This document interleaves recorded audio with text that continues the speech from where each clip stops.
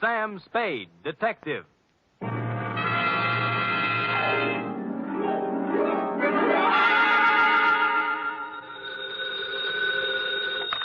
Sam Spade Detective Agency. Me, sweetheart. Oh, it's you. What kind of a greeting is that? Oh, it's you. Well, Sam, I may be only your secretary and all that, but I do have feelings, you know. What have I done now? If you recall... Yes? You were supposed to take me to the Geary Theater last night. Yeah? And you never showed up. Well, Effie, Oh, I know. You'll make up some big story like you always do. Always an excuse. No, I'll try to tell you the truth. And then... The truth.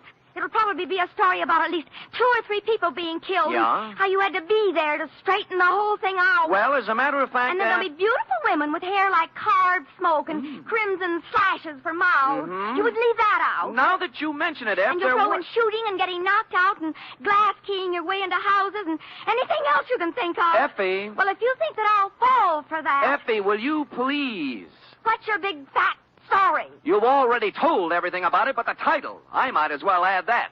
My big fat story is called The Shot in the Dark Caper.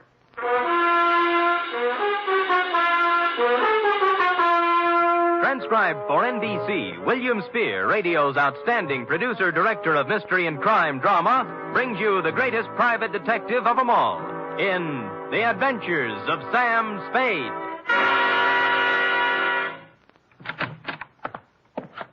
Effie? Yes, Mr. Spade. No, Effie, don't be like this. I promise you tonight, right after this report, we'll go to the theater. And we'll have dinner, too. Any place you want. Sound good? You're the employer. The faster we do the report, the faster we get out. And I won't even take time out for a drink. So come on, let's go, shall we? Oh, Sam.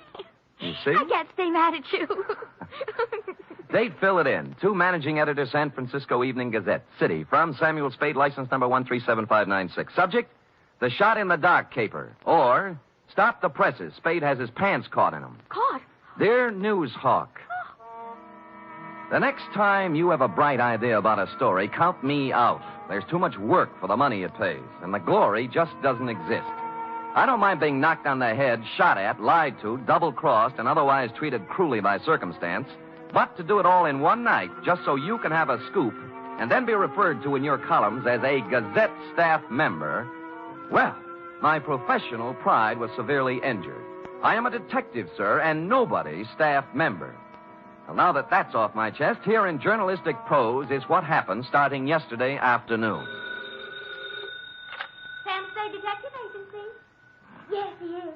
It's for you, Sam. I'll take it in here, Ed. Spade. This is Woodrow Wilson. Really? Well, I'm sorry. I have Teddy Roosevelt on the other phone. It might take some time. You better try me later. Bye. Spade. Huh? Somehow I thought you were above that sort of corny repartee. I am above nothing, sir, as long as it's ethical. Now, which Woodrow Wilson is this? I'm the new managing editor of the Evening Gazette. Well, welcome to town. What can I do for you? I have a job you might like, an interesting job and interesting money. How interesting? If you find out what I want, you can almost name your own price. Can you get over here in 3 minutes? With any sort of a tailwind, I'll make it in 2. A new track record.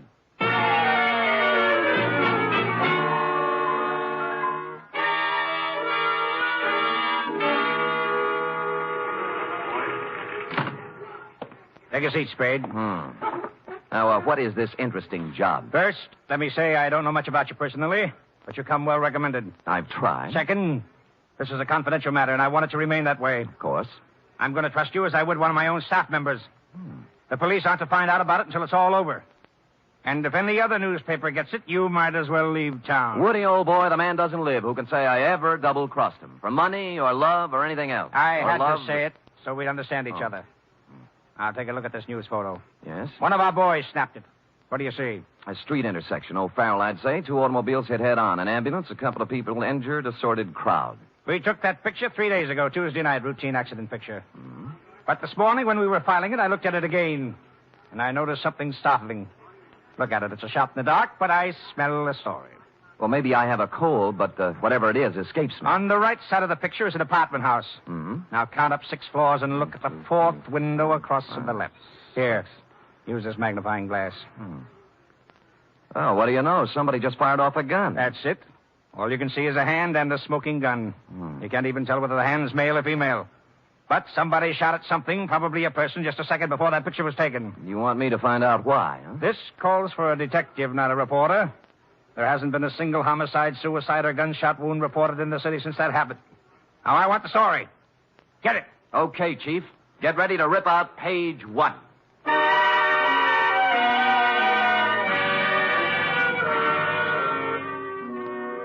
The apartment house was the Greystone. It was actually an apartment hotel and a little shabby. I entered an hour later with a suitcase and an out-of-town look. The nameplates on the mailboxes showed about 5 vacancies, including one on the 6th floor. I rang the manager's door buzzer. Good afternoon. I'd like to rent an apartment if I could. Come in.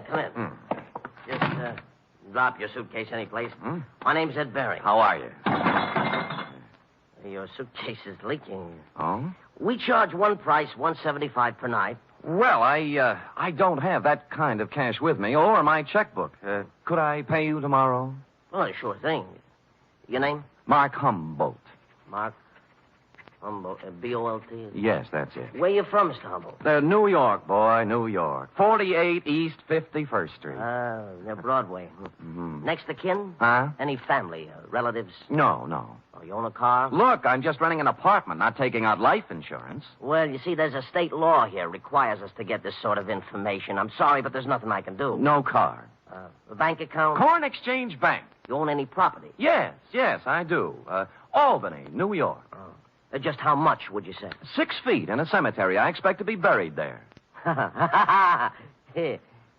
Yeah, well, I guess that about takes care of it. Anything on the 6th floor? Well, why the 6th particularly? My lucky number. Oh, well, I'm sorry. Maybe later. Right now, we got nothing on the 6th. Come on, I'll show you around.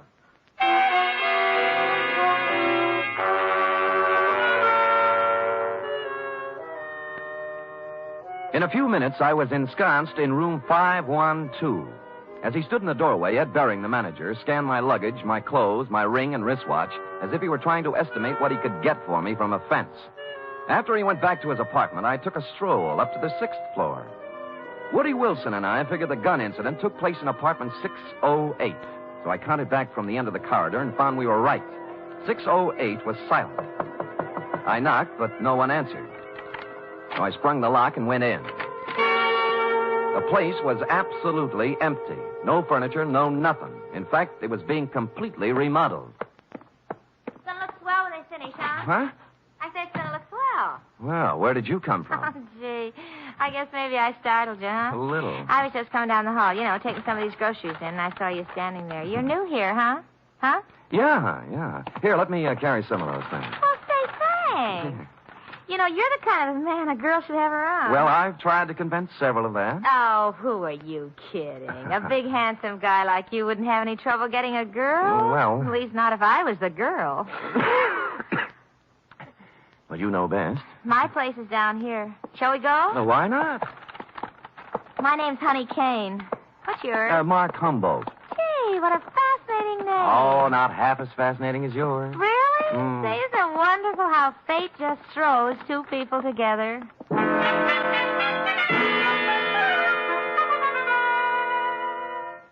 The bags of groceries we were carrying had a layer of dust on them, and the bags looked as if they'd made 50 trips to the grocery store. No one had to hit me on the head. Sam Spade, detective. She was small in peroxide, and if you like 'em stupid, small in peroxide. She lived in apartment 620 with a roommate who was quite a bit different.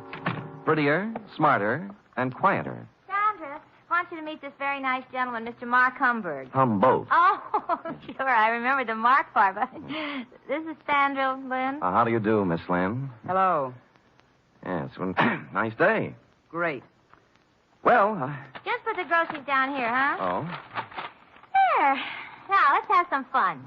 Like fun, Mr. Humboldt? Wouldn't be without it. You're priceless. Well, come on, let's start with a drink. How about you, Sandra? No, you kids have your fun. I'm going out for a walk. Mr. Humboldt, you're supposed to be looking at me.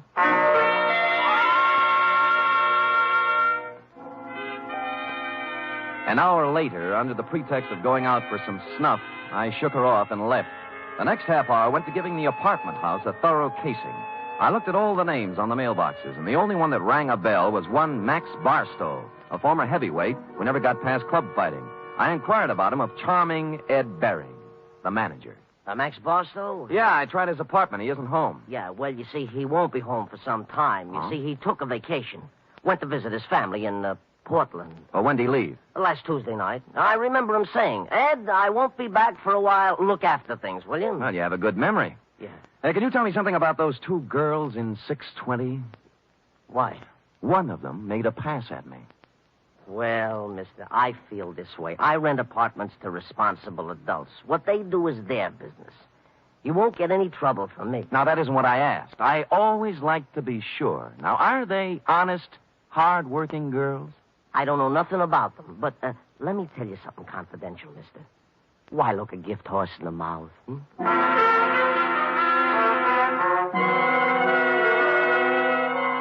Well, I gumshoed around the apartment house some more, and one thing was sure. They were making a number of extensive alterations. For example, in the basement, there was a new cement floor. Said cement floor had been laid, I was told by the janitor, Wednesday morning. The morning after a gun was fired in 608. The same morning on which Max Barstow suddenly left to visit his parents. And about here in the plot, it was dramatically correct to wonder if Max might be sleeping under the furnace with a new cement overcoat covering him. I went back to my apartment for a couple of long ones and some thought. It was getting along about supper time when there was a feminine knock. I guessed it to be Miss Room Service herself, Honey Kane. But no. Better. Much better. May I come in? You may. Shall I leave the door open? I'd rather you closed it. Anything to make you feel at home? Drink? No, talk. Oh. What are you doing here, Sam? The name's Humboldt. Mark Humboldt. All right, play it any way you want. But I've seen you around. I know who you are. You move in today, and half hour later you find our apartment. Why? Your apartment found me. At least half of it did. The gift horse part. Maybe so, but I figure you helped a little somewhere. Hmm. What are you trying to get on us? Nothing. I just moved in here for a place to live. With one suitcase and a bottle? Oh, I'm an actor. Look, whatever it is, lay off, will you? I've had enough trouble in my life. Things are just starting to go right. Sandra, I don't know what's on your mind, but as far as I'm concerned, you're clean. All right. Maybe I made a mistake. I'll try to make it up to you sometime. Well, maybe you can start right now. I think I'll open the door again. Just a question. Seen anything of Max Barstow lately? I knew it was something. I knew it. No, I haven't seen Max Barstow lately. He went somewhere to visit his family, and I'm telling you, either leave me alone or something's going to happen to you. You won't write.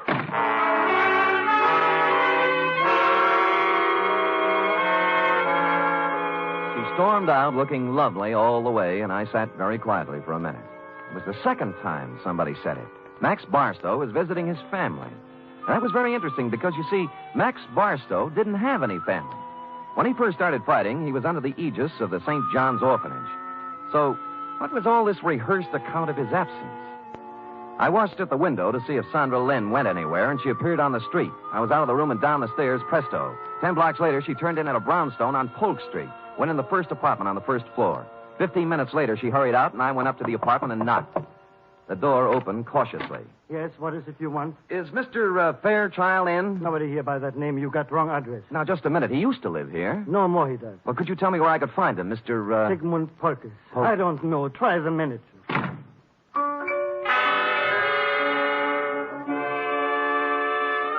On the way out, I looked at the card on his door buzzer. It listed his apartment as belonging to a Mr. Rothschild. At the moment, there was nothing to be made out of it, so I went back to the Greystone. And when I got to my room, it was very obvious that I'd been visited during my absence. Yeah? Oh, it's you. What happened to my suitcase? I'm sorry, Mr. Humble, but I didn't realize it before. You see, that apartment was already rented, so I guess you'll have to find one someplace else. Look, you have 4 other vacant ones in this apartment house. Give me one of those. Sorry, no vacancy. Well, then give me my suitcase.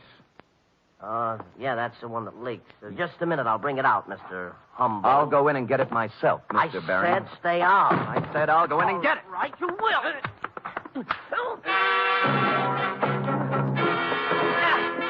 He swung at me, I blocked, and stepped into him. He gave way, and I followed in. And then as I moved into the apartment, someone stepped out from behind the door. I turned, but it was too late. I was sandbagged, and the face behind the arm that swung it looked an awful lot like that of Max Barstow. I remember asking myself as I went down, if Max Barstow wasn't shot in room 608, who was?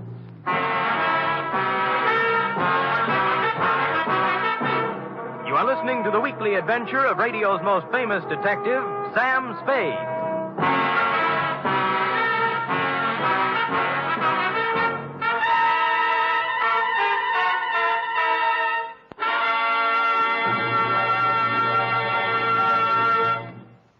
3 chimes mean good times on NBC. On Sunday, March 4th, that's 1 week from this Sunday, Theater Guild on the Air will present radio's most exciting dramatic event. It's a full hour-and-a-half presentation of Shakespeare's immortal Hamlet. John Gielgud will portray Hamlet, Pamela Brown, the Queen, and Dorothy McGuire will appear as Ophelia. The intrigue, beauty, and romance of Hamlet come to life Sunday, March 4th, on Theater Guild on the Air.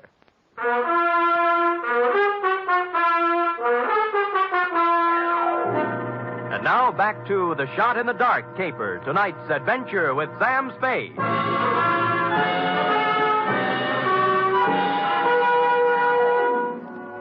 I wasn't out for long, but it was long enough to have been carried out of the apartment manager's place and dumped in an alley. I sat up and rubbed the back of my head and discovered the boys had a sense of humor. Pinned on my chest was a note that said, "Beat it." This time, when I went back, I had my gun handy to hand.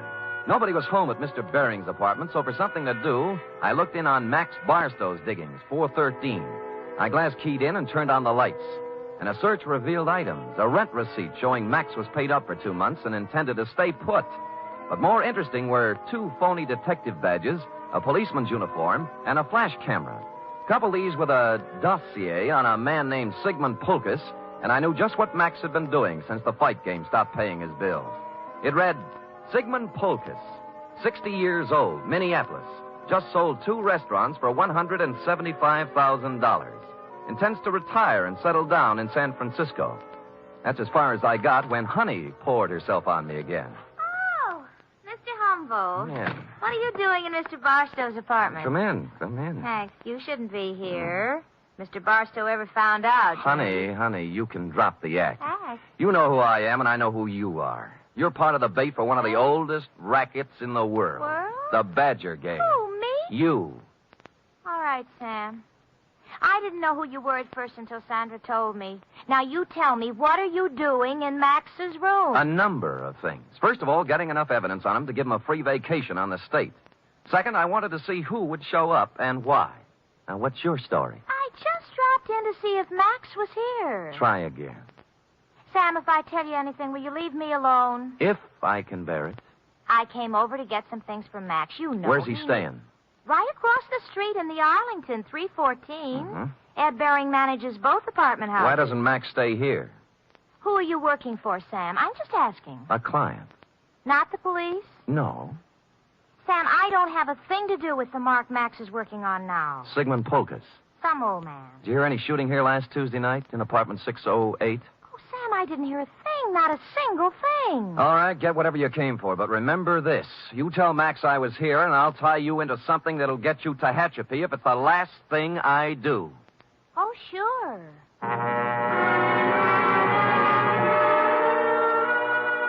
I knew she'd be impressed with that type of threat because her kind of girl lives by playing tag with the law. They want to be it as seldom as possible. I finished the dossier on Pulkus and thought a more businesslike visit to the old man was in order. What is it? Oh, you. I want to talk with you, Mr. Pulkus. Come in. I want to talk to you. Now. Now, stand right where you are. He was pointing a gun in one shaking hand right at my chest, and as close as I could tell, it looked very much like the gun I'd seen in your picture, Wilson, and the hand that held it was the very same hand. I tried to think of something clever to say. At this stage of my life, it would be very easy to shoot you, mister. Look, I came here maybe to help save you a lot of trouble. Now, if you listen to me, I know why you came here, because I killed Max Barstow. I'll give you a choice. Will you take money, or will I shoot you right here? I'd take the money, but you didn't kill Max Barstow. Don't tell me what I did when I know what I did. Sandra told me one of his gang members was looking for me. But she doesn't understand the power of money. How much will you take to leave us alone to our happiness? What is Max Barstow to you now that he's dead? Look, I don't want any money. I just want it. I felt like a ghost. The gun was pointed directly at me, but nothing hit me. I was surprised, albeit gratified. The little man must have thought I was wearing a bulletproof vest. He didn't look surprised, though. He just folded. I disarmed him and pushed him down into a chair. I had to do it. I had to. I couldn't let you spoil the only bit of happiness I had left in my life. Mr. Pulkus, you tried to shoot me, and I'm grateful. It told both of us something. To begin with, you can't kill anybody with blanks in your gun. Blanks? I don't know blanks. Where did you get the gun? I always have guns. Always? And you don't know the difference between real bullets and blanks? You got it from Sandra, and she loaded it, right? Maybe you should know, gangster. Look, I'm a private detective named Sam Spade. Now, if you'll help me, I'll help you. When did Sandra give you this gun? Last Tuesday? Yes. Did you use it to shoot Barstow? Yes. Then he couldn't be dead, could he? This gun wouldn't kill a fly, and besides, I met Max Barstow tonight, alive. I saw him fall to the floor, and blood came out of his coat with my own eyes. Mr. Polkus, you just came from Minneapolis with $175,000. You walked into a shakedown gang. They're after your money. That girl, Sandra's just bait. Oh, don't speak about Sandra that way. Sure, she tried to shake me up for money, but only because that meant that Barstow make her. She was a slave. She couldn't get away from him. Why did she stage a phony murder with you killing Barstow? Oh, I don't know. I'm so confused. Tell me how it happened. Oh, Barstow posed as a policeman. He found me in Sandra's apartment. I was supposed to pay him $5,000, but Sandra told me she loved me, and Barstow was a racketeer. We were to meet in apartment 608 for to pay him. She gave me a gun to frighten him with, but instead I killed. Nuts, $5,000. They knew how much money you had, and they wanted to get all of it away from you on a phony murder scare. Sandra doesn't want my money away from me. She loves me. Mr. Polkus, I'm sorry disillusionment should come to you so late in life. But... I say she loved me, and I can prove it. How? This morning, she became Mrs. Sigmund Polkus.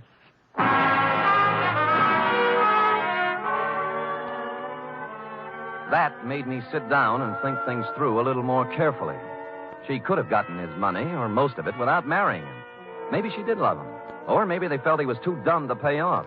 Or maybe she married him so she could murder him. And maybe a dozen other things. His suitcases were packed, and he said that he and Sandra planned to leave town tonight. He'd been waiting for her when I came in, but she was already 2 hours late.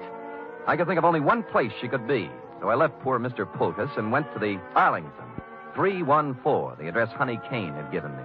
And she was there. Oh, Sam.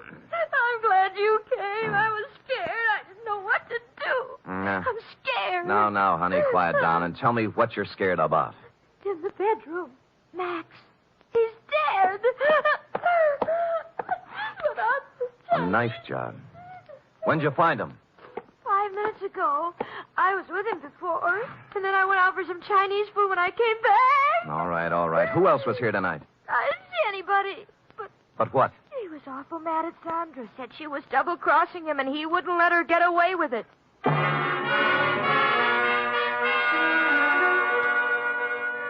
I went back to Polkus's place. He was gone, but his bags were still there, so I figured he'd be back. I put out the lights and sat in a chair.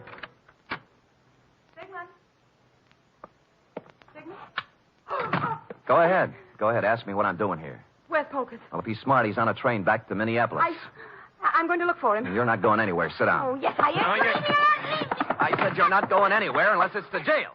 What are you playing Mr. District Attorney for? Because you killed Max Barstow. Now tell me why. Oh, don't be a joker. Max Barstow's as alive as you are. I'm not talking about the phony murder staged for the benefit of Polkus. Barstow was stabbed to death a half hour ago. He wasn't. He was. I saw him. Who? You. Sam, I didn't. I saw him earlier today, but he was all right. You married Polkus to double-cross him, didn't you? You were going to skip town with him, Mark. Well, sure I was, so why would I kill Max? Because he knew what you were going to do, that's why. I tell you, I didn't. I couldn't kill anybody. What did you have planned for Polkus? A shove over to the Grand Canyon? No, I love the old guy. Come on, we'll drop in at police headquarters. No, Sam. No. Sam. Nothing. I wouldn't take you with a U.S. Mint thrown in. Will you let me go if I tell you what happened? If I tell you who killed Barstow? Well, if you didn't do it, nobody could hold you. For murder, anyway. Bering. Ed Bering did it. We planned the whole thing together. It was a freeze-out on Barstow. Somehow he found out Ed had to take care of him. I didn't have anything to do with it. I tried to tell him not to. Tried to tell him not to what? I've got a gun in my hand, Bering. So have I. Which one of us is going to shoot first? You wouldn't shoot.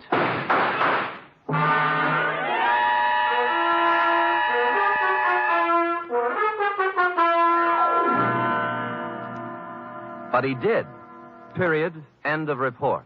Sam, is that all? Well, what do you want? An echo? No, but he shot you and you're all right. Mm-hmm. Were they blanks like the other guns? They were not. They were genuine steel-jacketed bullets. But, You didn't listen carefully enough, Effie. I figured he'd shoot right away. He did, once. Just as I jumped sideways and fired 2 shots back. Did kill him? No, but he's down with a little case of lead poisoning, though, under police guard. You're wonderful. It's true. All right, go type it up. Off with him.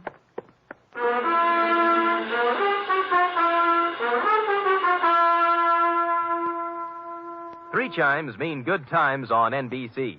Tomorrow, you're invited to a 1-hour concert by the renowned NBC Symphony under the direction of Bruno Walter. Featured soloist for tomorrow's performance is celebrated violinist Joseph Fighetti, who will be heard in Mozart's brilliant concerto for violin and orchestra. It's the very finest in musical listening, every Saturday with the NBC Symphony.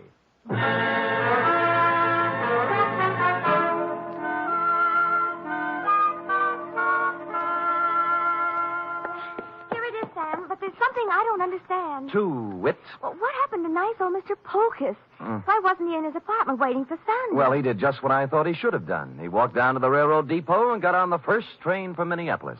Who knows? Maybe he's opened a new restaurant. Yes. And, what happened to Sandra? Well, she's being held as an accessory to murder, among other things. Well, if they were married... That's enough, Effie. That's enough. Do you want me to make everything so simple that everybody will be able to figure it out? No, but But you what?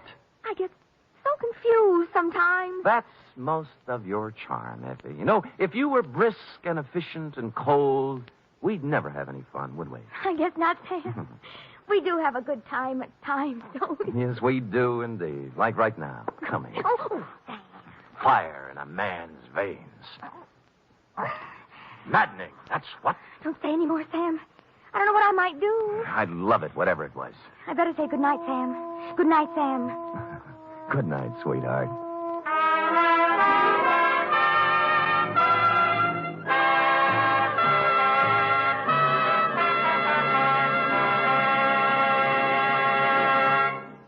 Tonight's transcribed adventure of Sam Spade was produced, edited, and directed by William Spear. Sam Spade was played by Stephen Dunn. Lorene Tuttle is Effie. Script for tonight's adventure by John Michael Hayes. Musical scoring by Lud Gluskin, conducted by Robert Armbruster.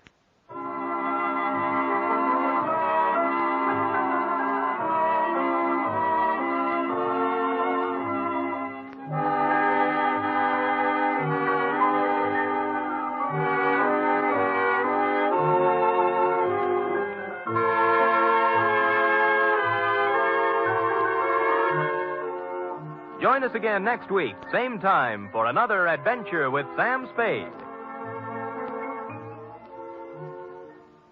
Sam Spade lives a life of peril. Well, in these days, we all live in a time of peril. Each of us is contributing something to help meet the emergencies that we face as a nation. There's one definite thing that every one of us can do to help. February 28th is being celebrated as Red Cross Day. Supported by the people and schooled by years of experience in war and peace in times of disaster, the Red Cross has now been assigned unprecedented tasks in the interest of national security and world peace. You can help mobilize the forces of mercy for the protection and defense of your family, your community, and the nation through generous support of the 1951 Red Cross Fund campaign. Join the magnificent Montague, then it's Duffy's Tavern on... Sam Spade, Detective. Brought to you by Wild Root Cream Oil Hair Tonic. The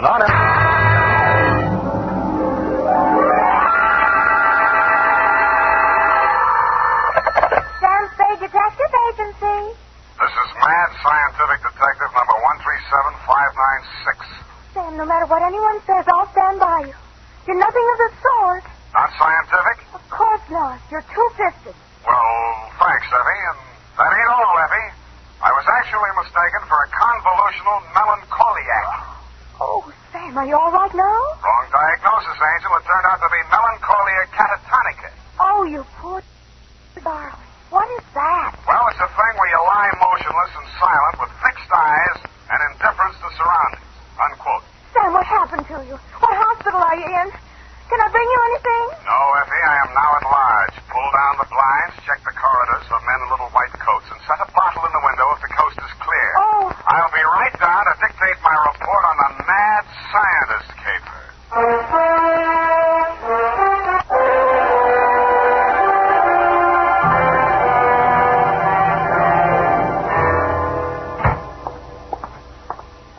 Effie! Come in, Sam. The coast is clear. Where are you? Why is it so dark in here? Well, I had to put the lights out. The blind stuck. I couldn't get it down. The heat's off, Effie. Let there be light. Oh, I'm so glad.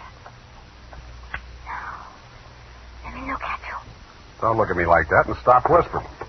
Oh, Sam. Did you get me all upset like that just for a joke? It's no joke, sweetheart. You really sick? Yeah, just sick of some of the types I made in this business. Oh, sad.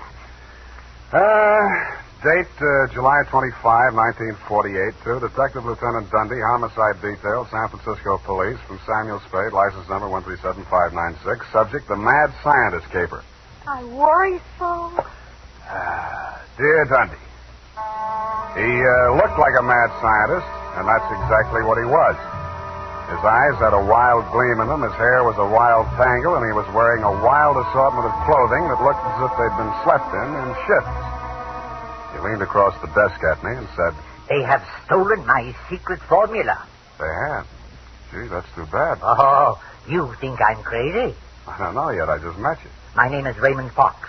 Does that mean anything to you? Raymond Fox. Yeah, I think it does, but I don't quite remember what. I invented the helioscope. Helioscope.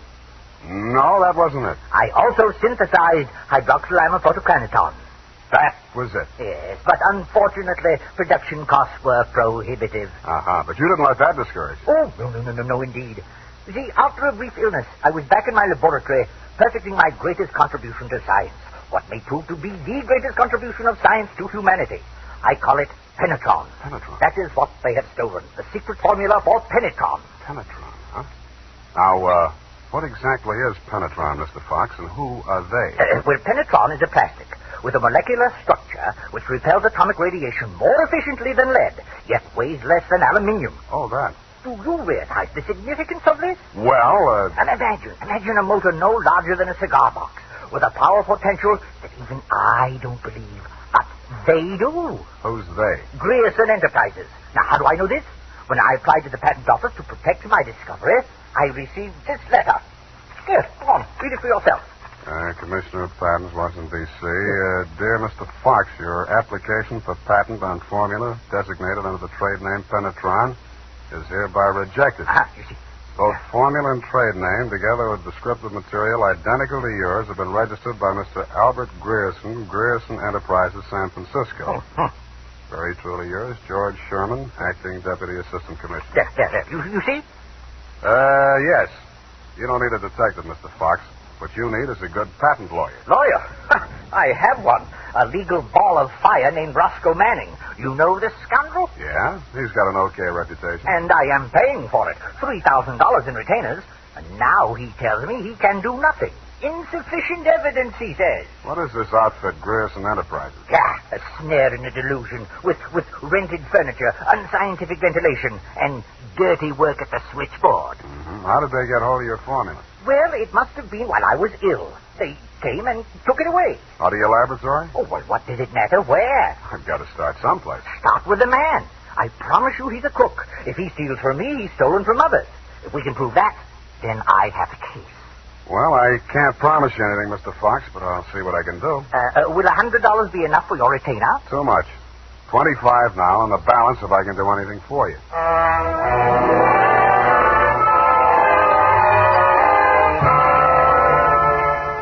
I doubted if I could even earn the 25, but if he wanted to gamble, it was okay with me. The offices of Grierson Enterprises were pretty much as he described them. A beautiful front, especially at the switchboard. Grierson Enterprises, good afternoon. No, Mr. Liston's out of town. No, I don't know when to expect it. I'll be right with you. That's good news. Grierson Enterprises? No, he is not. No, I do not, and he doesn't want to talk to you in any case, Mr. Manning. Oh, if it would just stop. Can't you shut it off? I might as well. Nobody seems to believe me anyway. You weren't looking for him, too, I hope. Oh, please, just tell me you're selling a magazine with a collecting salvage or just anything. My card. Oh, detective. Mr. Grierson hasn't done anything, has he? That's what I want to find out. My client says he swiped the secret formula. Oh, not that maniac. You don't look the type. You know he's mad, don't you? Maybe yes, maybe no. Certainly, I'm crazy about money. Mad money, pin money, or dirty money. Your employer didn't happen to leave any lying around, did he? No, but I tried to come to the bar downstairs in the building when it's nearly 5 o'clock. Could you cross-examine me there? I I thanked her as gallantly as I could under the circumstances. She said, wait here, I won't be a minute. And while she was gone, I made a quick frisk of the office. The file cabinet was empty. Bryerson's desk contained nothing but 2 unsharpened pence tobacco crumbs, a rubber band, some rusty paper clips, an old gas bill, a glass ampule broken, labeled sodium denadrine for intravenous injection, and a business card from one Roscoe Manning, attorney at law. I stuck the card in my pocket, went back to the switchboard, and in less time than it takes to tell, I was calling her Lois, and she was calling me Sam over cocktails for 2. That's all I know about it. I didn't think anything about his taking his correspondence out of files. He often home with it. Mm-hmm. When was the last time you saw him? Oh, it's been nearly 6 weeks. You haven't heard from him in all that time? He was with Mr. Fox just before he left. They had a terrible quarrel. But then Mr. Grayson managed to get him calmed down, and they left the office together. And that's the last time you saw Grayson? Yes, and it's all burning. What did that maniac tell you? That Grayson swiped his invention. Do you believe that? I didn't even believe in the invention. Now I'm beginning to think it was worth stealing. Oh, Mr. Grayson wouldn't. He's a brilliant man, you know. What else has he invented? Well, I don't know. He always had a lot of projects, but of course he never took me into his confidence. Just exactly what is your job? Oh, it's quite simple, really. I just tell people he isn't in. Yeah. Look, sweetheart, you really mean to tell me it never occurred to you that there might be something slightly fishy about Grayson Enterprises? I know. Why should it? Because there's a smell of red herring up there. It's in the air. You mean Mr. Grayson's a crook? Well, what does that make me? Worry that out on his time. Drink up.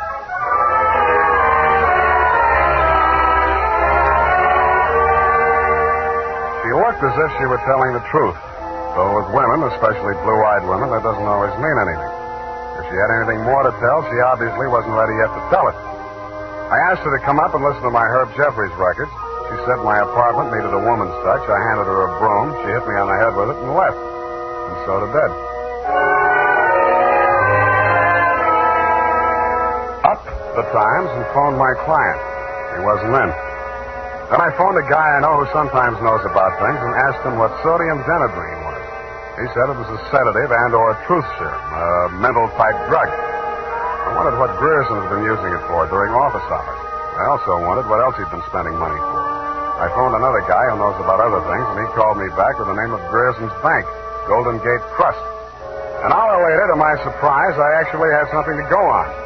Because in the past 6 weeks, checks totaling $50,000 had been deposited at Grierson's account, all drawn on the Citrus Exchange Bank of San Anselmo, and all bearing the signature of one Carl Birdwell, M.D.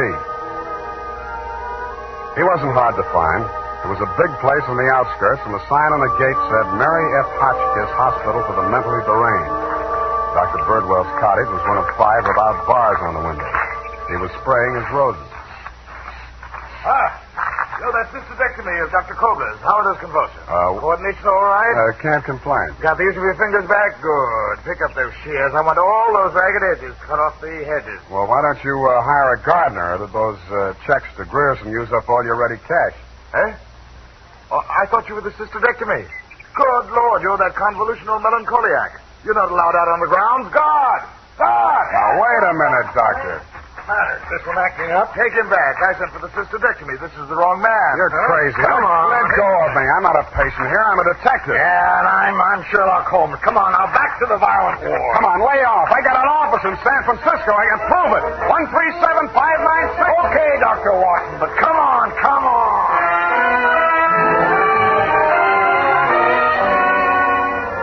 And in more time than it takes to tell, due to the guard's jiu-jitsu, I was disrobed, straitjacketed, and rolled into a wet sheet. A full-fledged inmate of the Mary F. Hotchkiss Hospital for the Mentally Deranged, which is exactly where I belong for having taken Mr. Fox's $25.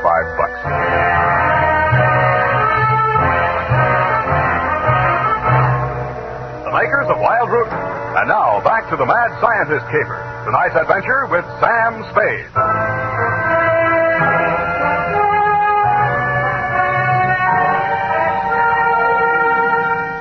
I have been shot, stabbed, slashed, pistol whipped, and sapped into unconsciousness. But until you have spent a night rolled up in a wet sheet, Dundee, you don't know what punishment is.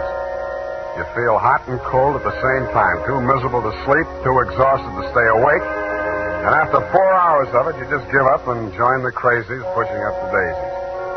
There's only one thing I can say in favor of the Mary F. Hotchkiss Hospital for the Mentally Deranged. They get the patients up early. By 6:30 in the a.m., I had been rolled out of the sheet. By 6:45, I had thawed out enough to be taken out of the straitjacket by an orderly. I was glad to be out of it because it was very heavy, and that gave me an idea. I picked it up and swung it. In less time than it takes to tell, I was in the orderly's uniform, out of the violent wing, and shuffling up the walk through Dr. Birdwell's rose garden and through his cottage door. Good morning, Dr. Birdwell. Good Lord, who let you in here? What do you want? I was trying to tell you yesterday when I was so rudely interrupted. Hey? Oh, yes, the detective. Did you say Grierson sent you? I didn't say that. I'm afraid you'll have to be absolutely specific or I can't help you. All right. My client is an inventor who claims that Mr. Grierson stole a formula from him, got a patent on it, and stands to profit to the tune of about $1 million. The last two items check. I don't know whether Grierson's a crook or not. He's into you for $50,000, so you might know. This inventor. Pale eyes, contracted pupils, big mop of hair. That's a fair description. Fox.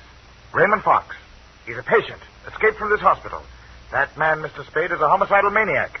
If you'll jog your memory, you may recall the case. Sacramento, 1935. Wait a minute. Chemistry professor, lab explosion? That's the case. Two of his colleagues, whom he irrationally suspected of stealing the formula for the explosive he used to blow them up. You sure they didn't? The man was adjudged hopelessly insane. He must be returned to us. He may murder Grierson, he may murder you, but he will commit a murder if he remains at large. Perhaps more than one murder. You must help us, Spade. Like you, Doctor, I can't help unless you're absolutely specific about a couple of things. Your connection with Grierson, for instance. I invested in Grierson's firm. Uh-huh. How did Fox meet Grierson? He was allowed a certain degree of freedom here during his rational periods. I had guessed that he went through my papers or overheard one of my conversations with Mr. Grierson. Mm-hmm. Do you know he retained a lawyer? Huh? Manning, smart patent lawyer. You must think Fox has a case. Oh, surely not. Grierson thinks so, too. You've talked to Grierson? No, but I've examined his bank statements. The bank allowed that? I told him I was Grierson's attorney. The point is, Grierson is broke. Why? Because he's paid out every penny you gave him to the order of Roscoe Manning, attorney at law. And you know what I think, Doctor? Yes? I think Raymond Fox is crazy like a fox.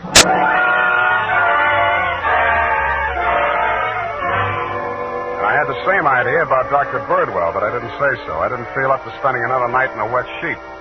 I also didn't feel up to the interview that was awaiting me outside the gates. A limousine, only a little longer than a hearse, was standing at the curb. A round pink head with a gray Homburg on it bobbed out at me from the driver's seat and said, Mr. Spade? Yeah? Roscoe Manning. How'd you do? About $49,975 less than you've done in the caper so far. The law is a lucrative profession, my boy. Get in. I'll drive you back to town. No charge? I'll even give you some free advice. Sans retainer. Well, sir, you are an elusive chap. I've had the devil's own time catching up with you. How did you? I won't ask why. And I am not without resources. Now, as to our mutual client, Mr. Fox, obviously you've learned a good deal about him. Dr. Birdwell says he's cuckoo, and it's only a toss-up which one of us is going to blow up first. And just about what you'd expect from a medical man. If you'd listened to as much conflicting medical testimony in court as I have, you'd take them all with a grain of salt. Or should I say soda mint? Or sodium denadrine? That's a mysterious remark. I was just trying it on for size. It didn't fit. Mm-hmm. Well, sir, here is my proposition. As to Fox's sanity, it's of no importance. He has money, and I think he has a case. We can always get a doctor to say he's back in his right mind. Where do I fit into your scheme? You just keep looking for Grierson. And watch that secretary of his. I don't trust her. Anything else? Oh, I almost forgot. Here's $500, and here's your ticket to Chicago.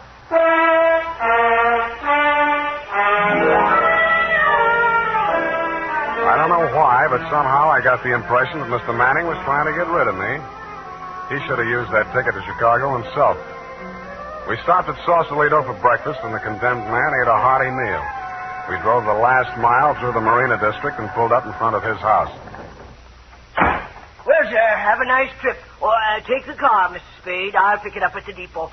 Goodbye. It's been charming. Goodbye. He backed across the sidewalk, waving, and I waved back. Then he went up 3 steps, put a key in his door, and opened it. It didn't do much damage to the house, but all the king's horses and all the king's men couldn't put Roscoe Manning back together again. I got out of the car and just made it up the steps when it happened again. I hated the look, but I did. For the limousine had been parked with me in it was a smoking heap of scrap metal. I then headed for the nearest phone booth and, pausing only to inspect it for mines and booby traps, dialed the number of Greer Enterprises.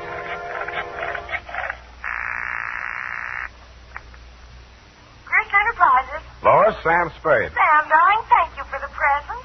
What present? I haven't had a chance to open it yet, but I think I can guess what it is. A traveling clock. You mean a package arrived and it ticks? Oh, darling, don't be such a tease. Now, Lois, listen. Oh, all right, I'll open it now. Throw it out the window. No, don't do that. Pedestrians, innocent bystanders. Have you got a metal wastebasket there? I think so, yes. Well, fill it up with water and throw the package into it. And ruin my lovely clock? It is not a lovely clock. It's a lovely booby trap. Oh, go on. I'm serious. Manning just got one of them, and what's left of him is on the way to the morgue. Oh, I think I'm going to faint. Lois! Lois! Wake up! Pour some water on yourself. Hello, hello!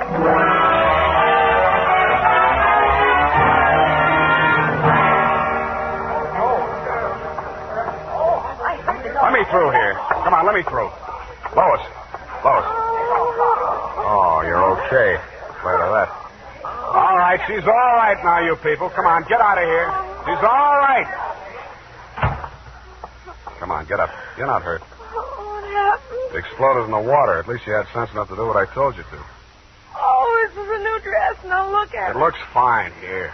Put this coat around you. I don't think that was a very funny joke, Sam. Neither do I. Now, try and forget your clothes for a minute. And try and answer a few questions for me. There isn't much time. Sam, what is it? I want you to be very sure of this, Lois. Try and remember accurately. How many people has Grierson seen since he opened this office? Well, not very many. It was hardly ever in. It's strange. Now that I think of it, I can only remember 2. Mr. Manning and that mad scientist man, Mr. Fox. Yeah, did you hear any of the conversation between Grierson and Fox?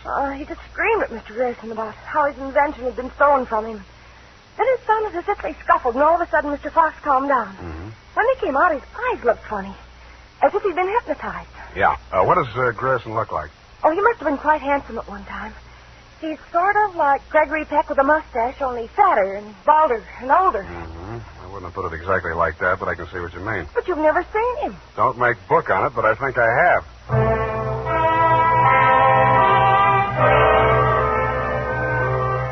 I made 3 phone calls. One to a crime reporter I don't like very well, giving him a false story on the death of Lois, Grierson's secretary. Another to my client, the mad scientist, alias Raymond Fox. And one to Dr. Birdwell. Then I went to my apartment and waited. My client arrived 5 minutes before the doctor. When Birdwell came in, my client said, Aha!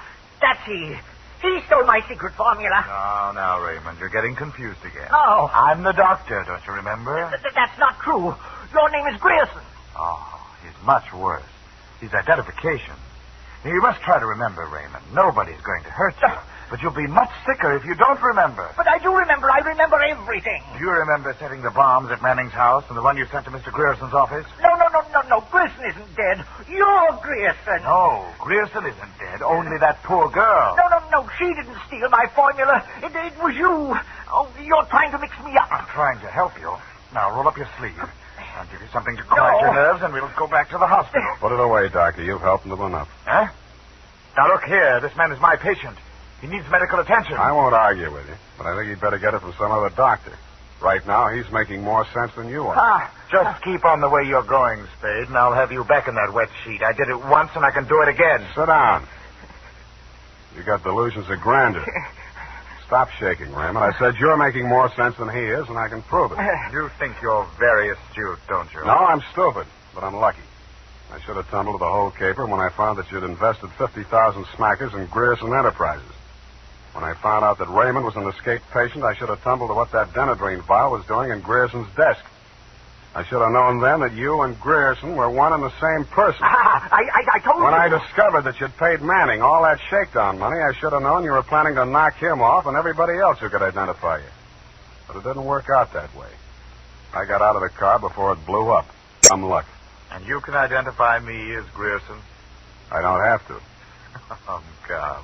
Surely you're not counting on Raymond's sanity to that extent. He can't even remember that I was his doctor. Can you, Raymond? You're trying to mix me up. You stole my formula. I didn't kill them, did I, Mr. Spade? Now lie down on the couch and relax, Raymond. Don't worry about a thing. Well, Doctor, what now? You relax, too. Okay, come on in. What? Doris! Why, Mr. Grierson, have you been sick? How dare you? How dare you ruin all my plans like this? You stupid girl! Okay, that's enough. Come on, get back there. Get back. Sorry, sweetheart. I didn't mean to let him get that close to you. What were you trying to do? It was an experiment, just to see what would happen. It did. So that's the way you scientific detectives work. For a hard-boiled chap, you have the vaguest way of doing things I ever heard of. Well, plans are all right sometimes, Doctor, and sometimes just stirring things up is all right if you're tough enough to survive and keep your eyes open so you see what you want when it comes to the top or something. Spade, Dundee. I'm at home.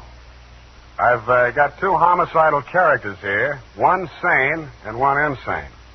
Now, if you can tell the difference, I'll let you give the story to the papers.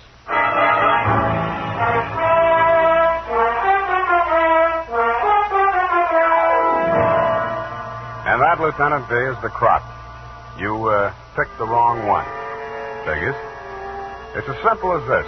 Raymond Fox was the loony, but Birdwell, alias Grierson, conceived and executed the whole scheme, including the explosions. Don't worry about Fox. He's now back at the hospital working on a new secret formula. I don't know what it is, but it might be an anti-truth serum, because that's how Birdwell got the Penetron formula, by using truth serum on the mad scientist to make him talk. Anyway you figure it, he's crazy like a fox. His enemies are all dead or on their way, and he's as snug as a rug in a bug house. Period. End of Looney Tunes. Well, of all... Well, just imagine. Well, it takes all sorts to make a world, I guess. Well, I guess you never spoke a truer word, Effie, but don't forget a stitch in time saves 9. Don't feel too badly about it, Sam. Better late than never. You took the words right out of the horse's mouth, but it's later than you think, Angel. Type that up, Angel, and while you're at it, see if you can think up a way to teach an old dog new tricks. Oh, here it is, Sam. I've been thinking over what you said. Which? About teaching an old dog new tricks. Mm-hmm. You're only as old as you feel, Sam. Then send in the application for my old age pension. Oh, Sam, I won't let you talk that way now. You're just tired and nervous and run down. Yeah, backaches, stay-up nights, sour racket. You're just feeling sorry for that Mr. Fox. I wouldn't worry about him. As you pointed out, he's safer where he is for all concerned. Mm-hmm. And after all, necessity is the mother of invention. What's that got to do with anything? Well, he's an inventor, isn't he? Oh, that. You see? All's well that ends well. Good night, Sam. Good night, Pollyanna. Pollyanna. Oh, she's the glad girl. Oh, no, Sam, that's Shakespeare, that old... You know best. All ashore that's going ashore. Good night, sweetheart.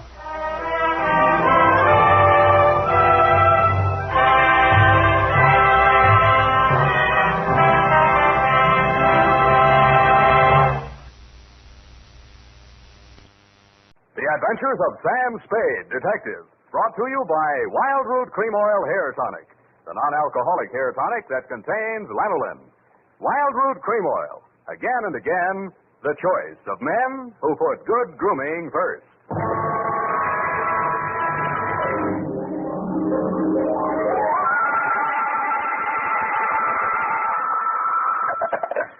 Sam Spade Detective Agency. Are you still there?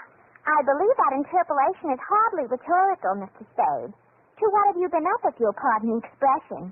And has that girl regained her facilities? I wouldn't know, but her faculties are as good as ever, if you'll pardon the expression. Mr. Spade, sometimes I think you're a regular philanthropist. Don't you mean philanderer?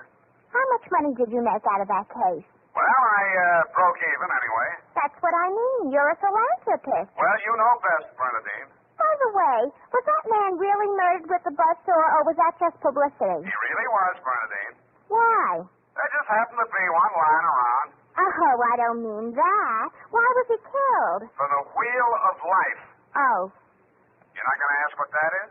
Some curio, no doubt. Listen, Bernadine, the wheel of life is, oh, well. I suppose I don't have to tell you to stay where you are. Just sit quietly with your book in your hand, and I'll be right down to dictate my report on the wheel of life paper.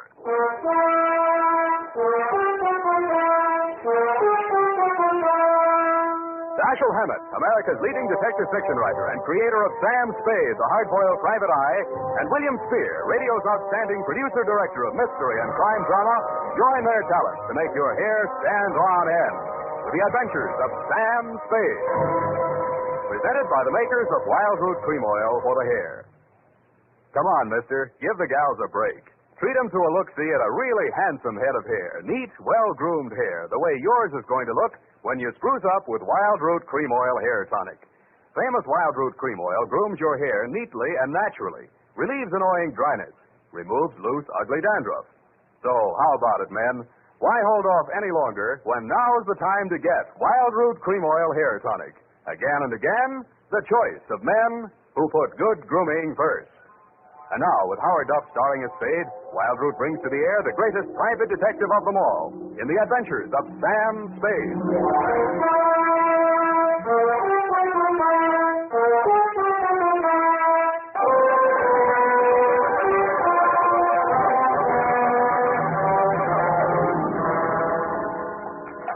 I went down to St. James Infirmary to see my baby there. Ready, Bernadine, little flower? I'm way ahead of you. Keep it clean. No more than 3 erasures per page. Okie dokie? Doke. I mean date. Oh, I'd love to. July 11, 1948. To Detective Lieutenant Dundee, Homicide Detail, San Francisco Police. Subject, the Wheel of Life caper. Now, don't go away, Bernadine. I don't know why these things always have to happen to me. Under private detectives in the San Francisco Classified Directory, they're listed somewhere in the neighborhood of 60 agencies, several with large display ads. But somehow she managed to find me. It's all so strange, Mr. Spade. I hardly know where to begin. Well, the beginning is always a pretty good place to start, Miss O'Farrell. Yes, the beginning. It was like waking out of a nightmare you can't remember. Everything seemed out of proportion. Even the buildings along the street seemed to be leaning at a crazy angle. And then I realized I was traveling down a hill. I looked wildly around for something to help me get my bearings. And there was a street sign, O'Farrell, stuck in my mind, so I gave it to your secretary when she asked for my name. Uh-huh. And what's your real name? I don't know. I don't know who I am, where I came from, or where I'm going. Mr. Spade, I'm so frightened. Now, wait a minute. A lot of people suffer from temporary loss of memory, and most of them recover. But amnesia is a sickness, and I am not a doctor. Oh, then you won't even try to help me? Well, I can give you the name of a good head doctor right here in the building. There's also missing persons. Oh, but I'm not a missing person. I'm right here. Yeah, I mean, where you aren't, somebody might be missing you, n'est-ce pas? But the police. Oh, I'd rather not. I might be wanted for some crime. How do I know? You sure you want to find out? Oh, yes, I do. It's terrible not knowing. But I want to find out for myself. Can't you understand that? What do you think I can do for you? It might save my life. From what? Well, I'll try to tell you exactly how it happened. First, I looked at my watch. It was 3 minutes past 10. The cable car stopped at the corner and a man got on. I couldn't remember ever having seen him before, but then I couldn't remember anything. He sat down beside me and he caught hold of my arm. I tried to pull away. Well, you can see the marks where he... Yeah. Well, who was he? He acted as if I was... I think I know what you mean. Did you find out who he was? No, I was too frightened to speak. What did he say? He sort of growled it out of the side of his mouth, but it sounded as if he said, Lathrop wants to see you. Mm-hmm. You remember anybody named Lathrop? I can't remember anything before 3 minutes past 10 this morning. Well, let's go on with since then. The guy grabbed you, said somebody named Lathrop wanted to see you, and then what? I went into a panic. I managed to jerk away from him, and I jumped off the moving car, and then I looked in the classified section, and I found you. Why me? I don't know. The name, I guess. A spade to dig up my past. Please, Miss O'Farrell. Do you think I'm very silly? No, I think you're very beautiful. I wish you could remember whether you're married or not. Oh, no. Well, at least I have no wedding ring. What have you got? I mean, besides what's visible. Well, I couldn't find much of anything. I went over my clothing. There don't seem to be any marks of any kind. No. Well, you got any money? A little over $300. Let's have it. The purse, too. All right. Lipstick, aspirin, bobby pins, Kleenex. Nothing here. They couldn't have been bought in any drugstore. Powder. Hey, what kind of powder is it? Then there was this in my coat pocket. Match folder. Sailor's Rest Bar, Hotel Calcutta, 1100 Embarcadero. Little number written inside. 120. What's that, a room number? I don't know. My purse, you have to destroy it. Here's $10 of your own money. Buy a new one. Wow. Did you find something? Coin, Chinese bit. Good luck piece, probably sewn in by whoever made it, maybe in China. That ring any bells? No. No, I'm afraid not. Shoe. What? Your right shoe. Let's see it. Take it off. You aren't going to tear it up the way you did the purse, are you? Dust. Plaster dust. Is that a clue? I don't know, is it? I'm not a detective. Well, you are in this case, baby. If it doesn't mean anything to you, it doesn't mean anything. Well, it doesn't. That's everything. What am I going to do? Well, let me see. First, we better give you a name. Oh, Farrell's all right. You look like, Lana would do, but no, that's in use. How about Poppy for forgetfulness? Poppy O'Farrell. That's a funny name. I think so. I think I like it. You do. I think I like you, too.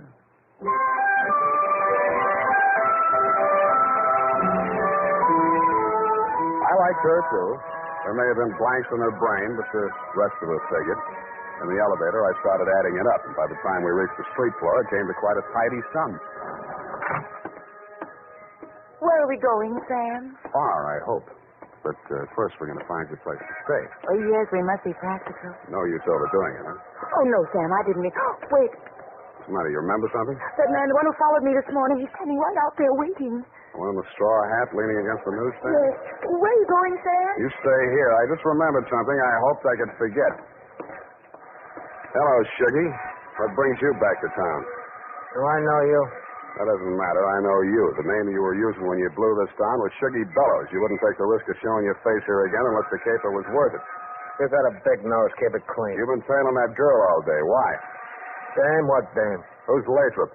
I don't remember. Okay, I'll give you a chance to think it over. Hey, officer! You dirty shamus yelling. No, you don't. What's going on here? Break it up.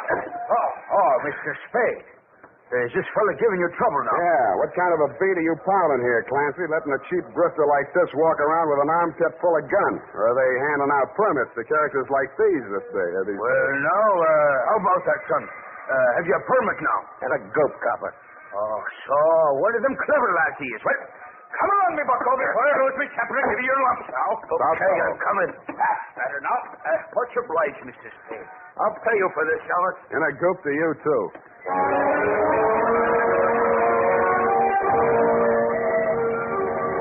I was sure he would, but I was also sure that I wouldn't have to worry about him for the rest of the night. I checked Poppy O'Farrell, in at the Belvedere, locked her in her room, and told Tiny Stover, the house dick, to keep an eye on her. When I left him, he was, and he seemed to be enjoying his work. Then I headed for the Embarcadero.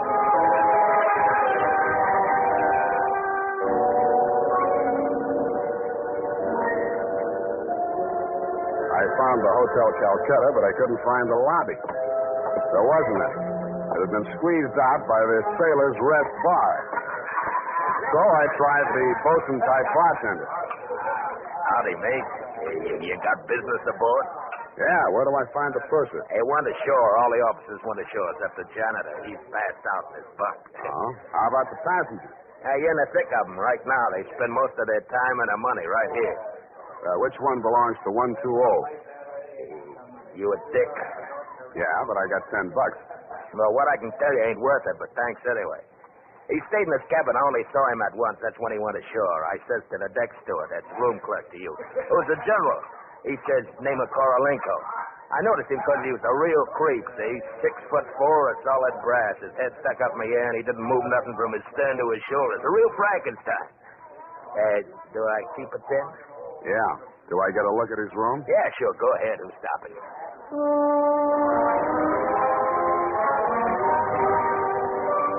So I went. Nobody stopped me until I opened the door to 120. Then I stopped myself. It was an inside room with one small window and an air shaft. It looked as if a flurry of snow had blown in. The floor and the rest of the flat surfaces were sprinkled with a fine, dirty white powder. It wasn't snow, it was dust, plaster dust, like the stuff I'd found in Poppy's handbag and on her shoes. I shook the place down, not expecting to find anything. I didn't until I opened the wardrobe.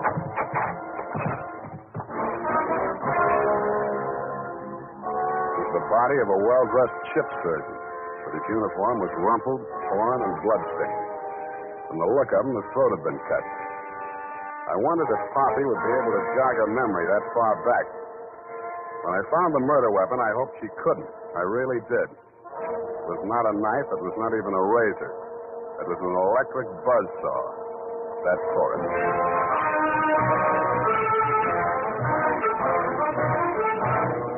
The makers of Wild Root Cream Oil are presenting the weekly Sunday adventure of Dashiell Hammett's famous private detective, Sam Spade.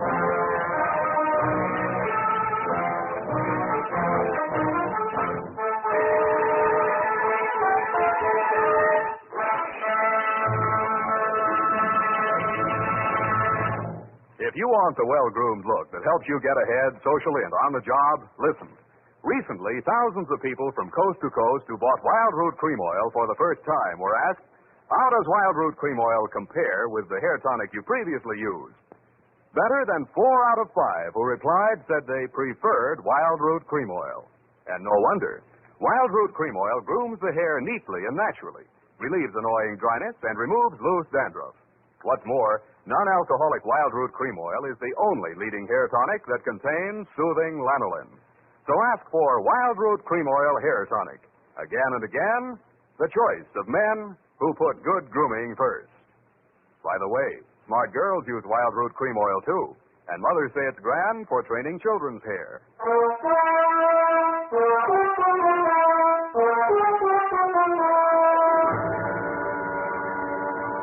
And now, back to the Wheel of Life capers. Tonight's adventure with Sam Spade.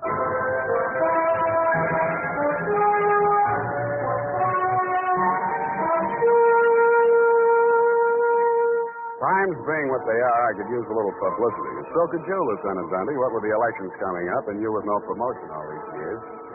This one time, I got it instead of you and wished I hadn't.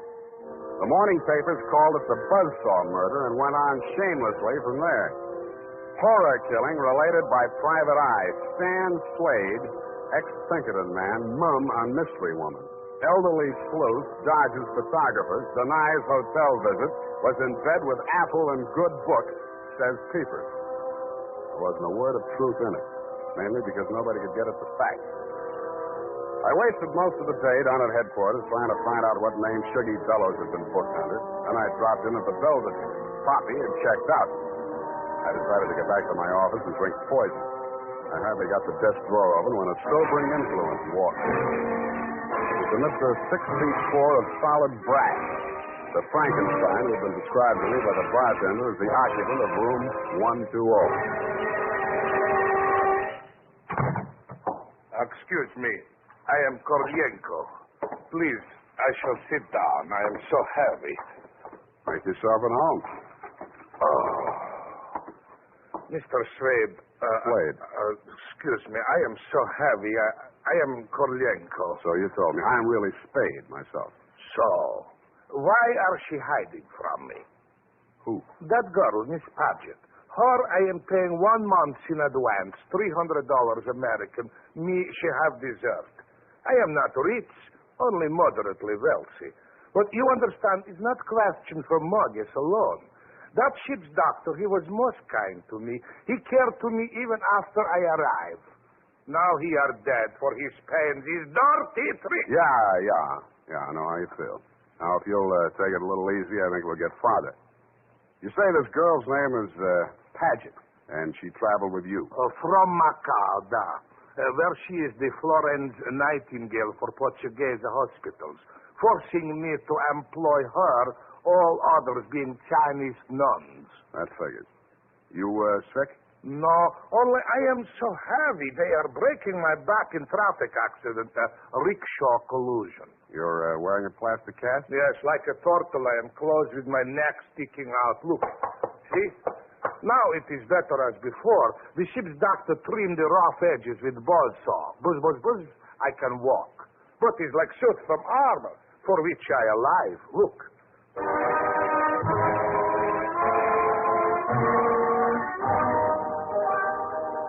I looked again where he opened his shirt front, exposing the gray-white shell of plaster that surrounded his trunk from collarbone to hips. In a 6-inch circle over the left side of his chest, I counted 4 bullet gouges. I dug one of the slugs out and examined it. It was .32 caliber. The plastic cast, which was molded to the shape of his body, was no more than an inch thick. I didn't see how it had stopped the slugs, but it had. About then, the parts of Korolenko that were not held rigid in the cast began to tremble violently. Why are they doing this? Why? To a virtually helpless man. Why, Mr. Spade? Why? Where did you have that cast put on? Don't I said Macau? The Portuguese hospital there? The same. They are hanging me up with the neck and plastering me. Comes great pain, they put me to sleep from anesthetic.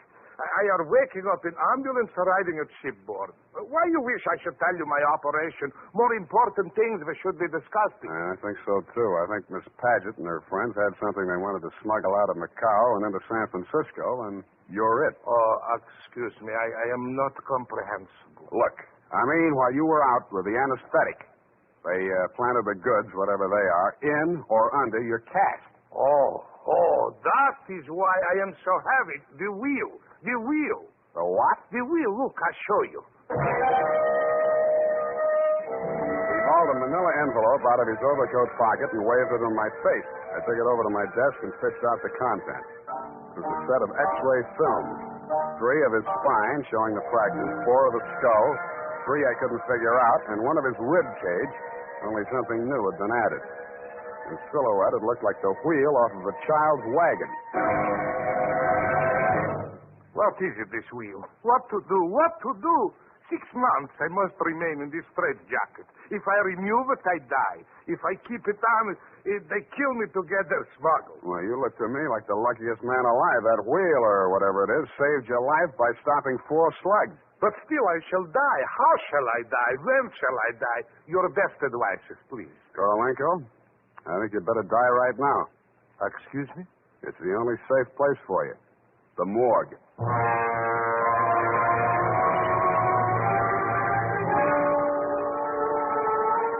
I called my friend Maxie the morgue man, gave him pitch number 137596. He agreed to play along. An hour later, I stood on the curb, head bowed, hat in hand, as the morgue wagon drove away into the gathering mist. Best station away, What do you want, Shuggy? I want to blast this gun straight through you, and I will if you give me any excuse at all. You sound like you mean that, Shuggy. You're getting smart, Shamus. I get going. Where to? Mr. Lathrop wants to see you.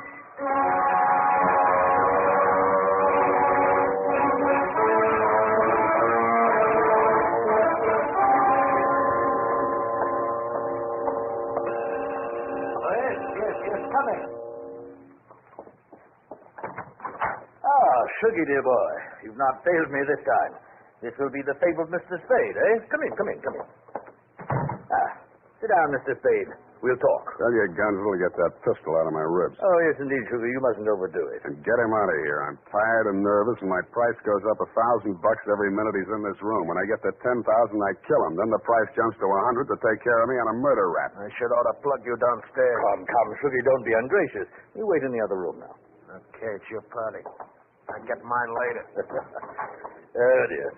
His bite's much worse than his bark, Mr. Spade. Don't start boring me so early in the evening. I came here to talk about the wheel. Oh, so you know about the wheel? I do better than that. I've got it. That may well be, but do you know what to do with it? I got 2 possibilities. I can turn it over to the cops and you with it, or I can sit on it until it hatches. A quaint conceit, sir. Round and round the little wheel goes, and where it shall stop, nobody knows. That's where you're wrong. It stops right here. So you better start placing your bets. Just what do you mean by that, sir? There's part of it. What is it?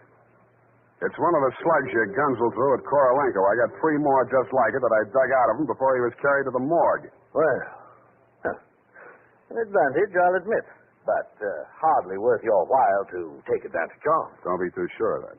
Just how much do you know about the wheel? So far, it's been worth 2 human lives to you at the risk of your own. That tells me all I need to know. Oh, no, not quite.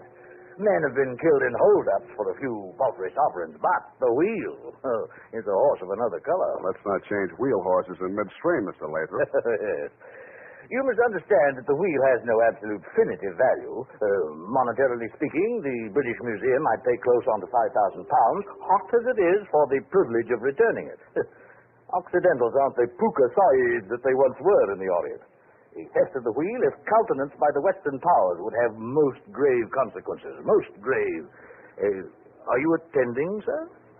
Wake me up when you get to the point. Well, the point, sir, is this. That little wheel of gold, is the wheel of life, which the Buddha himself is said to have received into his hands from paradise. Now, given such a relic, a few old Buddhist monks can set up a shrine which, even in the most miserable surroundings, can attract enough pilgrims to outgross Radio City, Madison Square Garden, and Miami Beach in season. To say nothing of Hialeah. Yes, quite. In short, we propose to act as booking agents for the wheel on a royalty basis with a percentage of the house. Mm-hmm. Why did you bring it to San Francisco? But, good gad, sir. Were we to bargain in the Orient, we should be hacked to pieces in our beds. I'll settle for a lump sum and let you do the bargaining. Your price, sir? We can talk money later. First, I got to give the cops somebody for the doctor's murder and for Korolenko. Well, that ought not to be too difficult. When may I expect delivery? I'll check on it. I went out to St. James Infirmary. City morgue. Maxie, Sam Spade. Yeah, Sammy. Deal's okay. Send it up. The address is... Sam, wait. Yeah? Sam, he ain't here no more. What happened? Somebody claimed him. A girl. It said she's his daughter. What did he do? Went on playing dead like you told him to. Maxie, what did you send him? Avalon Mortuary, corner Lynch and Haight. Okay, by the way... Yes, Sammy? Maxie, put some clean sheets in that morgue wagon, size 16. I may be your next passenger.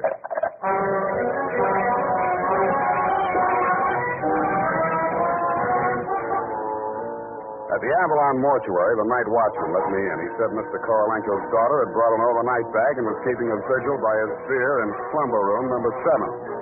I approached on tiptoe. Just as I reached the door, I heard the most terrible sound I've ever heard. It was a buzzsaw fighting into plaster. How deep, I didn't like to think. I did the first thing that popped into my head. I grabbed up a lamp from a console, smashed the bulb, and plunged it into a vase of flowers. As luck would have it, slumber room number 7 was on the same fuse box. As luck would not have it, I was facing a desperate woman in the dark. I hugged the carpet while she emptied her gun. I hope she didn't have a spare. I forgot about the buzzsaw. The room lighted up momentarily from the lights inside my head, and I staggered back against the wall. I waited for her to get her bearings again. There was no hope of me getting mine. Then I heard a big, hollow thud. The whole room shook, and the lights went on. Poppy O'Farrell and/or Paget lay on the floor under the stony weight of Korolenko plus 60 pounds of plaster. Help! Help! You're crushing me! I can't. I'm so heavy. You comfortable there, Korolenko? Comfortable in such situation? Do you ask the turtle? Are he comfortable? Is Faker on bed of nails? He's equally here as elsewhere. Yeah, okay. Just hold her there until I get a statement. And he did. Item, statement by the aforesaid. It was like waking out of a nightmare you can't remember. Everything seemed out of proportion. That was her story, and I had to admire the way she stuck to it. But if you keep trying, I'm sure she'll get back enough of her memory to confess that she planted the wheel of life in Korolenko's turtle shell when she decided to double-cross Shuggy and Lathrop.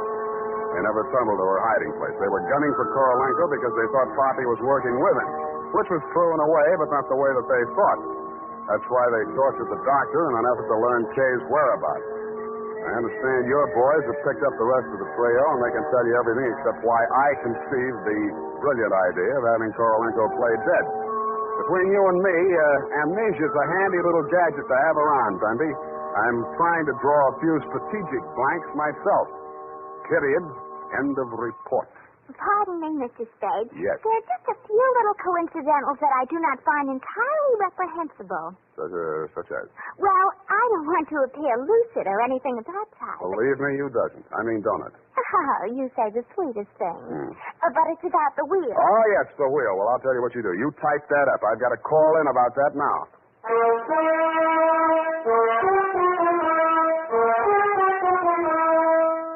Tonight, when you're making out your must-do list for tomorrow, why not include a reminder to get Wild Root Cream Oil for the hair? Honestly, man, you'll be delighted with the neat, natural way Wild Root Cream Oil grooms your hair. The way it relieves that annoying dryness and removes loose, ugly dandruff. Just try it and see if I'm not giving you a good steer. Make a note right now to call at your drug or toilet goods counter for Wild Root Cream Oil. Get the big economy bottle and the handy new tube that's easy to pack when you travel. Also, ask your barber for a professional application of Wild Root Cream Oil Hair Tonic. Again and again, the choice of men who put good grooming first.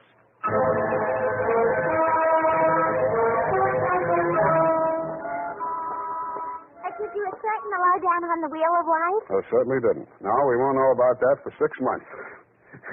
Because definitively, I mean definitely, that plastic cast has to stay on him. Doctor's orders, you know. Oh, but I won't be here 6 months from now. You can say that again. But I won't be here 6 months from now. Stop repeating yourself. But you just said you can say that again. Yeah, That's as distinctly as if I was sitting here. That's what I like about you, Bernadine. A woman of distinction, that's what you are. Well, if you want to take me dancing, why don't you just say so? Bernadine. It's free here, and I always say discrimination is the better part of value. You are absolutely corrupt. Well, I'm glad I'm right about something. Good night, Mr. Spade. Good night. Now say if it kills me, sweetheart.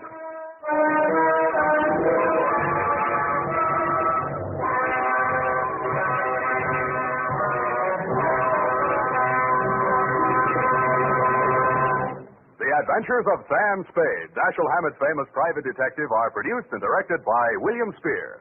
Sam Spade is played by Howard Duff.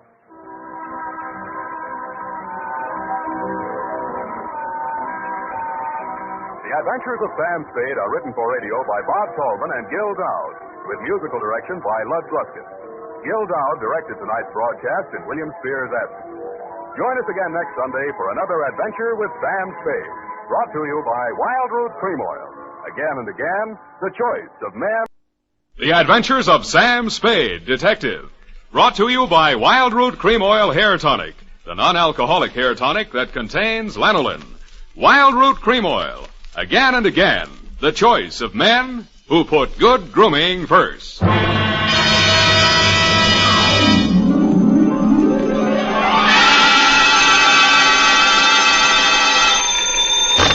Sam Spade Detective Agency. They offered me a cool $1.5 million, but I couldn't be bought. Oh, Sam, all the time fooling. Straight good, Savvy. Oh, really, Sam? Why didn't you take it? Oh, but you couldn't, of course. That's right, Angel. Taxes. Oh, you mean it would put you in a bracket? The girl's name, in case you were going to ask, was Sugar Kane. Was she sweet? Oh, Effie, you made a joke. Oh, not much of one, though. That is true. But even though you do seem to be, as you would say, in a jugular vein, I shall be right down, serious and frowning, to dictate a chronicle steeped in the bitter tea of general confusion, brewed in a witch's cauldron of murder, greed, and avarice. That's what gives it that nutty flavor. What, Sam? Silly girl, I refer to the Sugar Cane caper, on which I will forthwith my report be down to dictate on, goodbye.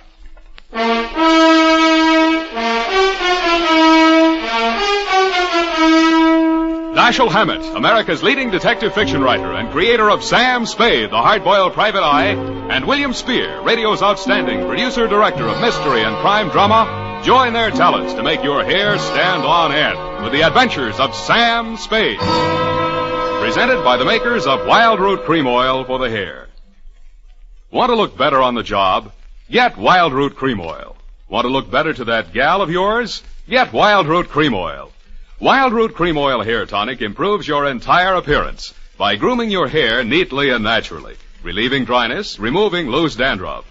If your family hasn't yet enjoyed the benefits of America's leading hair tonic, here's what to do about it. Ask at your drug or toilet goods counter for the new 25-cent get-acquainted bottle of Wild Root Cream Oil Hair Tonic.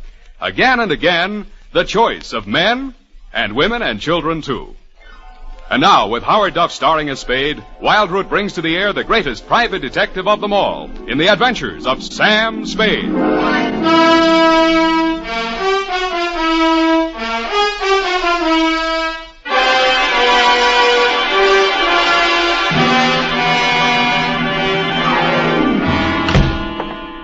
Hello, Sam. How are you, Sam? Hmm? You were so lugubrious over the phone. Sometimes you're so bucolic, but tonight... What am I? When? Lugubrious tonight. Just bubbling over. Do you possibly mean I'm being lush with my verbiage? There, you see? Well, that's because I've been at work in the environs of Snob Hill, where they never use one word if 12 will do. Are you ready for the dictation, I guess it is? I plan to be most amusing tonight. Already I am yet. Look, I haven't even started. Oh. Really, I haven't. All right. Now, pencil. Date. Alan should have such an audience. Date. October 3rd, 1948, to Clifton Cavanaugh, Esquire. Down, Effie. From Samuel Spade, license number 137596. Subject, the Sugar Cane Caper. On Thursday last, at 11 a.m., as I waited for the traffic signal so that I might legally cross Powell Street in order to board a cable car, a cat rubbed up against my leg. I leaned over to stroke it and noticed that it had 6 toes. I wondered if that meant anything. It didn't. Most Nob Hill addresses don't mean much anymore, but yours still does. The house was big, hideous, and reassuring. Oh. Are you from Pepper Snow? No, I'm in business for myself. Mr. Cavanaugh in? Oh. Well, come on in. I can't understand what happened to that boy from Pepper Snow. Oh, pardon me if I seem a little hungover. Gladly, but can you ever forgive yourself? I like you. You got a sense of humor.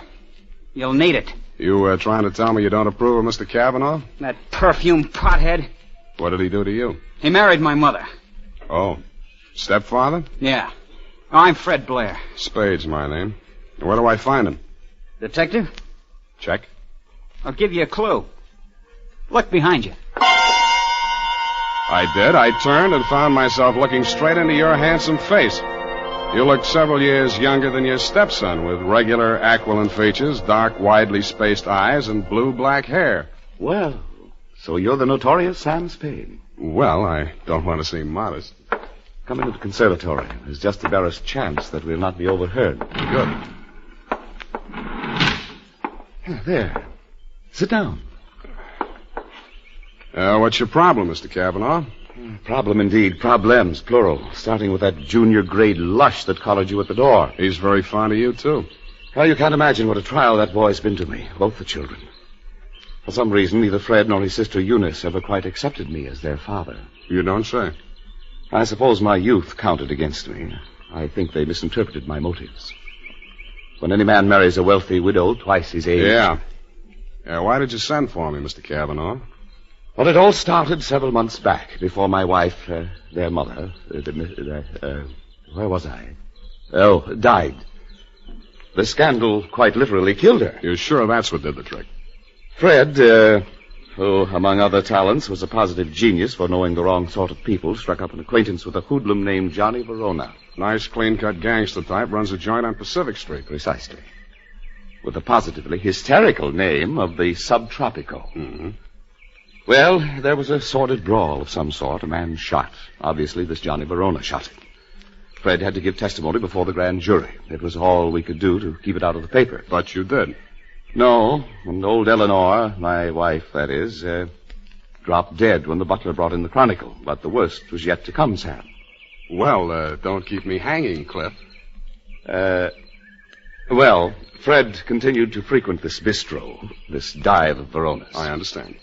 I believe the bait is a toothsome little teaser with the unlikely name of Sugar Cane. She likes Fred. No woman in her right mind would look twice at that idiot, even if he were twice as rich and only half as sodden. Where was I?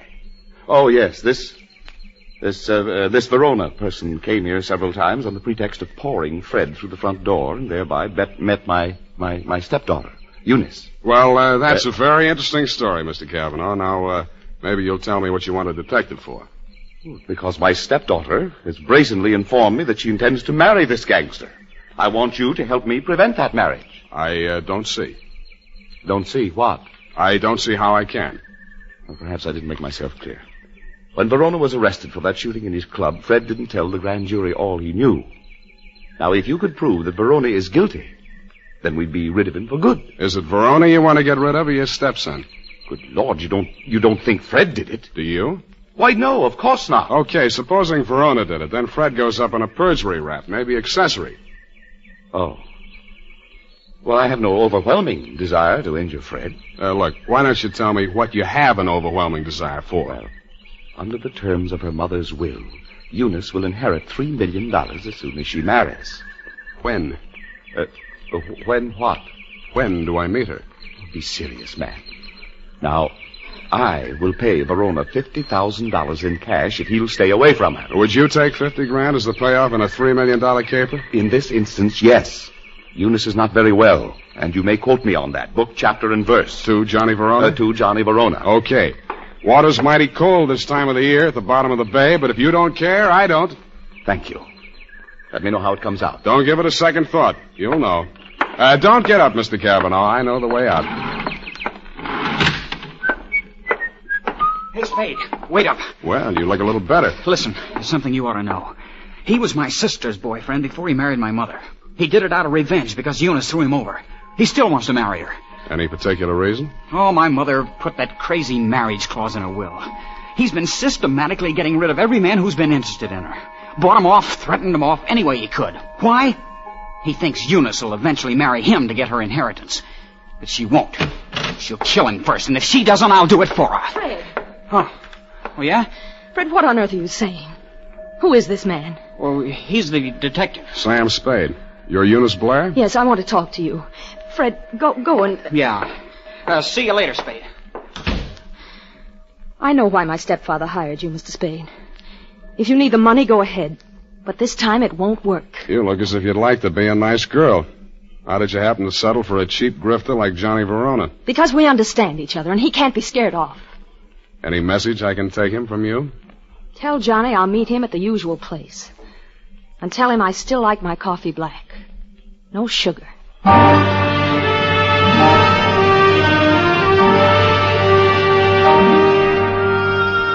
I didn't ask her what kind of sugar she didn't want any of. I thought I knew.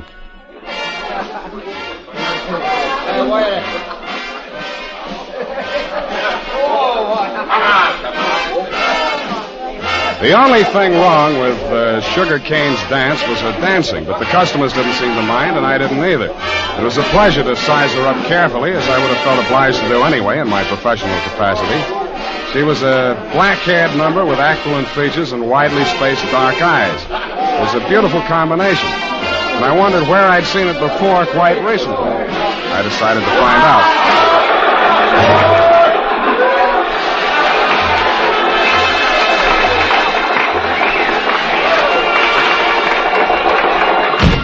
Hey, what's the idea of barging in here after me? Can't you see the sign on the door? No customers in the dressing room. Then let's go someplace else. I want to talk to you. Beat it. Take it easy. This is on business. Good. I'll fix it up with the boss. Johnny! Yeah, Sugar? What's the matter? Is Joe giving you trouble? He sailed in here after me, the cheap masher, on the pretext of discussing business affairs. Okay, out you go. Now, wait a minute. Come on, move. And don't come back. Well? Sorry I had to give that bum's rush routine. I don't want to get her excited. She's a nice kid, and she doesn't know why you're here. I take it you do. Yeah. Eunice called me and told me you'd be down. Okay, Johnny, I'll give it to you fast and get out. Clifton Cavanaugh will pay you $50,000 to leave Eunice alone. He also made a few idle or not so idle threats about what might happen to her if you don't take his money. For example? He said she hasn't been feeling well, might not live long enough to get married. I don't have to tell you what I think about that kind of talk, and I wouldn't be peddling it if my office rent wasn't due. That's why when you started giving me that bum's rush, I made only, shall we say, a token resistance? Yeah. About me marrying Eunice, you can tell Clifton to stop worrying. Hmm? Yeah, Eunice and I got married 3 weeks ago. You what? Married. You want to see the papers? Why the secrecy? Don't want her to get hurt. You're scared of Clifton? Nah. Sugar. She's got a very low boiling point. She's pardon me. Yeah. Yeah, Nick. What is? Go ahead. Yeah, I heard you. No, don't touch anything. Don't let anybody in. I'll be right over. Bad news? Yeah, Eunice. She's dead. How? One of my boys found her in my apartment. She was supposed to wait for me there. How did it happen? He's not sure. He thinks she took poison. I had to give Johnny Verona one thing. He didn't make any pretense about being grief-stricken. But after all, he just inherited $3 million. Sugar Kane took it standing up, too, but she just lost a rival and got her man back $3 million richer. I wasn't with you when you got the news, Mr. Cavanaugh. But the one I really wondered about was Eunice's brother, Fred. What brought that on was something I picked up in Johnny Verona's apartment where we found Eunice's body sprawled out over a tray of coffee things. It was a medicine bottle with a doctor's prescription number on the label. The name of the druggist that had put it up was Pfefferschnau. I remembered what Fred had said to me when he admitted me to your house that afternoon. Quote, "Are you the man from Pfefferschnau's?" I wondered if I'd answered yes, would Eunice still be alive?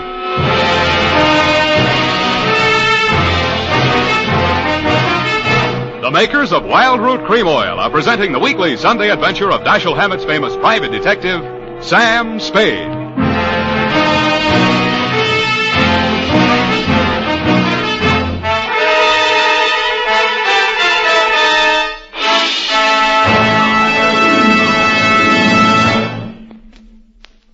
Now, here's important news on good grooming.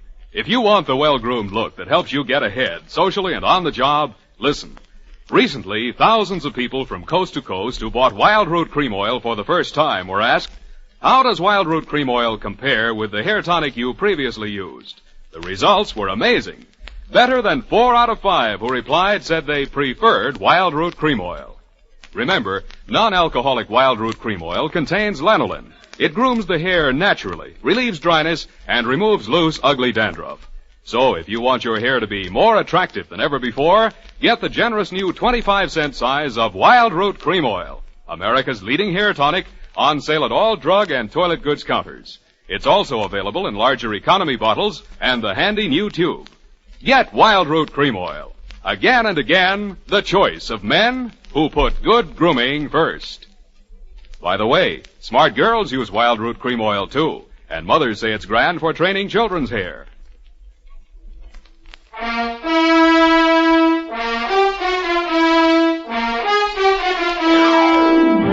And now, back to the Sugar Cane Caper. Tonight's adventure with Sam Spade.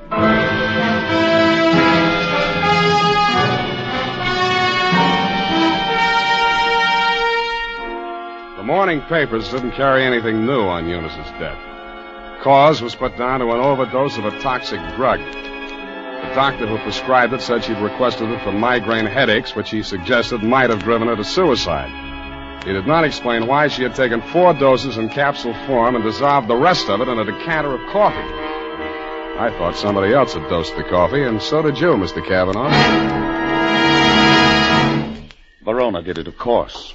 He knew she was taking those pills and dosed the coffee just enough to be fatal when added to what she took voluntarily. You knew all that, too. Well, so did Fred. But you had more reasons, 3 million more. But they were already married. You know that when you hired me? Yes. Then how come? I knew she was planning to do away with herself. I thought if we could pin it on Verona, after all, he's guilty of that old murder. Fred's a witness to that. Well, if he were convicted, the money would revert to me. Nuts. You don't believe me? She wasn't planning suicide, and you know it. Well, then? I don't care who takes the fall, but I got less on Verona than I got on you. Then I'll give you something. Here. Take a look. Verona's lawyer sent this around before her body was cold. A claim for $3 million, notarized yesterday while Eunice was still alive. Well, Mr. Spade? Pardon me while I drop dead. You did and waited hopefully, but I managed to stay on my feet. I even managed to make it down the hall to the bar where I found your stepson ambushed behind a row of empty bottles. Fine detective you turn out to be. I warned you. Stand up like a man. That's all right. I'll take on both of you. Come on, sober up. Makes sense. Where's my drink? Who took my glass? Here it is. Give me it. Sure. You spill it. Ooh, ice on my shirt. Listen to me. This is very important. Important? You were expecting a delivery from a drugstore when I arrived there yesterday morning. Who ordered it? She did. Eunice, she told me to watch for it and bring it to her. Did you do that?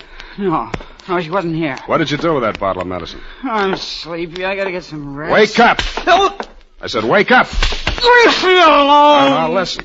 You took that bottle with you when you went out. Where did you take it? I tell you when you let me go to sleep. You took that bottle with you, didn't you? You're guessing. I know you're third degree. You went to Verona's apartment, didn't you? Two gentlemen of Verona. Willie Shakespeare. You doped that coffee, didn't you, with the poison that killed your sister?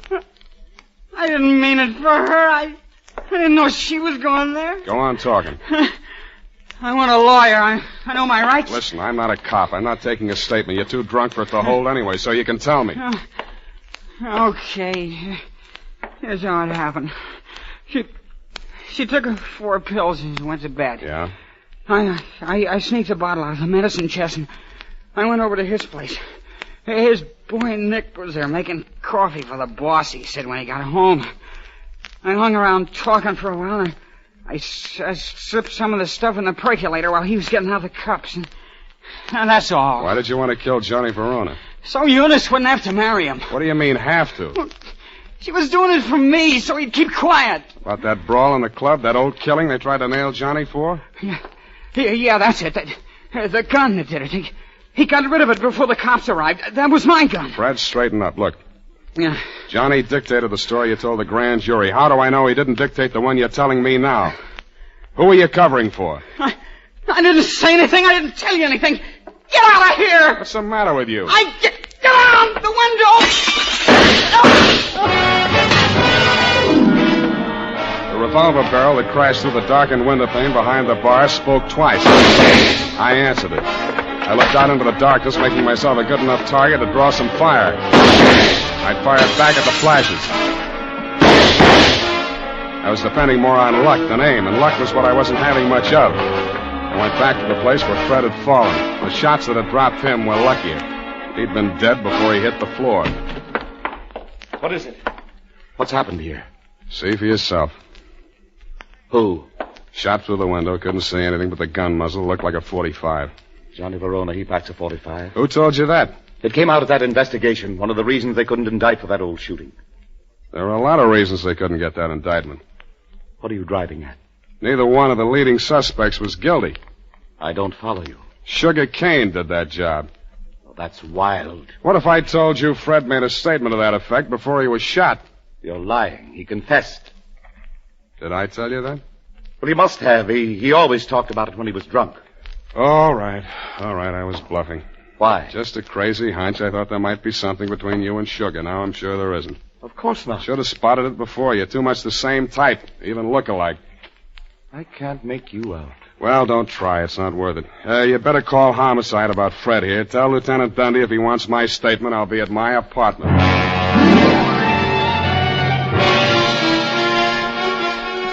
After I pretended to leave, I came back and did a little eavesdropping of my own. You didn't phone homicide, but you did spend an hour filing out the barrel of a .45 automatic. Then you went out. I tailed you to an address on Sloat Boulevard. A short time after you went in, Sugar Kane came out alone. I followed her to, you know the answer, my apartment. I went in the back way via the fire escape and arrived in time to answer her buzz. Oh, Mr. Spade, thank heaven I found you at home. So am I. Come in. I know it's terribly late. Forget it. Won't you take off your coat or something? Can't stay very long. It's not safe. I may have been followed here. Oh, surely not. Sam, you don't mind if I call you Sam? No. I'm so frightened. It's about Johnny Verona. I don't know what he may do. He's convinced that Fred killed Eunice, and he's out gunning for him right now. We've got to stop him before he does anything rash. You come to the wrong party, Sugar. I'm working for the enemy. Enemy? Kavanaugh. Oh. It's no skin off his nose if Johnny Verona drops Fred Blair or if you all drop. All he does is sit back and collect. Oh, he can't be as cynical as that. You ought to know.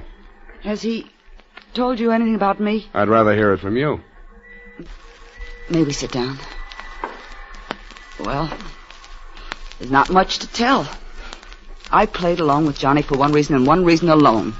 To save Fred from that old murder rap. Were you figuring on marrying into that family, too? Oh, Sam. A regular pincers movement, wasn't it? Johnny and Eunice, you and Fred. All right.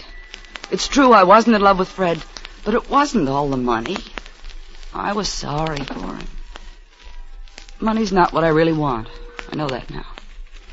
What do you want? Someone I can trust. Me too, sugar. Oh, Sam, you're what I want. Say you want me to. Please say it.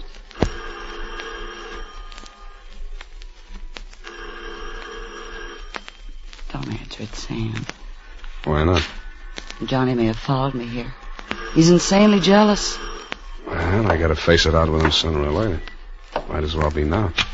Sam, be careful. Stand out of the way, sugar. No, Sam. No, please. Don't reach, Johnny. I'm not gunning for you, Spade. In that case, come on in. Well, sugar. I didn't believe him that you were coming here. I had to, Johnny. He got some crazy confession out of Fred while he was drunk. I had to stall him till you and Cliff could talk to him. To save Fred, I mean. Oh, stop horsing around. We all know that we all know Fred is dead, and we all know that we all know who killed him. Then Cliff was leveling. You are trying to pin that on me. I don't need it, but if you want it, you can have it. There's $3 million in my part of it. I'll split down the middle with you. If you throw in with them, it's a three-way split. There's no split at all if you take the rap for Eunice's killing, and you will if you throw in with me. It's their word against mine. 2 witnesses against 1, and all I've got is a confession by a drunk who is now dead. Sam. Oh, Sam, I was sure for a moment you... Get away from me. Sam, Go on. Go to work on him. I should have given you a little more time. That wasn't fair, was it, Sugar? I hate you. I hate you both. I never want to see you again. Get back in that room, Sugar. Cliff. What happened, Sugar? Why were you running away? Johnny double-crossed us. Now Sam knows everything. What does he know? The whole caper. Part of it I wasn't quite sure of until I saw you and Sugar standing side by side. That blue-black hair, the same eyes, plus the fact that the bell on Sugar's apartment on Sloat Boulevard reads Kane, parenthesis, Kavanaugh. You took a crazy chance when you knocked off Fred with me right there in the room. The kind of a crazy chance a brother would take to keep his sister clear. I could have told you that. It would have helped a lot, Johnny, but you didn't. When a man lets his sister go on dancing in a joint like yours after he's in the chips and she goes on liking it, you can be sure they're both playing for big stakes and for nobody but themselves. Where do you think you were supposed to wind up, Johnny? I'll tell you. Drinking that poison coffee that Eunice got hold of by mistake. That isn't true, Johnny. I never told Fred a thing. He thought you really loved Eunice. I don't know how he found out you were forcing her into that marriage. Did you also neglect to tell him that he was innocent? That you pulled the trigger in that old killing and shoved a gun into his hand when he was too drunk to know what he was doing? I've heard enough. Watch it, Johnny. No!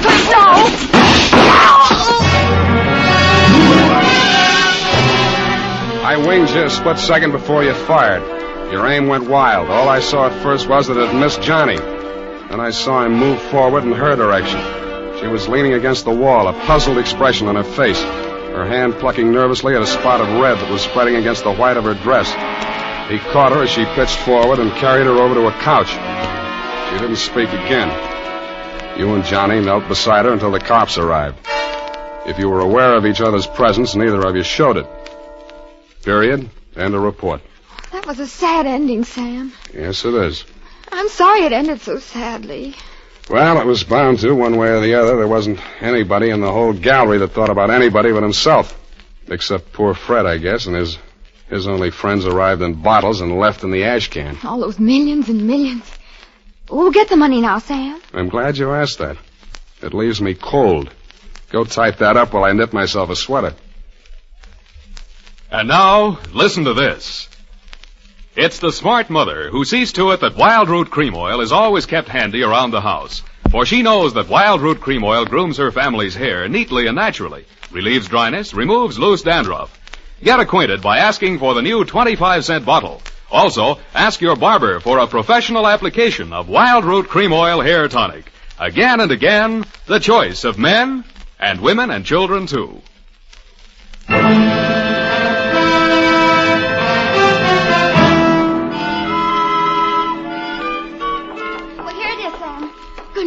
Terrible group of unfortunates.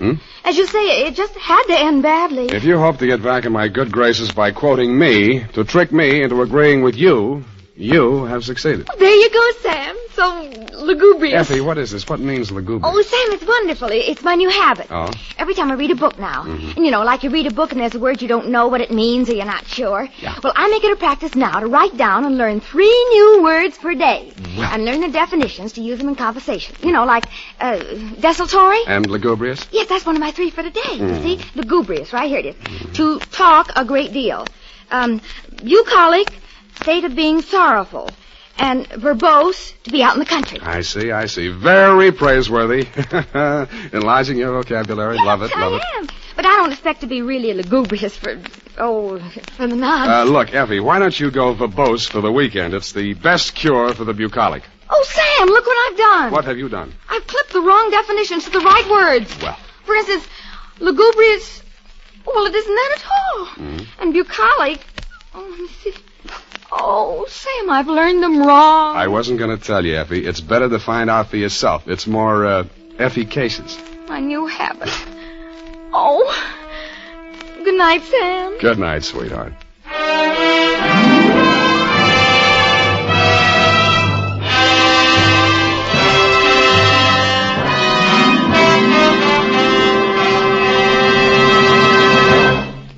The Adventures of Sam Spade, Dashiell Hammett's famous private detective, are produced and directed by William Spear. Sam Spade is played by Howard Duff. Lorene Tuttle is Effie. The Adventures of Sam Spade are written for radio by Bob Tallman and Gil Dowd. Musical direction by Lud Gluskin with score composed by Renee Garrigan. Join us again next Sunday when author Dashiell Hammett and producer William Spear join forces for another adventure with Sam Spade. Brought to you by Wild Root Cream Oil. Again and again, the choice of men who put good grooming first. This is Dick Joy reminding you to get Wild Root Cream Oil, Charlie. It keeps your hair in trim. You see, it's non-alcoholic, Charlie. It's made with soothing lanolin. You better get Wild Root Cream Oil, Charlie. Start using it today. You'll find that you will have a tough time, Charlie, keeping all the gals away. Hiya, Baldy. Get Wild Root right away.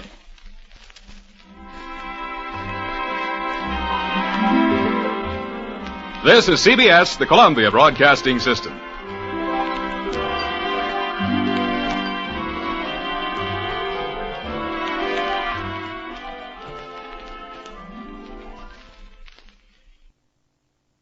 The Adventures of Sam Spade, Detective, brought to you by Wild Root Cream Oil Hair Tonic, the non-alcoholic hair tonic that contains lanolin.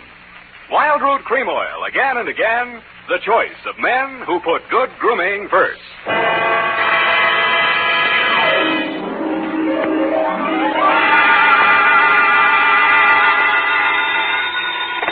Sam Spade Detective Agency.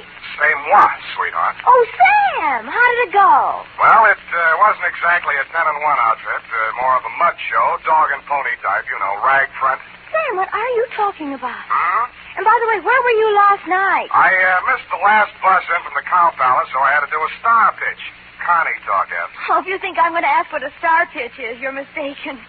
What were you doing at the Cow Palace? Oh, just fooling around. Oh.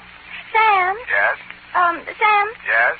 Sam... You ask too many questions. Sweetheart, in the patois of the carnival, I'll be right down to pitch my spiel my pitch, and make with the canvas and the Bluebeard caper.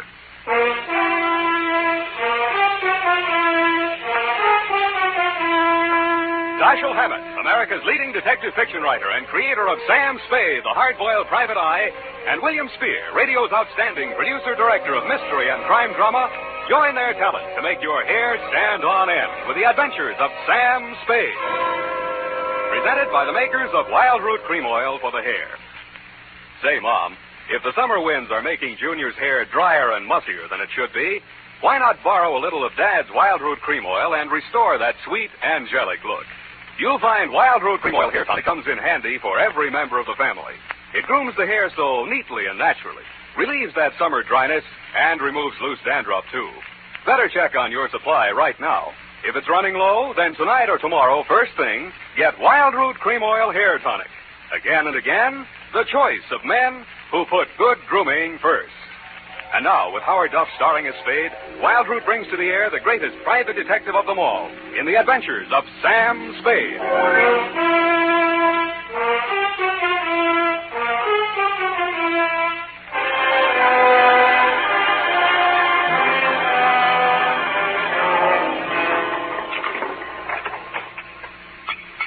Ready, Effie? Yes, Sam.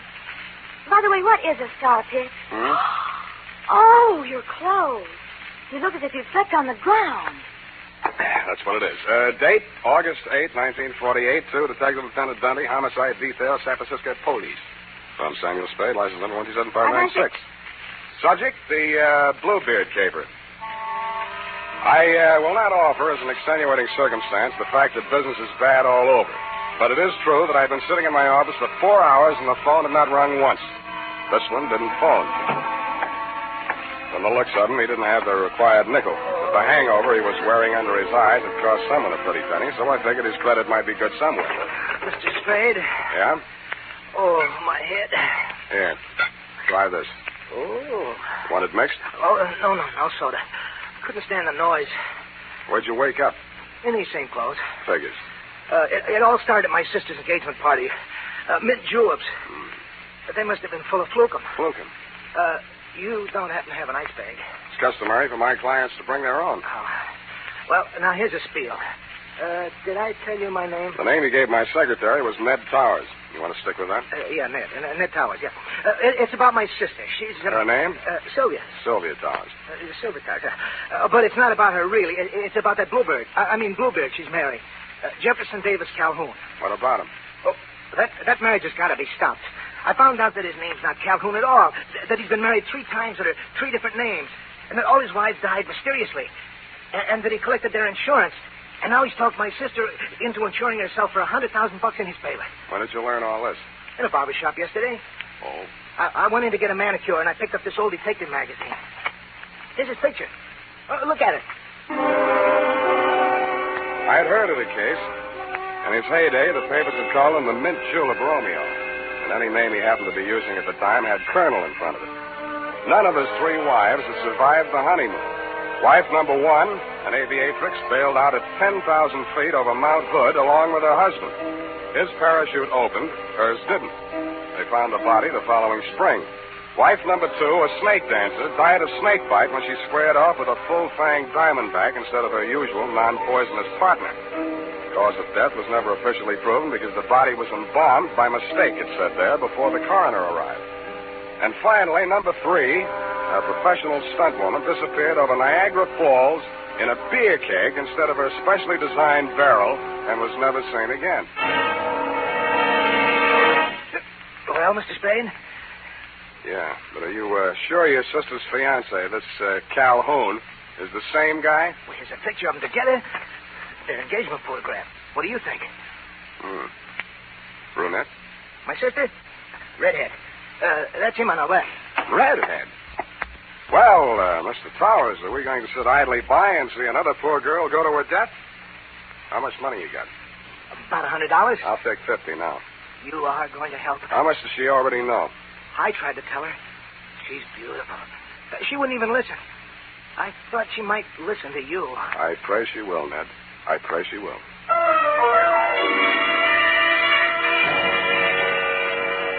There were 2 aspects to the case that I wanted to look over more closely. A, Sylvia's red hair, and B, the red splotches on my client's face. I had a hunch she might be suffering from more than a hangover. So I dropped in at the address of a medical friend of mine who specializes in poison. He said the tests would take most of the afternoon, so I decided to find out who was Sylvia, what was she as kind as she was fair. Such a face and such Yes? Yes. I beg your pardon. Miss Towers? Yes, I'm Sylvia Towers. Are you the florist? You were expecting maybe a detective? Come in. Thanks, I will. Well, as a matter of fact, I wasn't expecting a florist or anyone else. But I'm glad to see you. I really am. Huh? Sit down here. Oh, just relaxing. Oh, no, over here. Oh. Well, why not? There. Isn't this more cozy? Take your hat off. Oh. You have me believing you really are a detective. What do I look like? Well, I'll have to mull it over. Now, don't tell me. Let me dream. Look, Sylvia, Miss Powers, I mean. Oh, Sylvia. I like the way you dress. Nice and casual. Oh, you do? But, you know, you really should wear a handkerchief. Hey. You ticklish. Now, look, if you want to frisk me, get it over with. It's your apartment. You got a right to. Well, isn't this way nice? Sure, it's fine. It's just that, well, you know, I just didn't expect. I just didn't expect. Well, what do you want, a butterfly act? No, it's just that my feelings have hurt you. Haven't asked me who I am or what I'm doing here. Anything. Oh, I don't care. I like you. Is this how you got engaged to Calhoun? No, he was selling some phony stock certificates, so I bought a few. They were phony, so you bought a few. Figures. He'd had bad luck with marriage. It was the only way I could force the issue. You're forcing him into marrying you? Darling, don't be so critical. I did it very nicely. I'm sure you did, but why? Oh, I don't know. He's so courtly. A real Southern gentleman. How real? Hand me that cushion, darling. Oh. Oh, no, here, behind my head. Oh, that's better. Oh, don't go away. Why do you want to be number 4 on the Bluebeard parade? Oh, do you really think he did kill him? Oh, that's one of two theories. He either did or didn't. Oh, I love your hair. So nice, bristly. Does it bother you?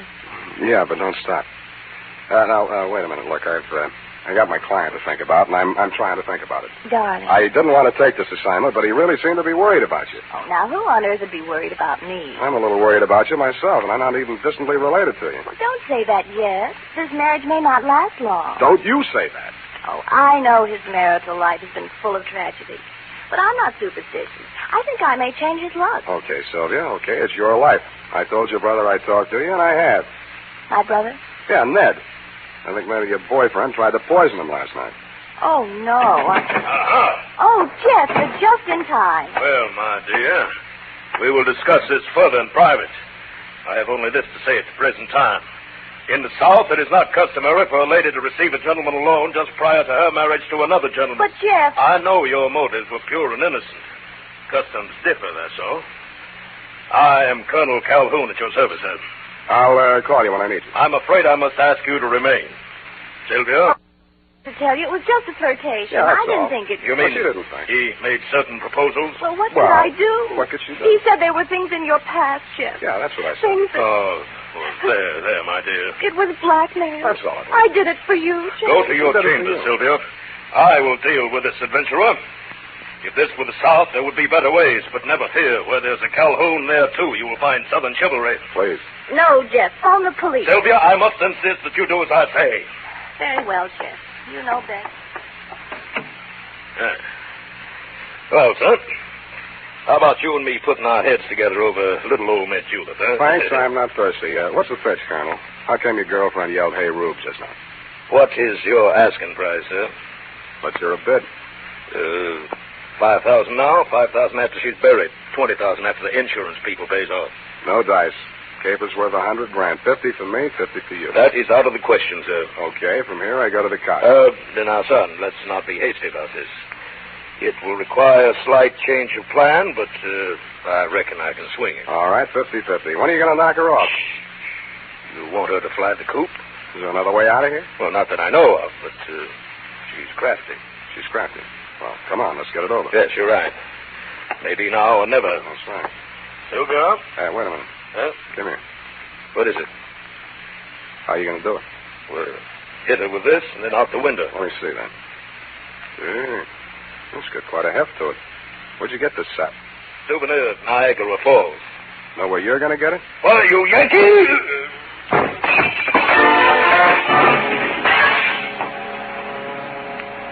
The souvenir of Niagara Falls was deadlier than I thought.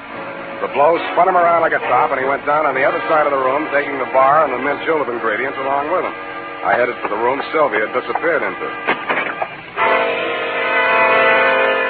But she had already disappeared out of it. I looked in the closets, the bathroom, under the bed, tapped the walls for secret panels, and then forced myself to look out the only possible exit, the open window.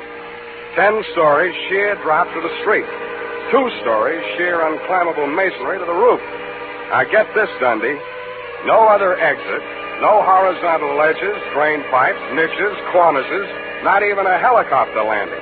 I asked myself, who is Sylvia? What is she?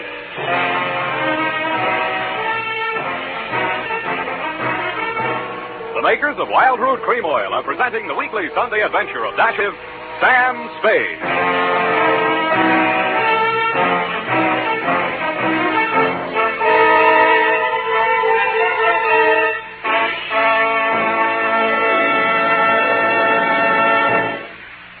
If you want the well-groomed look that helps you get ahead, socially and on the job, listen. Recently, thousands of people from coast to coast who bought Wild Root Cream Oil for the first time were asked, how does Wild Root Cream Oil compare with the hair tonic you previously used? Better than 4 out of 5 who replied said they preferred Wild Root Cream Oil. And no wonder. Wild Root Cream Oil grooms the hair neatly and naturally, relieves annoying dryness, and removes loose dandruff. What's more, non-alcoholic Wild Root Cream Oil is the only leading hair tonic that contains soothing lanolin. So ask for Wild Root Cream Oil Hair Tonic.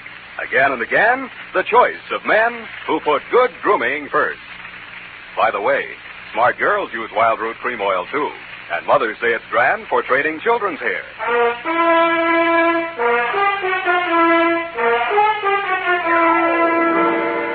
And now, back to the Bluebeard Caper. Tonight's adventure with Sam Spade.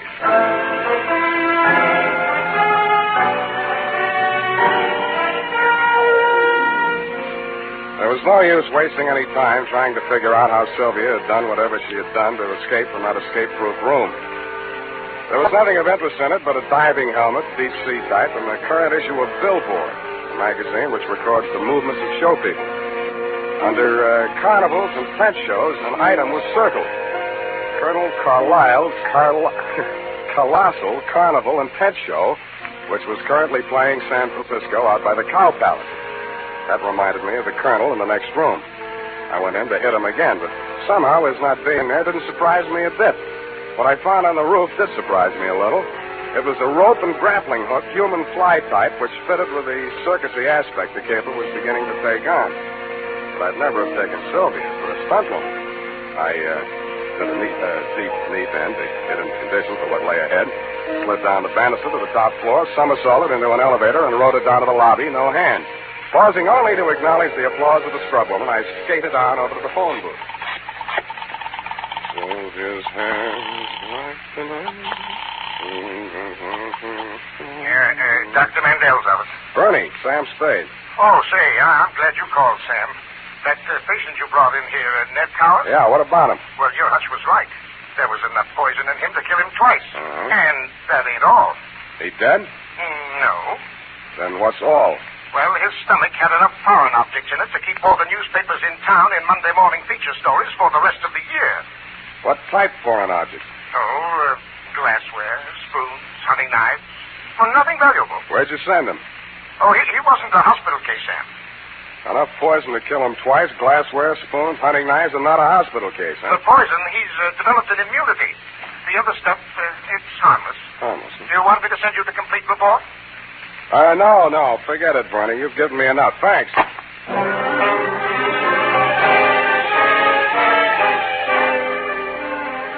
From then on, Dundee, it was mostly entertainment. I headed for the carnival grounds outside the town, and Colonel Carlisle's Colossal Carnival and Tent Show unfolded before my very eyes just west of the Cow Palace. Brought to you in the interest of artistic endeavor. Mademoiselle Mahala, the favorite dancing girl of the Sultan of Zanzibar, brought direct from the perfumed gardens of the Mystic Orient. Every muscle of a gorgeous body.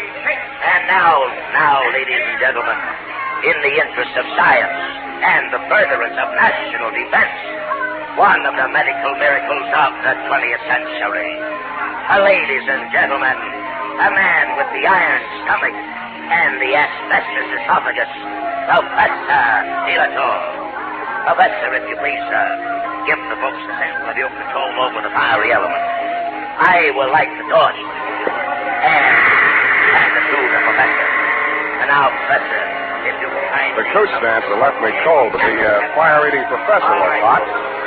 It was none other than my client, the man who had called himself Ned Powers. I moved as close to the platform as I could without setting fire to myself and caught his eye. When he caught mine, it singed my eyelashes. Hey, scramble, I got my act to do. I can't talk to nobody. Where's the colonel? There ain't any colonel, just for the banner tagging. Where's your sister? I ain't got no sister. And who is Sylvia? Hey, do me a favor, Shamus. Keep the 50 and forget the whole pitch. Now beat it, huh? Oh, I want to see the show. Okay, you paid for your duck. Stare your eyes out if you want to. Okay, Butcher, start squawking. They're drifting away. And, ladies and gentlemen, that was only a sample. Only a sample. Why, he eats the stone and throws the beach away. And he used powdered poison on his soft-boiled eggs. Now tell me, if you will, is there a doctor in the town? I drifted on down the midway. There was Puna Puna, Nature Boy, Gilda and Hilda, the Siamese twins. There was Shorty, the fat man, and Fatty, the short man, a bearded lady, and several natural freaks of nature. At the very end, there was a big canvas enclosure. The act was called the Three Death-Defying Darlings. From the noise inside, I judged that to be an understatement.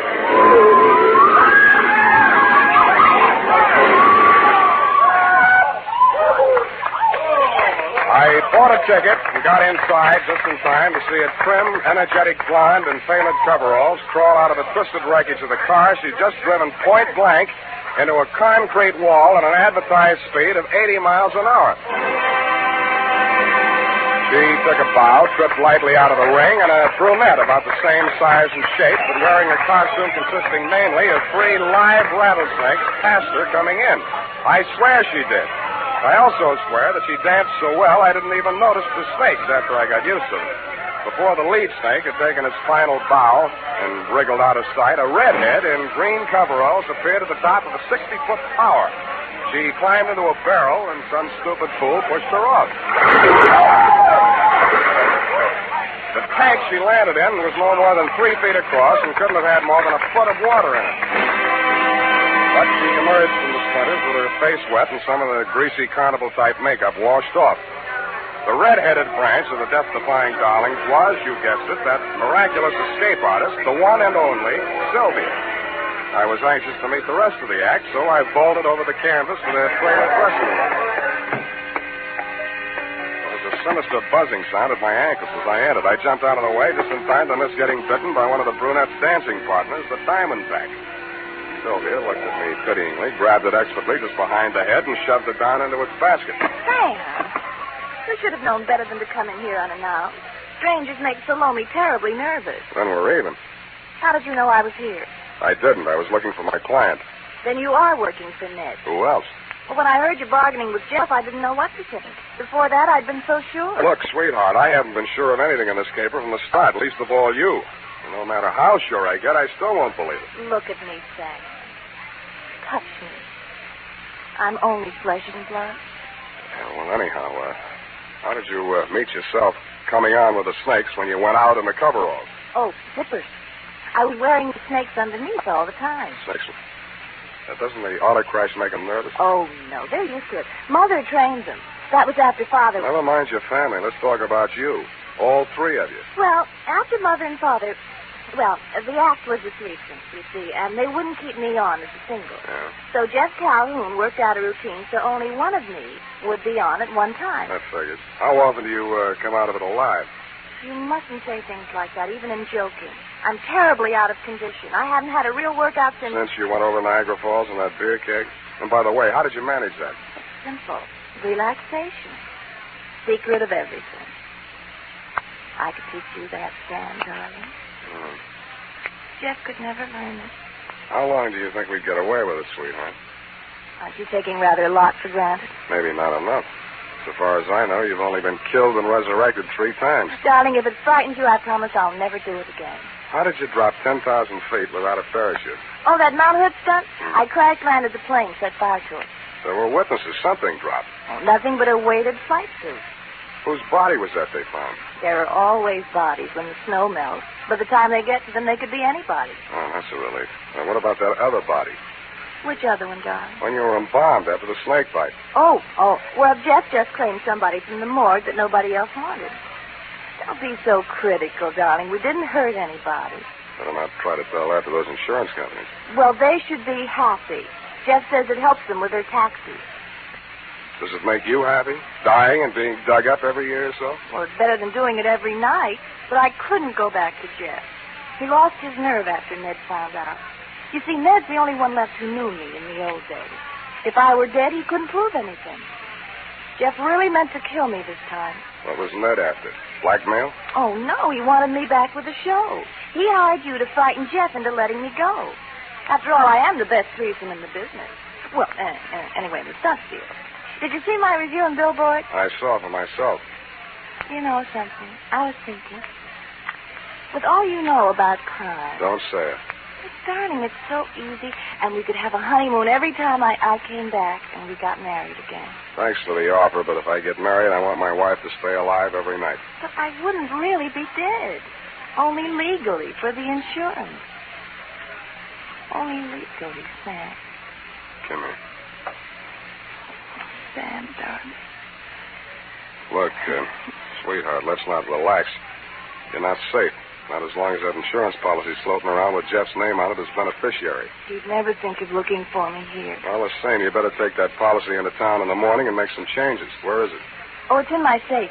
You got a safe here in this trailer? Well, it's just a secret safe. I only call it a safe. But it is safe. Yeah, I thought I'd find you here. But I hardly expected to see Mr. Spade. You don't surprise me a bit, Bluebeard. Hello, Jeff. Sit down and stop waving that revolver. What do you want? That policy. I heard every word you two have been saying. Not that that piece of paper means anything. You won't even be around when the bank's open. But having the original policy in my hand will save a lot of delay, red tape. Of course, Jeff. Where is it? Oh, what's the use? It's in the basket, right by the side of your chair. Wait a minute. Don't move, Spade. If you do, I'll blast you. Listen to me. Don't raise that lid. lid. You're safe. Still a child, aren't you, Sylvia? Don't do it, Calhoun. Don't do it.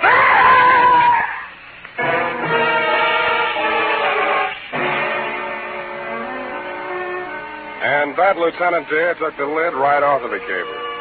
Due to my Boy Scout training, my split-second timing, and the fact that Salome's fang missed an artery by a 30th of an inch, I understand Calhoun will live long enough, which, as far as I'm concerned, is any length of time you care to name. About Sylvia, I really don't know how to advise you there, but if you're planning on charging her with attempted homicide, you'll find that there are 3 Darling sisters listed as U.S. citizens and residents of California. It might be hard to figure out which one of her to indict. Period. End of Nightmare Alley, Bluebeard Division. Any questions, F? Oh, just one, Sam. A grammatical error, but I'll correct it. And just whom do you think you are to be correcting my grammar? Who, Sam? Nominative case. Nominal. Nominative, Sam. The most frequently used cases in English are nominative, accusative, and possessive. Now, I'm referring to your sentence which reads, it might be hard to figure out which one of her to indict. Yeah. Of course, you meant them, since there are 3 Darling sisters. Her being singular. Indeed, her was singular, Abby. Oh, Sam, you made a joke. That's a very small one. Now, type that up and leave my grammar as is. It's colorful. Oh, very well, Sam. I'll just fix the syntax as I go along. Syntax? In California?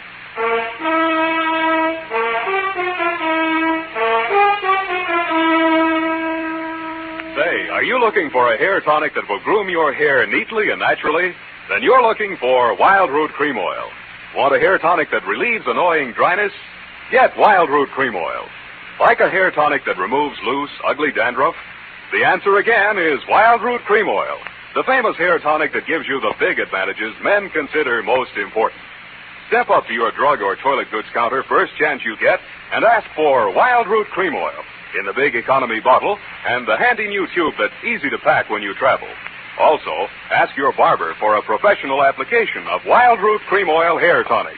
Again and again, the choice of men who put good grooming first.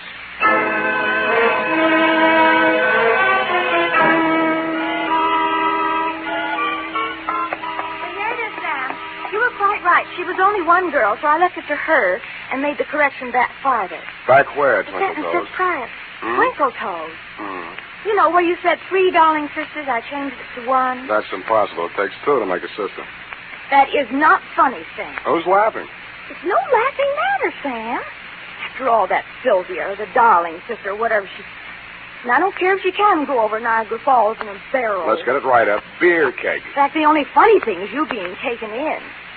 After all, snake charmers of that type are a dime a dozen. Well, here's 20 cents. Phone up that place. What place? Where you get the red-headed snake charmers, 12 for 10 cents. Dime a dozen, Sam. It's a figment of speech. You can say that again, sweetheart. Pretending to be 3 people, all with different hair, and wearing snakes under a coverall. Oh, I see. No normal girl would do that, Sam. I don't know. Women do all kinds of work. Oh, Sam. Why can't I be an adventuress like some girls are? I wouldn't trade you for 30 cents worth of snake charmers. Oh, that's the nicest thing you ever said. Well, next to the nicest. Good night. Good night, Salome.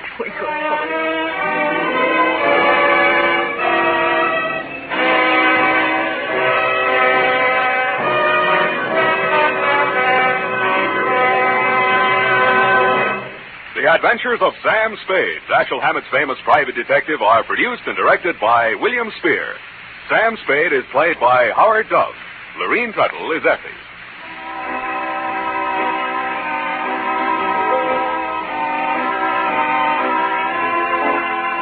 The Adventures of Sam Spade are written for radio by Bob Tolman and Gil Dowd, with musical direction by Lud Gluskin.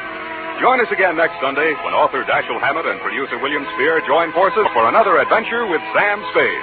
Brought to you by Wild Root Cream Oil. Again and again, the choice of men who put good grooming first. This is Dick Joy reminding you to get Wild Root Cream Oil, Charlie dear. It keeps your hair in trim. You see, it's non-alcoholic, Charlie. It's made with soothing lanolin. You better get Wild Root Cream Oil, Charlie. Start using it today. You'll find that you will have a tough time, Charlie.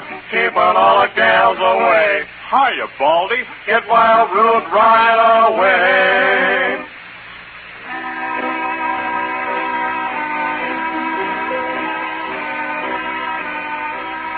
This is CBS, the Columbia Broadcasting System.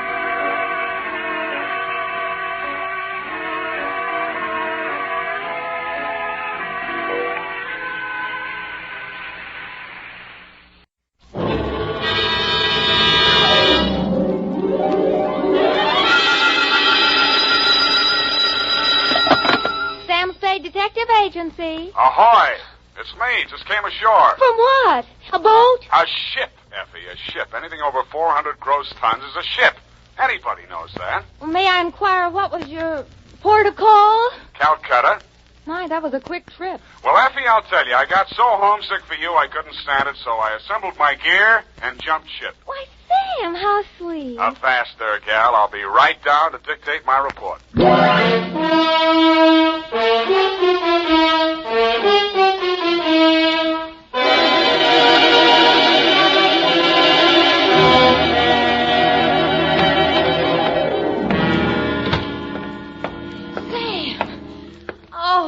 You are alive. Bon voyage, Effie. I've been worried sick. Where have you been? On my way to Calcutta, sweetheart, where the dawn comes up like thunder.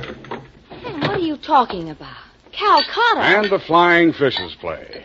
Ready, Effie? Sam, why did you want to go to Calcutta, of all places? I didn't, Effie. I hate Calcutta. I was Shanghai.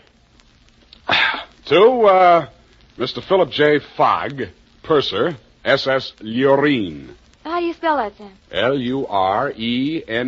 Oh, that's pretty. Sam, how could you be shanghaied in this day and age? I mean, isn't it against the law? Stow it, Effie. You're pumping bilge water. Sam, I am not. From Samuel Spade, license number get 137596, when you have the time, regarding the Calcutta trunk caper. Dear Mr. Fogg, the following report will explain the enclosed voucher, which is a claim against your company for the amount of $500 and no cents. It will also answer any questions you might be asked concerning the recent unpleasantness on board your ship. It all started yesterday morning in San Francisco when my secretary announced briefly and caustically that there was a lady outside who wanted to talk to me. I judged that she was worth talking to. she was. Mr. Spade, your secretary let me in. Well, I'm glad she did. What can I do for you? I'm Marcia Hopkins. I see. Mrs. Marcia Hopkins. I see. However, my husband is dead. I see. It's about my sister that I've come to you, Mr. Spade. I'm dreadfully worried about her. Who's your sister? Miss Constance Pendleton. And she's become involved with a ne'er-do-well, a completely worthless scoundrel, and a real foreign bluebeard. All three? It's one man, Mr. Spade. A Bulgarian, Major Andrea Rodnik. They're going to be married this afternoon, and I'm positive that his only interest is in her money. I'm convinced that he's going to kill her soon after the ceremony. He's done it to other wives in Europe. I've warned Constance and pleaded with her, done everything I could to stop it. But she's completely infatuated with him and refuses to listen to me. Mm-hmm. What do you want me to do? Prevent the marriage if you can. Get the truth about Rodnik's background and face Constance with it. Oh, Mr. Spade, in some way you've got to make her realize the seriousness of the situation. He's a ruthless character. Well, I'll do what I can, Mrs. Hopkins. Oh, thank you, Mr. Spade. Oh, I've felt so alone and helpless until now. Oh, really? But you will do everything you can, won't you? We've got to save her life.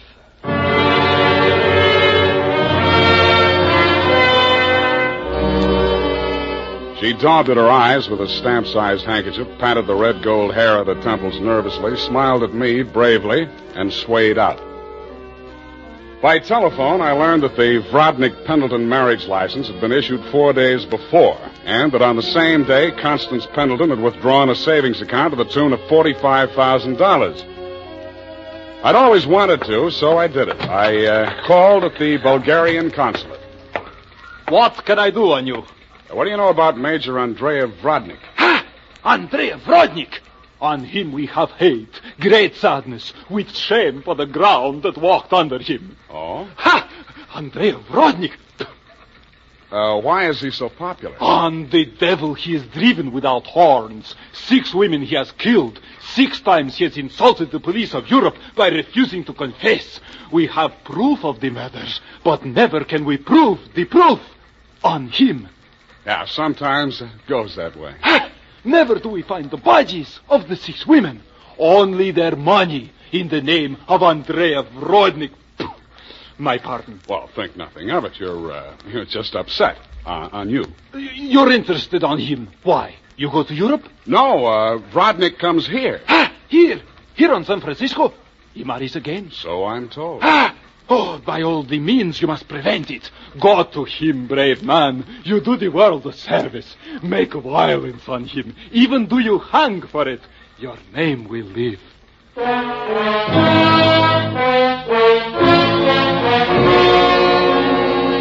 With those valiant words goading me on, I left. The farther I got into the caper, the more it looked as if Marcia's fears for Constance Pendleton were very real and very well-founded. When Constance opened the door of her hotel suite, I could see 3 trunks and a number of smaller pieces of luggage, all locked and ready to be taken out. Yes?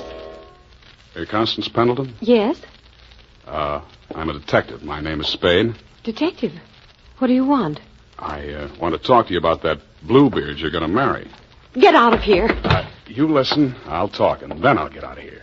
I just left the Bulgarian consulate. Vrodnik has been accused of the murders of 6 women in Europe. Each of them were wealthy. Each of them married him, and each time Vrodnik came into all their money. Are you trying to blackmail me because of the lies about my fiancé's past? If you are, you're wasting your time. Well, no matter what I'm doing, I'm wasting my time. But to put you straight, your sister hired me, and I am now resigning. She's worried about you, not me. Then you should spend more time investigating your clients, Mr. Spade. You could have saved both of us some time. I have no sister. This is my wedding day. Goodbye, Mr. Spade.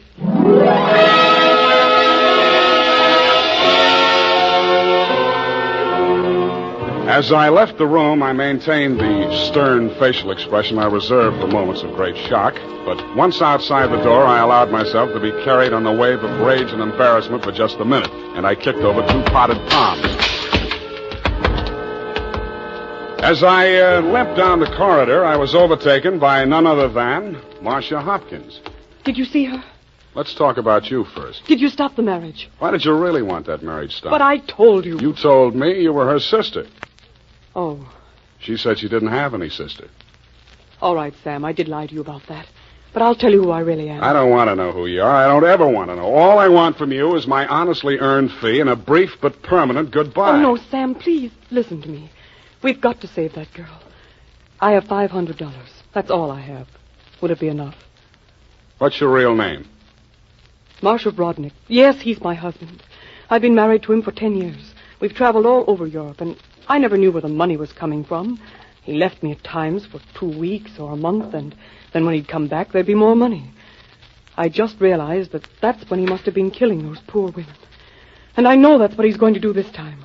I just can't stand it. You've got to protect her. That should be easy. We'll let him get married and meet him at the door with a bigamy warrant. Then you will see me through this. I might. Oh. In my bag, there's $500. Take it. If we can't stop the marriage, then don't let him out of your sight. Not even for a minute. He's a beast, Sam. A beast.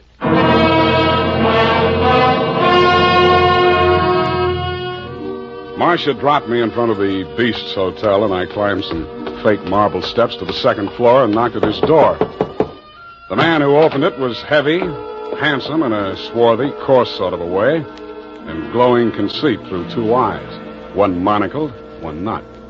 You are facing Major Andrei Vrodnik, 1st Bulgarian Horse. What want you? You were facing Saul Fox of the law firm of Fox, Smedley, Van Dusen, and Grip. You overwhelmed yourself. I came here to warn you. If you go through with the marriage to Constance Pendleton, you're going to find yourself tangled with civil law. Warned.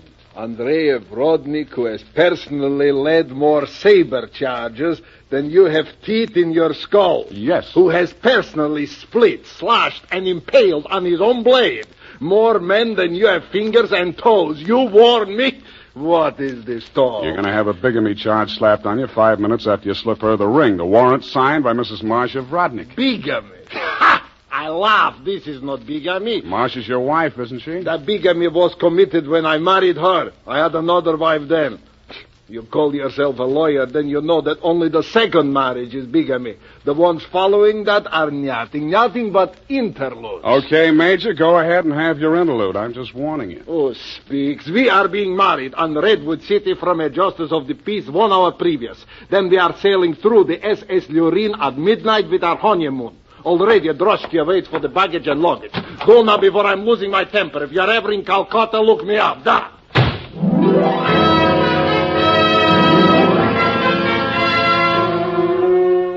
I could see the direct approach was getting me nowhere, so I decided to proceed by stealth. I waited outside the building, and when he left, I tailed him. He made 4 stops. At a second-hand store, a hardware store, a surgical supply house, and an undertaker supply house. At these places, he purchased the following items: an oversized steamer trunk, black with brass fittings, a large ball of rope twine, 2 large lead sash weights, a set of surgical instruments, and at the 4th and final stop, the undertaking supply, he bought 2 items: a 20-foot length of rubber tubing and a pump. He returned to the second-hand store with his other purchases, put them inside the trunk, and ordered it sent up to Constance's hotel immediately, and thereupon it took himself to the same place. Marcia was waiting in the empty lobby when he went in.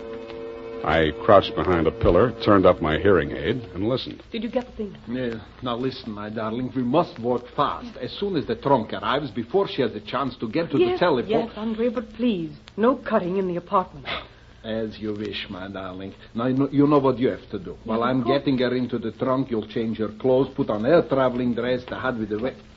What is it? What's the matter? Nothing. Come, we must make haste.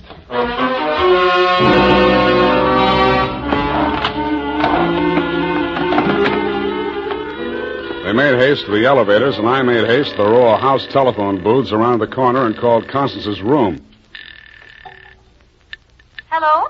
Mrs. Rodnick? Speaking. Listen, get out of that room right away. Don't take the elevator. Get down the stairs. Who is this? What are you talking about? I haven't got time to explain, and you haven't got time to listen. All those stories about your husband are true. He's going...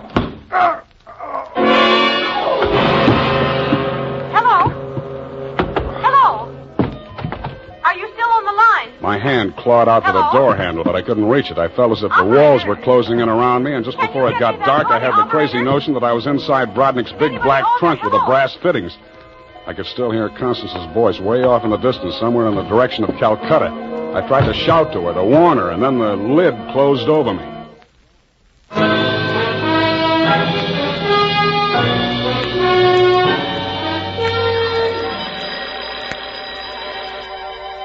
I shook my head trying to get the bells out of it.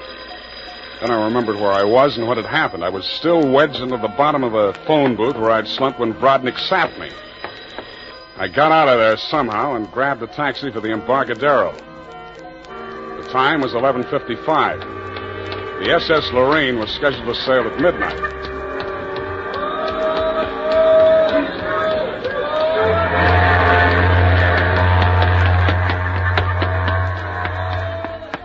I was no sooner across it than they hauled up the gangplank and the ship started moving out of the berth. I didn't know where she was bound for, and I didn't much care. I checked the passenger list and found that Major and Mrs. Andreev Brodnick were in stateroom 12, A deck. 1 minute later, I was hammering on the door of stateroom 12. The woman in Brodnick's stateroom was Constance, and she was not in a trunk. I thought I told you to stop interfering in our affairs. Yeah, your husband told me to, but I didn't like the way he did it. Get out from here, get out! I see you got your trunk in here where it's handy. Doesn't it make the stateroom kind of crowded? Why don't you give up, Mr. Spade? 2 times already, you are twice a fool. Marcia has no money to pay you, neither have I, even if she had the case. And believe me, she has not. Oh, why do you even bother talking to him, Andre? Mr. Spade, will you go now, or will I have to call the steward and make a complaint against you? I went. I still thought Marcia Hopkins was somewhere on that ship. I still didn't like the look of that trunk. I found the purser's office and went in. You looked at me as if you thought I was a stowaway, Mr. Fogg, and you were right. I'll have to make arrangements for you to ride back with a pilot, Mr. Spade. You realize, of course, that you're subject to a fine. Look, I don't want to do anything illegal. You know, it was just an impulsive thing. Couldn't I book a passage? Oh, there's the matter of your passport. We could arrange your visa and so on in San Pedro. We'll put in there in the morning. Well, that's good enough. How much is the fare? Oh, let me see. That's $483.87, exclusive of tax. Oh, hey, now, wait, I wasn't thinking of taking quite such an extensive voyage, you know. I just wanted to get a little sea air and... how much to Pedro? Well, I'm afraid you don't understand, Mr. Spade. This is not a coastwise steamer. Our first official port of call is Calcutta. Yeah, I know, but... Calcutta? That's in India. Well, don't you have something a little less expensive, like steerage or... There is only one stateroom available, number 14A deck. Take it or leave it. Okay, Calcutta.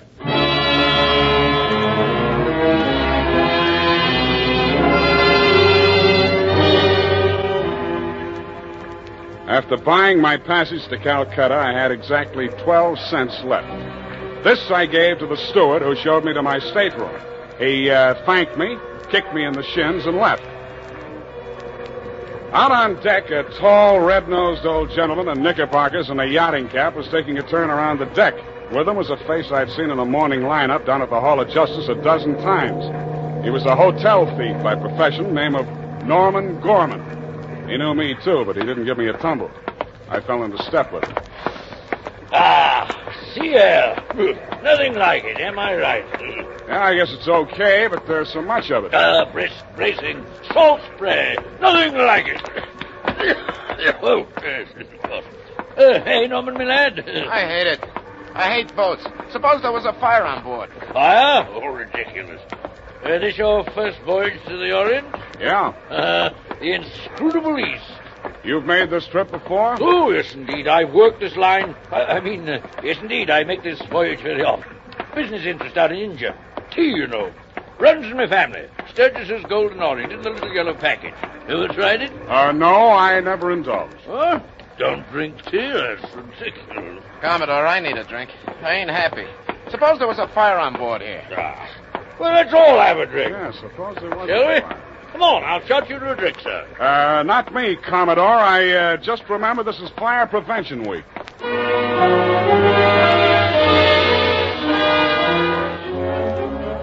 The nearest fire alarm to Brodnick's stateroom was on the companionway leading to the A-deck corridor. It was a glass-enclosed box with a small hammer hanging on a chain.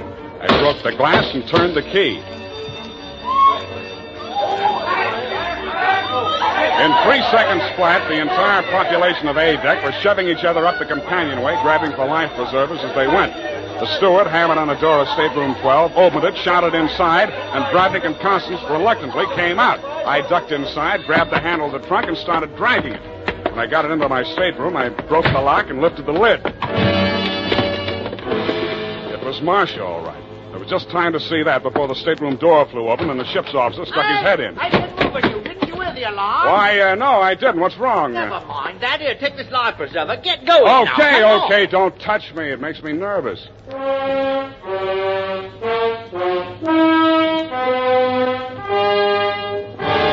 20 minutes later, the captain announced to the mob up on the deck that it was a false alarm, and the passengers drifted back to their cabins. I tried to look casual as I unlocked my stateroom door and walked in.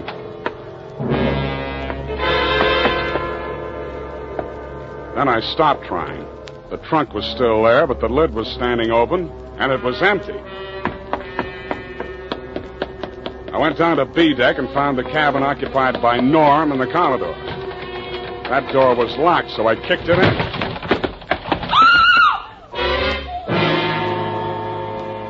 You could still see the marks on her wrists and ankles where the cord had been. It was the girl I had seen in the trunk. It was Marcia Hopkins, and she was very much alive. Oh, I'm sorry. I thought it was... Oh, what am I going to do? What am I going to do? You've got to help me, Sam. Why should I help you? He's crazy. They're both crazy. It all depends on who's in the trunk, doesn't it, Marcia? When it was Constance, you didn't think he was so crazy. Oh, don't you understand? I had to pretend that I'd help him. He was going to kill her right there in the hotel room. I told him it was too dangerous. If anybody looked in the trunk, it would be safer if she was in there alive. So he finally agreed and said he'd wait until we got out to sea to kill her. And then he was Yeah, going I know to... about that. Oh, the idea was so awful. I couldn't stand it. I started to scream, and then he stuffed the gag in my mouth and tied me up. He must have used chloroform or something, because the next thing I knew, I was in the trunk. And that little dark man was leaning over me. He and that old man with the knickers. They brought me here. So they pulled a switch on you. You were the fall gal all along. Oh, you've got to believe me. It was the only way I could save her life. You're the only one I can turn to, Sam. That little thief and the old man, they'd deliver me dead if there was an extra $25 in it. Oh, say you'll help me, Sam. Please say it. Well, when you ask me like that, what else can I say? Oh, you do believe me, darling. You do believe me. Come on, let's get out of here. I'm sorry, Mr. Spade. Please step back inside. I promised my associate, Mr. Gorman, that I would not allow this young lady to risk her life by leaving this cabin. You're getting into this caper at the wrong end, Commodore. It's wound up. They've bungled it. It's no good anymore. You may be right. But you understand my position, sir. I can't take any chances. You've talked to Mr. Gorman? Norm? Yeah, I talked to him. He took you into his confidence? Stop making with the pistol, Commodore. You don't know how to use it anyway. Oh, heavens, Norm. You're as white as a sheet. What is it? Oh, he's sick. Go get a doctor. Yes, indeed. Right away. Listen, Spade. Take her with you. Get out of here. I don't want no part of this. You got it bad, Norm. I'm sick, I tell you. The way I had it sized, this was a clean caper, a snatch. I figured the dame here's an heiress or something. Maybe they drop her off in L.A., connect some ransom, and go on. I figured there was enough for all of us. Oh, but that creep, that Brodnick, he's crazy. He's a regular Jack the Ripper. Stop babbling, Norm. Tell me what happened, exactly what happened. I get a sinking feeling in my stomach every time I think about it. Well, I go in, see? He's very smooth, very businesslike. He offers me a drink. I accept it. He mixes a couple of highballs for me and the dame, then he starts talking. I guess she don't know all about it before this, because she gets just sick as I do. First, I think he's kidding. Then he drags out this set of cutlery like a doctor uses to operate on people. Only he's got something else in mind. The porthole, you understand? Oh, please. I don't want to hear anymore. Being as it's you he has in mind, I don't blame you. My stomach. Hey, Norm. Norm. Here he is, the ship's surgeon. Oh, dear me. What? Stand away from him, please. Help me get him into the bunk. Sure, Doctor. Take the shade off that light, please. Yes. He's dead, isn't he? Oh, yes, he's dead, of course. Who poisoned him? I didn't waste any time answering him. I grabbed him by the arm. Before he could object, I was pushing him up the companionway to A deck. It was probably too late to save Constance's life. She'd drunk the same poison, and I was pretty sure she had, but if I was going to nail him for the murder of Constance, I had to get there before the evidence vanished. We got there just in time. I don't need to tell you what we saw, and I'd rather not. Brodnick rose slowly to his feet, clicked his heels military fashion, and bowed very low. The ship's surgeon. How opportune. Perhaps you could advise me, Doctor. After all, I am, in all honesty, even still, a mere amateur at this sort of thing.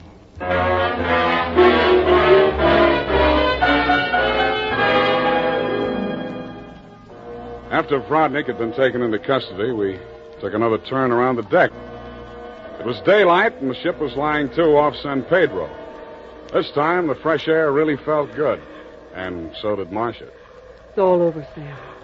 Yes, sweetheart, it's all over. But not between us. Say it, Sam. Say it's not all over between us. How can it be? I knew it. I knew you felt the same way. All my life before, it's been like a terrible nightmare. Never really happened. But it did happen, sweetheart. Oh, but you can forget it, darling, can't you? Please forget it. I'd like to, Marcia. I really would. Hold me close, Sam. Never let me go. You're beautiful. Is that all, Sam? Nothing else? Yeah, lots else. That's why I think we better say goodbye right now. Because when I feel like this, I get foolish. And if I get foolish with you, I'm likely to wake up in a trunk someplace.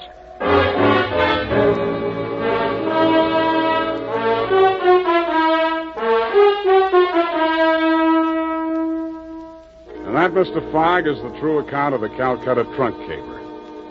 As my voyage was interrupted through no fault of my own, I trust you will advise your company to refund my passage minus the one-way trip to San Pedro. Period, and a report.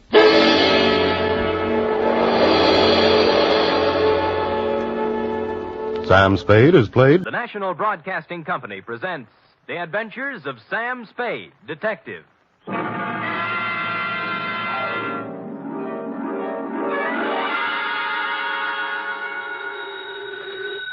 Sam Spade Detective Agency? Me, sweetheart. Oh, Sam.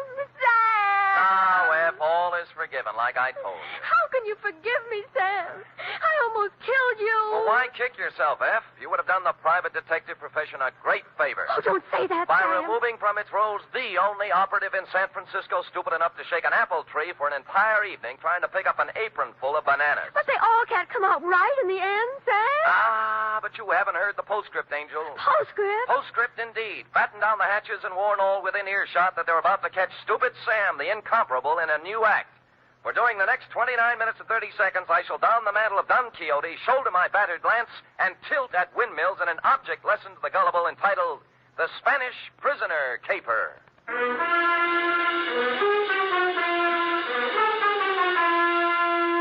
Transcribed for NBC, William Spear, radio's outstanding producer-director of mystery and crime drama, brings you the greatest private detective of them all in The Adventures of Sam Spade.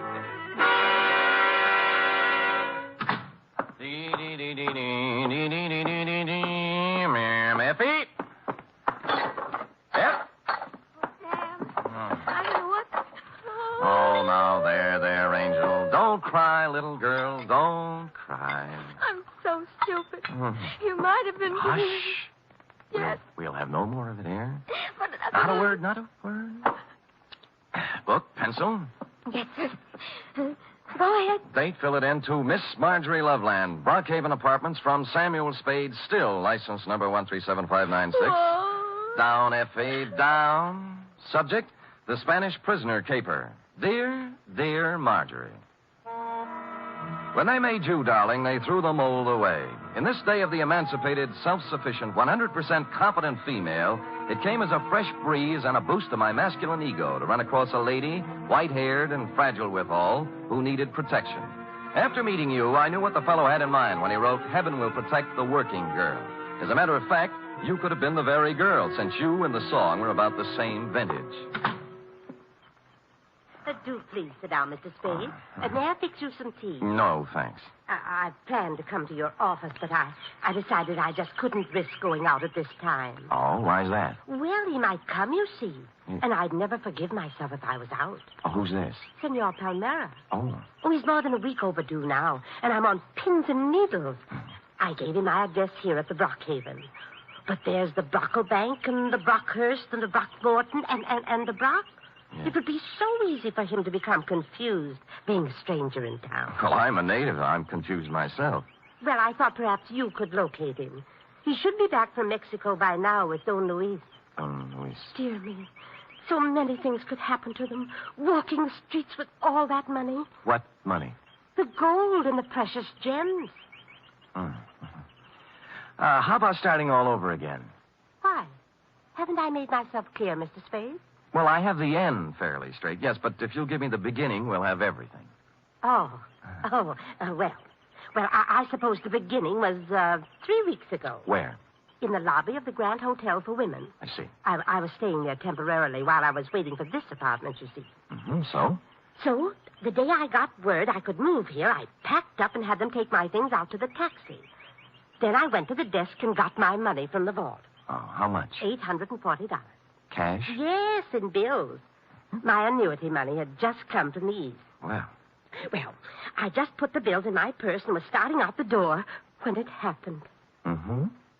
This voice came over my shoulder. A soft Latin voice saying, Senorita, I come to you on a matter of terrible urgency. And lo and behold, it was Senor Palmera. How did you know? Oh, I have a feeling for those things. Go ahead. Well, his uncle, Don Luis Alvaro, was in terrible trouble, he said. In prison in Mexico City on some sort of trumped-up political charge. And the family, though noble, was financially impoverished.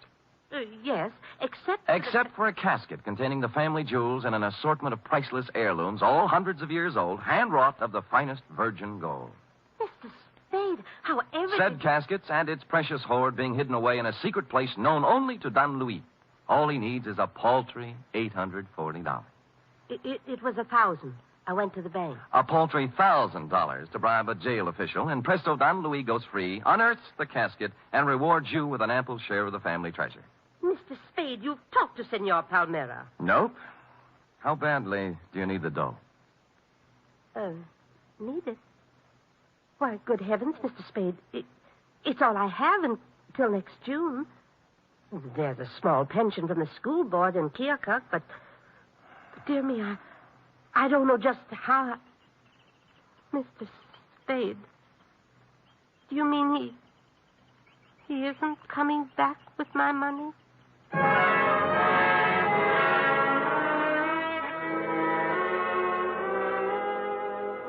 The truth of the matter, Marjorie, was that you'd fallen for the Spanish prisoner's swindle. A hoary old chestnut that goes back to the day of P.T. Barnum and before. But you look like if I gave you an honest answer, you'd dissolve into tears. As I said, I was in one of my Heaven and Spade will protect the working girl moods, so I made up a dishonest one. Mr. Spade, will I'll try and look him up. Maybe it's all a terrible misunderstanding. Oh, good.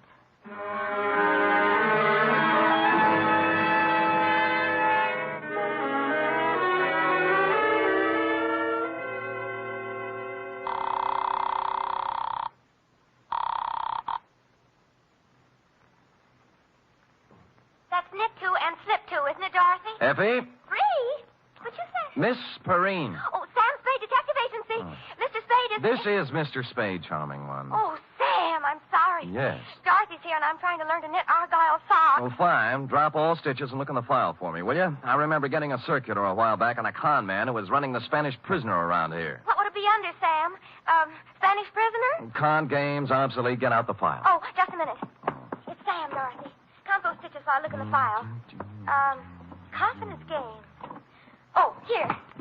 You told me to knit 2 and slip 2, I'm sure. Sam! Yeah? I found it. His name's Pedro Rodriguez. Rodriguez? There's no address, but it says he habitually associates with somebody named Lolita Montoya. Sounds Spanish. Slightly. Any address for her? 615 Mason Street. Fine. And that's all there is, Sam. Mm-hmm. Oh, golly, I'm so mixed up with these darn Argyles. Well, what's so tough about that? You ought to try it sometime. What row are you on? 27th. Knit 3 and slip 1, she says, and I... She's wrong. Knit 2, slip 1, knit 1, pass 1, and knit 1. You got it? Sam! How versatile. Nothing at all. I've been going out with a gray lady.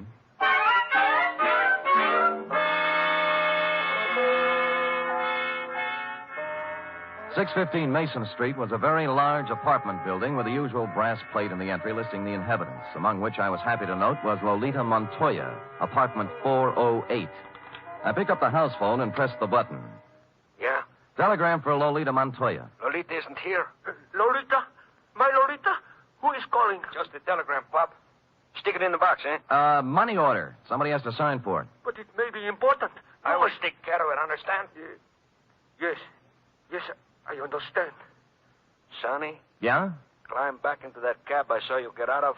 Hustle over to Western Union and tell the president Lolita's on a vacation. Get it? Score for you now. Hello? Well.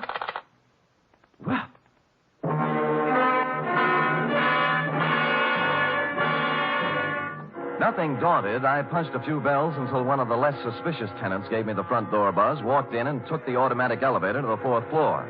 Or I should say toward the 4th floor, since halfway between the 3rd and 4th she quit cold. The elevator, that is, but there are devices for such things. I pushed the button marked emergency, and it took me only 50 minutes to get out, assisted by the janitor, the manager, and 12 tenants. The doors on the 4th floor, it seemed, had been carelessly pried open and held that way by a magazine carelessly stuck in the crack.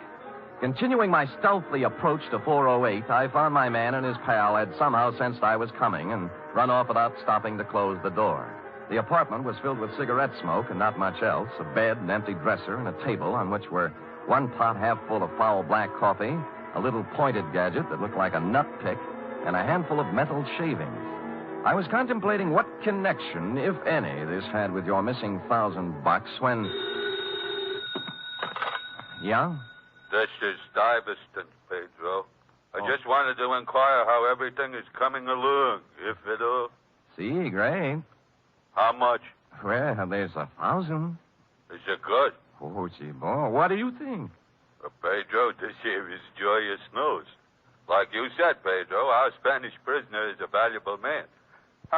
I must hustle over to the lighthouse and inform Lolita. Lighthouse? She has been very conscientious in the role, Pedro, very. Oh, see, great. It's not every girl who would sell out her grandfather so readily, Pedro. Nope. We must not take Lolita for granted. I will give it a new rumble, and we'll see you tonight at Simplex. Right? See, right. Au revoir, Pedro. Au revoir? What au revoir? Oulé, Stevie.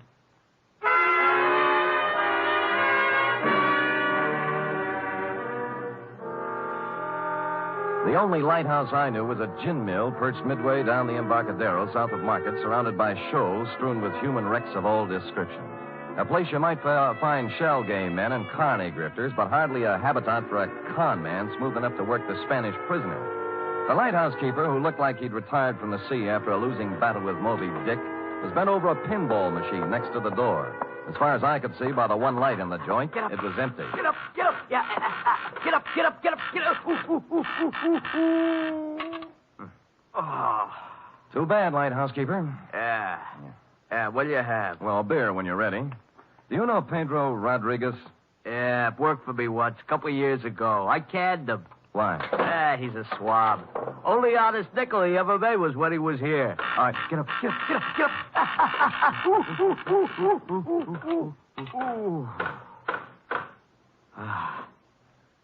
Thanks. Yeah, crooked swab is Pedro Rodriguez. He's up to something right now, if you ask me. Spanish prisoner? Oh, you mixed up in it too, huh? Nope, I just want to be. How does it go? Well, I don't know much about it, only it seems to smell. See, Pedro was sitting at the bar the other night with another swab, talking about an old Spanish jet who was going to make him $1 million. Just come over from Spain. Get up.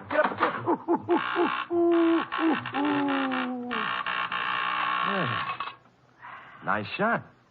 Body English, pure and simple. Yeah, so what about the Spanish jet? Well, I didn't hear no more about that. Hey, I'll tell you what you do. You ask Lolita about it. Anything Pedro's mixed up in, she generally knows about. Good. Where do I find Lolita? Let's see. I ain't sure whether it's the third or the fourth. Third or fourth what? The booth from the back there. Oh. She's been sitting there all night writing letters. You better be careful, though. She got an awful temper. Thanks, lighthouse keeper. How about the beer? Sure. Hey, Larry, draw one.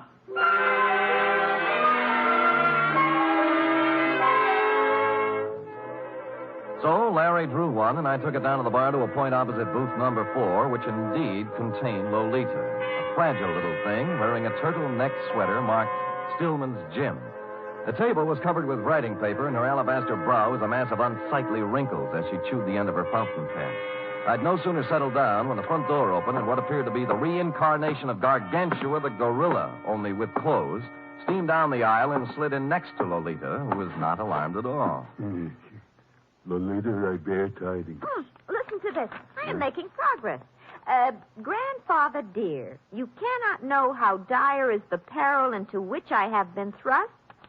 Okay? Possibilities. Or maybe, Grandfather beloved. As I take up my pen in hand, I am overcome with fear. Things look very black indeed. I have fallen into the clutches of a... Darveston, what are you grinning at? I have just conversed with Pedro on the telephone. We are in. Really? Yeah. Hey, you mean no more letters? No more. Pedro is exalted. He says that... What's the matter? Are we interfering with your train of thought, Buster? No. Go right ahead. I'll just sit here and drink my beer. Wait a minute. Now, look, George, there is plenty of bar down near the front door. Leave him be, Lolita. He's just a schmuck. I'm not so sure. He's got an honest look about him I do not like. What is on your mind, George? Pedro. Pedro, huh? Yeah, he's getting careless. Shortchanged a friend of mine $1,000. How does this figure? This man is subtle, Stivey. You are anxious to put the bite on Pedro for $1,000, right? Uh-huh. That is, unless Pedro wants to take a 5-year rap, it's up to him. 5-year rap for what? Stupidity. They ought to know better than to try to get by with a Spanish prisoner, honey. Spanish prisoner? He knows. What did I tell you? It's a shakedown. Well, you... Relax, Stuyvesant. Violence will get you nowhere. Out of my way, Stuyvesant. I'll show this tin horn. Lay off, Lolita, not the gun. I said get out of my way. You better let me have it, baby. Lolita, temper.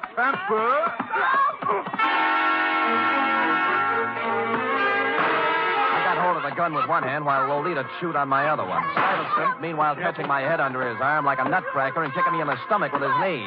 This went on for some time, then I became vaguely aware of Stuyves's fist, as big as a ham, coming up from the floor. He caught me on the side of the head, and I skidded down the marble floor, past the row of booths like a ball in a bowling alley, scoring a 10-strike on the pinball machine, which leaned drunkenly over me, stuck out its coin drawer, and flashed a red light in my face, reading, "Foul ball, try again." Stupid me, I did.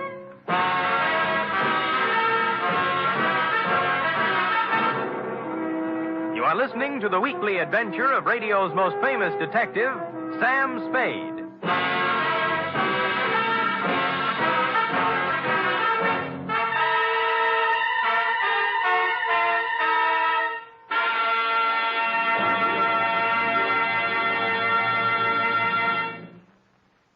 Three chimes mean good times on NBC. There's music and mystery tomorrow on NBC. For music, your hit parade brings you the top tunes in the land, as selected by you and presented by Raymond Scott's Orchestra, Eileen Wilson, and Snooky Lanson. For mystery, Herbert Marshall stars as the Man Called X, an intrepid adventurer in international intrigue who travels to all corners of the world. Wherever there is danger, romance, and mystery, there you will find the Man Called X.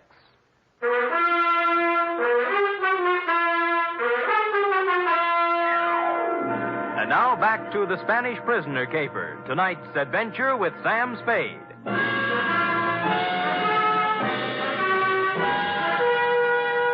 I came to with my head jammed between the brass rail and the bar next to what proved to be the lighthouse keeper's left shoe. parked as always in front of the pinball machine. Larry, that's up front. Oh. Get up, get up, get up, get up, get up. Where are they? Top hole is all filled with 3 balls to go. Congratulations. How about Lolita and the Meg? Oh, Deb. All right, get up, get up, get up, get up, get up, get up. Oh, Deb? Took off, blast them. I had 780,000 points run up, and they had to go and throw you at the machine, cause it tilt. And Larry!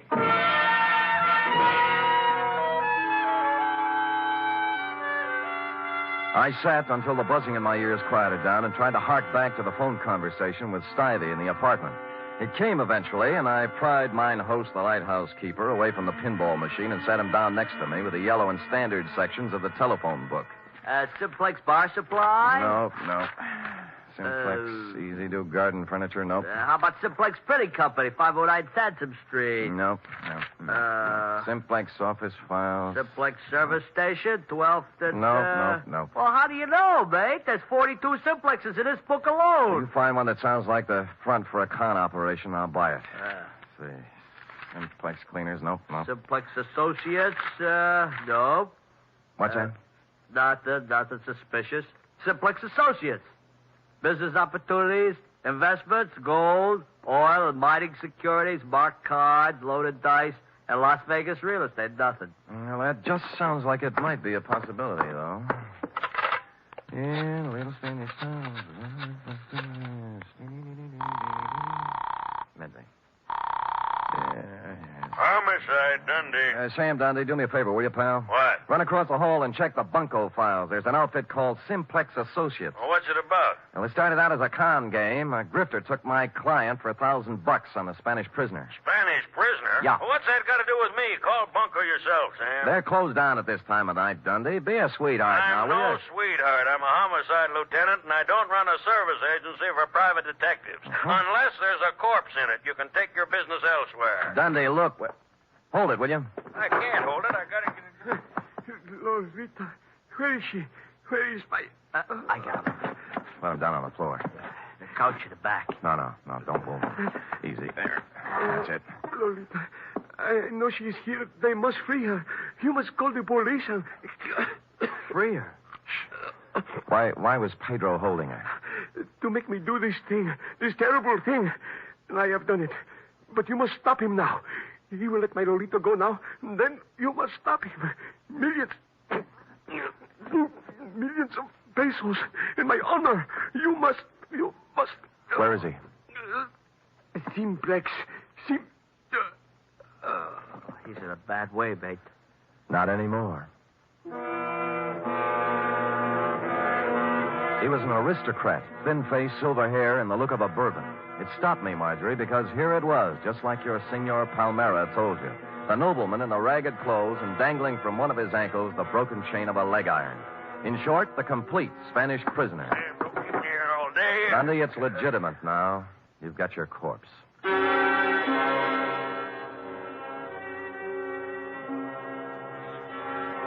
There was nothing on him to indicate who he was or where he came from, but I had a feeling I'd seen him before.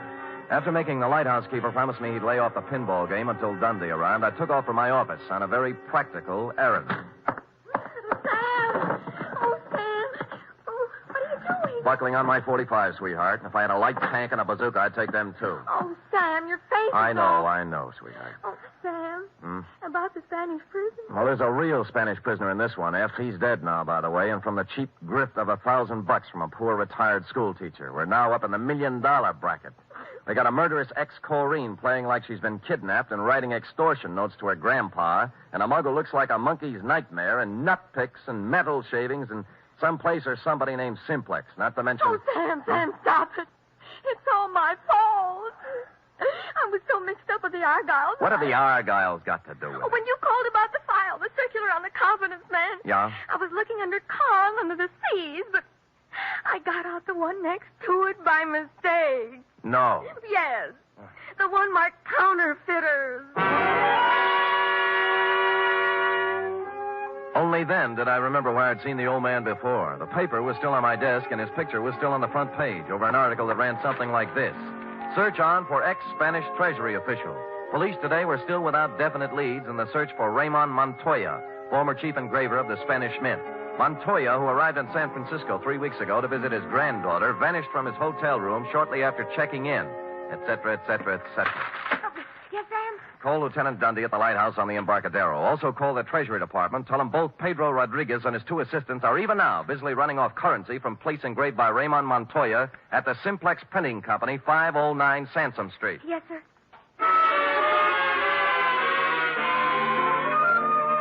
Mexican pesos it was, by the basketful. And the Treasury dicks agreed it was a happy thing for Mexico that Raymond had kept his engraver's tool on the right side of the law up to now. As to the matter of your Senor Palmera and his Spanish prisoner, I had excusably, I hope, lost my enthusiasm. And so it was, Marjorie, that I walked into the Palace Hotel lobby a couple of hours later to call you. Yes, sir? I'd like some nickels to phone, please. Why, sir. Here. Shall I? No. They're phony Mexican bills. Oh, dear. Dear me. Oh, good heavens. You shouldn't show money around like that. I just stuck them in my pockets for evidence. Forgot to turn them over to the Treasury. Here we are. Here's the dime. Yes, sir. And here you are. Yep. Hey, senor. You dropped some big money. Keep it. Huh? Put these back in my pocket.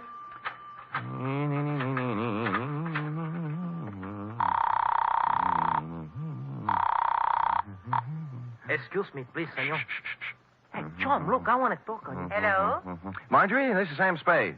Look, senor, I got to talk to you. Mr. Spade, did you find him? I'm sorry, Marjorie. I beg your pardon, senor. Just a minute, Marge. Look, buddy, you can have the phone in a minute. Now, will you relax? You mean my money is gone? I'm afraid so, Marge. It's an expensive lesson, but it's worth it if you remember, honey. From now on, never flash your money in public places. Senor, please. I'm almost through. Will you wait a minute? And never trust strangers, Marge. The world is full of sharks looking around for easy, middle-aged ladies with bankrolls. But he seemed so honest, Mr. Spade. That's the trouble. The way he came up to me and said, Senorita, I come to you on a matter of terrible urgency. I know. He saw your bankroll Senor, and he I come figured... to you on a matter of terrible urgency. Figured you look like an easy mark, Marge, so... Senor? Just a minute, Marjorie. What did you say? I say I come to you on a matter of terrible urgency. My uncle, Don Luis Alvarado, he's in awful trouble. Oh? Oh, there's going to be great rewards, senor, if you help us. You know, we just might be able to work something out.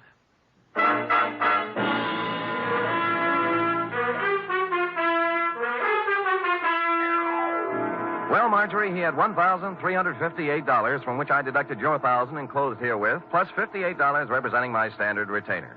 Period. End of report. Oh, it must be awful to be gullible like that. Dear, sweet little soul. Yes. Imagine her falling for a transparent swindle like that. You know, that's one thing I've learned from you, Sam. Oh? I have my savings in a real good, solid thing. What's that? An avocado mine. An avocado mine? Where? In Nome. That's in Alaska, you know. Mm-hmm. Well, nevertheless, and notwithstanding, go type that up.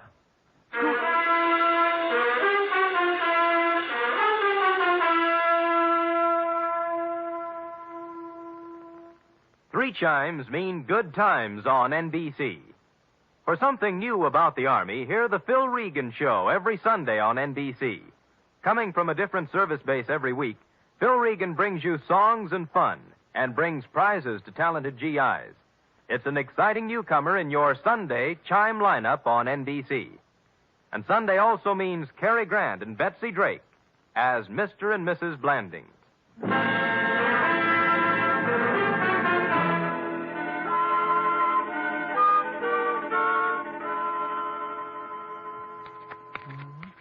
Here it is, Sam. Why, Sam. A knit 2, purl 3, slip 1, and knit 1, you see? How many rows did you do? I'm on 57. Are you sure you're right, Sam? Well, look at it. Have you ever seen such argyle? Well, that's what I mean, Sam. They sort of billow out, don't they? Well, who cares? That guy you're making them for probably won't appreciate him anyway. But they have to fit, Sam. Well, look at that. It'll make a perfect sleeping bag for a fat cat. Now, tell him your boss loused them up. But, Sam, oh, dear. What's the matter? Well, it was going to be a surprise. Therefore, No. Yes? Well, I'll treasure him, sweetheart. That's beautiful. Just what I wanted. That's my boss. Good night, Sam. Good night, sweetheart.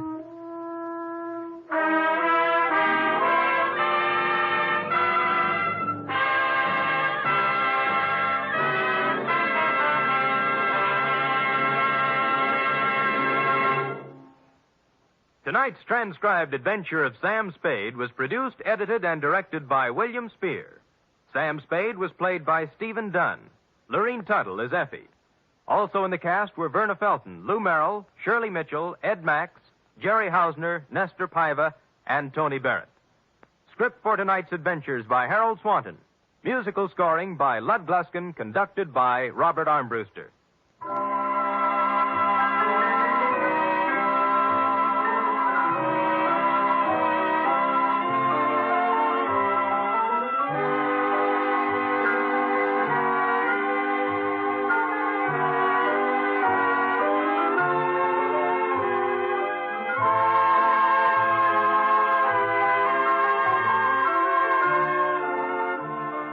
Join us again next week, same time, for another adventure with Sam Spade. For more mystery excitement tomorrow, it's The Man Called X on NBC. The National Broadcasting Company presents The Adventures of Sam Spade, Detective.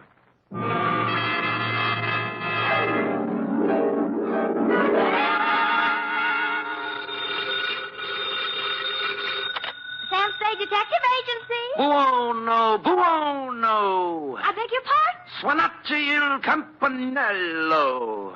Sam, what are you... Nothing at all, sweetheart. I just happen to have the tourist lists of handy Italian phrases before me. North Beach never did that to you before, Sam. North Beach never did anybody like it just did me, F. But I thought you said old Bartolomeo just wanted you to drop by for a friendly talk. And some garlic bread and red wine. But does that explain the knife gash on my coat? Your new tweed? My old tweed now, Cherub. You see, it was never meant to be swum in. The bay?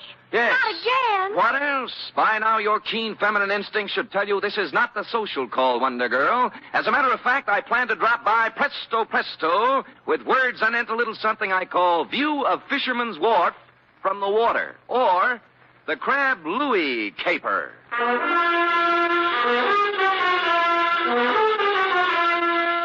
Transcribed for NBC, William Spear, radio's outstanding producer, director of mystery and crime drama, brings you the greatest private detective of them all in The Adventures of Sam Spade. Zing, zing, zing, ding, ding, ding, ding. Buongiorno, Sam. Well, ballooning up, huh? Let me see now. Oh, Desidero un carburatore della Calzella. Great. What's it mean? I found my secretary's list of most used Italian phrases, Sam. It means, I want a carburetor for my voiturette. I'll remember that. So shall we proceed with the business at hand? Ready, Sam. Date, fill it in. To Bartolomeo Maggiore, copy to Lieutenant Rossi, North Beach Division, from Samuel Spade, license number 137596. Subject, the Crab Louis Caper. Dear Bartolomeo, Fisherman's Wharf, as you know, is as changeable as an Italian wench. All smiles and laughter of a Saturday night with the lights blazing in the Cioppino palazzas and the tourists 3 deep around the steaming cauldrons outside. But it's something else again of an early dawn. Dark and lonely and quiet, except for the mutter of engines as the crab boats nose out into the fog that hang over the gate. Last night was somewhere in between. The lights were blinking out as I left my cab and walked over to your place of business, a gaudily painted building at the foot of the wharf with a red, yellow, and blue sign reading Museo Maggiore. Curios, souvenirs, waxworks. Admission 10 cents.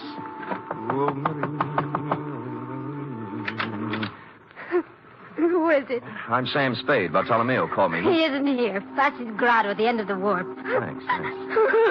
Look, is there anything I can... Sorry.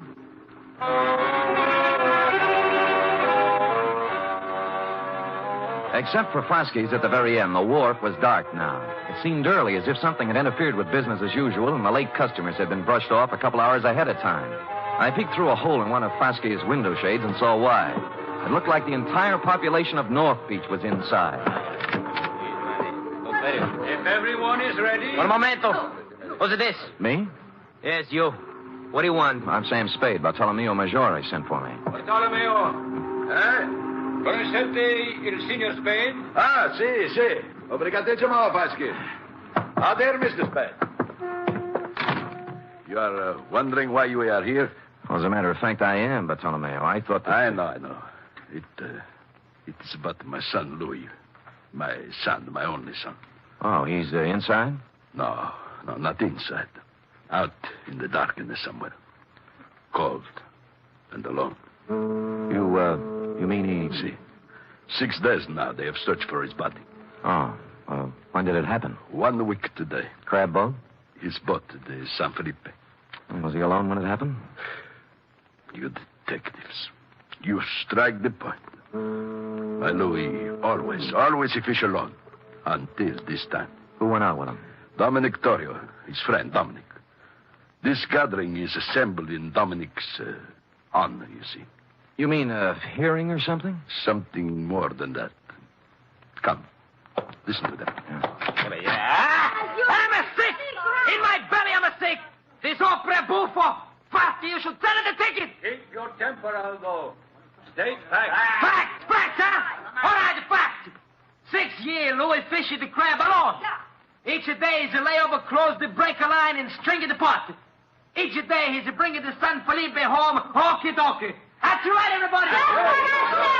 Sure. Until one fine day, Dominic hit to go with Louis to help. Aldo, we must deal in facts. Dominic is suspended. Fact is the truth. He's a kill Louis. Sure, he's a kill Louis. And you know why? Because he's a want Rosalia. That's the one. See how it is. Who's Rosalia? You must have seen her at the museo. Crying? Yes, with reason. Next week, she and my Louis were to be married. It's tough. You think this Dominic was in love with her, maybe? I think nothing, senor. 2 men, friends, alone in a boat in a heavy fog. One of them dies. The other says it is an accident. It is not for us to think or make guesses. Say, what am I supposed to do? In the records of the police, senor, my Louis died in an accident. Mm-hmm. In the hearts of his friends, he was murdered. For my sake, for Dominic's, for the sake of us all, we must know the truth. For this, I prefer to employ one who is professional and impartial. Come. We go here. I don't believe it, senor. Believe me, before heaven, I mean it. Silencio. Once again, Dominic. How far was the boat from Seal Rocks? 100 yards, I think. I heard the break. Silencio. Let Dominic tell the story. Go on now.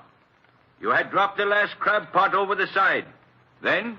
Something went wrong with the motor. Louis told me to look at it. I went below, then it happened.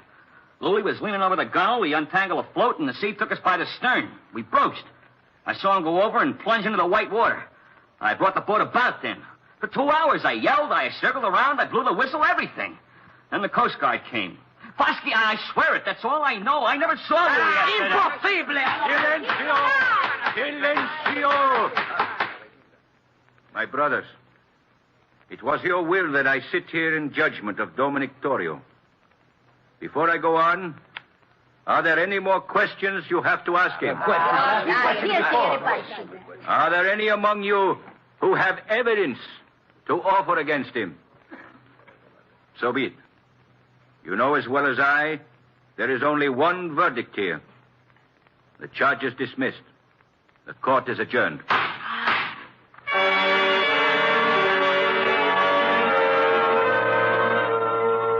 Everyone was still for a second, like a big tableau. Vasquez, white-haired and dignified on the platform, looking down at Dominic, and the rest of them all on their feet now, boring holes through him with their eyes.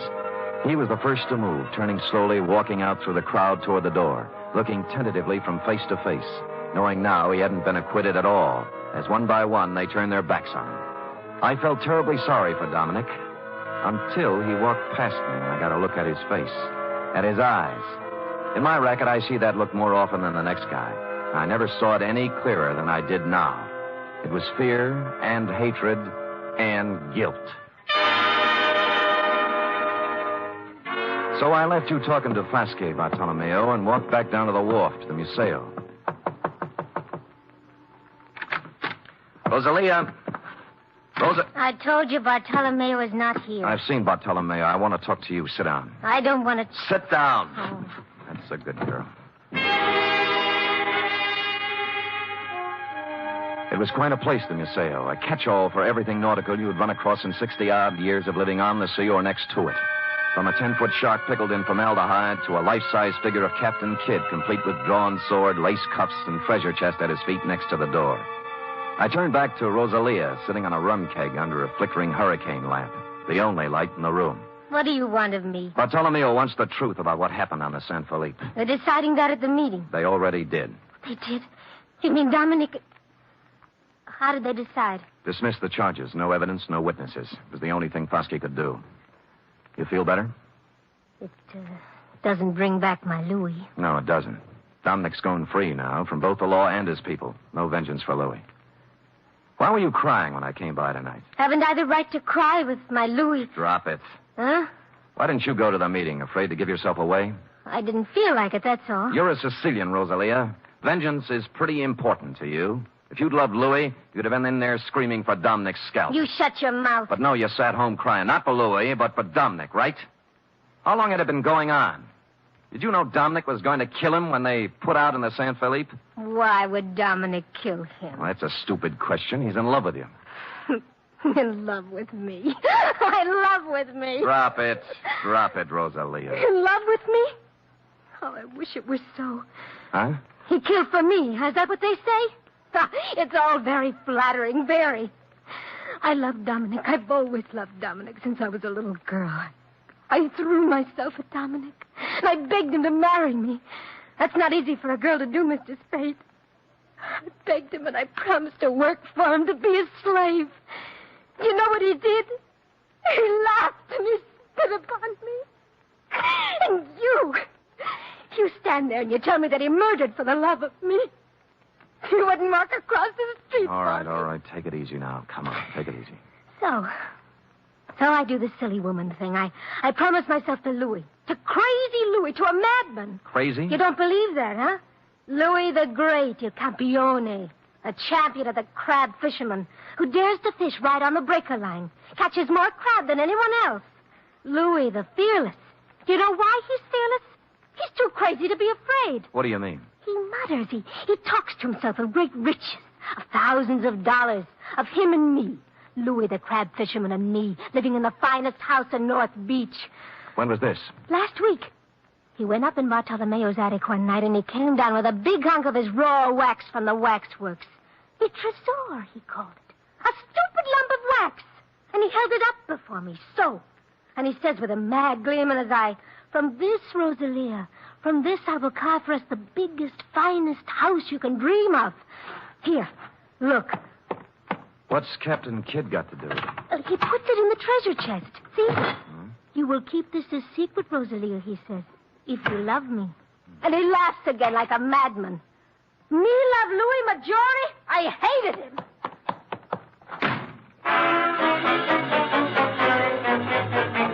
It was too good to be phony. The triangle notion had to go. You could hardly blame Rosalia for thinking he was crazy. In the treasure chest was a hunk of tallow, not a very fresh hunk at that. And Louis's routine with it must have hit her like the graveyard scene from Hamlet. Therefore, having no theory, nor evidence, nor witnesses, I also had no motive. As always in situations like this, I did the sensible thing. I went home and went to bed. Or I thought I went to bed. Hello? Spade? Yeah. I got a tip for you. No? Find yourself a nice, dirty divorce case somewhere and stay out of North Beach. Well, this almost sounds like a threat. Call it advice. There's $100 in the mail for you. You'll get it this morning. Plus a bribe? A gift. Can I keep it if I don't play? If you don't play, you won't need it. I suppose it's useless to ask who this is. Louis Maggiore. Say that again? Louis Maggiore. Shall I spell it? You might explain it. You talk to Rosalia. Figure it out for yourself. Sure. So she never loved you, and you knew it. So you go over the side when the comber hits, swim ashore, then discover they think you're dead and decide to leave it that way rather than go through with a wedding. You got it. I got more. So life without Rosalia in North Beach is impossible. You can't face the shame and loose talk that goes with a busted wedding. So you're going over the hill and find a new life for yourself. Wait a minute, Spade. Oh, there's more. So you're tossing over a car, a bank account, a boat worth $7,000, Walking out on your old man, to say nothing of 3 years apprenticeship and 6 years of hard work to get where you are. I understand perfectly. And you're being a little insulting. I make a lot of my dough with my big flat feet, but I do make some of it with my head. Now try again. You don't believe I'm Louis Maggiore? That is the general idea. And it might surprise you to know that 5 minutes ago I was ready to chuck the whole antipasto. Now I'm back in with both feet. What's with the music box? Nothing.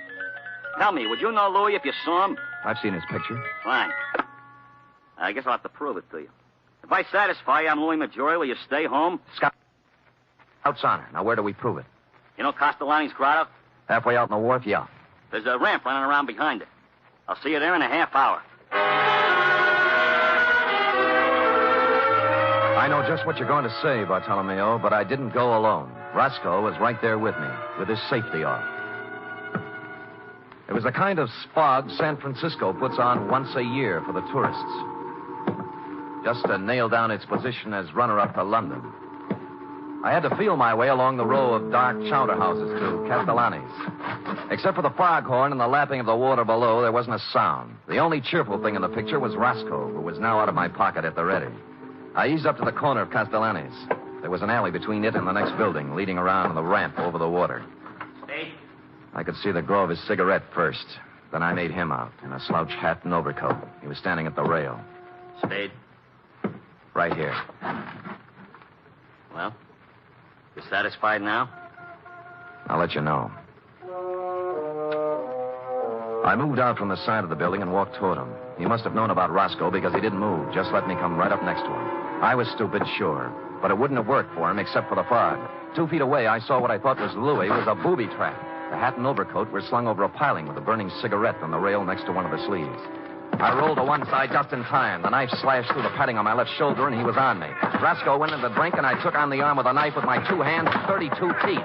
Unhappily, overlooking a spare foot he knew what to do with. I went through the railing like an silent version of the sea wolf, arriving thus in the limpid and soothing waters of San Francisco Bay. At the moment, I was not sorry.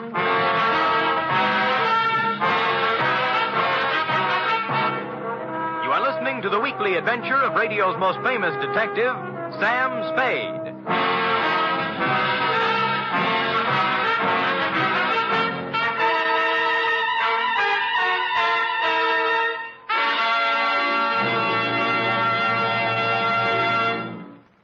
Three chimes mean good times on NBC. Sunday, Theater Guild on the Air presents one of the greatest dramatic undertakings in the history of radio. It's a full hour-and-a-half adaptation of Shakespeare's masterpiece, Hamlet. The immortal lines and matchless beauty of Hamlet come to life Sunday with John Gielgud, Dorothy McGuire, and Pamela Brown in Theater Guild on the Air. And a reminder, this Sunday also means another gala broadcast of The Big Show.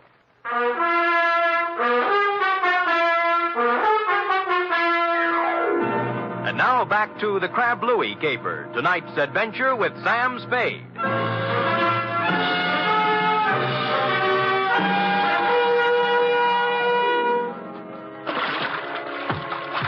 Wetting my finger and holding it up in the wind, I quickly determined where north was, and just as quickly decided there was no percentage in swimming the Golden Gate. A bright blur on my starboard bow called to mind the old saying, where there's a light, there's life, so I headed there. 3 strokes this side of exhaustion, I pulled up at what proved to be a landing with a Jacob's ladder, at the top of which I found the rear entrance to Foske's, or more accurately, Foske's private office. The door was open. Huh? Oh. I'm Sam Spade. I've been swimming, if you're wondering. Bartolomeo told me about you. He didn't say you were crazy. Well, maybe he didn't know. You wouldn't have a brandy lying around loose, would you? Well, sure. Sit down. Thanks. I think I saw Louis tonight. Louis? Impossible. Where? Behind Castellani's. Yeah. Bless you, Fosque. Oh, hit me again, will you? Yeah, but what about Louis? Called me up, said he'd meet me there. Just tried to knife me. Oh, but it's impossible. Is it? Why would he play dead? And why would he try to kill you? Maybe he's crazy. Well, how do you mean? You've heard of the dear old lady who had the trunk full of pancakes, haven't you? Hmm? Louis saves old tallow. Captain Kidd's treasure chest at the Museo is full of it. Who told you this? Rosalia showed it to me. May I? Help yourself. Thanks. Might be a good idea to call another meeting and tell the people. Make it easier for Dominic. Funny. Of the whole meeting here, I alone doubted his guilt. Good thing they made you the judge, or he might be 6 feet under by now. Got a cigarette? In the box there, next to the phone. Thanks. Yeah, I went right along with him, too. Shows how wrong you can be when... When what? When you go by emotions and not by evidence. This is, quite a cigarette box. Yes, it stops when you put it down. Hmm? Well. I suppose now you'll drop your assignment? Sure. I'm a detective, not a psychiatrist. You've got a lunatic running around, that's your problem. Good night, Fosky, and thanks for the brandy.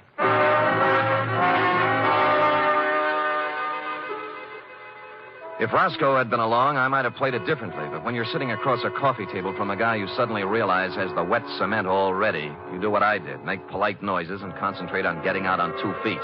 It was 7-3. Dominic was stashed in a handy closet listening to the whole thing, which was handy since the next obvious move was his room in a house on Jefferson Street. A rooming house owned and operated by a 4-corsage bosom-type lady known as Mama Luca. Oh, Senor, I don't know nothing. You're scared, Mama. Did Dominic threaten you? No, don't ask me. Look. He killed Louis Maggiore. I gotta know why. I don't know why. I don't know nothing about it. Louis came here? Yes, Louis came here the night before it happened. Why? I don't know. He was all excited. A handful of wax. Wax? You know. What about it? He showed it to Dominique, and they go into his room and talk, and then he ran off to send a telegram. Telegraph office, huh? Well, since it's official business, I can let you read the office copy. Here. This message just came in tonight. Dominic Torrio. Regarding your inquiry, analysis of samples sent here by Louis Maggiore, highly promising. If quality uniform and weight correct, would estimate value minimum $60,000. Hartley Associates, Vancouver, B.C.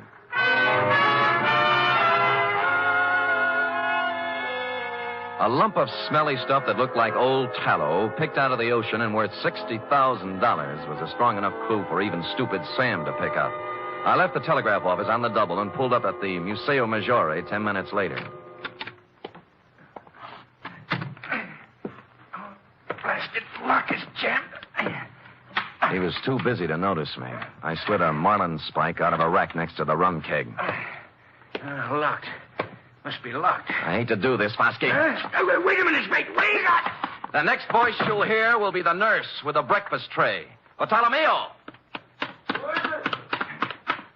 Senor Spade, what have you... Look. What have you done? His Honor was playing Pandora with Captain Kidd's treasury. Treasure box? Yeah. But why? Who is it? Who? Fosky. Surprised? Fosky? Why would he, of all people? He likes a buck as well as the next one, possibly even more, when there are 60,000 of them. $60,000? Yeah. Is he mad? Like a fox. Here, let me pry this cover off. There. What is this? Well, it may not look like much to you and me, but to a perfume manufacturer, it's prettier than the Venus de Milo. Tallow? Ambergris. It's what happens when a whale gets a tummy ache. Louis must have run onto it 10 days ago. Madre mia, $60,000. Yeah. That's the big why of it, Bartolomeo. What now? You think Fosky... He won't talk, neither will Dominic. They're next and they know it. Still 2 men alone in a fog in a boat. See. There were only a witness. There was a witness. Hmm? The eye of God was on Dominic when he did it. And the judgment of God is swift and is sure. Dominic knows it. You think so? I know Dominic. Why you ask? There's a way to find out. What time is it? 1:30. There's time. Where do you keep your razor? Razor? Yeah. I'm going to shave Captain Kidd.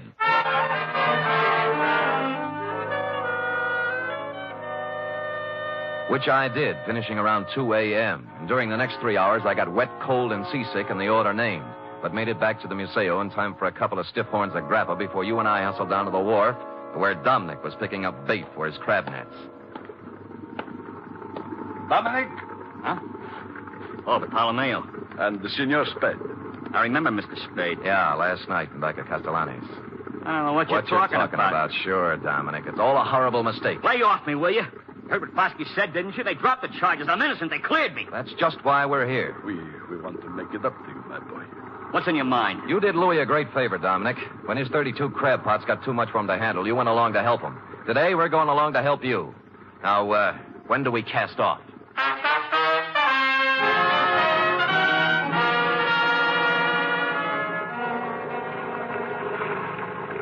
There's a float up ahead. What color? Yellow and red. Is that yours, Dominic? That's mine. Great. Pull up alongside. Well?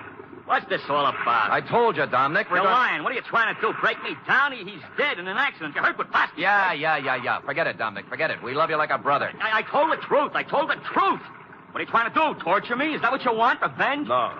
The matter is in other hands now. What? You mean?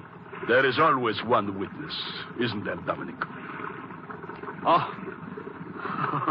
That's what you mean, huh? Is that why you came to tell me that? That's a good one. Hold the wheel, Spade. I'll bait my net. I'll spit in your eye one day, old man. One day when you get smart. You and the whole lousy We war. both watched him hold the line. What you had pulling it planned on for the me. deck, prattling to himself like a little kid whistling in the dark. He was a lousy actor, pale under his sunburn and drenched with I sweat. won't let you forget Up it came, coil by I got coil. something to prove. Then it began to come slower. I can make it stick. When I can prove it in court, I'll sue you till you bleed. Hey, what's the matter here? What's pulling on this line? Maybe it's your conscience, Dominic. It's heavy. What? The Lord moves in strange ways. I can't get it up. Let me help you. There we go. 1, 2. Up. Louis! Get away from me! Let me go! Louis! No!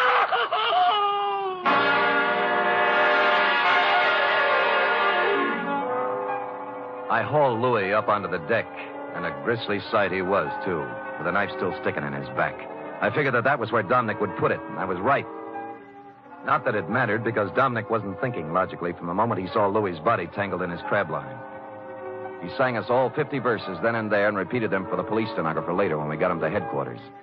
It looks like a first-degree rap for both him and Foskey, but I'm waiting till it happens before telling him the corpse was Captain Kidd, minus beard and ruffles. Period. End of report. Sam, again and again I rediscover you. And each time a new facet, a new thrill. You're just wonderful. It's true. But it pleases me to hear it from you, F. And so I propose to reward you in a fitting manner. First, back salary? Tut, a carburetor for your voiturette. And second, back salary? 10 free tickets to the Museo Maggiore. Third, back salary. An invitation to accompany me, your employer, to browse upon 2 bowls of cioppino tonight at Castellani's. And fourth, I give up. back salary. Sam! Count it, girl, count it, and bless you. The voiturette, complete with carburetor, will call at your door in precisely 1 hour. Until then... Good night, Sam. Good night, sweetheart.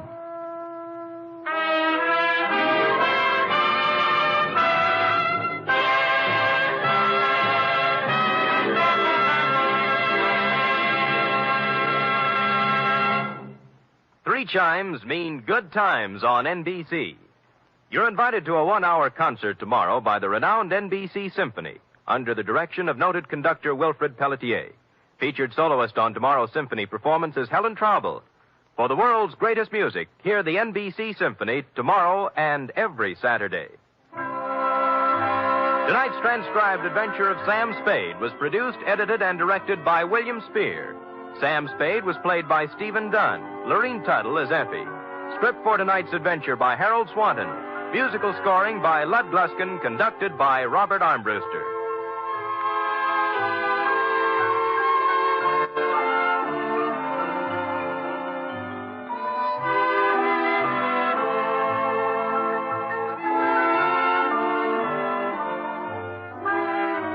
Join us again next week, same time, for another adventure with Sam Spade. Through the years, the Red Cross has helped the victims of disaster and helped protect the health of our nation. Today, with the country rising to meet the challenge of possible aggression, the Red Cross has been asked by the government to undertake additional tremendous tasks. A goal of $85 million must be reached during the 1951 Red Cross campaign. This year, when you support the Red Cross, you'll be helping to mobilize for the defense of our nation. Join the magnificent Montague. Then it's Duffy's Tavern on NBC.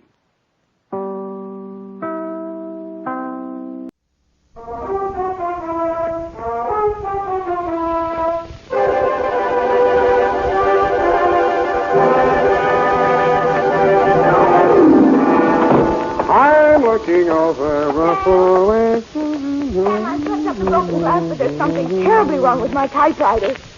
Looks okay to me. Those old models stand up, Eph. They don't make them like that nowadays. Well, I should hope they don't. Somebody shot it. SQP again. No, the alphabet is all right, Sam. It's just the one key. One missing? No, but it's Sam. This one right here, Sam. Look here. The at and Sam. That makes sense. You won't need it for this one. Come on in. Oh. Sam, wasn't I smart? I got the answer right away. The answer to what? That to which you referred to, Sam, is the whole ghastly riddle. SQP, to be exact. Well, I was tired. Of course you were. And besides, I was right here where I can see it right out the window. See, the neon sign, Sam, over the nifty drugstore. See? Right there. Stability, quality, purity. And a blink. State. Wasn't I smart, Sam? Wasn't I? Yeah, of course you were. But that isn't quite the answer. Well, then what is that? It's to Detective Lieutenant Dundee, Homicide Detail, San Francisco Police, from S. Spade, Life N. 137596. Subject, the SQP caper. The minute she walked into my office, I smelled trouble. But it also smelled like $50 an ounce. She was small and brunette. Her eyes were large, appealing, and moist. But her pitch was disappointing. And now I realize that what he really came to San Francisco for was to be with her. This isn't the first time, Mr. Spade. There have been others. I don't know who this woman is, and I don't care. This time I intend to do something about it. They're registered at the Belvedere Hotel, and I want you to go with me and... Just a moment, Mrs. Pierce. Yes? I think I know what you're leading up to. You want a detective to go with you and be a witness so you'll have grounds for divorce. Is that it? Yes. I can't go on any longer with a man I can't trust. Oh, it's so humiliating. Now, Mrs. Pierce, please, I do sympathize with you. Honest, I do, but I can't take the job. After I poured out my heart to you, exposed myself. Oh, now, please, it's not as bad as that. It happens every day. It's just that I don't take divorce cases, but I do know a detective who might help you. You'll be much better off with me. But I'm sure I'd feel much better with you. Maybe after your divorce, Mrs. Patricia. My friends call me Pat. All right, Pat, I'll see what I can do. Belvedere Hotel, good afternoon. Tiny Stover on duty. Tell him Sam Spade. Just a moment. Who is he, Mr. Spade? Friend of mine. House detective at the Belvedere, but he likes to pick up an extra fee now and then. Sam? Tiny? Sam? Tiny? Sam? Roger. Who? Look, Tiny, I'll stop if you will. Oh, Sam. Yes! What's with you? Yeah, about a guest in your register. Pierce, Donald, Mr. and Mrs. Oh, yeah, sure. Clerk gave me the high sign on here. Pierce, yeah. Checked in alone, but registered for both, Sam. Said the wife would be along later, but it's okay. She finally got here. Yeah? Well, his wife is in my office now. Huh? She wants to crash the party. Oh, I get it. Want the job?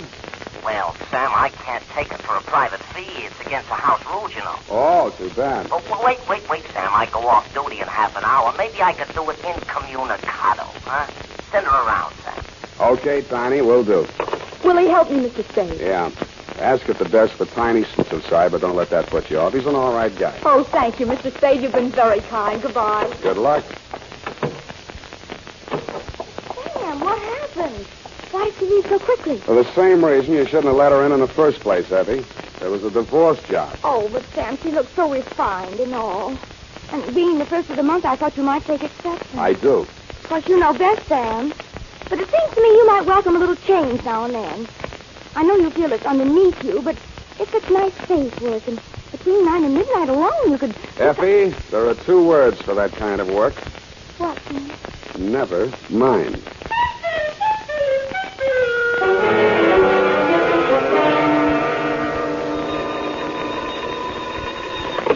Sam Spade Detective Agency. Oh, just a moment, Mr. Stover. Tiny Stover, Sam. What does he want? I don't know. I think he's crying. I'll take it. Tiny? Sam? Yeah. What's up, Tiny? That dame you sent over here, listen, I better not take time telling you. Get over here. Room 418, come in the side entrance and walk up. What happened? I cannot tell you over the phone. Just get over here, Sam, and hurry.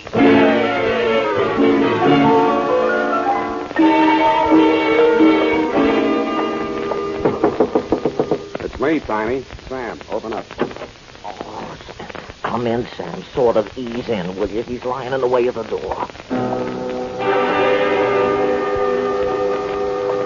first thing I saw as I squeezed through the narrow crack of the door was the brunette that had visited my office that afternoon.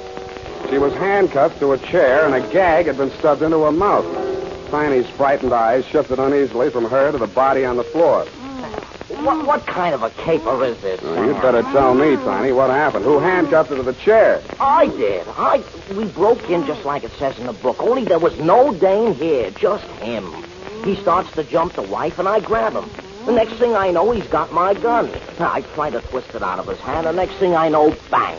He's right where he's laying now, and he's dead. Next thing I know, the dame is grabbing for the phone and screaming that I murdered him. That's when I decided I'd better shut her up for a while so you and me can compare notes on this thing. Well, first we better get some notes to compare. Now, listen, Pat, I'm going to pull this gag out of your mouth, but if you start screaming, it's going right back in. Get it? All right. Now let me out of these handcuffs. We'll get around to that. Now, first, I want to put you straight on something. I know that Tiny here went into this on the level, which is more than I know about you. So if there are any angles in this caper besides the story you told in my office, let's have them now before the cops get here. All right. I lied to you. I never saw this man before in my life. Shut up, Tiny. Go on. I was hired by a man named Christopher. He advertised for a photographer. He said he specialized in photographs for legal evidence, and this man Lombard's wife she wanted a divorce. I didn't want to do it at first, but the pay was good, and he said it was good experience for newspaper work, which is what I want to do. So I took it. Why didn't you tell me that in my office? Those were his instructions. He said that's the way they did it. And any detective would understand. And I was sure you did when you wouldn't take the job. Hey, wait a minute. I don't get it, Sam. Is she some nut or something, or is she just dumb? I guess I'm just dumb. No comment. Let's get some facts. Your name? Patricia Vane. My friends call me Pat. That part of my story was true. I studied photography at Berkeley. Yeah. Now, this guy that hired you. Well, he has an office in the Fidelity Building, where all the divorce lawyers are. Full name? Calvin Christopher. It says on his office door, Public Relations Counsel. That's room 842 in the back. You ain't swallow Miss Yarn, are you, Spade? Fine, go sit down. I didn't say nothing. Check. Now, Pat, is this your story? You and Tiny came in here together. Lombard jumped you. Tiny grabbed him. There was a scuffle, and a gun went off. Yes. I just opened my purse to take my camera out. Where's the camera? I don't know. In the excitement. Oh, that looks like it over there. Over there by the phone. Be careful, there's some exposed film in it. It might have a clue. What did you shoot? Oh, some fishing boats. And one I speak of Mr. Christopher himself. And some action shots of what just happened here. Do you think the police will confiscate my camera? No, I will. I saw it first. Hey, Sam, where you going? I'm going to do some fishing. Sam, you can't leave me holding the bag. You got me into this. You want to get out, don't you? Yeah, but... Okay, keep me in the clear. You'll have somebody working for you. I felt like a cad, Dundee, but there was nothing I could tell you that they couldn't tell better as eyewitnesses, so I left them there to face you and your homicide boys alone. My first stop after leaving the Belvedere was Ludkin's Lightning Photo Finishes, where I left Pat's camera and film. Then I mushed across town to the Fidelity Building. It said on the door, sure enough, room 842, Calvin Christopher, Public Relations Counsel. Well, sir, what can I do for you? You, Calvin Christopher? I am. I'd like to ask you some questions. Detective? You hired a girl named Patricia Vane to take some pictures in the Belvedere Hotel, right? Why, no. I advertised for a photographer, but so far no applicants. What do you need a photographer for, Mr. Christopher? Well, that, sir, with all due respect, is none of your business. There's nothing illegal in advertising for a photographer. And if I had employed one, I would tell you so. That's a straight answer. Then your story is that you did not employ Miss Vane and that you have no knowledge of her. That is my story. The girl's story is that she was here in this office and even snapped a picture of you. That film is being developed now. Still want to stick with that statement? Look, friend, you do not have to be acquainted with the person in order to have your picture taken by her. Or her, as the case may be. I know that, but if your picture shows in that film, I'll know you're lying. Mind if I use your phone? Thanks.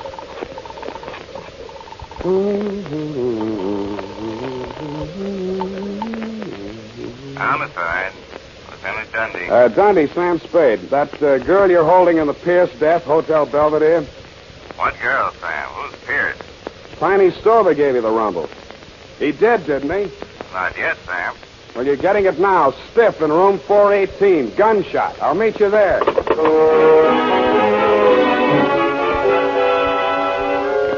And I did. I won't dwell on that part of it, Lieutenant Deere. You were cross with me, and I didn't blame you.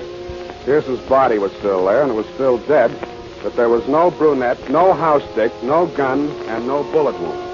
The medic called it death from natural causes, heart attack, but the worst was yet to come. When I rushed down to Ludkin's to get those pictures, just to prove to you that I wasn't completely out of my mind, there were no fishing boats, no pickets, no Mr. Christopher, and no struggle. Nothing but pictures of a complete set of dental x-rays. There was a date on them, 7/14/48, and some initials, SQP.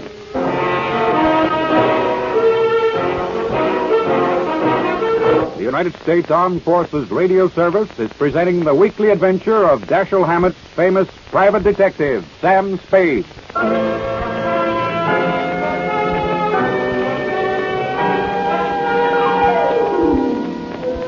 SQP. Seemed very familiar somehow. Society of Quail Prevention? Too neat. After you and your boys had cleared out, Dundee, I went back to room 418. I wondered who had fired the shot that both Tiny and the brunette believed had killed Mr. Pierce. I didn't find out, but I did find a .38 slug in the floor under the rug pad. The fibrous material had been scuffed by somebody's foot to hide the bullet hole. Tiny had been reaching for the phone as I left. According to the operator, there'd been no flash on her board from 418. That meant that whoever had stopped them had done so in a matter of seconds. I didn't know whether it had been done with a kiss, at gunpoint, or with a blunt instrument. I doubted anybody would have knocked Tiny out because he was too heavy to carry down 8 flights of stairs. I checked Tiny's room on the first floor. It had been ripped to pieces by somebody who obviously had been searching for something no bigger than, say, a roll of film. About there, I decided to go and pay my respects to the late Mr. Pierce.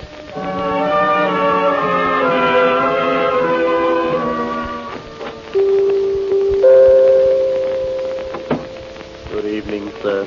I'm Confrontation. You never remember me, do you? Was it in connection with the columbarium? No, we decided against it. Oh? Which was your dear deposit? Pierce. Donald Pierce. Late afternoon pickup at the Belvedere. Oh, dear, he's still on the slab. He's not quite ready to be viewed. Would you like to see the floral tributes? They're truly lovely. Who made the arrangement? Mrs. P. A truly lovely tribute. Small but perfect. A heart-shaped wreath with their initials intertwined.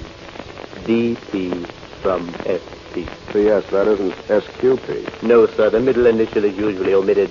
That is, if desired, in the 3250 tribute. Of course, I'll go to them. By Jove, I do remember you. The detective, Mr. Spade. Good heavens. Foul play in regard to our Mr. P? I'm not sure, Mr. Etheridge, but maybe you can help. These x-rays. Could you check and see if they're his? Why, surely. Oh, dental x-rays. Needn't spend the time. No use? No teeth. A completely dentured subject. For a good 10 years, I would say. Oh, pardon me. Something, madam. I'm going to Pierce. Oh, yes, if you'll just wait. Do you know Mr. Spade? Oh, they told me at the hotel. Very fortunate that you're here, Mr. Spade. Well, I'll go and see how things are backstage. I'll see you later. Oh, these awful things that people must go through when death comes. No, it's not pleasant. Were you married long? 2 years. We were married in prison, you know. What? I suppose it couldn't be a surprise to me. We both knew it could happen at any time. You mean he'd been sick quite a while? Yes, coronary effusion. Heart trouble, huh? Then you agree that's what killed him? I agree that... Do you have any reason to think otherwise, Mr. Spade? Well, I think you know more about it than I do. His physical condition? Let's start with yours. How are your teeth? I don't understand. These your x-rays? What? Oh, good heavens, no, this is a man's mouth. Where did you get these? What are they supposed to mean? I think they mean blackmail. Teeth and fingerprints are two of the best identity clinches. These initials, SQP, could be Sandra something Pierce. They yours? No. Do the initials SQP mean anything to you? Well, only I thought, of course, the prison. The what? San Quentin prison. San Quentin. Oh, I've been stupid. That's what you meant, married in prison. Of course, I thought you knew. Donald was head of the prison dental laboratory there for 11 years.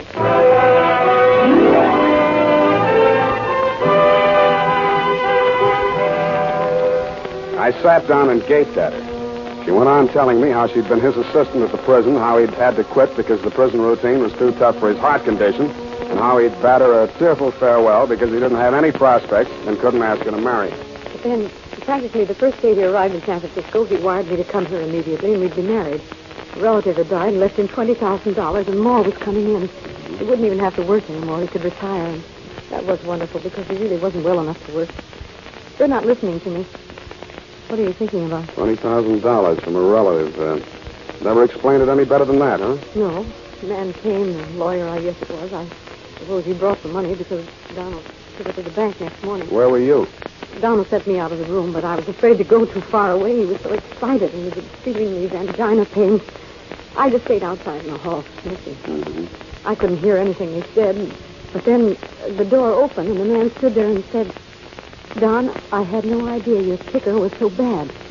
Someday somebody's going to say boo to you, and you'll drop dead. That's what I figured, Mrs. Pierce. I think your husband was murdered. He was literally frightened to death.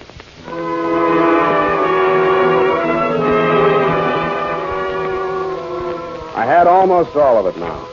Just a name and a number were missing, and I thought I might have them in my office under SQP. There was a light showing in my outer office as I came down the hall. It went out as I turned the doorknob. Stop right where you are. I've got a gun. That you, Pat? Oh, it's you, Sam.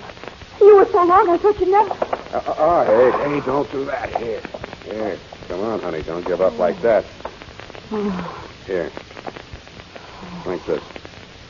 What happened? Oh, I'm so tired. My ankle, I think I broke it.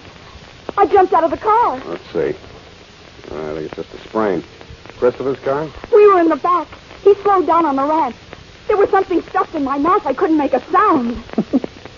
What's funny? I'm sorry, baby. You seem to have spent the entire day bound and gagged. I'm sorry. Go on. Oh, after you left us in that awful hotel room, he came in, and he was furious. Wanted to know why we had spoiled everything by letting the gun go off, even though Mr. Stover explained that it was only accidental. Yeah? And then he started laughing and said he was only fooling, and he would take charge. So Mr. Stover left. And then Mr. Christopher held a gun on me and took me down the hall to another room. He pushed me in there, and then he tied me to a chair and put the gag in me. I'm sorry, honey. So he let you cool off in there until it got dark enough and late enough to get you downstairs and in the car without attracting too much attention. You say he was heading over the bridge to Oakland, huh? Yeah. Why are you shouting so? I guess I'm just excited. And I was, but not over Pat's story. It was something I'd just seen. The shadow of a man against the frosted glass of my office door. I went on talking, I hope loud enough for him to hear every word I said. Pat, I don't know how to tell you this. It's going to make you feel bad, but sooner or later you'll have to know about it. This guy named Calvin Christopher, that isn't his right name, and in just a minute I think I'll have that too. He gave you a phony pitch about a photography assignment to help somebody get a divorce. But what he had in mind from the beginning was to use you as a murder weapon. Me? A murder weapon? You and whichever detective happened to go there with you. You see, Pierce was a blackmailer. He'd been a dentist at San Quentin, and who did he run into one day here in San Francisco but an escaped con whose teeth he had worked on, and of whom, by happy chance, he had a complete set of dental x-rays. This con bought the x-rays from him for $20,000. He's still at large and thinks he's safe now that Pierce is dead. But what he doesn't know is that Pierce took snapshots of the x-rays before he turned the originals over. The cameras got switched, and I have the x-rays right here. Look at them, sweetheart. What are you... Get down, lie flat.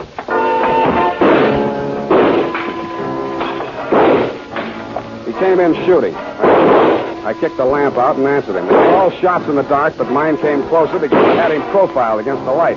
My third shot was the lucky one. It knocked the gun out of his hand, just like in the Westerns, but I was too tired to feel proud. Snap on that light, Pat, and push the phone over here, will you? Stand over away from that door, Christopher. By the way, what is that name? Graziani. Don't bother to smile. Homicide. Lieutenant Dundee. Just a chip. Lieutenant Dundee. Dundee, come over to my office and pick up Victor Graziani, 39, Caucasian, San Quentin lifer, broke out July 14th this year. You owe me $11 for damage done to my office.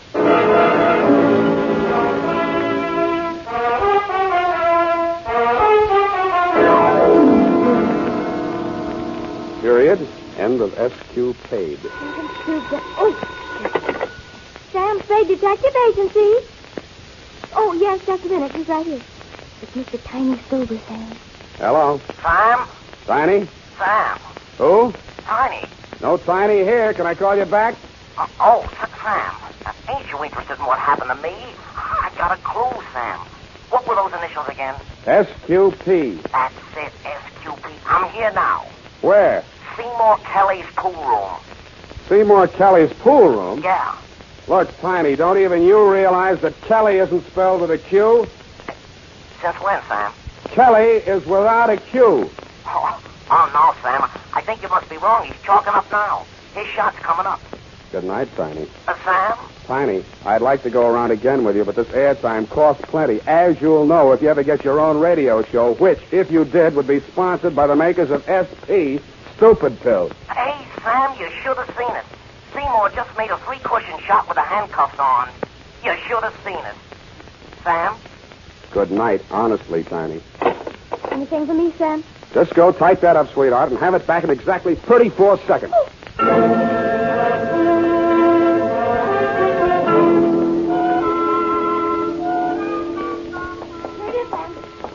confused about who is getting divorced.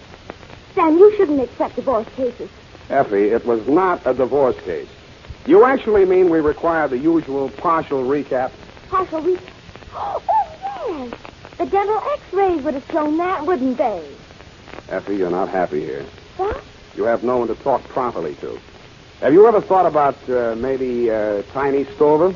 Oh, thanks. A lonely man, Effie. All his evenings free. Forced to pool rooms for diversion. Sweetheart, you could take him away from all that snooker. Oh, Sam. I could fix it up for you with Tiny. Sam. Come here, sweetheart. Has anyone ever told you how lovely you are? You know what always happens when you get me mixed up. I just... Sam, no. My earrings. Cotton please. Well. Say, I'll let you stay out another week. Quite, Sam. Thanks for everything. Forget it. Good night, Sam. Good night, sweetheart.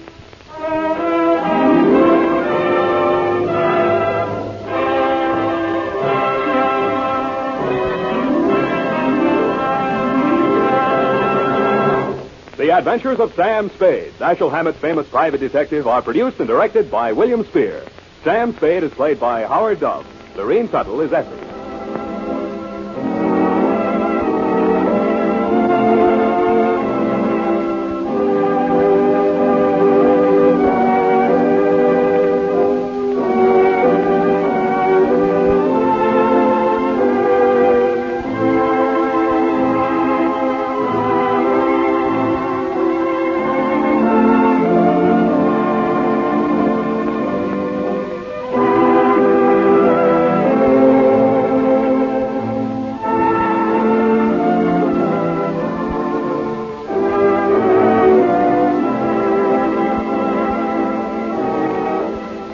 The Adventures of Sam Spade, Private Detective, is a presentation of the United States Armed Forces Radio Service, the voice of information and education.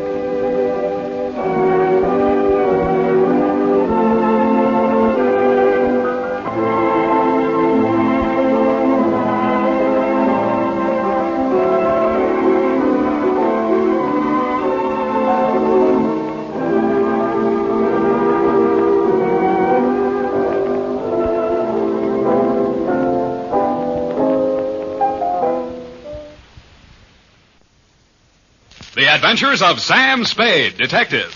Brought to you by Wild Root Cream Oil Hair Tonic, the non-alcoholic hair tonic that contains lanolin. Wild Root Cream Oil, again and again, the choice of men who put good grooming first. Sam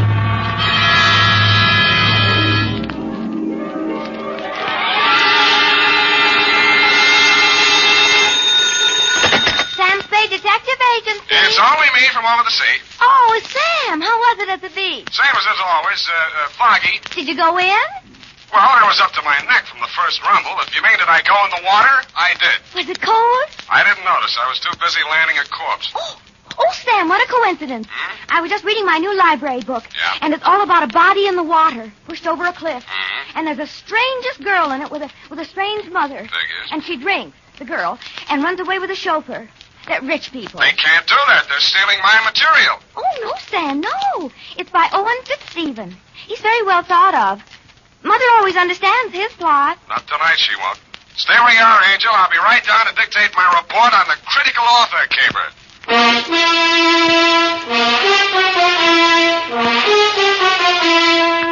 Dashiell Hammett, America's leading detective fiction writer and creator of Sam Spade, the hard-boiled private eye, and William Spear, radio's outstanding producer-director of mystery and crime drama, join their talents to make your hair stand on end with the adventures of Sam Spade.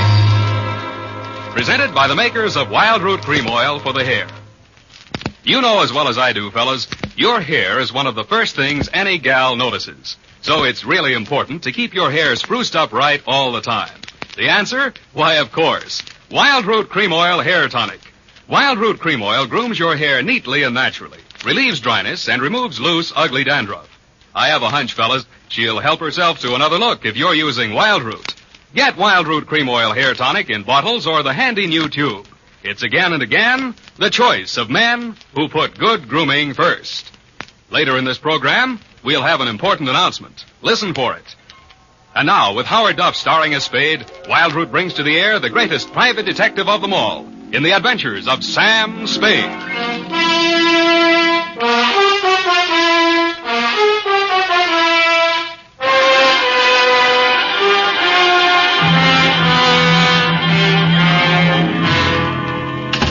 I'm looking over the phone. Oh, Sam. Yeah, come on in. Let's get this over. Can you wait till I finish this chapter? Hmm? Just a page to go. The detective has just found this girl in a sordid rooming house. Mm-hmm. He had this fight with her boyfriend and boinged him. And now butter wouldn't melt in her mouth. But I don't trust her. What's the name of the book? Morgue Fruit. Morgue Fruit. His last was a spindly stiff. That was about this neurotic nurse who was in love with her employer. Effie, how And she long got have you been reading this kind of trash? It's not trash, Sam. Oh, he really makes his characters live. And I love his detective. He's real hard-boiled like in Dashiell Hammett. Ashel, damn it. Mark your place and come in. All right, Sam. Ready? Yes, Sam. Oh, I can hardly wait. That's the way I like you, eager. To finish the chapter, I mean. Please. I wonder what she's up to. She's guilty, of course. Of course, but what of? You can read it when I'm finished. Oh, my goodness, we've got a report to get out, and here we are chattering about books. Date, August? I will give the date. Yes, Sam. Date? Fill it in. To Missing Persons Bureau, San Francisco Police. Attention, Sergeant Schwartz. From Samuel Spade, license number 127596. Subject, Gabrielle Leggett. Dear Dave, I should have handed it over to you at the start, but you know me, I'm greedy. I cashed the check she'd sent me as a retainer without consulting my better judgment. Gave the money to Effie to pay bills without batting an eye. Borrowed a dime car fare from the corner newsboy without collateral. And arrived in front of the Leggett Mansion on Nob Hill without the foggiest notion of what I had been retained for.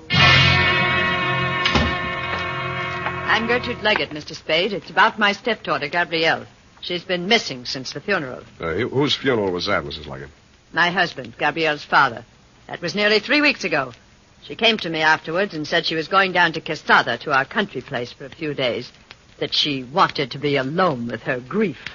But I discovered that she never arrived at Quesada. Do I make myself clear, Mr. Spade? Yeah, except for one thing. Why do you want her back? First, she may do something to disgrace me. She'll undoubtedly try her best to do so. Secondly, unless I get her signature to some papers, in accordance with her father's will, I can't go on living in this house. Furthermore... That's okay. You've convinced me. Now, when she left, what did she take with her? Just one piece of light luggage, and her liquor case, of course. She drinks, you know. No, it's not my place to disapprove. I merely thought it might help you to know. Well, we could case all the bars in town, but it'd take a lot of time and a lot of money. Besides, I'm on the wagon.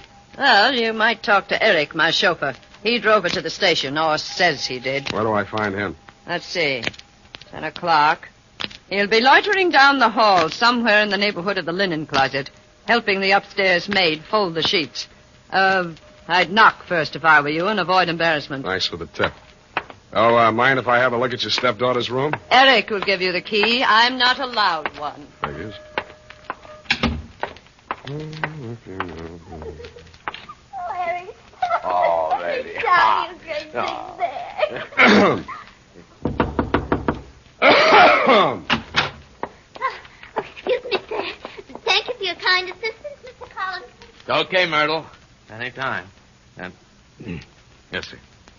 You Eric? Collinson, what can I do for you? I'd like the key to Miss Gabrielle's room. You the law? Why? You expecting some? The old lady's been threatening to yell cop. She decided to whisper instead. Oh, private dick. You catch on fast, lover boy. Okay, I'll let you in her room. Come on. Mrs. Leggett says you drove Gabrielle to the station. She says that, does she? Isn't that what you told her? I'm not telling you what I told anyone. Suit yourself. After you. Mm-mm. What's eating you? Nothing at all. Just want some privacy. Oh, now, wait a minute. I'm responsible. Go help Myrtle. Give me those keys. Oh, listen, you... Hello. Hi, let me in. Don't have your lights. Her room was, shall we say, untidy. The mirrored dressing table was chipped around the edges, and ranged helter-skelter across it between two polo pony bookends was a mess of books. 3 odd volumes of the Harvard 5-foot shelf, a horse breeder's gazette, and a bunch of detective novels. I picked one up and opened it to the title page. It was called Morgue Fruit, and it was by Owen Fitzstephen, author of The Corpulent Cadaver, The Spindly Stiff, and The Kiss-Off. It was autographed to the author's great and good friend, the late Edgar Leggett. The signature looked familiar, but it didn't look like a lead. Neither did anything else in the room. I started to unlock the door with the key on the ring I grabbed away from Eric, and the light caught the smooth side of a Christopher medal. It was engraved for Eric, forever, Gabby. When Forever Eric went off duty that night, he went across town. The trail ended at a crummy, broken-down rooming house out in the Fillmore. He let himself in with a key and climbed the stairs. I waited until he was out of sight. In more time than it takes to tell, the door cracked open and a nose that could only belong to a landlady razored out at me. She was gumming a sen-sen. What you want? They get settled in all right? They ain't nobody settling in on me. Never touched me. You got me wrong, Mom. I meant the newlyweds. Did they raise the rent money all right? Oh, them. Raised it and spent it. He's a Dick Smither. Dick Smither. Stocks it up all day and throws the dead soldiers out the window. And they call it a honeymoon.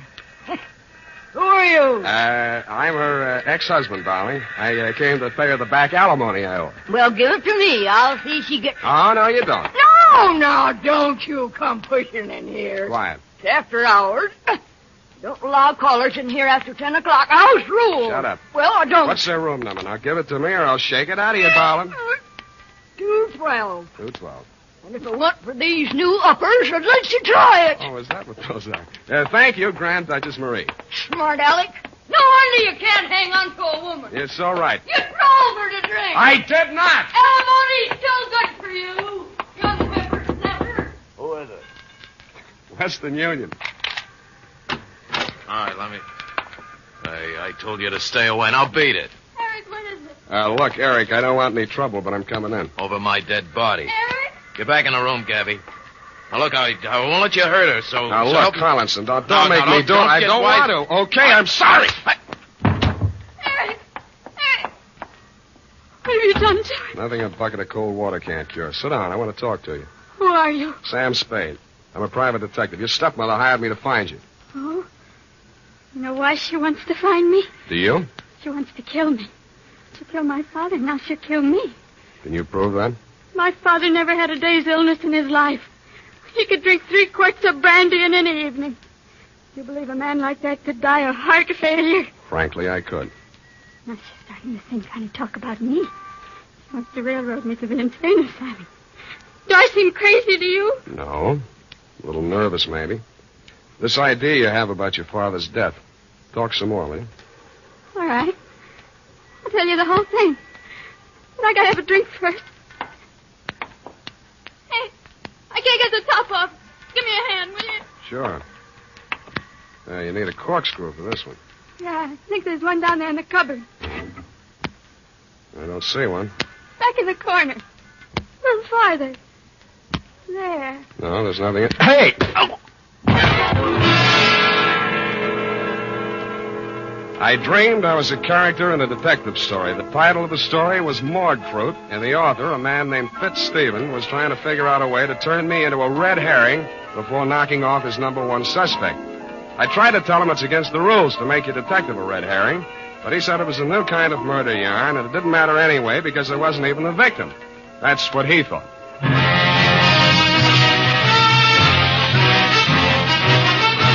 The makers of Wild Root Cream Oil are presenting the weekly Sunday adventure of Dashiell Hammett's famous private detective, Sam Spade.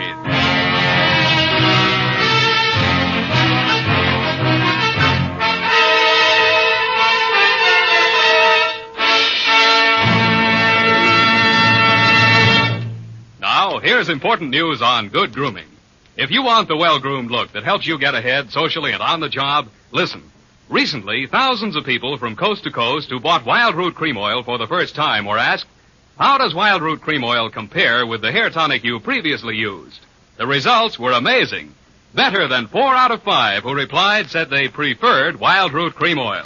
Remember, non-alcoholic Wild Root Cream Oil contains lanolin. And here's the announcement we promised you. Now you can get Wild Root Cream Oil, America's leading hair tonic, in a generous new 25-cent size on sale at all drug and toilet goods counters. It's also available in larger economy bottles and the handy new tube. Get Wild Root Cream Oil again and again, the choice of men who put good grooming first. By the way, smart girls use Wild Root Cream Oil too, and mothers say it's grand for training children's hair.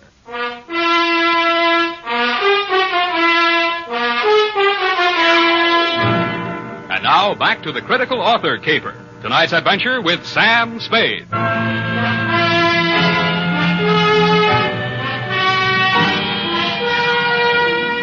When I came to, it had came the dawn, and I was still a character in a detective story, and I felt more like a red herring than I had in my dream. I had dragged myself across my own trail and wound up no place. My quarry had fled, leaving nothing behind but empty bottles with fingerprints on them. I lifted the few and hustled over to the Bureau of Identification. Half an hour later, I got the report.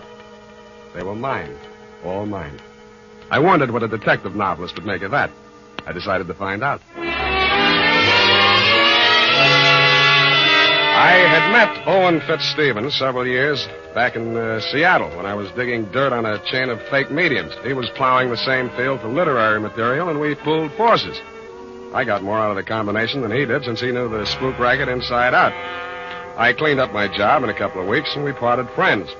His San Francisco apartment was on the 6th floor of the St. Mark.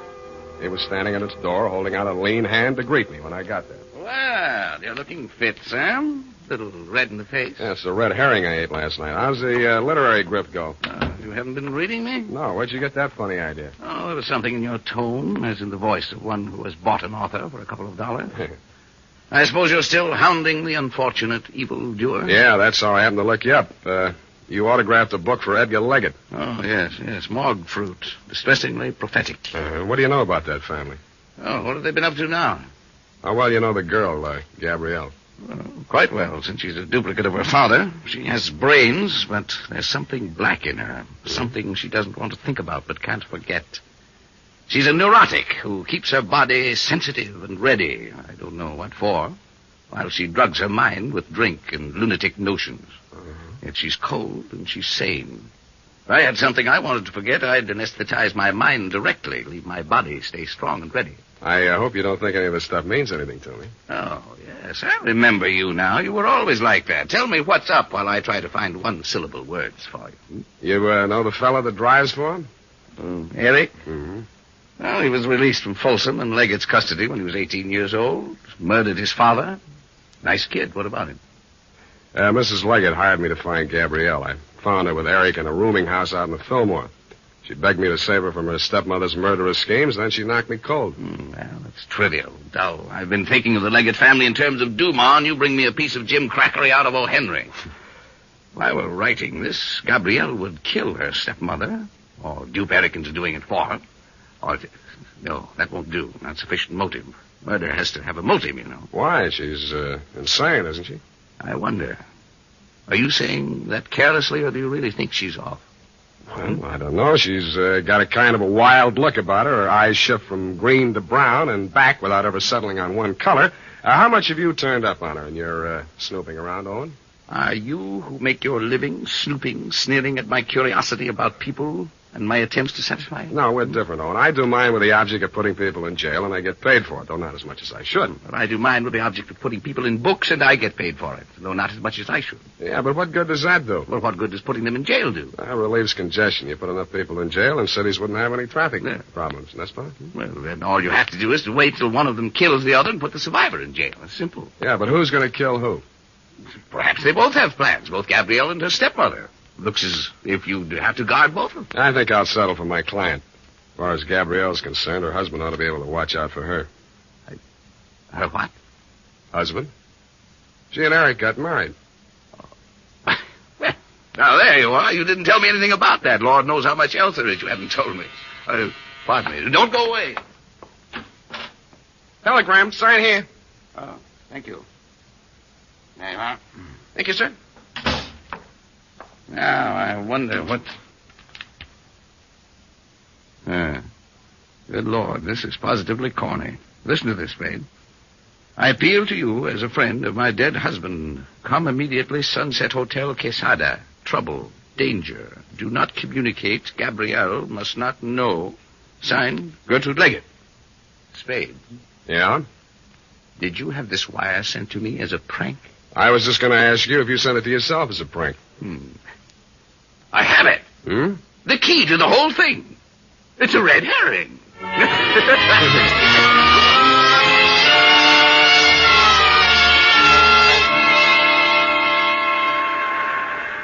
I didn't think Fitzstephen would be able to hold out very long against his professional curiosity, and I didn't imagine he thought I would. I caught the next bus for Quesada.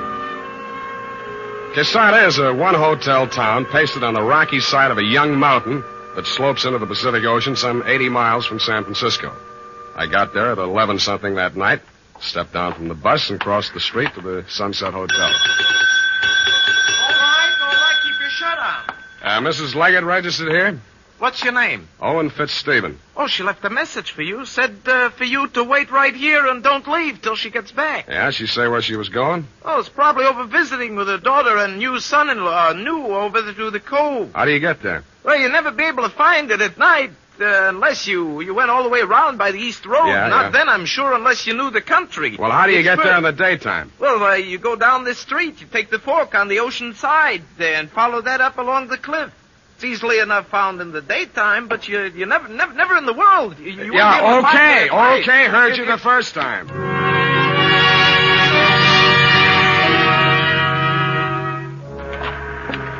So I waited until morning. Stupid me. I found the road out to the point, but it had never really been a road.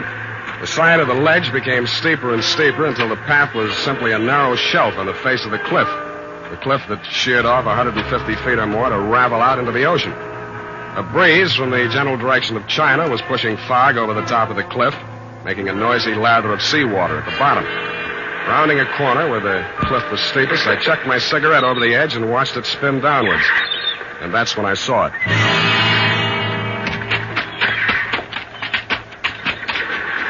I had to go waist deep into the Pacific to lift the body. I got my hands under the armpits, found solid ground for my feet, and dragged it up beyond the high tide mark. It was Gertrude Leggett. Somebody came staggering down the beach to meet us. She dead?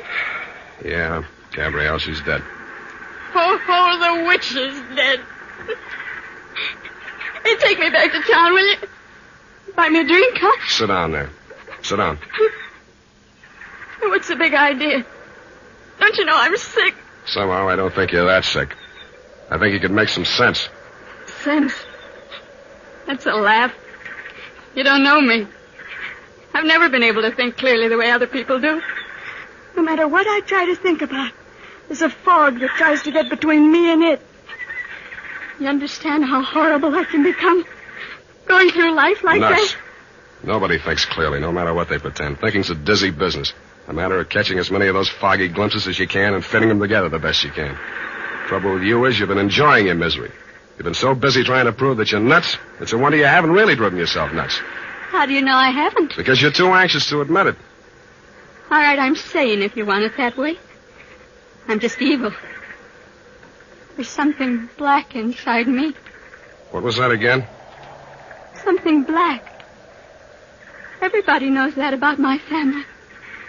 My father, too. Who told you that? I always knew it. They say my real mother killed herself. But I know better. I know how to open the drawer where she keeps the gun. Every day Gertrude lies on Mother's bed, and we play Killing the Witch. Yeah? And she comes in the nights and bends over my crib. And she's changed herself, so she looks like Mother instead of the witch. But I know better, and I hold up the gun with both hands. It's very hard to pull with both hands. It's very hard to pull the trigger. But I must do it or the witch will eat me up. And then there's a big noise and red all over. And I can't get out. I can't get out.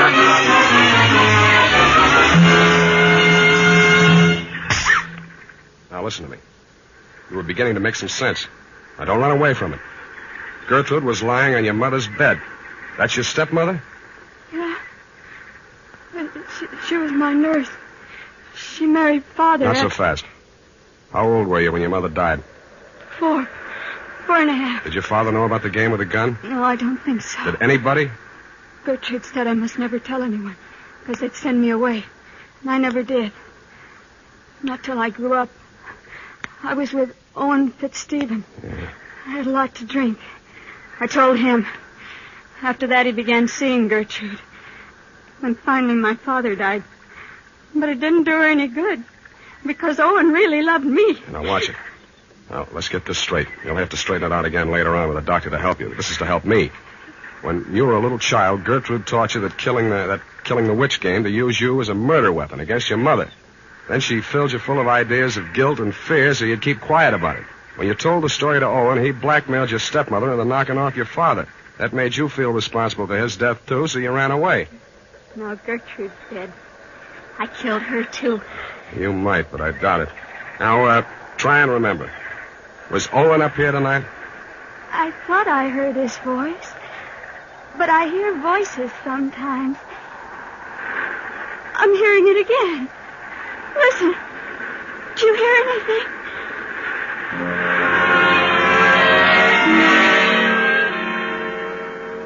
I didn't hear anything but the wind and the beat of the surf at first. But when I did hear the voice, I sent Gabby for a doctor before I investigated.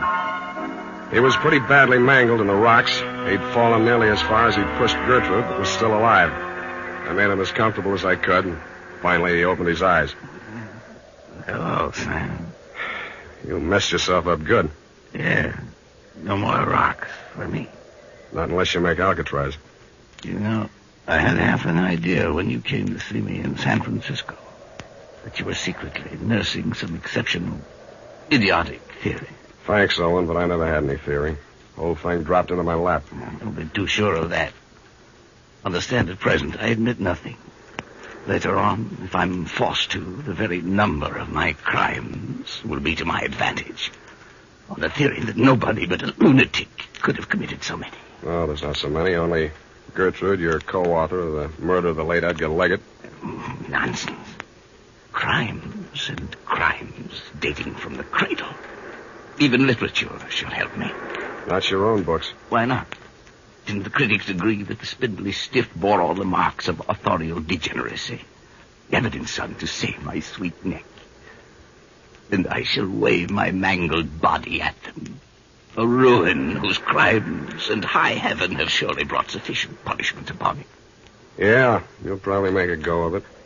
Legally, you're entitled to beat the jump if ever anybody was. Legally? You mean insane? Tell me the truth, Sam. Am I? I think that's what they'll say. But that spoils everything. It's no fun if I'm really cracked. No fun at all.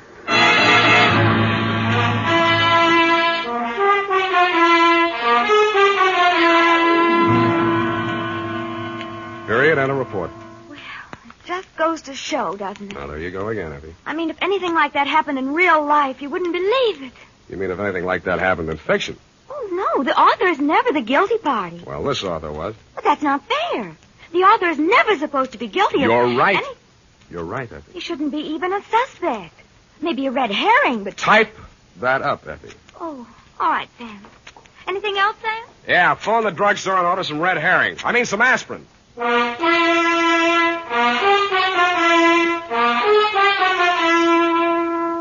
More and more folks are turning to famous Wild Root Cream Oil every day. Wild Root Cream Oil gives you all you ever dreamed of in a hair tonic. It grooms your hair neatly and naturally the way you like it, the way other people like it. What's more, Wild Root Cream Oil relieves dryness and removes loose, ugly dandruff. So join the millions with handsome hair. Tonight, or first thing tomorrow, ask at your drug or toilet goods counter for Wild Root Cream Oil. Also, ask your barber for a professional application. If you've never tried it before, get the generous new 25-cent bottle just introduced. It's Wild Root Cream Oil's Get Acquainted size, and once you've made the acquaintance of Wild Root Cream Oil, you'll find you've made a lifelong friend. Come on in, Twiggletoes. Well, here it is, Sam. And I like it even better than morgue fruit. You did. I mean, it's not so realistic. I like a romantic type story myself. You Lots do. of atmosphere and psychology in those. Oh, you've got to have those. You really should be a writer, Sam. You think so? Of course, detective stories don't pay much. No, that's But true. if you write enough of them, and look at all the material you've got. No good. Never do for fiction. But, Sam, there's already that radio series, The Adventures of You-Know-Who, Sunday night. That's what I mean. I don't make a penny out of it. Well, it's your own fault. Sam, I don't want to seem critical, but if you played your cards right, you could have owned a piece of that show. What? And follow Blondie? Go home, Effie. I think I will, Sam, and just curl up with a good book. All right. I wonder who killed who. Well, when you find out, don't let me know. Oh, you know you can't wait. No, I can't. Good night, Sam. Good night, sweetheart.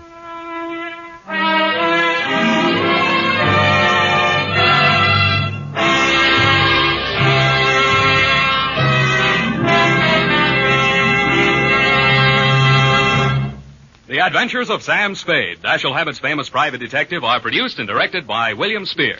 Sam Spade is played by Howard Duff. Lorene Tuttle is Effie.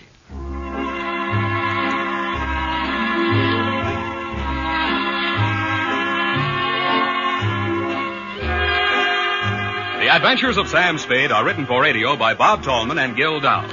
Musical direction is by Lud Gluskin, with score composed by Renee Garrigan.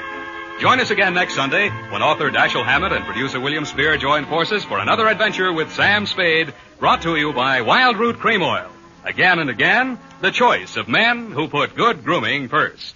This is Dick Joy reminding you to get Wild Root Cream Oil, Charlie. It keeps your hair in trim. You see, it's non-alcoholic, Charlie. It's made with soothing lanolin. You better get Wild Root Cream Oil, Charlie. Start using it today. You'll find that you will have a tough time, Charlie, keeping all the gals away. Hiya, Baldy. Get Wild Root right away.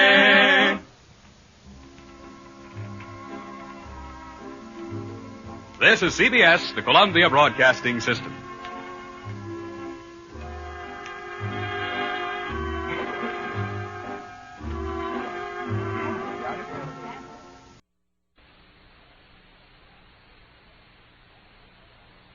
The Adventures of Sam Spade, Detective, brought to you by Wild Root Cream Oil Hair Tonic, the non-alcoholic hair tonic that contains lanolin. Wild Root Cream Oil, again and again, the choice of men and women and children, too.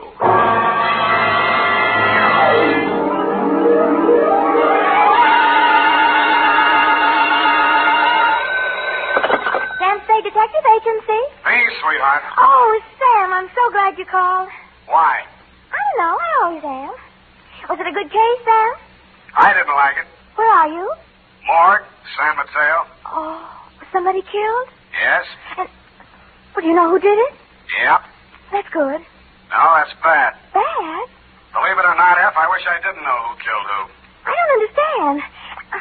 Oh, Sam, you sound so downhearted. Well, I'm sorry. I'll try to loosen up. Stay where you are, sweetheart. I'll be right down to dictate my report on the champion caper.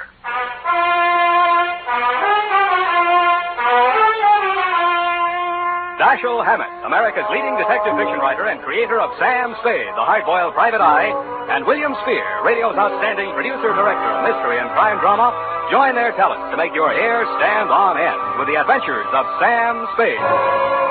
Presented by the makers of Wild Root Cream Oil for the hair. Before bringing you tonight's mystery, I'm going to take 28 seconds to tell you something that isn't a mystery. It's no mystery why so many millions of men, women, and children have well-groomed hair these days when America's favorite hair tonic, Wild Root Cream Oil, costs so little. Just 25 cents will buy you a get-acquainted bottle and show you how neatly and naturally Wild Root Cream Oil grooms your hair, how it relieves annoying dryness and removes loose, ugly dandruff. Get Wild Root Cream Oil Hair Tonic. Again and again, the choice of men and women and children, too. And now, with Howard Duff starring as Spade, Wild Root brings to the air the greatest private detective of them all in the adventures of Sam Spade.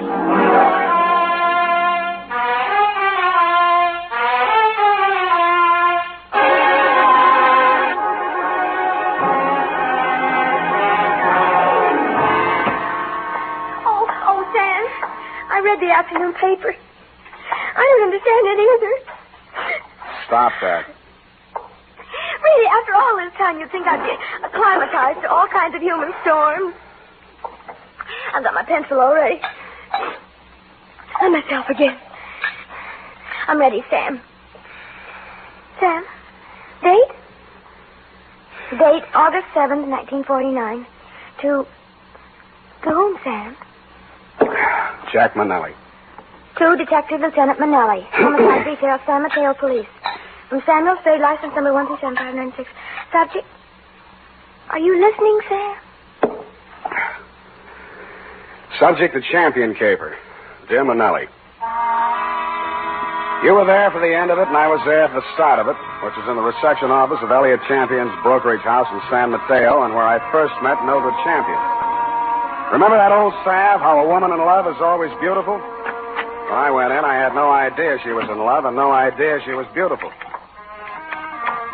Not because she had lately been crying, but her sallow face without makeup, framed in a wisp of blonde hair, wasn't flattered by the shapeless black dress, cotton stockings, and low-heeled shoes she was wearing.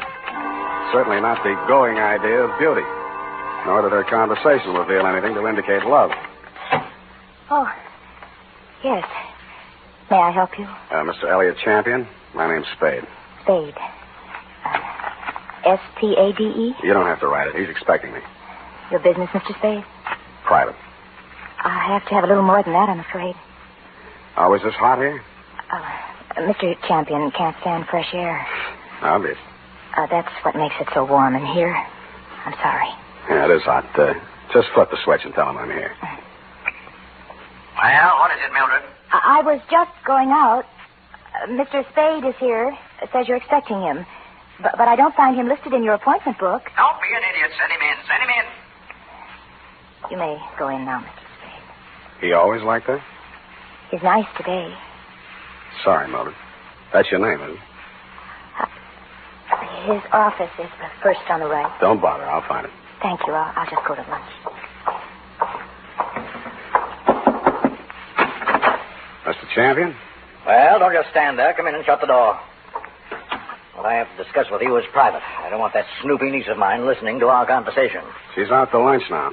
But does she listen in often? All the time. Why? She didn't know who I was. I outsmarted her there. I called you from the drugstore on the corner. I don't want anyone to know who you are, why you're here. Oh, now, where did I put that lighter? Behind the inkwell. Oh, yeah. I'm a dangerous man to play games with. Joseph's found that out once, and if he keeps this business up, he's going to find it out again. No games? You're dangerous.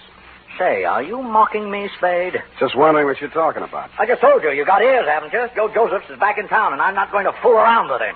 Mildred told me you were nice today. Oh, she did she? Well, Mildred talks too much. That's what's the matter with her. She talks too much. And you'd fire her, only she's your niece, and you'd have to pay somebody else 3 times what you pay her to take everything she has to take. Get out of my office. Oh, no. Wait a minute, Spade. Oh, it's just hot, I guess. Who has turned on the heat? It's Joe Josephs. He was released from San Quentin this week. And I've been receiving telephone calls from him telling me to beware and to watch out and a lot of other nonsense. What was he doing at San Quentin? 2 to 5 on an embezzling count. He's an ungrateful scoundrel, that's what he is. Why, I took him into my office as a junior executive, and 6 months later... He got tired of the $20 a week you were probably paying him and decided to dip into the bin. Only he did a bad job, got caught, you testified against him, now he's out and he's sore, and he's threatening you. And every time you yell cop around this town, there's always some snoopy reporter hanging around the sergeant's desk. Ain't that the truth? Listen, Spade. I've got $500,000 tied up in this business, and I don't want anybody thinking I might get knocked over by some loony with a grudge. And that's why you didn't tell the police? Don't you believe me? It'll do for now. You'll think of something better. Now, see here, impertinence is one thing... 25 a day and... No. That'll be 45 a day in expenses. I want you to find Joe Josephs and bring him to me. Nuisance warrant? More than that. I've got enough stuff in that desk drawer to send him back to Quentin if I have to. Oh, what kind of stuff? Left over from his trial. It'll be grand larceny this time, and they don't stop at 5 years for that kind of thing. You withheld evidence? I withheld... Get out.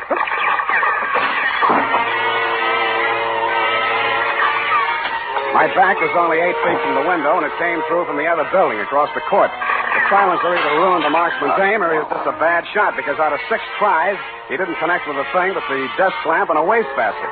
By that time, Champion and I were both on the floor, Champion on top of me. I kicked out to get loose, and he kicked me back. I gave that up and twisted around for my gun. Across the court, a window was open about 6 inches, one corner of which was full of a dark-sleeved hand and a gun arm. I fired at it from what is known as number 6 position. It's him! It's him! Get him, Spade! Get him, Spade! What do you think I hired you for? I didn't bother to answer him. I went through the window, onto the fire escape, and over to the next building. I did more.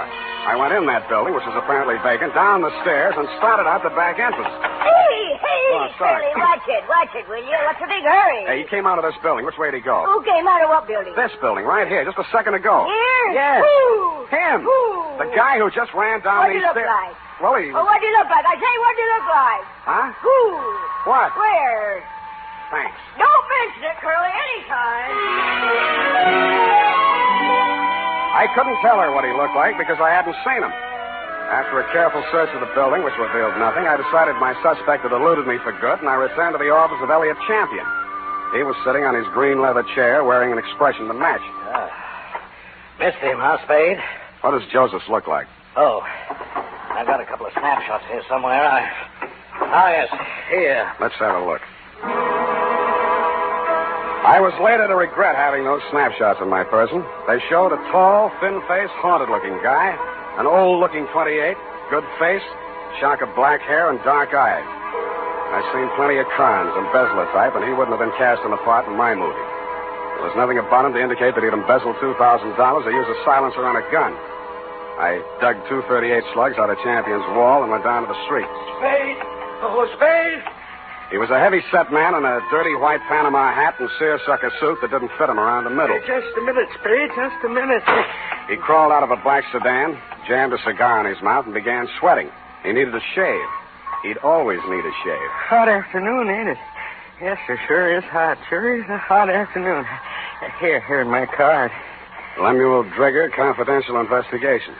Guess I should ought to have some new ones printed up, huh? I guess you should order, Lem, and change the name while you're at it. Huh? Didn't the commissioner bounce you 9 years ago for rolling a pack before you did the booking? Oh, let bygones be bygones, Spade. I'm in business for myself now. How's business, Lem? Punk. Try another racket, Lem. Spade, you been in to see old man Champion, maybe? Maybe. I was just going to go in to see him myself when I spot you pull up. I recognize you from the pictures in the paper last week. I figure maybe you and me ought to talk. What did you figure you and me maybe ought to talk about, Lem? Oh, you make it tough for a guy, Spade. We're in the same business, you know. What'd you go see him about? So long, Lem. Wait a minute. I'm an old gumboot, huh? A fat old gumboot who couldn't get a trick as a housekeeper or tailing a punk. Is that it? Okay, Spade, okay. You're full of vinegar now, but just you keep my card. You'll want to see Lem Drigger before it's all tied up. You'll want to see me. Screw, Lem. But he was right. I did want to see him because when I got down to the Chronicle office and looked up a morgue on the Joe Joseph trial, the first thing that jumped out at me was the name Lemuel Drigger. Lemuel Drigger, private detective who had been employed when Mr. Champion had become suspicious of Joseph's account irregularities, and who, together with Mr. Champion, caught Joseph's red-handed, and who willingly offered his testimony the same at the trial which convicted Joe Joseph to San Quentin for 5 years. The file also gave the name of Joseph's lawyer, a man named Anthony Speezer. The phone book showed an apartment address on Geary. That you, Aggie? Hold on a minute. I was just trying to get dinner over before you showed up, but I guess I'm late tonight. Who are you? Mr. Speezer? That's right. My name's Spade. I'm a private investigator. I'm trying to locate a former client of yours, a man named Joseph. Come in, come in. I was expecting Aggie, but come in. Thanks. I always fix my own dinner, poached egg and half and half. Ulcers. Name Spade? Yeah. Want an egg? No thanks. I'm on duty. Mind if I finish? It's up to you. Who's your client, Spade? Elliot Champion. Joe Josephs is back in town, and he's been making telephone threats and throwing 38s around. 38, huh? Mm-hmm. You know where he is? Joe was a nice kid, but a calendar job. Born with one war going on, a depression on deck, and another war in the hole. Makes a difference. The calendar got him. Everything was against him at the trial, too. I couldn't do anything. He thought I let him down and told me so. He got real sore when they read the book at him. Threatened Champion and that private Dick, Lem Trigger. Trigger and everybody else. Said he was railroaded. You were his attorney? I know, but he didn't have a chance in a million of beating that rap. He thought I ratted when I took the guilty plea in court's mercy, all for a lousy $2,000. Well, he's done his time and he's out now. He hasn't gotten in touch with you? Nope. No threats? Nope. Ever write to you from prison? Nope. Any idea where he'd be in town? Nope. Is it possible he has a mother? Nope. Then I guess I leave you to Aggie. We play records. Aggie used to be a violinist. Well, it's up to her. Spade. Spade. Yeah? If you find Joe, tell him where I live. I'd like to see him. Why? I don't know. Maybe I just want to see what 5 years in the pen does to a kid like that. Yeah. I'll bet you do.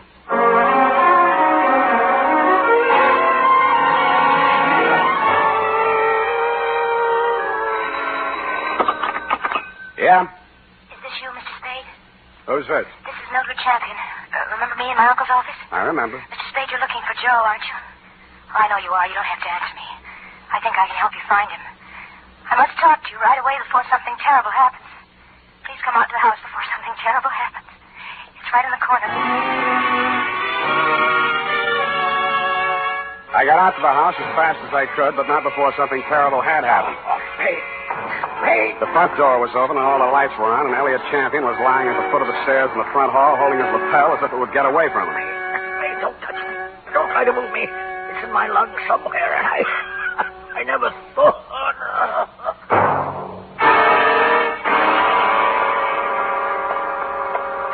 It didn't look like there'd be much use, but I beat it up the stairs to the hall phone to call emergency ambulance. Hello? What the? This is Joe. So you hired a private eye to look me up, huh? Well, he'll never find me, but I'll find you. Yeah, Mr. Champion, I'll be seeing you real soon.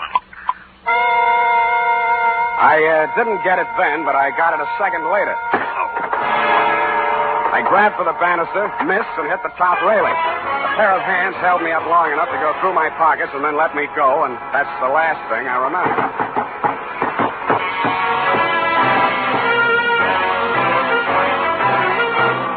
The makers of Wild Root Cream Oil are presenting the weekly Sunday adventure of Dashiell Hammett's famous private detective, Sam Spade.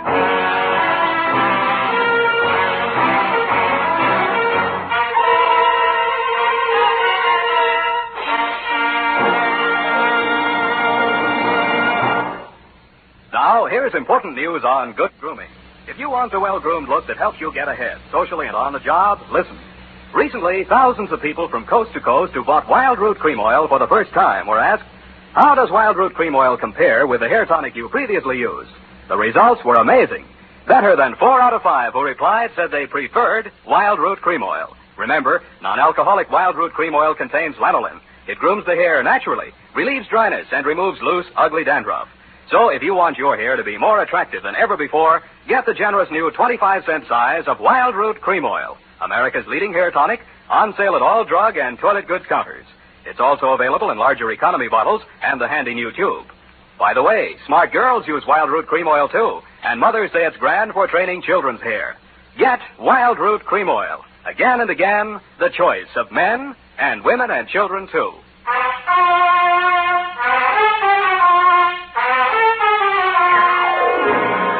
And now, back to the Champion Caper. Tonight's adventure with Sam Spade.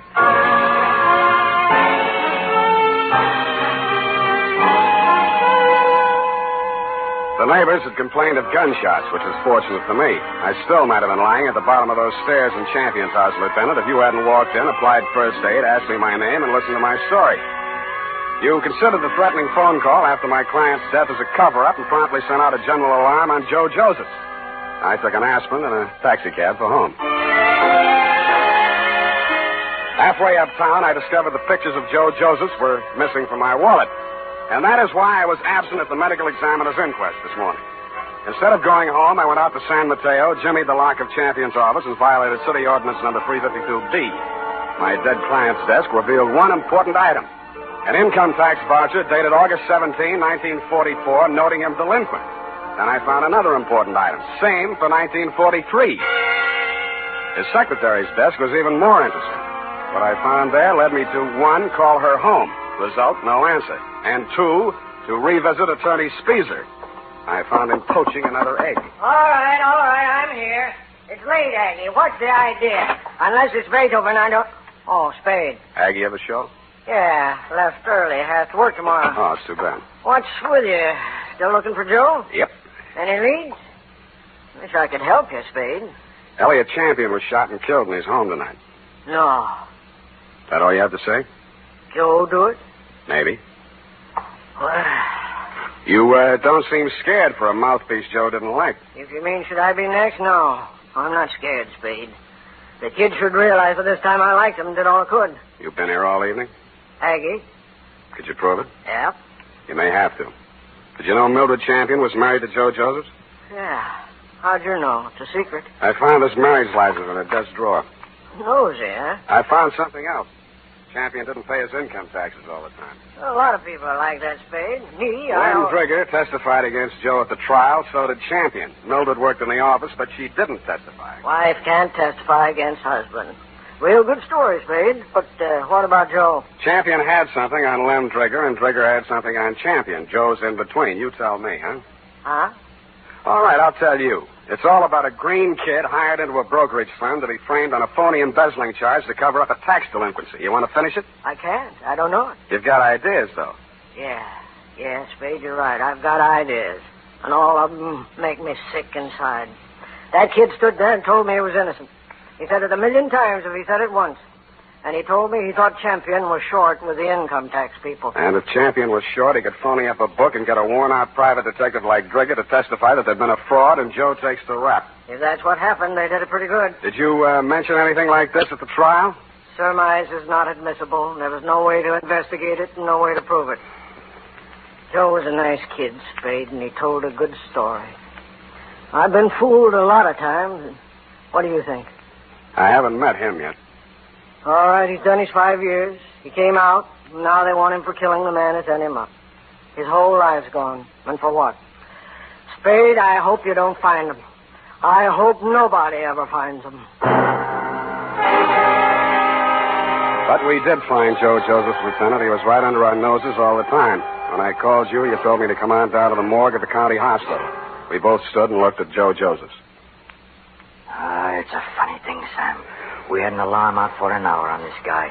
We've been looking all over for him, and he turns up right here. Only he's dead. He's been dead since last night about 7. 7? Same time Champion was killed. TB. Just got the whole story. Had it awful bad in prison on the sick ward his last 2 years. Mm-hmm. Wanted out awful bad. When his time was up last week, he made him release him. But he wound up here, died in the hospital. He looks awful young to be a con and all. I don't know, Sam. He's just a kid, isn't he? Up until then, you had some kind of case against Joe Josephs. But when the medical examiner reported that my client had been shot with a .32, the rest of it began to fall into place.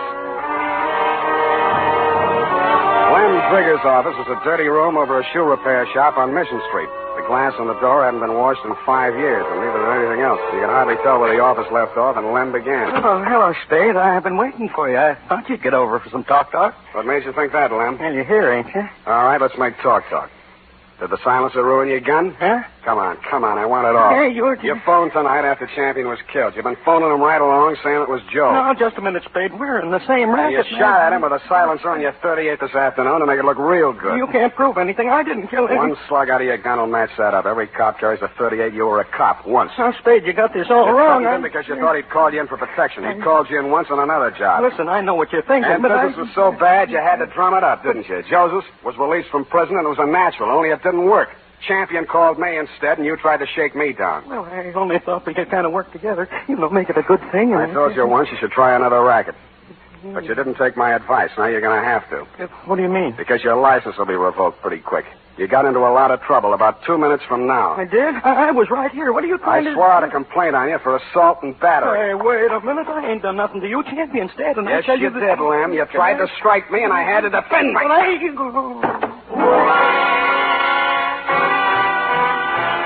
And I did make out a complaint, Lieutenant. I phoned your office, and 2 of your men were on the way out to pick him up when I heard a footstep outside the door. I knew who was there and what she was there for, and I did the only thing I could think of at the moment. And it was lucky I did it. Her own .32 was in her hand when she came in the door. She looked at me, and Lem's smoking gun in my hand, looked at him stretched out on the floor, then she looked back at me, and the gun fell from her hand, and she began to cry. Hello, Mildred. I wanted to do it. I came here to do it. I know. Why? Why did you? To stop you. Why? My bullets went into the ceiling. He's just knocked out. No, he ought to be dead. Dead. No. Not anymore, Mildred. You tricked me. You knew I was coming here. And you know he should die. You know it. That won't bring Joe back. How many real tramps have you met in your life, Mr. Spade? Lots. And some who just thought they were. Well, you met the genuine product yesterday. My uncle, for example. He stole money from himself and made it look like Joe did it. I know about that. And this one?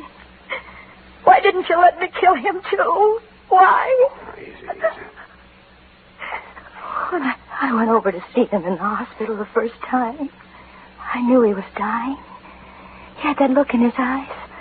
Helpless. And he knew what they'd done to him, and he couldn't do anything about it. But you figured that you could. So you killed your uncle when you found out Joe died, and you came here to kill Lem. They killed him. They killed Joe, and they sent him to prison. 5 years I waited for him to get out of that awful place. I waited to hold him in my arms and tell him it was all over. 5 years I waited to help him forget his hate, my hate. 5 years I loved him so much every day. Oh, easy. And then he came back to me the way he did. Those pictures were all I had left of him after 5 years of waiting, loving him. Now he's dead. What can you or I or anybody do about what they've done to him? Look at me, Mr. Spade. Go ahead, look at me. I'm not what you'd call beautiful. I'm not even very pretty. Nobody would ever look at me twice. Well, Joe looked at me. And he loved me. Now he's dead.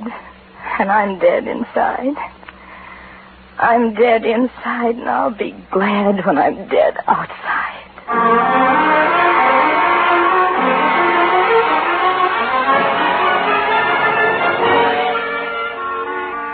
Period and a report. Oh, Sam, they were so unhappy.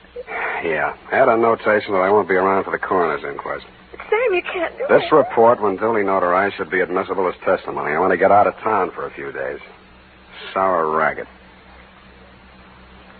And now, listen to this. Later this evening, if you happen to stroll down to the corner for cigarettes or ice cream, why not also pick up some Wild Root Cream Oil Hair Tonic? Your whole family will like the way Wild Root Cream Oil grooms the hair neatly and naturally, relieves dryness, and removes loose dandruff. And ask your barber for a professional application of Wild Root Cream Oil Hair Tonic. Again and again, the choice of men and women and children, too.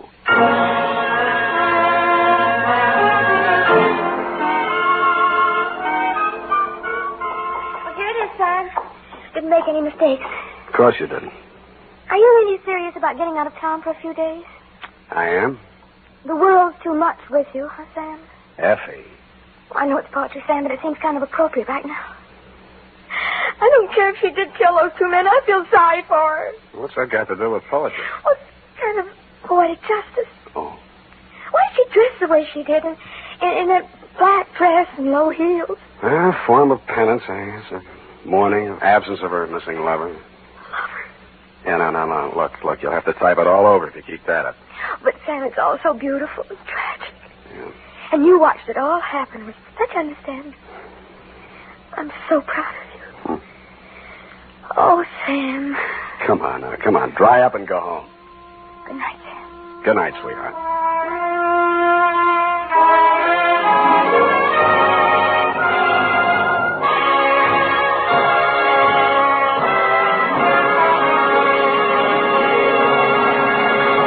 The Adventures of Sam Spade, Dashiell Hammett's famous private detective, are produced and directed by William Spear. Sam Spade is played by Howard Duff. Lorene Tuttle is Effie.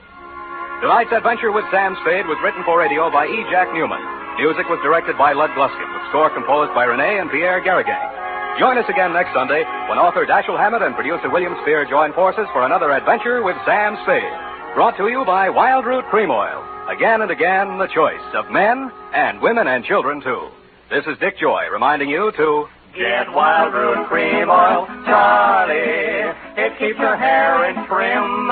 You see, it's non-alcoholic, Charlie. It's made with soothing lanolin. You better get Wild Root Cream Oil, Charlie. Start using it today. You'll find that you will have a tough time, Charlie, keeping all the gals away. Hiya, Charlie. Get Wild Root right away.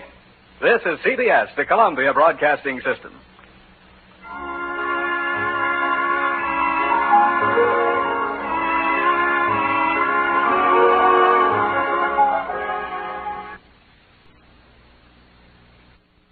By transcription. The Adventures of Sam Spade, Detective, brought to you by Wild Root Cream Oil Hair Tonic, the non-alcoholic hair tonic that contains lanolin. Wild Root Cream Oil. Again and again, the choice of men and women and children, too.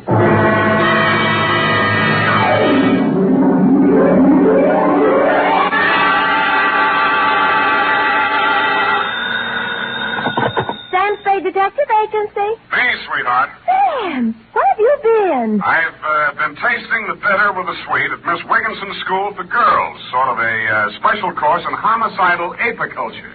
Apiculture? Mm-hmm. There were apes involved? Effie, where is your Latin? Apis, apianus, of or pertaining to bees. Oh, bees, of course. It was a beekeeper? It was a beekeeper caper. Oh, that's funny, Sam. That's a honey. Effie, put these words down in your little book. Honey, sweetness, hives, combs, etc. Never mention them again. What? Keep things humming, sweetheart, and I'll be right down to drone my way through my report on the queen bee caper.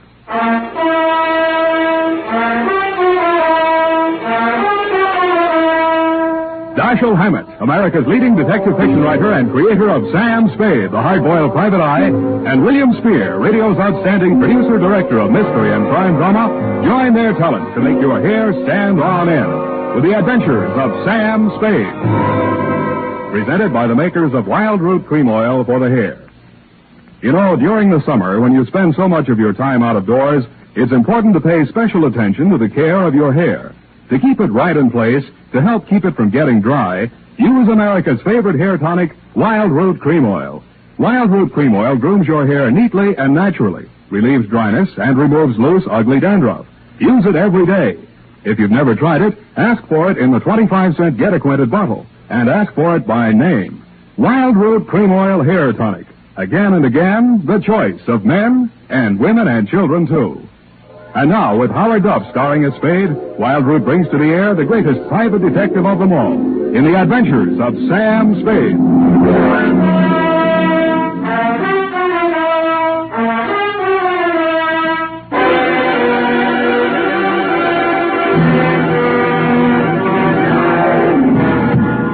To be or not to be? Oh, hello, Sam. Hiya, Sam. How's tricks? Oh, Effie, really, this jargon, this patois. Don't you think it's about time we spoke like educated people? You know best, Sam. Every time I visit one of our institutions of learning, I find out something I didn't know. Oh, Sam, that's incredulous. Well, you just know everything. Yeah, I guess I do when you come right down to it. The bee, for instance. Bees are a genus of insects of the Hymenopterus order. What? Hymenopterus. Living in society is composed of one queen, or perfect female, a few males, or drones, and an indefinite number of undeveloped females, or neuters, which are the workers. That's me, I suppose. A neuter. Well, that's for you to say. Of course. And you know what else about the bee? That says. Confidentially, it stings. Date, July 10th, 1949. To Miss Elizabeth Cowley, Miss Wigginson School for Girls, Seacliff Drive, San Francisco. I wonder about girls sometimes. And that's bad, Effie. Bad. Oh. From Samuel Spade, license number 137596. Subject, the Queen Beekeeper. Dear Miss Cowley. I was singing a medley of sorority drinking songs as I opened the wrought iron gate, walked up the garden path, past those cast iron deer, and presented myself at the big brass bell pull beside that massive paneled door that stands guard between the outside world and your sheltered inmates.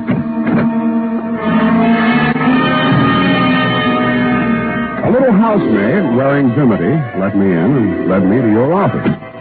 I sat on your chintz-covered sofa and looked at your drapes with their thriving beehive motif and waited for you with my back half turned to the open door. Hello, how are you?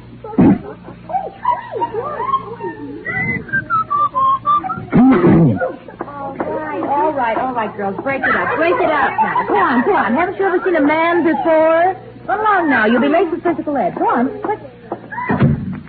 Miss Cowley? No, I'm not Miss Cowley. Oh, no, of course not. No, I'm just hoping. You're Mrs. Spade, aren't you? Laurie Thomas. I'm Miss Cowley's assistant. Nice day. Yes. Mm-hmm. Don't bother to move. I'll lean over you. Mm-hmm. Put this report on the desk. Sure.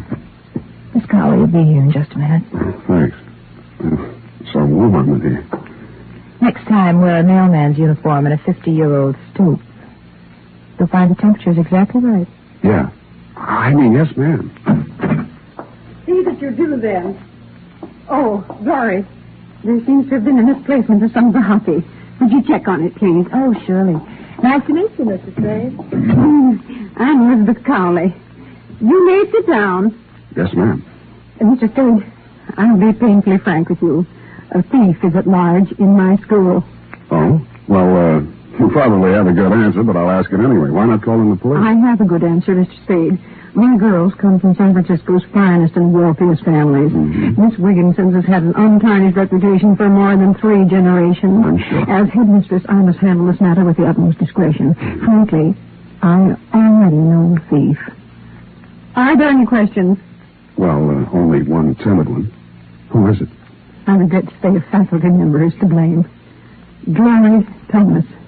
She was in here a minute or two ago. Oh, really? Well, why, Miss Thomas? You find any of the loot stashed away in her room? Well, no. No, not exactly. I haven't recovered any of the stolen articles, but I'm sure Glory's responsible. I'm certain she's the thief. You're just sure? I thought perhaps you might establish definite proof against Glory. You mean you want me to frame her? Oh, no, Mr. Spade. You misunderstand me. I don't think so, Miss Cowley. Oh, dear, I was afraid this would happen. I told Ursula. But then... All right, I'll ask. Who's Ursula? Mr. Spade, I think I can trust you.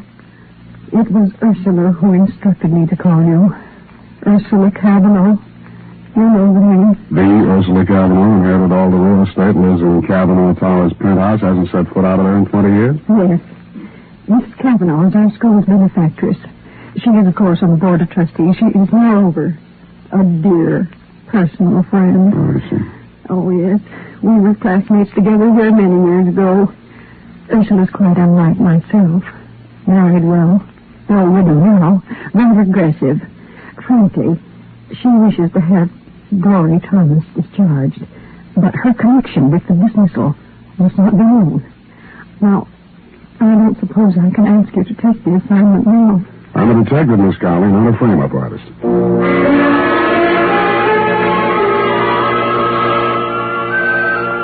I had to have my name called up in the lobby, and then 2 elevator trips later, I faced her on her penthouse terrace. Ursula Cavanaugh looked like a 1910 stock company lead out of Charlie's Aunt. smoking a black Italian stogie and gripping a cane like a shillelagh. Two men were on the receiving end of her black snake whip of a tongue. A youngish guy, stockbroker type, and an individual in a morning coat who looked practically nude without a butterfly net. Oh, you're a fool and a nincompoop, Jelinek. I lost all patience with you ages ago. Not only are you incompetent, but you're also dishonest. Don't mind telling you that when the board of directors meets on Thursday, I intend to instruct them. Mr. Kavanaugh, I've tried not to discommode you in any way. I endeavor in every detail to fulfill my responsibilities as manager of this... Don't interrupt me. Auntie, I think you've got Jelinek and me all wrong. Now, the truth is... The truth is, Gerald, you're both a pair of thieving scoundrels. Now, get out, Jelinek, before your weasel face ruins my digestion. Very well, madam. I remain at your service. No backbone, no spunk. And as for you, my dear nephew... I think I'll toddle along, Auntie. I ought to get back to the office. Control your little impulses, Gerald. I admire a little larceny in any man, but not at my expense. I was beginning to think I'd become invisible in that rarefied penthouse atmosphere. She hadn't even blinked at me while Jelinek slunk back to the lobby and Gerald toddled along to his office. The terrace was a riot of bloom. I don't know much about flowers, but she must have had them all there. Off to one side, a little man in a blue smock puttered around a wooden structure on a stand. I'd become aware of bees humming amidst the flowers when she finally spoke to me. You're Sam Spade, aren't you? Sam, ma'am, the fun-loving Spade. Take your photograph out of the other detectives. Looked like you got skunked. Why'd you come here? Curiosity. I met Glory Thomas out at Miss Wigginson's. I liked her. I wanted to see the type that would strong-arm her out of a job from a safe distance. Spunky. Come over here, Mr. Spade. I want to show you something. Take it. Yes, ma'am. That'll do for now. Work at the other end of the garden for the time being. Yes, ma'am. Oh, Pigot's my gardener and beekeeper. Most taciturn individual. You know what this is? Well, I didn't, but now I can see it's a beehive. Yes, my own beehive. Fresh honey from a tea and fruit cake every afternoon. Fine old tradition. Observe this hive, young man. Honeybees are the most intelligent of all insects, surpassing even the ants. And why? Because one female controls a community of many, many thousands. I'm against it. Yes, Mr. Spade. The queen bee reigns supreme. The males are drones, quite useless.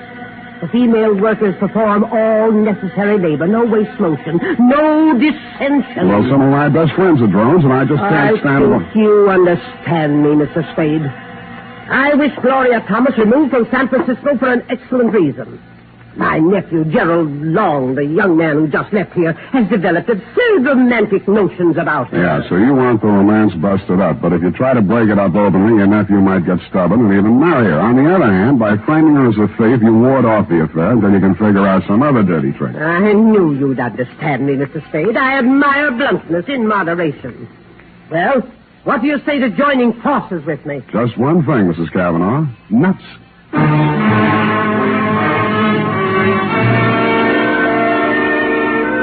Next morning, I put through a call to Miss Wigginson's School for Girls. It had been my intent to talk to you, Miss Colley, to tell you I'd left my hat in your office, but somehow I found myself talking to Glory Thomas. And somehow our talk resulted in a cocktail date at the 10 o'clock Scholar Bar and Lounge. I shouldn't have come, of course. Exam papers to grade, no doubt? Stacks and stacks? Soft velvet-type hands. Well, what's this on them? Stain. I teach our girls chemistry, among other things. I'll be taking in a night school class for the other thing. You're crazy. You don't need any education. Well, I can always use a postgraduate course. You're really crazy, Sam. I needed this. We'll make a night of it. Maybe. Gerald won't object, huh? What's that mean?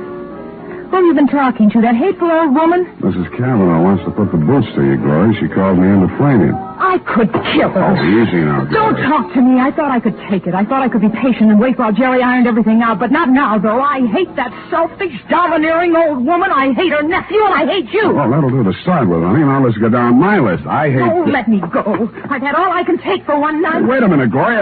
Hey, you forgot your bag. Hey!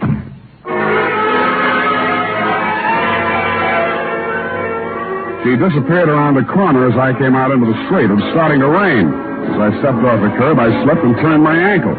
As I limped onto Montgomery Street, I saw her disappearing into one of the tall buildings on my side of the street. It could have been the Kavanaugh Towers. I step and a half into the lobby thereof a few minutes later. As I came in, Jelinek, the manager, was getting off the elevator. He swatted himself several times in the neck and then went into a door marked private. No trace of Glory in the lobby. I looked in the bar. She wasn't there, but Albert Piggott, the beekeeper, was having a stinger. Oop. Now I'm beginning to feel good. Hey, who's this? I know that. Why, it's Mr. Spade. Sit down, Mr. I don't have time just now, Mr. Piggott. Tell me. Sit down, sit down. Easy.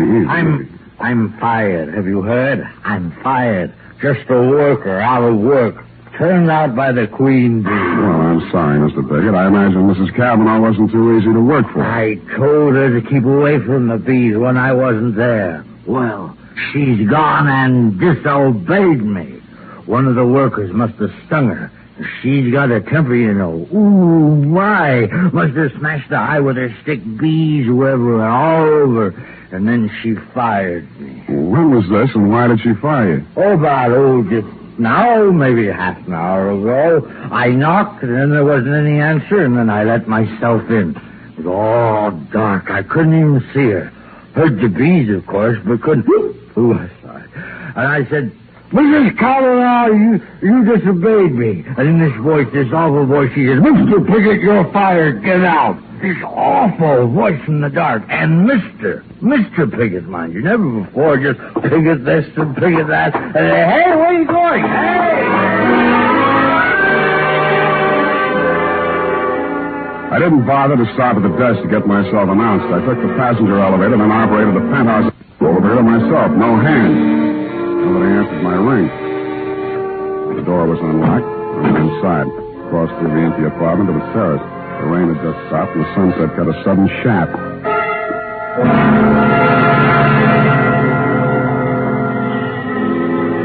First I heard it, the humming of swarming bees. Then I saw the overturned beehive. Then I saw Ursula Kavanaugh sprawled back in her chair, her sick and Italian stogie on the floor, while the bees clustered greedily over the fruitcake and honey set out on the table. I wondered if those most intelligent of all insects had the answer to Shakespeare's question, "O death, where is thy sting?"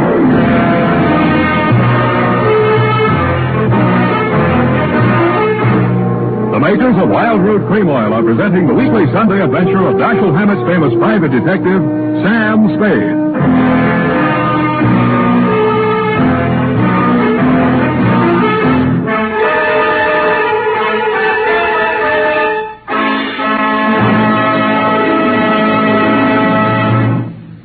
Now, here's important news on good grooming. If you want the well-groomed look that helps you get ahead, socially and on the job, listen. Recently, thousands of people from coast to coast who bought Wild Root Cream Oil for the first time were asked, how does Wild Root Cream Oil compare with the hair tonic you previously used? The results were amazing. Better than 4 out of 5 who replied said they preferred Wild Root Cream Oil.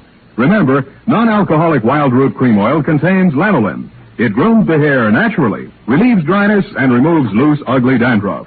So if you want your hair to be more attractive than ever before, get the generous new 25-cent size of Wild Root Cream Oil, America's leading hair tonic, on sale at all drug and toilet goods counters. It's also available in larger economy bottles and the handy new tube. By the way, smart girls use Wild Root Cream Oil too, and mothers say it's grand for training children's hair. Get Wild Root Cream Oil. Again and again, the choice of men and women and children too.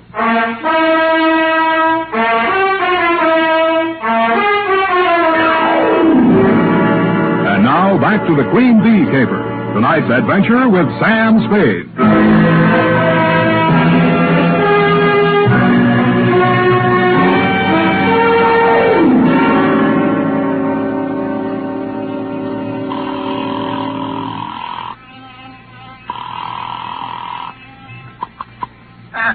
Miss Wigginson, Miss Colley speaking. Sam Spade. Oh, yes. You shouldn't have gone to see Mrs. Kavanaugh. I didn't make any promises, ma'am. Ursula was quite upset by your visit. Called me after you left her. Quite angry about it, Mr. Spade. Oh? She wanted to see me today. Our weekly half-day holiday, you know. but I simply couldn't face her. I'm sorry if I sound. I finally managed to doze off after everyone left for the afternoon. Have you called before? No, this is the first time. I'm at Mrs. Kavanaugh's place right now. Indeed. Does Ursula wish to talk to me? She can't. I beg your pardon? It might be a good idea if you'd come over here, Miss Colley. Mrs. Kavanaugh's dead. What was that? Mrs. Kavanaugh's dead. And since you're her oldest and closest friend... Yes, Mrs. Spade. I'll come immediately.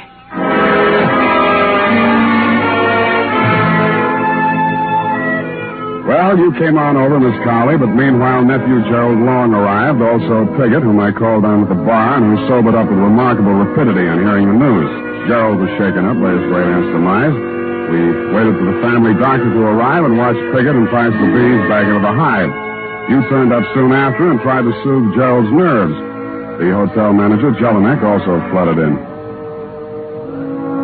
The doctor diagnosed cause of death as shock from formic acid, the secretion bees inject into the bloodstream with their stingers. We all stood around thinking our various thoughts as the doc voiced this verdict. Piggott was the one who voiced an epitaph. She really knew nothing about bees, you know. The queen bee was all important, she thought. But there's always a rebel in every hive. The queen bee is always deposed sooner or later. The worker bees go on and on, but the queen bee can't reign forever. After that, we all left and went our various ways. Poor old Piggott shouldn't have said that, but he must have been a lot drunker than he seemed, because he was found next morning in his garden in Marin County beside his overturned beehive, a victim like his late employer of fatal bee stings. That'll make you a fool if you think you'll get away with this. Don't threaten me, Mr. Long. I've been bullied long enough. I don't intend to lose my position here now Mrs. Kavanaugh's gone. I've taken all I could stand from her, and I don't intend to let you walk all over me. I'll do whatever I think needs to be done, Jelinek. So if you're trying to insinuate I that can cause you as much trouble as you caused me, maybe more. With what I found out about you now. Dear. Go on, beat it before I break. How did you get in here, Spade? Door was open. Well, if you're here to collect any kind of bill, I want to know what services you rendered. Nothing's rendered yet. But I figured you might like to know that Aunt Ursula was murdered. Murdered? You can't say that. Not my hotel. Shut up, Jelinek. You need proof to back that up, Spade. I've got it. Piggott. What? Piggott's dead. How do you know? His doctor just called me. Yeah. Well, that's why I know your aunt was murdered. I've just been out to Marin. Had quite a session with that doctor. Well, where's your proof, man? Who'd want to kill her? Well, oh, stop it. Practically everybody who knew her. Really, now, I must protest this disrespect to the memory Shut of up. Go on, Spade. Go on. Start getting specific. Well, specifically, Piggott's doctor, because of what I suggested, examined the dead man again, found the mark of a hypodermic, plus the fact that a concentrated solution of formic acid killed Piggott. Piggott's next-door neighbor said he'd been stung as often as 10 and 12 times a day.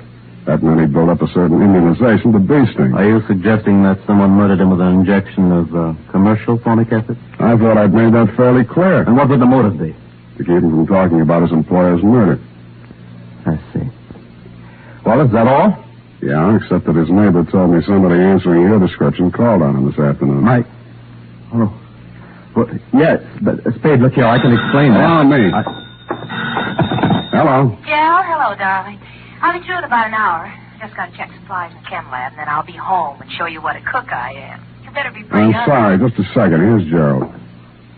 For you, Gerald. Your wife. Oh. Hold on a second, honey. Spade, look here. Now, you can't drag her into this thing. When did you get married? Yesterday afternoon. Husband and wife. No testifying, huh? Well, I don't think I'll need your testimony.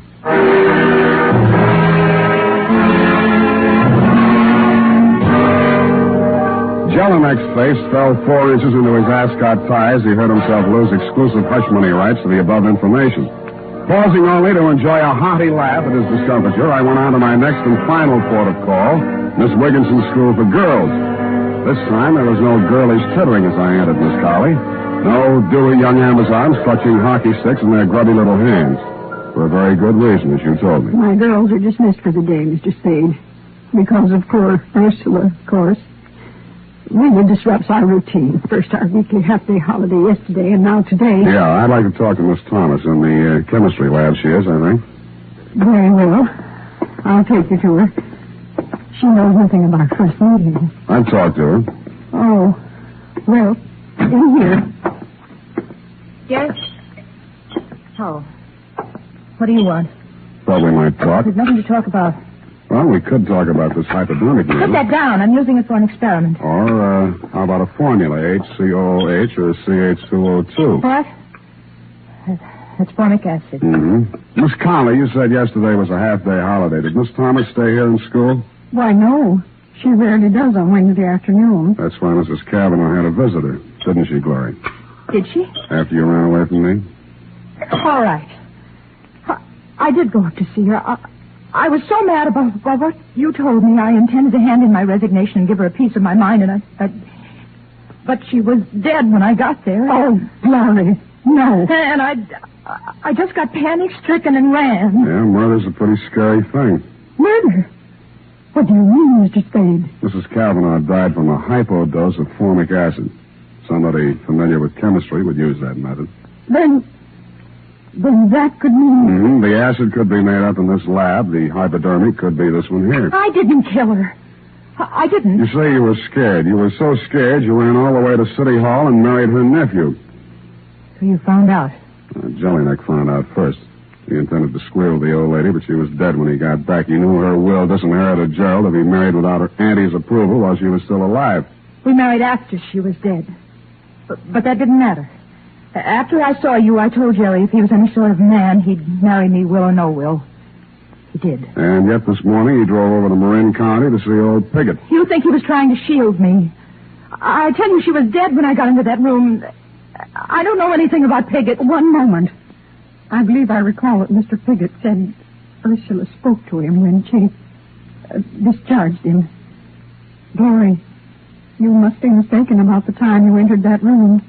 She couldn't have already been dead because... Yes, she could have and was.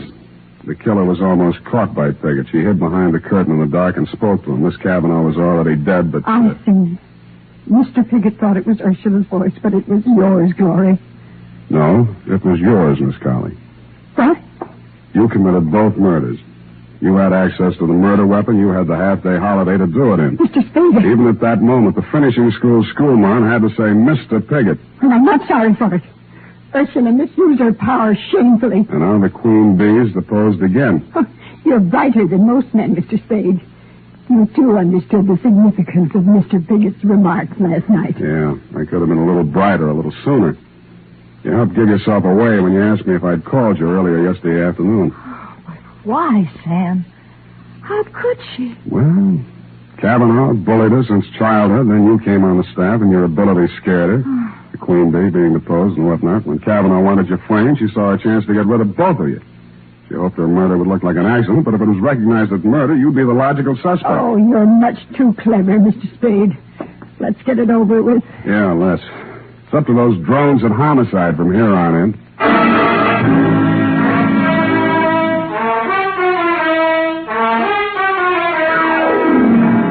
Period and a report. Sam? Yes, Evie? How come Gerald went out to see Mr. Piggott? Well, Gerald didn't care about the will, but he didn't want to boot a fortune out the window either. Glory hadn't told him she'd seen his aunt, so he called on Piggott to find out when Piggott last saw Auntie alive. Go type that up. I am completely well, and when you return, we shall Indian wrestle. Certainly, Sam. And now, listen to this. Shopping note. Tonight or tomorrow, get a family-sized bottle or handy tube of Wild Root Cream Oil, America's favorite hair tonic. Good night, Sam. Good night, sweetheart.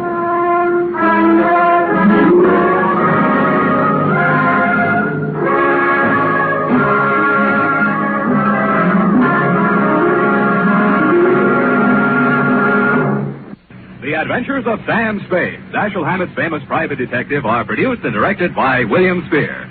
Sam Spade is played by Howard Duff. Lorene Tuttle is Effie. The Adventures of Sam Spade are written for radio by Bob Tallman and Gil Dowd. Musical direction by Lud Gluskin, with score composed by Renee and Pierre Garrigang. Join us again next Sunday when author Dashiell Hammett and producer William Spear join forces for another adventure with Sam Spade. Brought to you transcribed by Wild Root Cream Oil. Again and again, the choice of men and women and children, too. This is Dick Joy.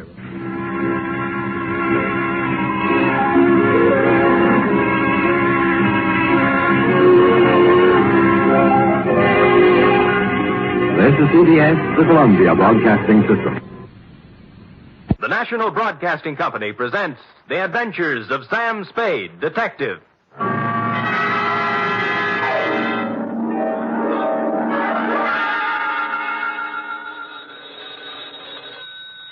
Sam Spade Detective Agency. Me, sweetheart. Sam, a man named $5 Frankie called up and said he's putting $2 in your name on a sure thing at some track or other. Well, that's nice to hear. I don't think it is at all. You know I don't approve of your gambling, Sam. Effie, you do some things I disapprove of, but do I snipe at you? Well, no, but... No buts about it. And besides, I didn't place the bet. It was placed for me. I don't care. It's the principle of the thing I don't like. Well, suppose I put it this way, Effie. That $2 bet on a sure thing was more than just a money bet. It was a gamble on the inherent goodness of the human soul. Oh, Sam, you're just trying to confuse me. I am, but I'll straighten everything out to your satisfaction, I trust, when I appear at the office with a highly stylized and rather charming saga of horse players and the world they live in. What else but the sure thing caper? For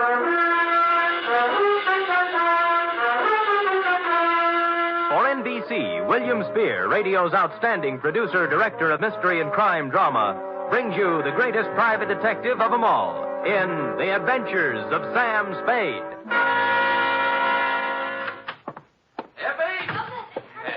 Yes, and I hope you always are at the wages I pay you. Oh, I'm glad you brought that up, Sam. When I pay them. I don't want to start an argument, but I do need some new clothes. Oh?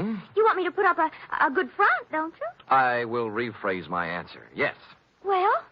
Effie, if you can hold Warp and Wolf together for a few weeks, I have a feeling we'll be rolling in dough, driving big cars and wearing mink. Oh, you mean that best. All conjecture. Enough of your sneering. Now, you hear me out. Weigh the evidence, and maybe you'll feel differently. I doubt it. No good comes of playing the horses. Date, fill it in. $2 $5 Frankie, care of... Sam, wait a minute now. $5 Frankie what? What's his last name? I don't think he has one, F. As I get it, he was born just before a Gold Cup handicap at Pimlico, and they didn't have time to give him a last name and place a bet, too. So they chose the bet. Oh, Sam, that's awful. What do you mean, awful? That horse paid 18-1. Well, to get on, $2 $5 Frankie, care of Patterson Smoke Shop, Myrtle Street City, from Samuel Sucker Spade, San Francisco, license number 1375596. Subject, the sure thing caper. Dear $5 Frankie, for you to be seen at the hour of 1 p.m. post time anywhere but at the track is truly a veritable, unbelievable occurrence. So when my door pivoted open Monday at said hour and a short gent with 36 shoulders and a 44 long plaid coat came in, my eyes told me it was you, but my mind screamed no. I checked your wide-brimmed pork pie, your zoot gabardine slacks, suede and alligator wing-tipped shoes, and it still repeated, you. Sammy, do not look as if you have just lamped the ghost. It is I, $5 Frankie. But at this hour, Frankie, what is it? Your watch broken? Did you lose your way? You sleepwalking? What? No, Sam. I am in complete possession of my faculties. Good. And I came here with the full knowledge of my intellect. I even see through the crystal of my timepiece that it is 1 o'clock, the hour from which they break from the barrier. That's right. But I have not been drinking, and as for sleepwalking, that is strictly for gents with unhappy marital relationships. All right, Frankie, I'm forced to agree with you that you're standing in front of me instead of the $5 window. Now, what's the dope? Well, ordinarily, I do not resort to hiring a strong arm to consummate my business dealings. Naturally. There being a full supply of such muscles lying around the back room of Patterson Smoke Shop. Loose? But when the job calls for both tact and muscle, I am forced to roam far abroad in search of the same. You mean you have a job for me? A real honest-to-sea-biscuit job that'll pay money? With the ordinary Seamus, I might try to offer a little paddock chatter, you know? Yes. But with you, Sammy, I will tender coin of the realm. Good. I will pay you, of course, in $5 bills, as is my wont. In advance? 10, 20, 30, 40, 50. 10 times 5. Figures. Now, do you veritably consider yourself in my employ? I am veritably in the race, Frankie. Good. Now, Sammy, leave it to be understood by both parties that I am not touting you off on any sour deals. A rather curious situation has arisen, and I will explain it to you candidly. as they say in certain novels, which I have not read. Well, most novels lose so much in the translation. True. Yes. My narrative begins yesterday, to be exact. Hmm? Yesterday, their heels and toes into the back room of Patterson's smoke shop, a gent whose face was once as familiar to me as my own. By name, said gent? They call him Gentle Joe Higgins. Gentle Joe. Yeah, a horse trainer by profession, which in our civilized society stands second only to jockeys in importance. Granted, no argument. Well, I say to Gentle Joe, it has been some time, Gentle Joe, since I see you around and about. And he says, I have gave up the old life for the new, as I no longer am welcome at the track since a certain embarrassing incident 5 years ago. What incident was that, Frankie? A horse doping job, the illegal type, which depresses me to relate. So I will not. Ethics. Yeah. Well, Gentle Joe looks a little worse for the wear, his clothing being literally shabby. Oh, I figure a touch, and I am preparing a story that will wring tears from a tax collector even. But Gentle Joe does not mention the word touch. Oh. Instead, he announces he has a sure thing. Sammy, you know how those words do to a horse player. It's like throwing a bale of catnip to a lion. Oh, my arteries open to let the blood through faster. My nerves give off loud, ringing noises, and my mind is already computing. Of course. Well, before I can stop myself, I have pressed 500 rocks in Gentle Joe's hand, begging him to place them on the same sure thing. I'd have done the same thing under the circumstances. Of course. But Gentle Joe says it will take at least 1,500 rocks to pull off the deal. Oh. He further advises me that the horse in question is due to return 20 rocks to 1. So you gave him the other 1,000? Well, not having it in my genes at the time, I cut 2 other business and professional friends in on the gravy. Dinosaur Torelli and Bones Moulton, 5 bills apiece. And then? Gentle Joe rushes out of Patterson's and... Has never been heard from again. A sad tale. You think he just stole the money? Sam, Gentle Joe Higgins is a horse player, not a common sneak thief. I'm sorry. But did he leave town? He did not. On the advice of certain informers, I tracked this Gentle Joe to a ramble-shackle rooming house on Clark Street. 241 to be exact. And? And there the trail gets very cold indeed. He's made his move, huh? No. But he has a landlady who would not let me in. Complicated. Oh, she is a frightening person to behold. She is indeed half wildcat and half witch. I'll deal with her. Good. And tell Gentle Joe that I am not an overly suspicious person, but also relate to him my position. Dinosaur Torelli and Bones Moulton are 2 such gents as it is wise not to cross. Rough. Back fence gossip has it they are the Undertaker's best friend. Well. Indeed, it is also rumored they are behind their quota for the month. Well, and Sam. Yeah? At Bay Meadows. Yeah? A bad card. Nothing going today. In preparation for my meeting with this redoubtable landlady, I ran through my repertoire of low, mean faces in front of the mirror, leaving smoking holes in the glass. And then I stamped out, heading for the rooming house on Clark Street, 241 to be exact. My knock was answered by...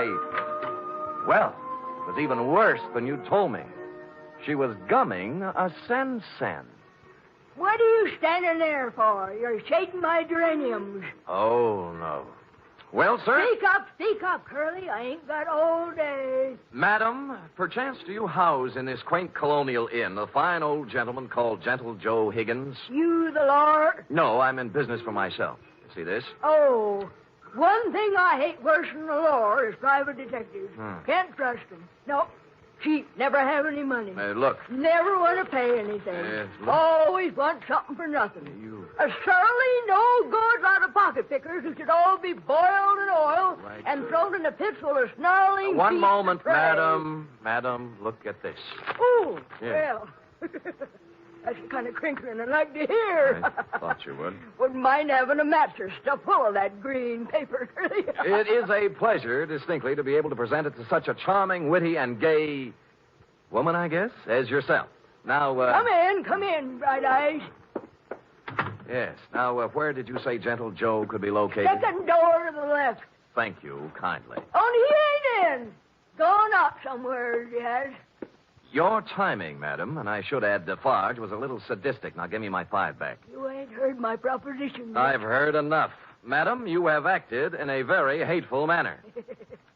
Another 5. I'll let you wait in his room. Madam, you are a Dresden doll. No matter what anybody says. Can the tanner wave your locks and let's go. Let's have a ball. Once in Gentle Joe's room, I closed the door, thus separating myself from that Skid Row bankhead. While I was waiting, I cased the room. Spartan. A bed, a chair, a dresser, a racing form, some worn clothes, various mementos, and pictures of his better days at the track. I was studying an old print of Equipoise when Gentle Joe turned up. Yes, she was a great stretch runner, wasn't she? Yes, indeed. A mile and 141 and fifth, and hardly damp at the end. Well, yes. Now, don't yes. look upset, Mr. Spade. Fanny told me that you were a detective waiting for her. Oh, she's a swell kid. Yeah, Fanny's impetuous, but a good sort, yeah. Keeps the right people out and lets the wrong ones in. Fine judge of character. No, you're generous, sir. I'm about to have a cup of tea. Will you join me? Be delighted. I'll just take the water out of the tap. It's hot enough. Well, Gentle Joe, I'm here on a rather painful mission. How in goes the tea? $5 Frankie thinks you caged him out of $1,500. And now for the water. And 2 tough friends of his are looking for your scalp. Yeah, there we are. Now we'll just let that steep a while, and we'll have us a pickup. Did you hear anything I said? Well, of course, Mr. Spade, of course. Every word. I know why you're here. Those men are worried about their money. But next time you see them, you tell them not to worry. Well, they said this sure thing of yours was going to return 20 to 1 odds. That's a lot of money. Oh, it will. All of that. Maybe even many times more. Yes, it's a sure thing. You mean the race hasn't been run off yet? Yeah, there we are now. I think the tea should be ready. Well. Mm-hmm. Now, this is yours. Thank you. And this is mine. A Darjeeling flowering pekoe. There's no finer tea. Has an almond flavor. Yes, it's peculiar to the region, especially pronounced in last year's crop. Yes. Well, shall we get back to business? Yes. Now, you tell those gentlemen that they have no need to fret about their money. It'll be returned to them many times over. Many, many times over. Well, are you feeling all right, Mr. Spade? Groggy, They'll look back on this investment with considerable pleasure and pride. I don't know what And happened. someday they'll be able to say that they, too... Stupid Sam. Nobody had to give me a saliva test to guess what happened. That nice, sweet, gentle old man had doped me right up to the ears. I tried to stand up, but my legs were like 2 wet pieces of spaghetti, and I went down. Gentle Joe went right on talking and smiling until everything was nothing. When I came to, Joe was gone, and so was my faith in horse people. Fanny had made herself scarce, too, and I stumbled alone out into the daylight for resuscitation. It took walking, coffee, whiskey, and a bowl of raspberries to bring me around. I eventually found a safe haven in my own office. Sam Spade, Detective Agency. Mr. Hangover speaking. Mr. Spade, this is Gentle Joe. What? Listen, you... I know how upset you must be over my little deception. Deception? It was all to a good purpose, Mr. Spade. You see, I had to get out of there in a hurry with the minimum of discussion. I seem to remember you were hustled out of the racing game for doping a few 3-year-olds. Well, that's what some people in official circles felt. But, Mr. Spade, I want to apologize to you and tell you that I will be able to explain everything to your satisfaction. No. What's the matter? Help! Get away! Hello! Hello! Hello! Hello! Somebody put the phone back on the hook, so I hung up and dialed a friend at the telephone exchange. She quickly traced the number. The call came from the Sunset Stables out near Bay Meadows. I dialed back, but nobody answered, so I beat it out there. It was dark, and the only person I could rouse was a young stable boy. Yeah, what do you want? My name's Spade. A guy named Gentle Joe was calling me from here, and something happened to him. Gentle Joe Higgins? That's what I said. Oh, I haven't seen him in 2 or 3 years. Now, look, don't give me that. He called from here. Now, where is he? Oh, look, beat it, will you, before I scream for the cops? All right, I'll look myself. Oh, I say you can't. Now, no.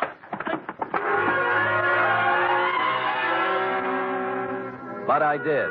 There were 2 phones inside the stable, both hanging on posts. The second one had the number the phone company had given me, and although someone had tried to cover it up with sawdust, on the floor, under the phone, were 3 tea bags, and somebody had done a lot of bleeding. Looked like Gentle Joe's parlay had run out.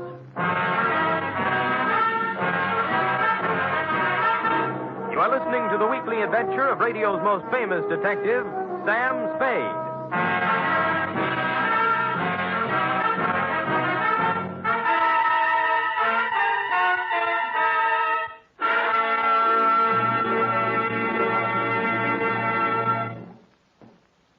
3 chimes mean good times on NBC.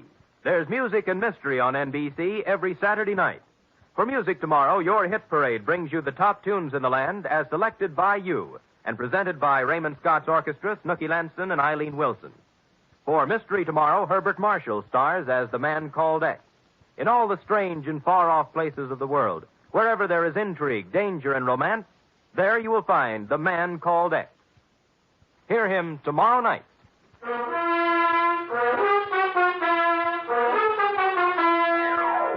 And now back to The Sure Thing caper, tonight's adventure with Sam Spade.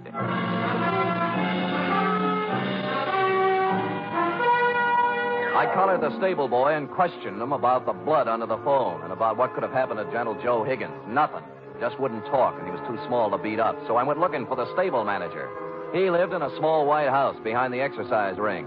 He wasn't too happy at being awakened, but when I explained things, he came down to the stable with me. I can't understand it, Mr. Spade.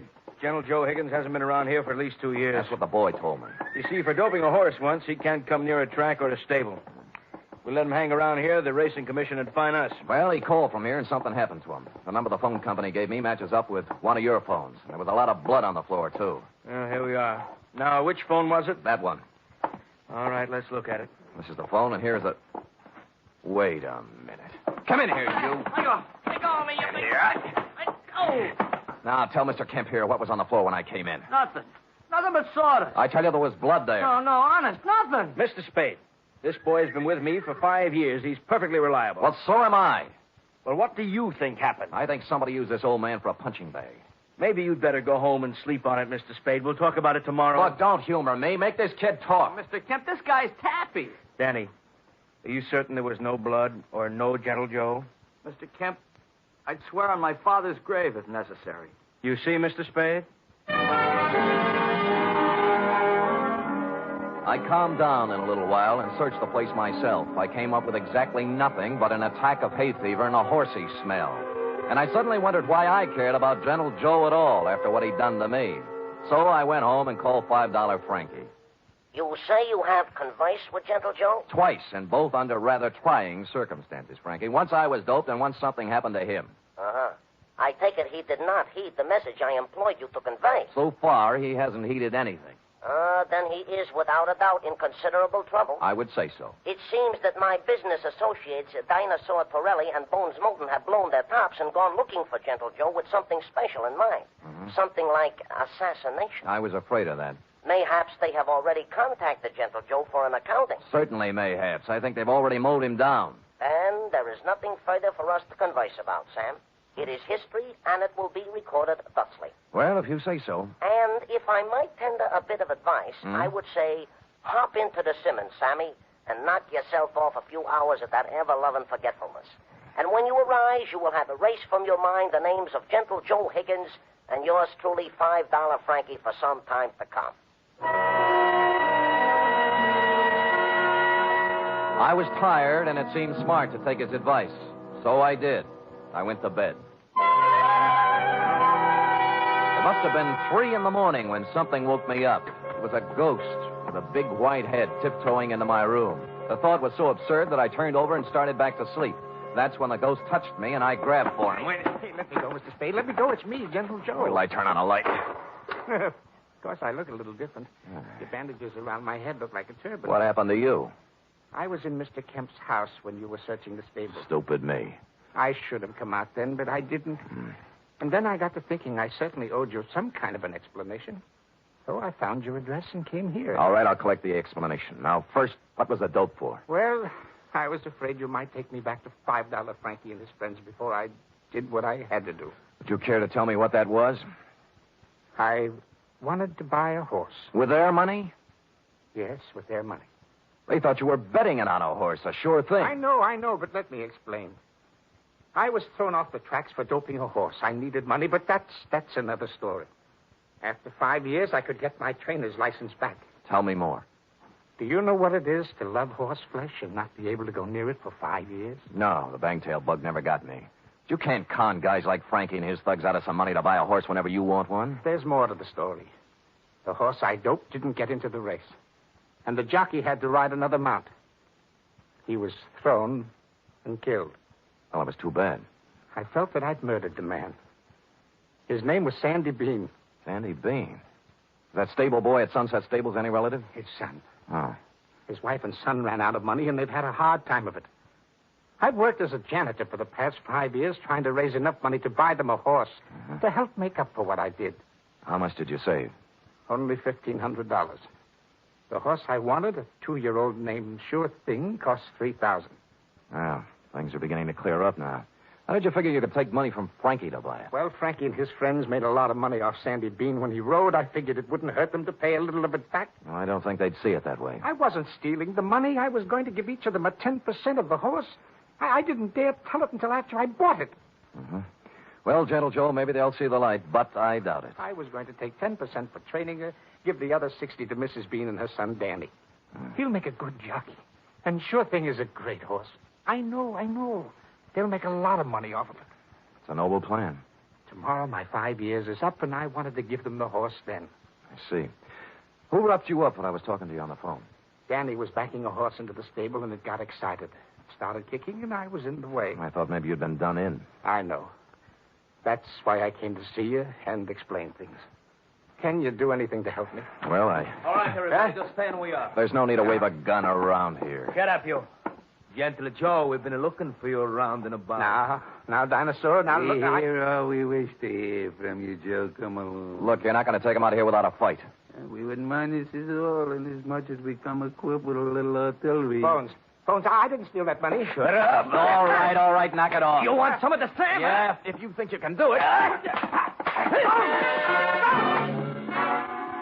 And it turned out they could. I knocked Torelli's gun aside, hit him with a hard left, and he didn't go down. I tried a right, then a knee, then a couple of elbows. And I was just getting ahead of the game when something hit me across the face and printed Code 45 on my forehead. I know this sounds repetitious, but I went out again. Honest, I did. Really. I'm sorry. Appropriately, it was dawn when I woke up cold and headachy. Of course, I was alone. Gentle Joe Higgins was the victim of a successful snatch, and I had an idea what might have happened to him. I dressed and started looking all over town, but I didn't have any luck. Any. It wasn't until I was eating breakfast and met a police sergeant I know that I got a tip. Morning, Sam. Hello, Sergeant. What happened to you? I tried to kiss her. I didn't know they made those kind of dames anymore. Mind if I sit down? Pleasure. Yeah, we got a homicide this morning. Yeah, who? Who knows? Just an old man. Found him in the park. Somebody really worked him over. Well, what do you look like? Ooh, 5'10", white hair, old clothes. Probably a bum. Where is he, Morg? Yeah. Kelsey's putting a rundown on him now. Yeah, I'll see you later, Carter. Thanks. Hey, Sam, haven't finished your breakfast. They let me in the morgue, and I took a look at the corpse. And once I saw it, I knew just where I had to go. I caught a cab out to the Sunset Stables. The horses were just having their rolled oats when I pulled in, and Danny Bean, the stable boy, was there, dressed in his cleanest Levi's. What do you want? Where's the show going to be? What show? Well, Gentle Joe gives you the horse. Isn't this the day? Okay, so you know. Gee, I'm sorry about last night, Mr. Spade. I had to keep it a secret. Forget it. You did the right thing. When's the ceremony? In about an hour, right here. You want to wait? Sure. I wouldn't miss it for the world. Of course, I cheated a little. I didn't tell you who it was I saw in the morgue. The truth was I didn't know. It wasn't Gentle Joe Higgins, though, and so I reasoned thusly if Torelli and Moulton didn't finish him off in the night, he must have gotten out of it somehow. He was a resourceful old man, and I was sure nothing short of death would keep him from presenting Denny with a horse on the day he planned. And I was right. An hour later, he came walking in leading the prettiest chestnut mare I'd ever seen. There was a smile 2 feet wide on his face, and behind him, carrying blankets, a saddle, and riding colors, were who else? $5 Frankie, Dinosaur Torelli, and Bones Moulton. Well, Mr. Spade, this is a surprise. Well, it was a pleasant one. Yeah, this is Sure Thing. Oh, isn't she a beauty? She is indeed. How'd you do it, Gentle Joe? Well, Mr. Spade, I just invited them over to my place to have a cup of tea. You get it? Yeah. While we was a half out, he explained the whole thing to us. Sound like a good deal to me. We can win both ways, on the track and at the window. Oh, look at the life of that horse. Just waiting to cross the finish line. Sammy boy, this is indeed a signal occasion, huh? This is the first time I have ever been this close to a horse, and me being a horse player. Well, have you talked to her yet? Why, sure. I am already talking to Sure Thing and explained to her our financial position. Oh. She has assured me she will romp home first more times than not. Well, gentlemen, shall we do what we came here to do? Sure, leave us make the presentation. Come on. Let's get into business. Give the animal to the kid already, I agree. Danny? Yes, Mr. Higgins? Danny, the four of us are giving you this horse, Sure Thing, in memory of your father, the late, great Sandy Bean. Thank you. Thank you, sir. She's a beauty, isn't she? I feel like I was just born. Ride her well, son. Ride her well.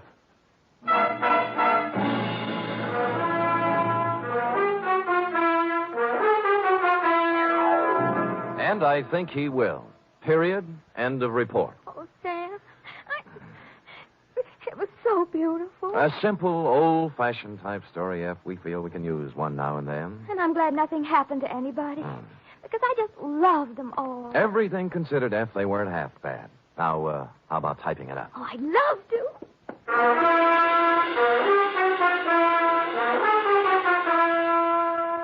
Three chimes mean good times on NBC. There's music and fun in the air tomorrow evening, styled to suit your Saturday night of merriment. Dennis Day brings you songs and comedy in his charming boyish manner, and then Judy Canova gets together with her frolicsome friends for Mountain Melody and Mayhem, followed by Grand Ole Opry with singing MC Red Foley and his gang. It's a Saturday night of fun designed for you.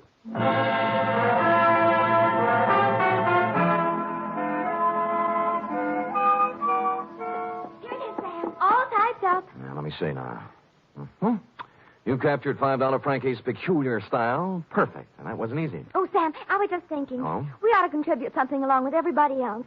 To that horse, that Sure Thing. I probably will, Effie. A few dollars here, a few there, whenever it's running. Oh, I didn't mean betting. Oh. What I meant is, for example, it's going to need a lot of hay, isn't it? Bales and bales. Well, my cousin Frisbee cuts our lawn. I'll have him save the grass and send it to the stable. Effie, you are a noble creature, but I think Sure Thing can get along without your little lawn. Well, I've seen horses wearing stockings. Couldn't I knit a pair? Two pair. But, F, let's not lose our heads. $5 Frankie and his pals will take good care of Sure Thing. How about worrying about taking care of me? All right, Sam. Yes. Could you use some grass or some socks? Effie, knock off this horse talk, will you? We're almost at the wire now. People are just champing at the bit for the payoff. All right, Sam. Let's finish neck and neck, huh? Why not? Come here, Sure Thing. Night, Sam. Good night, sweetheart.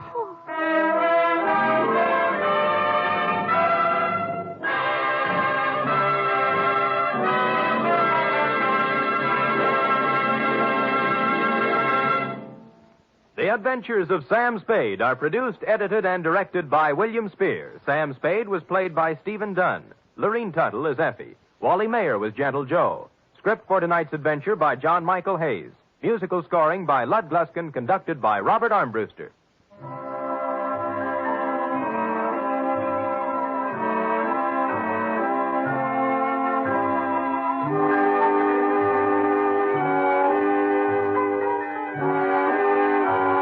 Join us again next week, same time, for another adventure with Sam Spade. The fight against heart disease, the greatest killer in America, goes on with increased intensity. But doctors cannot wage this battle alone. They need your help for the eventual control of heart disease through research, education, and community heart programs. Give now to fight heart disease. Send your contribution to HEART, H-E-A-R-T, in care of your nearest post office. Join the magnificent Montague. Then it's Duffy's Tavern on The Adventures of Sam Spade, Detective. Brought to you by Wild Root Cream Oil Hair Tonic, the non-alcoholic hair tonic that contains lanolin. Wild Root Cream Oil. Again and again, the choice of men who put good grooming first.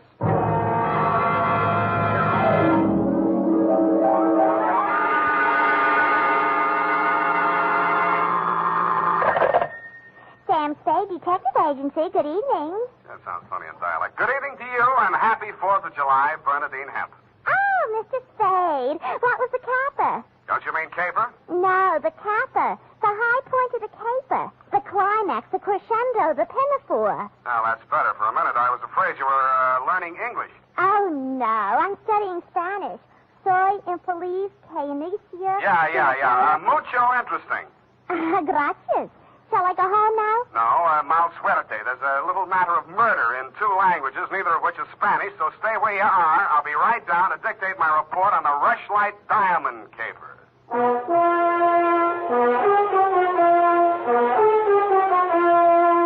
Dashiell Hammett, America's leading detective fiction writer and creator of Sam Spade, the hard-boiled private eye, and William Spear, radio's outstanding producer-director of mystery and crime drama, join their talents to make your hair stand on end with the adventures of Sam Spade. Presented by the makers of Wild Root Cream Oil for the hair. Listen, men, to this holiday tip on good grooming. To help spark up your whole appearance, first be sure that your hair is well groomed. Be sure it's groomed with popular Wild Root Cream Oil Hair Tonic. Wild Root Cream Oil grooms your hair neatly and naturally, the way you like it, the way she likes it. Wild Root Cream Oil also relieves annoying dryness, removes loose, ugly dandruff. So look your best all the time by sprucing up right with Wild Root Cream Oil Hair Tonic. Again and again, the choice of men who put good grooming first. And now, with Howard Duff starring as Spade, Wild Root brings to the air the greatest private detective of them all in the adventures of Sam Spade.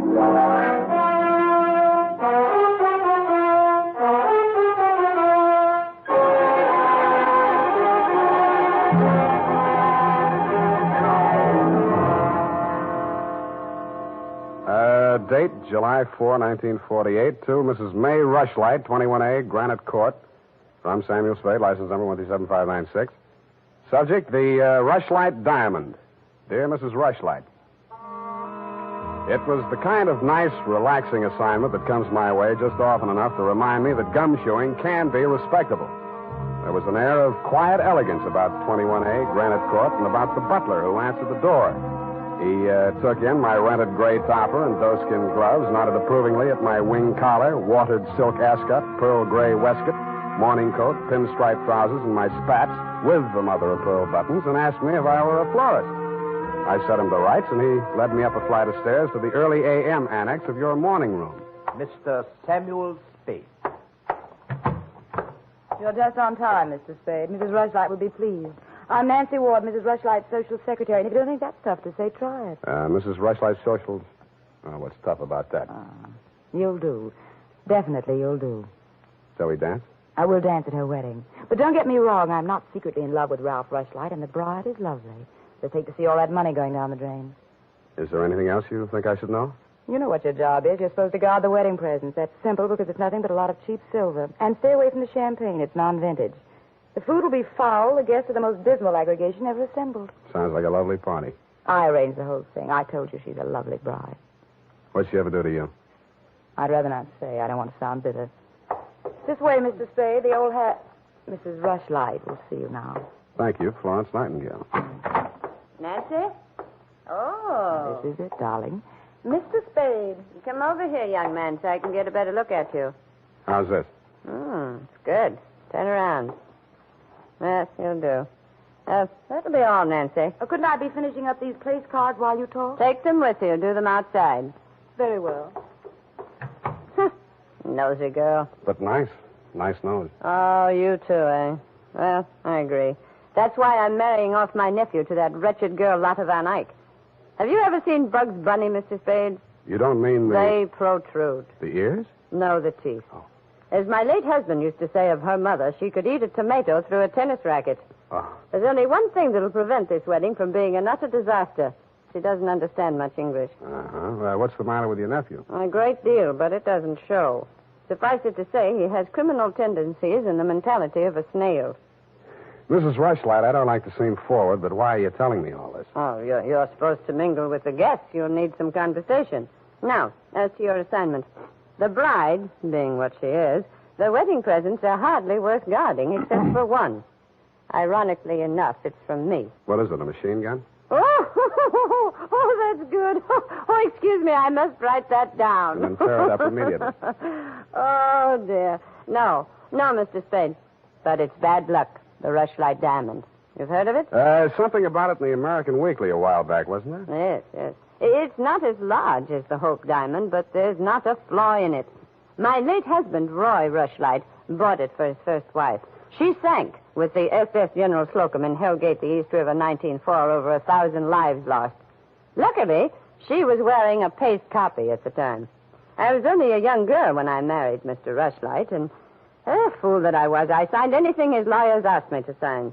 After his death, I discovered that the diamond was to be mine only until the marriage of my husband's male heir, at which time it must go to his bride. Well, that's too bad. You say, though, that the Rushlight diamond is bad luck. Oh, there's that, of course. I wonder if it's too much to hope. Well, I must go and help dress the bride. Go along downstairs, Miss Spade. Take this jewel case with you. Put it on the table with the other presents, and guard it well. So I took the old velvet-covered case you held out to me and checked the contents. It was an old-fashioned lavalier with a clear stone pendant only slightly smaller than an 8-ball. Didn't look like a diamond, but smooth-cut diamonds hardly ever do. It didn't look like bad luck either, but a mirror broke in the hall as I passed it, then I fell all the way down the stairs, and as I entered the ballroom, I knocked over a punch bowl.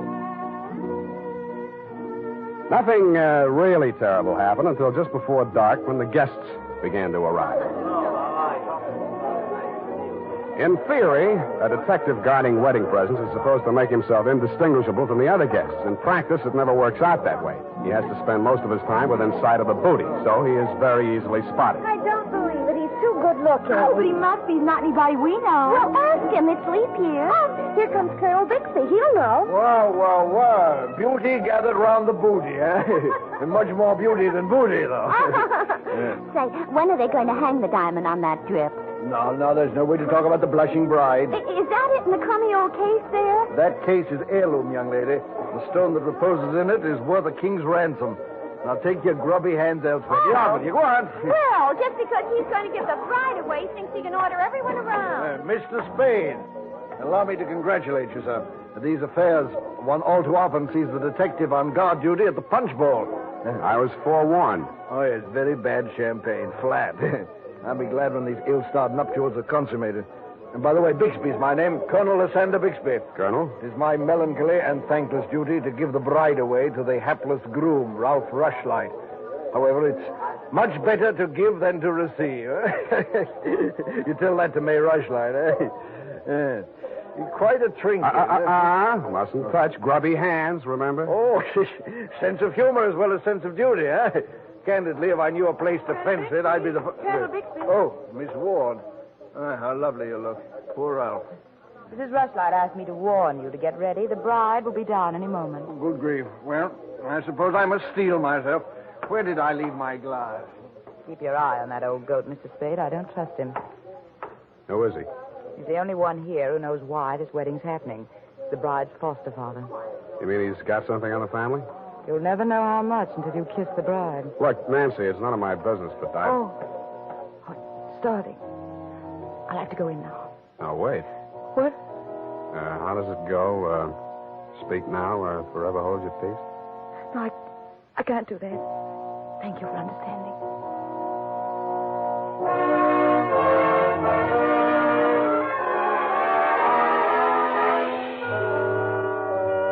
I didn't witness the ceremony, but judging from the mood of those who had, it was just as well I didn't. They shuffled back into the ballroom looking as if they'd witnessed an execution, and nobody seemed to be in a hurry to join the receiving line. After a few half-hearted handshakes, the groom left the bride standing alone, looking kind of bewildered, and came over to take inventory of the presents. Look at that junk. I'm Ralph Rushlight. Who are you? Spade. I was hired to guard this junk, as you call it. Sorry I'm wasting my time. A Rushlight diamond. It's bad luck. Look at what it did to me. Look at her. Did you ever say anything? Keep it to yourself. Why should I? Because I'm liable to slap you clear across this room. Haven't I been punished enough? Go on, scram. Keep your hooks off that necklace. That's mine. I heard it's your wife's. Come along, you heard Come wrong. along over here. Oh, Mr. Spade, you haven't met the bride yet, have you? No. Thank you. I wish you a lot of luck, Mrs. Rushlight. You're going to need it. Thank you. Well, I suppose now, as well as any time, Colonel. Oh, very well, my dear. Quiet, please. Quiet, everyone. Mrs. Rushlight, the elder Mrs. Rushlight, that is, has something to say to you. Mr. Spade, Yes? the necklace, will you please hand it to me? With pleasure. I'm tired of looking at it. Oh, you're not done yet. Stay close by my side. Dear friends, at this solemn moment, I want, first of all, to welcome this dear little girl into the Rushlight family. Thank you. Yes. And now, dear Lotta, I will place around your neck the gem which was my heritage when I became a Rushlight and which is now yours. Thank you. Well, what's wrong? Lotta, come back here. Lotta! I'll go out to the carport and hit her off. Oh, you leave her alone. I'll take care of her. Whose wife is she, anyhow? Lotta, come back here. Lotta, bring it back.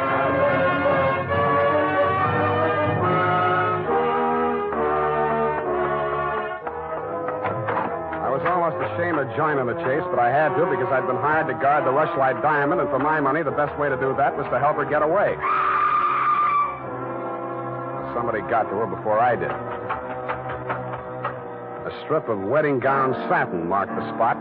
The body lay crumpled under a hedge, but it wasn't the bride's body. It was the groom. He'd been stabbed to death with a pair of garden shears, which made sense. But what didn't make sense was that the necklace she'd been wearing was still clutched in his hand.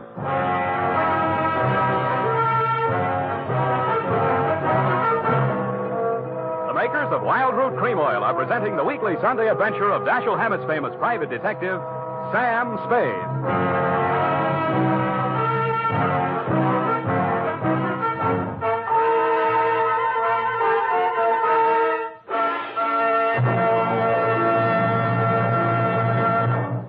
If you want the well-groomed look that helps you get ahead, socially and on the job, listen.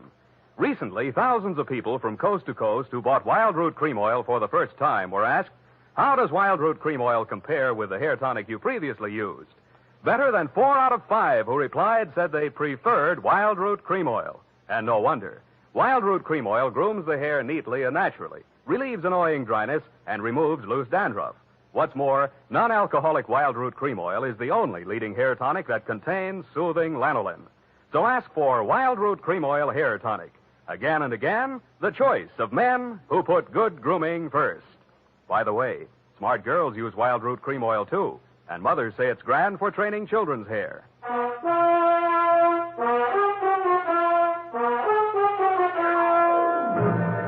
And now, back to the Rushlight Diamond Caper. Tonight's adventure with Sam Spade.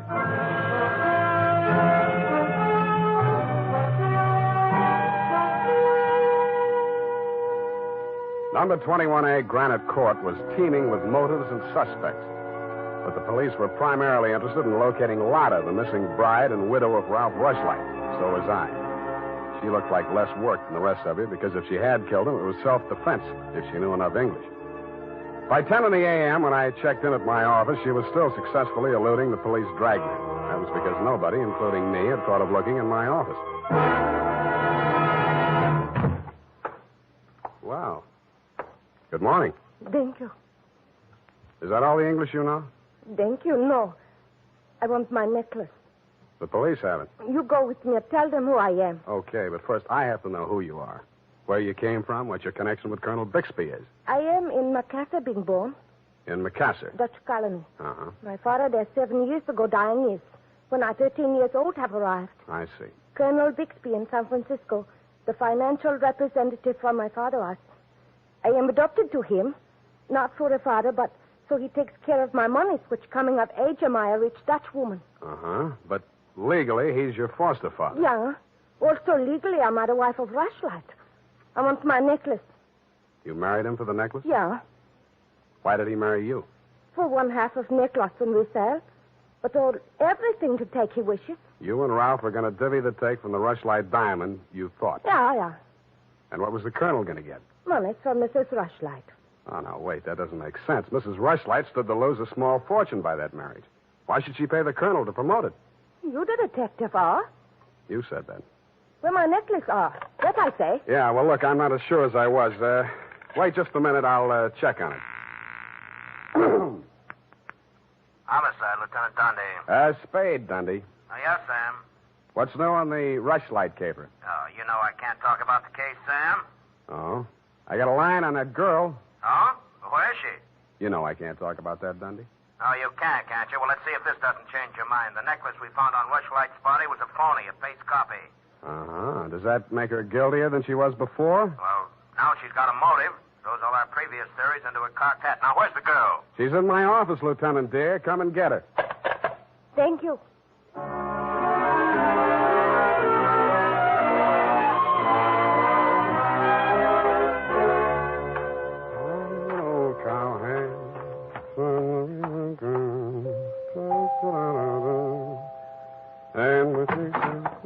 Oh, it's you, Sam. Back again? Yeah, do you mind? Well, that depends on who you came to see. You, sweetheart. Oh. But first, I'd like to talk to Mrs. Rushlight. Well, she can't see anyone. She's in a state of nervous collapse over Ralph's death. Oh, that's too bad. You seem to be holding up pretty well. Oh, I'm relieved. He's better off dead than married to that. Yeah. Rushlight Diamond's still unlucky, you know. What do you mean by that? I was just trying it on for size. Uh-huh. How does it fit? Yeah, but you and Mrs. Rushlight are about the same size. Her nerves getting any better? You're the doctor. If you want to see her, go ahead. She's up there. Thank you.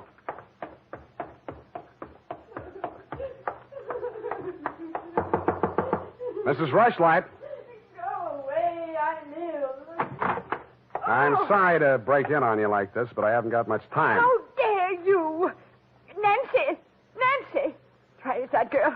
Mr. Spade, please, leave me alone with my grief. Funny thing. Yesterday, Nancy was carrying a torch for Ralph, and you were holding the torch to him.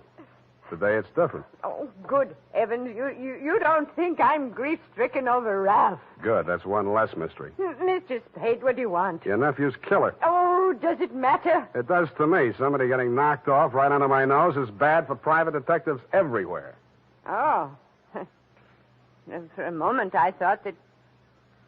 Say, wouldn't you rather make some more money? I refuse to marry Lotta. Oh, no, nothing like that. It's the necklace, Mr. Spade, the genuine. What is? I don't know. All I know is the other one isn't. Who told you that?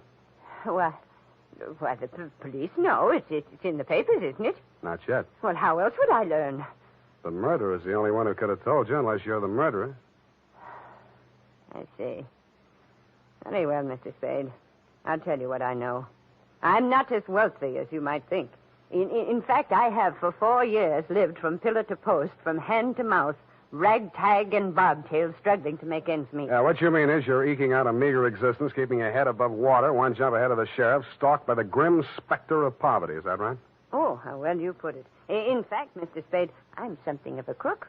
I've borrowed large sums of money from Colonel Bixby, putting up as collateral something that was not mine to forfeit. Don't tell me. Let me guess. It was the Rushlight diamond? Well, you seem to know everything. All but one thing. Why did you think you could palm off a paste copy on an operator like Bixby? He sent you here. I won't tell you another single thing. Well, then I'll tell you a few things. The only way the Rushlight diamond could be transferred legally into the hands of Colonel Bixby was by tricking Ralph into marriage with Lotta, since Ralph's wife automatically became the legal owner. With Ralph dead, Bixby would be in line to inherit the diamond from her. Inherit? California state law. Foster parent may inherit from a foster child in absence of any direct heir. Well, then he planned. He'd kill her, too. Mr. Spade, we must stop him. She's safe for the time being. I had her thrown into the pokey. They can hold her 48 hours for questioning, but they can hold you longer. They can even hold you as an accessory before the fact. Why, I didn't know he was going to kill anyone. Lotta was just going to hand over $1 million diamond to Bixby out of the kindness of her heart? Oh, no. Lotta wanted to become an American citizen. Marriage is the quickest way. For her, Ralph was the only way. Okay, I'll buy that. Now, tell me honestly, Mrs. Rushlight, what happened to the genuine stone? I honestly didn't know. I wasn't sure. But now there can be only one answer. Nancy with the laughing face? She went with me when I went to the bank vault to get the Rushlight diamond to present to Lotta after the ceremony. Uh-huh. She looked after all my jewels, including the paste copy that I habitually wore. Homicide, Lieutenant Dundee. Spade again, Dundee. I think I got the Rushlight caper all wrapped up. I'm heading for your office now, so wait for me. And whatever you do, don't let that Lotta dame out of your sight. Thank you. Goodbye. Wait a minute, Sam. Wait a minute. Yeah? The Lotta dame, she's already gone. Escaped? Bailed out. Custody of her foster father. Wait a minute, I got the name here. Son. Bixby. He's a colonel, and no wonder you're only a lieutenant. Mr. Spade, can't you stay for tea? Not thirsty. Nancy? Nancy, where are you? Oh, here I am, Sam. I was waiting for you. You got the keys to that car out in front? Why, yes. Do you want to borrow it? Yes, with you in it. Why, Sam, wait till I put my face on. Let it go. It's as good as lost anyway.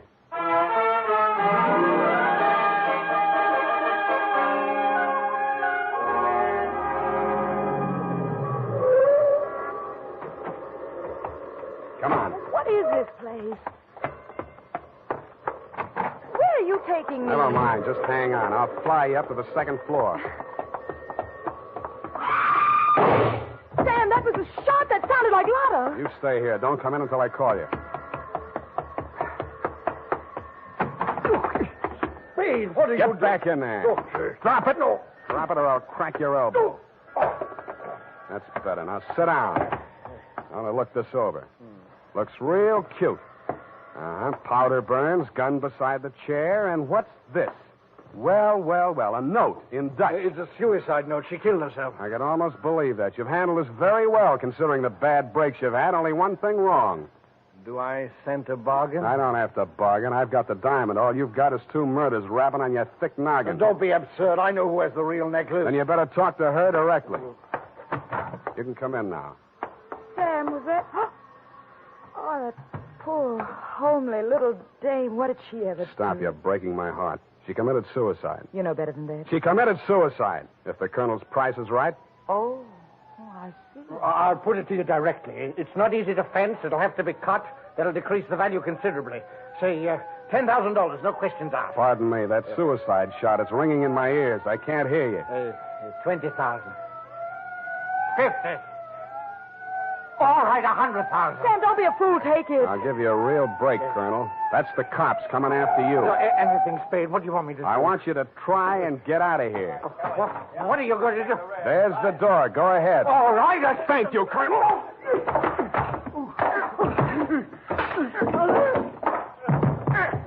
right, men, remember, he's desperate. Bixby, we're giving you a chance. Come down or we're coming up after you. Come on. Come on, get up, Colonel. Here he comes. Careful, it may be a trick. Watch it, Dundee. Here he comes.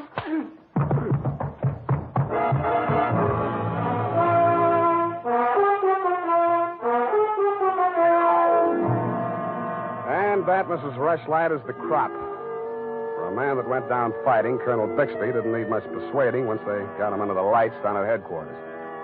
He confessed to everything, and the murders weren't the worst of it, the way I figure. The worst of it was the cruel way he victimized the poor little ugly duckling, Lotta Van Eyck. It's tough enough to be whipped before you start. Period, and a report. My goodness, that was Louis Trist Day. I mean, I'm beginning to see why Effie gets so repressed sometimes. Effie, depressed? That little doll told you that? Only between she and I and the lamppost. She's so sensitive, you know. Not like I, of course. I invariably cry at weddings. You don't say, Bernadine. You attend weddings often? With high frequency, Mr. Spade. You mean frequently? No. The last time it was FM. You know, frequency moderation. Oh, yes. Moderation in all things, I always say. You mean you attend radio weddings? Oh, yeah. I've been married 6 times. My next date is television. You've been married 6 times? Well, to each his own, Mr. Spade. You mean 6 men have... Oh, no. No, I only marry my husband. Repetition is the spice of variety, I always say. Is that legal? If it's not after 6 weddings, what isn't? To each his own, as you say. Well, we don't presume to make a career out of it. As soon as we get the mangler and the deep freeze, we're going on our honeymoon. Well, congratulations, and type this up when you have the time. Mrs. Bernadine Hemp.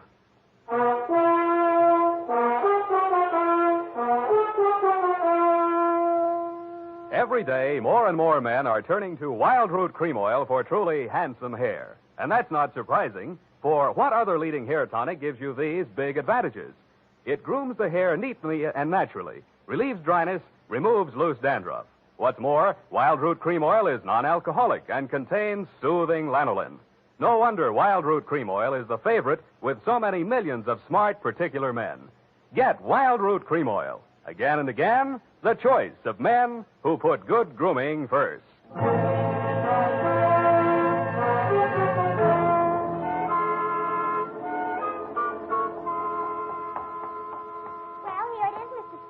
I'm sorry it took so long, but I kept relapsing into Spanish. That's I know how. And Effie's typewriter doesn't have any upside-down question marks. Upside down. Mm-hmm. Take a memo. Call typewriter man. I already have. Oh, I almost forgot. You received a telegramic commutation. A telegramic what? A wire. Oh, a wire. Well, open it and read it. In English, por favor. It says, Dear Sam. Figures. In the haste of my departure, I neglected to warn you about Well, when I do that one another favor, she'll have silver threads. Who? That ball of fire whom I'm taking the place of in order to be double-crossed of by. Effie? Is she still in far-off Canab? And good rubbish, if you'll pardon the expression. Oh, Bernadine, let me see that. I neglected to warn you about Bernadine. I'm sending details, airmail special, but in the meantime, whatever you do, don't go to any radio broadcasts with her, and if she comes to work in a wedding gown, take the day off. Love, Effie. And I had 2 tickets for honeymoon payoff, and now she went and spoiled everything. Ah, now there, Bernadine, you just have to marry your husband again, that's all. I wouldn't have had the time anyway. I know. It's just the principle. Good night, Mr. Spade. Good night. Buenas noches. Hasta la vista. Effie, why did you ever leave me?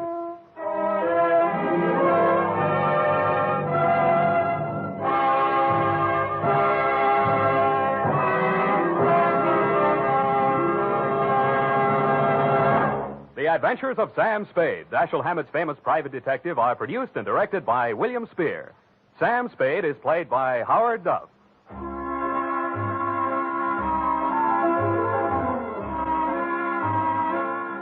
The Adventures of Sam Spade are written for radio by Bob Tallman and Gil Dowd, with musical direction by Lud Gluskin. Gil Dowd directed tonight's broadcast in William Spear's absence. Join us again next Sunday for another adventure with Sam Spade, brought to you by Wild Root Cream Oil. Again and again, the choice of men who put good grooming first. This is Dick Joy reminding you to get Wild Root Cream Oil, Charlie. It keeps your hair in trim. You see, it's non-alcoholic, Charlie. It's made with soothing lanolin. You better get Wild Root Cream Oil, Charlie. Start using it today. You'll find that you will have a tough time, Charlie. Keep on all the gals away. Hiya, Baldy. Get Wild Root right away.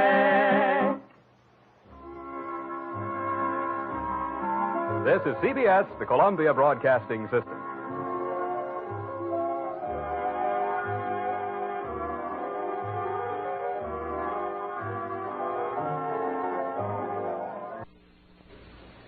The Adventures of Sam Spade, Detective, brought to you by Wild Root Cream Oil Hair Tonic, the non-alcoholic hair tonic that contains lanolin, and new Wild Root Liquid Cream Shampoo.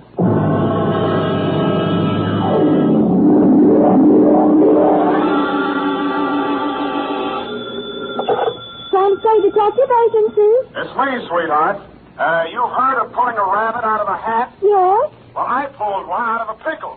What happened, Sam? What happened, she asked. Well, goodbye. Oh, don't go, Sam. Don't you feel like talking about it? Frankly, no, but it's expected of me. Sharpen a carrot, throw me some rabbit punch, get the hutch ready, for I'm about to hippity-hop through the door with the lowdown on the Flopsy, Mopsy, and Cottontail caper.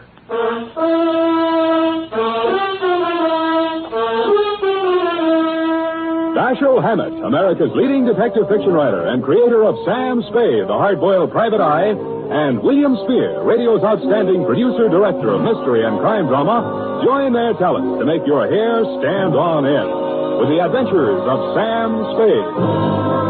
Presented by the makers of Wild Root Cream Oil for the hair.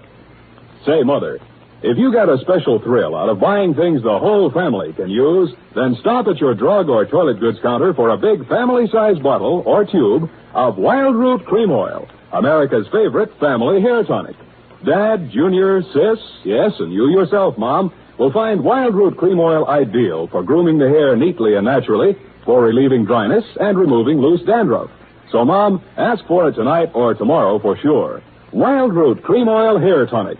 Again and again, the choice of men and women and children, too. And now, with Howard Duff starring as Spade, Wild Root brings to the air the greatest private detective of them all in the adventures of Sam Spade.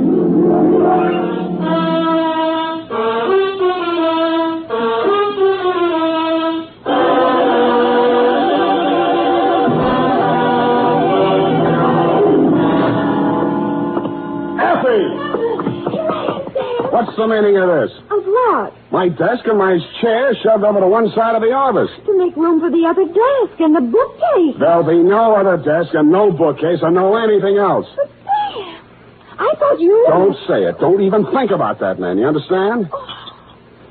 It's deliciously silent in here, don't you think, Ed? Sam, weren't you and he supposed to go... Stop! Effie, would you like to have your mouth dry cleaned? No, Sam. I'm sorry. I spoke harshly, forgive me, but the past hours have taken their toll on my nerves. Perhaps I should unburden myself. We'd all feel better. All right, Sam. Unburden yourself. I'm still in command here.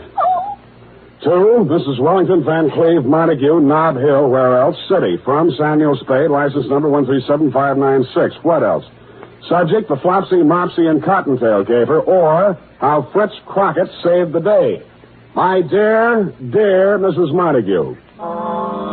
It all began Thursday afternoon when I entered my office and discovered a tall, wiry young man sitting in my chair with his feet up on my desk and sampling my office bottle. Hi. The pose was so familiar for a minute I thought it was me. Hello, Sam. I'll be with you in a minute. Have a seat. Thanks, I think I will. The one you're sitting in. You see, the detective sits in that seat and the clients sit over there. Well, that qualifies me for this seat, then. I'm a detective. I see. Well, the detective we like in this office is Sam Spade, see? He pays the rent, he hires the secretary, he earns the money, and he sits behind his desk. Now, on your feet. Okay. But with two detectives around here and only one detective's chair, it's going to get a little crowded. Mind if I have a drink? Out of my glass? Oh, sure. Here. You know, we'd better make a note to get another glass, too. And some scotch. I don't care much for that bourbon. No self-respecting detective drinks scotch. And put this down. We'll need another desk and new paint job on these walls. Oh? I think something bright. Robin's egg blue, maybe. Soothes the nervous clients. And a bookshelf. You got that, Effie, dear? Or am I going too fast? Slow down, Fritz. Desk, paint, bookshelf, scotch. That too, Effie? She's a doll. Wait a minute, that's my line. After I work with you a while, Sam, you'll appreciate me. So long. I'm great. Bye. You need me. Why? Because we'd be an unbeatable team. With high talent and your luck, we couldn't miss. Luck? Ever hear of Fritz Crockett? Chicago Fritz Crockett? Yeah. Never heard of him. Oh, Sam. Look, you're making a mark in your hometown. Now, why do you want to work for me in San Francisco? I lost my license in Chicago. Got caught on the hot side of a political battle. Worked for the losers, and the winners framed me for my license. Oh, gee, tough kid. I can't get a license in any state until I clear that mess up. And so I have to work under somebody else's. Say yes, but why me? Because I've kept my eye on you, Sam. I like the way you're developing. I think you could work well with me. Gee, thanks. Well, your application's received. Now, give me a couple of years to think it over. What's the matter, Sam? Afraid I might cut your reputation in town? You found me out. But anyway, bye. Chicken, huh? Look, you want to compare scrapbooks sometime? A really good detective's got to be an actor. I play any style. Listen, we're following a Russian countess to recover Gorky's original manuscript of the lower depths. I meet her in the lobby of the St. Mark, disguised as an itinerant caviar salesman. Countess Natasha Bishakov. Oh, here in San Francisco, my dear. How long has it been? 8 years, 12 years. Have you forgotten little Andrea so soon? Andrea, sorry, no casting today. Well, look, you gotta be an actor, Sam. Look, we're dealing a mortal blow to the gun-running career of Don Jose Ortega Sanchez, the notorious bandit king. Oh, Don Jose, you have run your last peace-loving border countries. Yeah. I am powerless to prevent your execution. Die like the proud Spaniard you are. Cigarette? Fritz, for heaven's sake. I help you, Sam. Look, you've been captured by a mutinous crew off an English tramp steamer, and I burst through the door. Get your bloomin' bloody hands off that man. This one I can do myself. Awful mode, Tigger. I don't know know exactly why I sat there listening to the guy, but I did. He was a sort of a one-man theater guild. He ran through 28 dialects, played a scene in which James Mason and Montgomery Clift were trapped by an Armenian rug merchant and was saved by the voice of Gabriel Heater on the radio. Then he played all four of the Marx Brothers arguing with the Andrews sisters. Then, after the intermission, he told me a little bit about himself, regaling me with spine-tingling accounts of his Frank Merriwell-type achievements on the football field, in professional boxing, and hockey. It was pretty thrilling stuff, but nonetheless, I was about to usher him out when he came up with a particularly good bit of dialogue. I have a job for us. Yeah, well, so... John, where? Yesterday, Sam, I met an old friend from Chicago. She remembered me from an important cocktail party. Saved it for her, the party. Everyone was absolutely dreary until I became de rigueur with a brace of amusing anecdotes. The job, Fritz, the job. Oh, yeah. Well, anyway, she wants us to guard a valuable hunk of jewelry at a party tonight on Nob Hill. What's the money? $100 apiece, plus mingling with nautch dancers and all the caviar we can eat. Well, that was better than I expected. In fact, now, here's what I want you to do. Oh, wait a minute. What's this here's what I want you to do? This is the Sam Spade Detective Agency, named so because Sam Spade is the man who gives the orders around here. Now, what do you want me to do? Well, this is a costume party, and we have to wear costumes. It's in the deal. Good. I'll break your leg, and you can go as the man who came to dinner. Sam, I already have the costumes. What? Right here.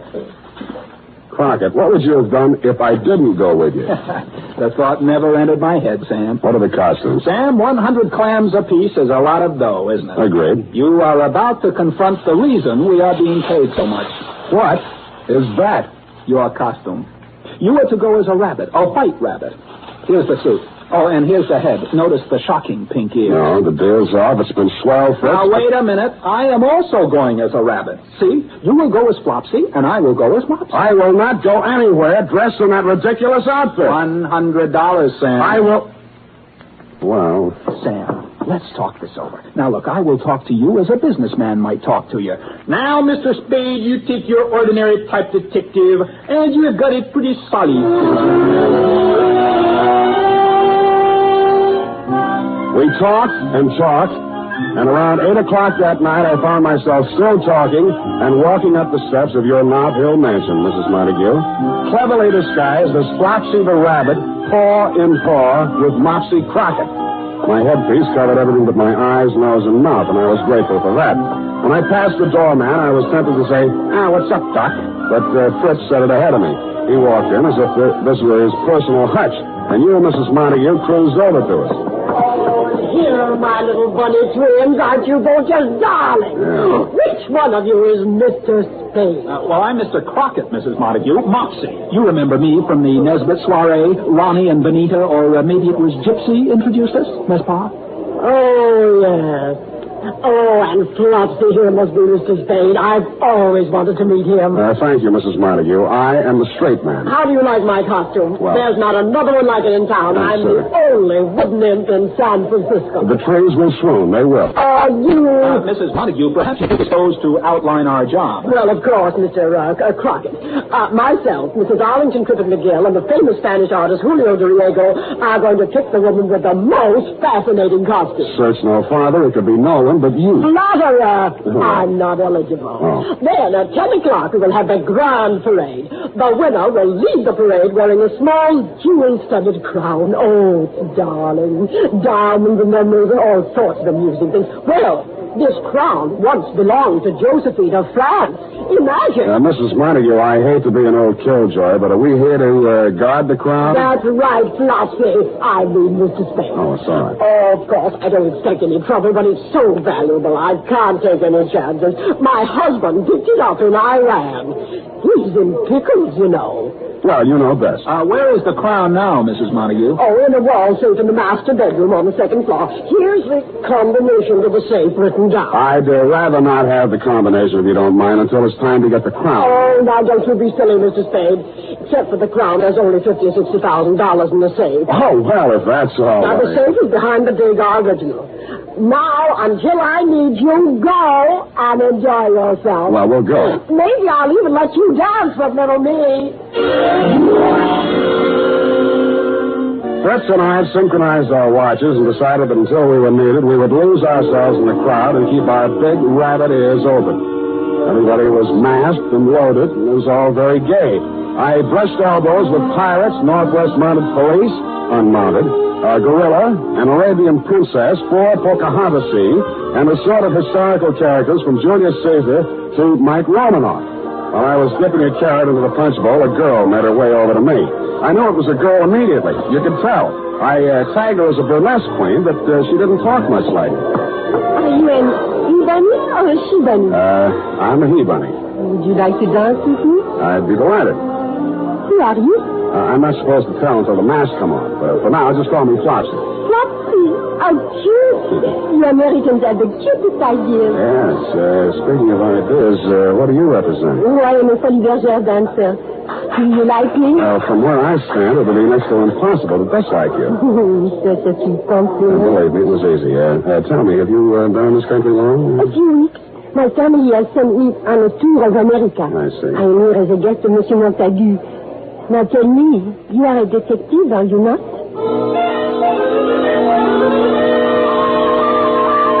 As much as I regretted doing it, I hastily detached myself from Miss Foley's Bergère of 1949. How she knew I was a detective puzzled me. I saw Crockett talking with a paunchy red devil and a middle-aged Christopher Columbus and stopped by. They were big businessmen, obviously, and so was he. Well, now, you take your ordinary horse paper abrasive. Double duty voice. It was impossible to interrupt him, so I moved on. Finally, I sat down to rest in a dim corner of the library, and I no sooner did than a large green pickle with 2 bandy legs sticking out of it sat down beside me. Want to buy the pickle? No, thanks. Go ahead, it's free. I only eat carrots. Thank you, just the same. I suppose you know who I am? As a matter of fact, I don't know. Well, I shouldn't tell you, but I'm lonesome for somebody to talk to. Yeah, my wife's dancing with another man. Sometimes I think she only likes me for my money. I find that hard to believe. I have millions, you know, just millions. I'm Horace Montague, the Pickle King. I've sold more pickles than any living man. Congratulations. You like my costume? Never smelled anything like it. I came this time as just an ordinary new pickle. Sometimes I come as a dill, sometimes I come as a gherkin. Oh, jolly. Once I came as a sweet-sour mixture, and I got very confused. Well, that's up to you. I guess all I really have is my money, but I get tired of being so rich. It was fun in the early days. I was a pioneer, you know. You started, I suppose, with just a wart. Yes, that's very funny, very funny. Yes, well, keep laughing, Horace. I have to be running along. Thank you for talking to me. I was beginning to feel like an extra in Alice in Wonderland and headed back for the solace of the punch bowl. I saw Mopsy Crockett standing with a Foley's Bergère dancer and went over to him, but he suddenly turned and hopped away faster than I could hop after him. Why the coyness, I couldn't understand. When I finally caught up with him, 10 minutes later, he was waltzing with Anne of Austria, who was hanging on his every word, and that was a lot of hanging. From dying until you tasted my Lebkuchen, you had the spirit of Goethe, Schiller, Heine, all baked in one Kuchen. Mind if I cut in? If you know. I mean with the other rabbit. Come along, Mopsy. Excuse me, darling. I come later back. Hello, Sam. What do you hear from the mom? The idea of avoiding me. Me? Avoid you? I don't know what you mean. Crockett, don't you remember just 10 minutes ago my chasing you all over the floor? So help me, I don't. Oh, there you are, my little bunny. Yeah, here we are, Mrs. Montague. All right, you can give me the crown now. I'm almost ready to announce the winner of the costume contest. We haven't taken it out yet, Mrs. Montague. You haven't? Well, you just said you were going to get it. I didn't. Did you, Fritz? Not I, Flopsy. Now, Bunny, stop playing jokes. One of you came up to me a couple of minutes ago and said you lost the combinations of the safe, so I gave it to you again. You said you were going to get the crown. Now, where is it? I don't know, but let's find it. When we arrived in the master bedroom, the worst had happened. The Degas original was down off the wall. The safe had been opened. Believe it or not, the $50,000 or $60,000 habitually kept in it wasn't even touched. But you, Mrs. Montague, weren't worried about the cash. Oh, it's not there. The Josephine crown is gone. Oh, this is frightful. What will Horace say? We're sorry, Mrs. Montague. Sorry, you were supposed to guard, and it's your fault. Maybe you stole it yourself. Mrs. Montague, we did nothing at the I time. distinctly remember saying you were going to get it, and I did give you the combination again. I know. Oh, it's Horace. Horace, what happened, Hubby, dear? I was walking down the hall, and a bunny came running out. dragged me into a room, made me take off my pickle. Oh. He hit me on the head with something, and he took off his bunny suit, jumped right into my pickle, and ran off. Oh, my head. Crockett and I dashed down the hall to the room the Pickle King had abdicated. On the floor was the limp, unfilled costume of A. Rabbit. The Montague's party not only had a Flopsy and a Mopsy, but it also had a thieving Cottontail.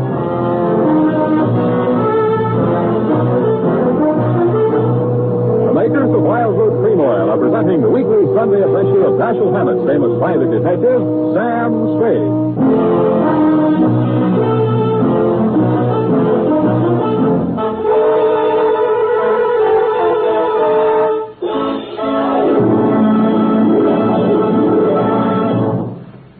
Now, here's important news on good grooming. If you want the well-groomed look that helps you get ahead, socially and on the job, listen. Recently, thousands of people from coast to coast who bought Wild Root Cream Oil for the first time were asked, how does Wild Root Cream Oil compare with the hair tonic you previously used? The results were amazing. Better than 4 out of 5 who replied said they preferred Wild Root Cream Oil. Remember, non-alcoholic Wild Root Cream Oil contains lanolin. It grooms the hair naturally, relieves dryness, and removes loose, ugly dandruff. So if you want your hair to be more attractive than ever before, get the new 25-cent get-acquainted bottle of Wild Root Cream Oil, America's leading hair tonic, on sale at all drug and toilet goods counters. It's also available in larger economy bottles and the handy new tube. By the way, smart girls use Wild Root Cream Oil, too, and mothers say it's grand for training children's hair. Get Wild Root Cream Oil. Again and again, the choice of men and women and children, too. And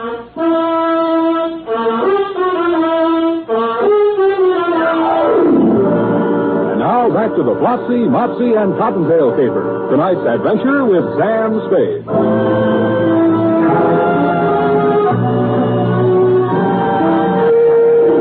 I left Fritz Crockett and you, Mrs. M, attending to Horace in your master bedroom and pounded down the stairs, through the guests, and out the front door. I was standing there wondering where to pick up the tracks of a rabbit-turned-pickle when I saw the Foley's Bergère dancer come running out of the Montague mansion through a side entrance and enter a taxi. I jumped into another cab and followed her, divesting myself of my Flopsy costume en route. She went almost to the west end of O'Farrell Street and entered a shabby gray apartment house. I followed. I knocked on every door until I found hers. Yes?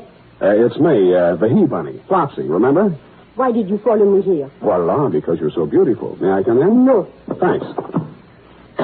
I said no. Did you not hear me? Yes, but have no fears. I'm bonded. How did you know there was a detective's heart beating under my rabbit suit? I am not going to answer. You have no right to come in here. Come on, huh? I think I overheard somebody say it. Now, if that is all you wanted to know, please go. Why did you leave the party early? Because it bored me. I thought America was not a police state. Why am I being questioned? Because somebody stole the Josephine crown that belonged to Mrs. Montague, you see. I heard that it was stolen, and I am delighted. But I did not steal it. What's your name? Charmaine Roger, and what is yours? Sam Spade. Why are you so happy that the crown was stolen? Because it does not belong in the ugly home of a rich American party giver. Oh. A childish woman who thinks only of her social position and her money. Where does it belong? In France, where it was made and where it was appreciated. I see. How much is it worth? In money, almost 50 million francs. In sentiments, more than one can say. Now, will you leave me alone? You're saying that the crown means more to a Frenchman than money, How would you like it if your Abraham Lincoln's death was being used by some French businessman to serve cocktails over? I get the point. I tell you again, I do not know what happened to the Josephine crown tonight. Do you believe me? I did, but only because when she left the party, she wore only her costume, and that costume wouldn't have hidden, well, she couldn't have had it on her. I went a block up the street, picked up a cab, and sat in it until she came out 5 minutes later. She was now in street clothes and carrying an overnight case. She drove to Castle Street, and I followed. She went into a restaurant called La Parisienne. I waited a discreet moment, then went in. She was nowhere to be seen. But a tall, lean, black-haired individual approached me with a menu in his hand. Good evening, monsieur. I regret to say that we are just closed. I'm not interested in meeting you. Where's the girl who just came in? Girl? In here? Don't dummy on me. She walked right in here 30 seconds ago. Brown hair, red coat. Charmaine Roger by name. You have made some mistake. You can see there was no one here. I have made no mistake. Now come clean, will you? Monsieur, contain yourself, please. Let me go. No girl came in, but if one did, there is no place to hide but the kitchen. All right, then show me the kitchen. Monsieur Bonneau. Monsieur. Oh, my. Spade. Well, it didn't take you long to get here, Mr. Montague. Well, please. Don't move, Mr. Spade. I have a knife at your neck. Yes, I feel it. Shall I take care of him, Monsieur Montague? No, Bonneau. Put down your knife. Thanks. Mr. Spade and I'll sit down at the table and talk quietly. You can go. As you say, Monsieur. But I will keep out an eye. Let's keep an eye out. Sit down, please. Spade, while you're here, I have a personal matter to take up with you. About the Josephine crown? Yes. Well, I'm sorry to report that as yet I haven't found it. Good. I'd be happy if you never found it. Oh? Does Mrs. Montague know you feel this way? No, and I'd be equally happy if she didn't know. Mm-hmm. In other words, you want me to stop looking for it? That's the idea. Oh, you could make a pretense of trying to find it, but no more. That's interesting. I'll pay you a good fee if you do this for me. Why don't you want it found, Mr. Montague? Well, I'll talk to you man to man. Please do. A French girl showed up in town. Charmaine Roger? Well, have you seen her? Quite a bit of her. At the party. Well, she's young and beautiful, and to the point I was indiscreet. I see. She turned out to be more designing than I realized. A blackmail? Of a sort. She didn't want just money. She wanted the Josephine crown. And you let them steal it? Well, I told them I'd get them into the party, furnish them a car, and the rest is up to them. Why didn't you just give them the crown? Well, I couldn't. My wife values it too much. It's her prized possession. She even wears it around the house when just the two of us are there. Oh, that's cute. Now, will you forget about this, Spade? I'm afraid not, Mr. Montague. I'm hired out to your wife, who asked me to guard it. I did a bad job, so it's up to me to get it back, you see. No, Spade, I can't afford a scandal with that girl. Well, you'll have to work that out for yourself. Very well. I'm sorry. I must admit, Mrs. Montague, I underestimated your husband, for at that point he produced a gun out of thin air and very professionally relieved me of mine. He called the proprietor, Bonneau, who appeared with Charmaine Roger. They held an immediate kangaroo court. Sentence was about to be pronounced when the front door burst open, and in swept a tall character in black beret and cape and sporting a handlebar mustache. Prominently pinned on his cape were a brace of French war medals, including the Croix de Guerre and so on. His entrance held everybody bug-eyed, including me. Keep your mouth shut, Spade. What a joyous, charming gathering have we here. Oh, the glow of warm friendship fills the room like a cottage fireplace in Alsace-Lorraine. Ah, no, it cannot be. Can I believe these weary eyes of man? Is it not truly my intime ami, Monsieur Montague? I kiss you on both cheeks in happiness. I don't seem to remember. Oh, what? You have not so soon forgotten me. We met at the legation in 38. Oh, those years. Do you not recall the nights in Montmartre and the days in Montparnasse? Oh, my goodness. Parbleu. When he bent over to kiss Montague again, his mustache fell off. As usual, Crockett had overplayed. And before he could straighten up, Bonneau hit him in the back of the head, and he fell flat on his face, out cold. That was my cue to go into action. I turned over the table, wrestled with Horace and Bonneau, while Charmaine was striking at me with the heel of a shoe. I got to the gun first, and everything came to a sudden lull. At that point, Fritz Crockett came too. Oh, mes amis, where did the sudden darkness come from? Yeah, well, you can drop the dialect, Crockett. Oh. I wish I had a picture of you there on the floor for your scrapbook. Oh, it was in the act, Sam, all in the act. Yeah, well, you think you're well enough to hold this gun while I make a search? Oh, leave it to me, Sam. Everything will be under control. Now, stand back, everybody. I'm in charge here. The U.S. government is not entirely without influence in Washington.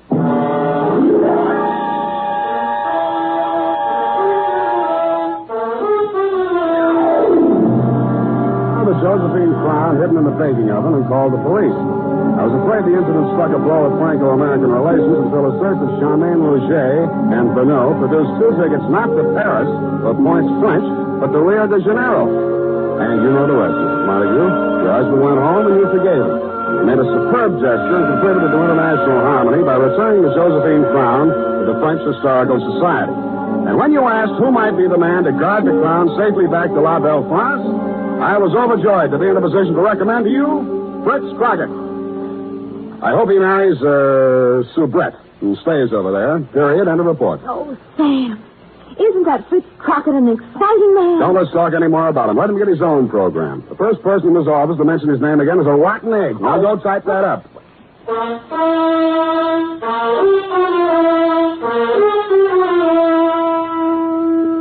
Don't buy a different brand of hair tonic for every member of your family. Get the one kind they all like.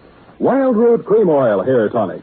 Wild Root Cream Oil grooms your hair neatly and naturally, relieves annoying dryness, and removes loose, ugly dandruff. Get a bottle or tube tonight. And ask your barber for a professional application of Wild Root Cream Oil Hair Tonic. Again and again, the choice of men and women and children, too.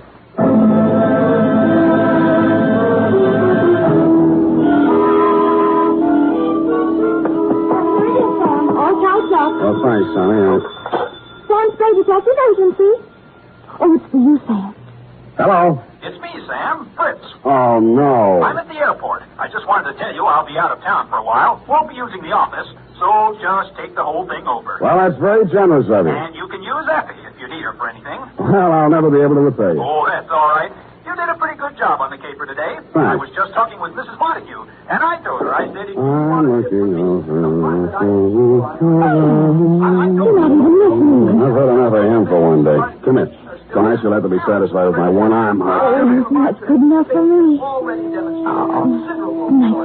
good night, Sam. Good night, sweetheart. Good night,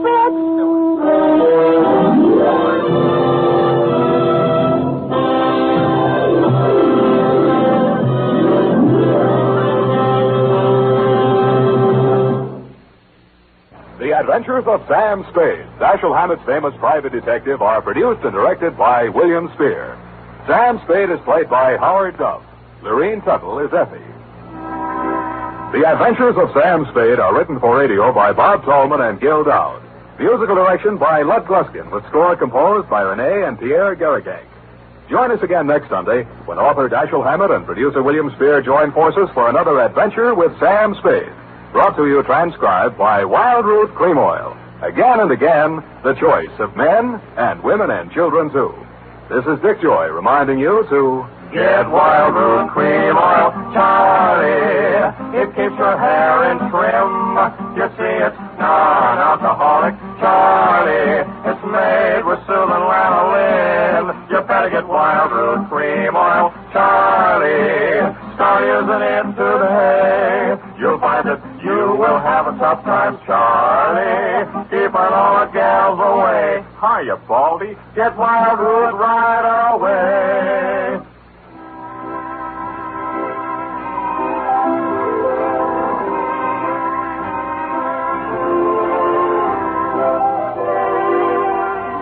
This is CBS, the Columbia Broadcasting System.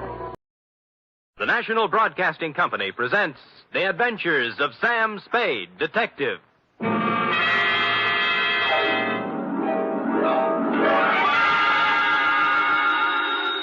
Sam Spade Detective Agency. Me, sweetheart. Was it awful, Sam? Excruciating, F. I suffered, girl. How I suffered. But there's no other way, Sam. When fate turns against a man... True, dear one, true. But from somewhere I must find strength. You must. To pick up the shattered fragments of my life. To raise my eyes once again to the horizon and piece by piece put them together again. Sam!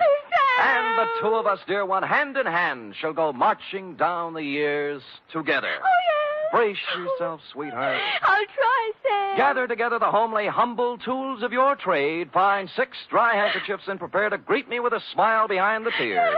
I'll be down before you can change stations with a report entitled The Soap Opera Caper.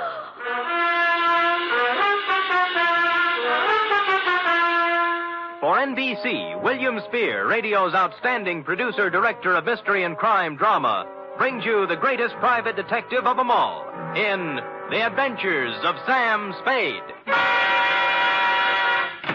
Sam? Who called, young widder Perrine? Plain F. Is it all over, Sam? Is a soap opera ever over, dear one? Oh, but it's not on the phone like you... I know, but it's not the end. It's never the end. Pull up a chair now. Take a firm grip on pad, pencil, and your emotions. Got 'em? I'm at the ready, Sam. Good show. To Agatha Pilbeam, from Samuel Spade, license number 137596. Subject, the soap opera caper.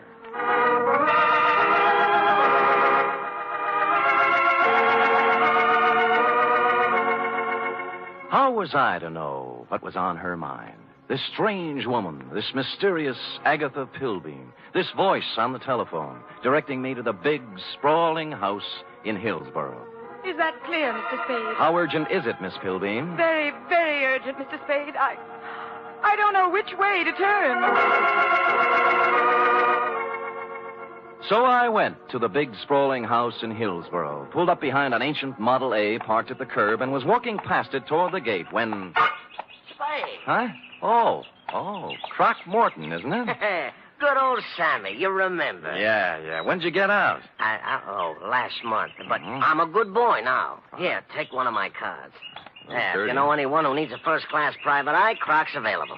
What are you doing here, Sam? The lady wants to see me. The soap opera queen? Is that what she is? Sure, 6 or 8 of them she writes. Oh? Behind the Clouds, The Heart of Julia Jukes. That must be Life, I forget the rest. Yeah. Beats gumshoeing, Sammy. Yeah, well, right if you get work, Croc. I'm on a job right now. You mean you got your license already? Oh, me? Well, you can always run off a photostat of someone else's. Oh, Sam, that's mean. Croc was a crook, but a nice crook. He never killed anybody. He was just an uncurable camera fiend, specializing in taking pictures of people doing what they hadn't ought to be doing. Stuff like that. Or if you wanted a photostat of somebody else's document, Croc was your man. Well, I walked up the drive to the door, threw it past a white shirt front that turned out to have a butler in it, and toward what seemed to be your study. But it wasn't. It was your bedroom, and you were reclining on 6 pillows with a cigarette in a long holder in one hand and the mouthpiece of a dictating machine in the other. But, John... Hush, Melinda. There is no way to go now but ahead. John, you're so strong. I need you. I need your courage. We must face this thing together, Melinda. The organ was Veronica a phonograph playing in her ear. There is indeed. I waited for an opening, but there just wasn't any, so I had to interrupt. John, don't even... Miss Don't Pilbeam, you see, Melinda? We can't run away from life. We must approach this Miss thing Pilbeam? calmly, Melinda. Don't... beg pardon? Just a minute. My mood music. I see. I'm Sam Spade, Miss Pilbeam. Come. Come sit beside me, Mr. Spade. Well... It's time we talked things over. Well, thanks. Oh, maybe you'd better start at the When a beginning. woman reaches 40, Mr. Spade, she comes to lean upon her man. Oh? To look upon him not just as someone to cherish, but as a source, a spring, a fountain of strength. Mm-hmm. Are you still dictating? I'm talking about me, Mr. Spade. Oh. Whom can I turn to? Whom? I grope, I flounder in the darkness. I cry out, I listen in vain for an answer. But there is none. Well, you always have a better chance of getting an answer when you ask a question. What do you mean? What are we talking about? What indeed? Well, I haven't caught the show lately. You'll have to bring me up to date. Why don't you run through the announcer's part, will you? Right after the organ when he says, when we left Julia Jukes yesterday... I'm sorry. I thought I told you on the telephone. No. For many days now, I've seen somewhat of a strange new look on my husband's face. Husband? Dr. Martin Hawkes. Oh, you're married. I thought it was Miss Agatha Pilbeam. 2 years ago today, I met young Dr. Hawkes and married him. Good. Life became beautiful, a gay, laughing thing, a road to happiness. And then... Then? A cloud passed over the sun. Martin became moody, silent. I tried to penetrate the shell, but he only drew farther into it. A strange, terrifying crevasse seemed to have opened up between us. Well... What is it, Martin? I asked him repeatedly. But he'd only stare silently out the window. And finally walked silently from the room. Well, how long did this go on? How long a series did you get out of it? For weeks, until a few days ago when the final blow fell. It was evening, and Agatha and Martin were at dinner. Let's look in on them as... Oh, sorry. We were at dinner when the doorbell rang, and I answered it. It was a telegram from Martin. From Mexico. I gave it to him and watched the blood drain from his handsome features as he read it. His hand trembled, his jaw clenched. But you forced yourself to speak. Yes. What is it, Martin, I asked. Tell me, please, for the sake of our love. And he... Looked down at me as if I were a stranger. Well. And then he crumpled the telegram, threw it savagely into the fireplace, and strode silently from the room. Here, I rescued it from the flames. Read it. Thank you. Regret must confirm your worst fears, Cardoza. What is the terrible secret of Martin Hawks? Yes. Why did he act so strangely when the mysterious telegram arrived from Mexico? And above all, where is he? You mean he didn't come back? He's been gone for 4 days, Mr. Spade. I must find him. Now, of all times, I need his love. When a woman reaches 40... I know. What do you mean, now of all times? It's been just a week now since the report came back from the laboratory after my physical examination. Oh. The doctor from Vienna. Mm-hmm. You see, Mr. Spade, I, too, have a terrible secret. Well, don't you want to tell me about it? Yes. I have a very rare, incurable disease. There are only 6 short weeks to live.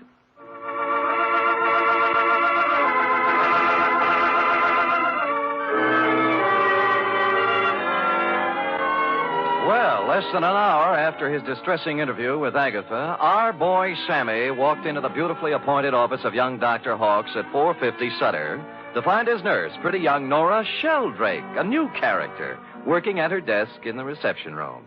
In response to a question from Sammy, we hear Nora saying, I have no idea where Martin has gone, Mr. Spade, but I can tell you why. Tell me, Nora. Please feel free to tell me everything. It's that woman, Mr. Spade. Agatha? Yes, Agatha. Mm-hmm. She never understood Martin. She doesn't understand Martin. She never has tried to understand Martin. Do you hear me? She never has tried. I take it you don't care for Agatha Pilby. I hate her. Nora? I do. I hate her. She thinks her money can buy everything, even Martin. Well, it won't. She knows that now. Well, calm yourself, Nora. Try and think back now to the last time you saw Martin Hawks. It was Monday. 4 days ago?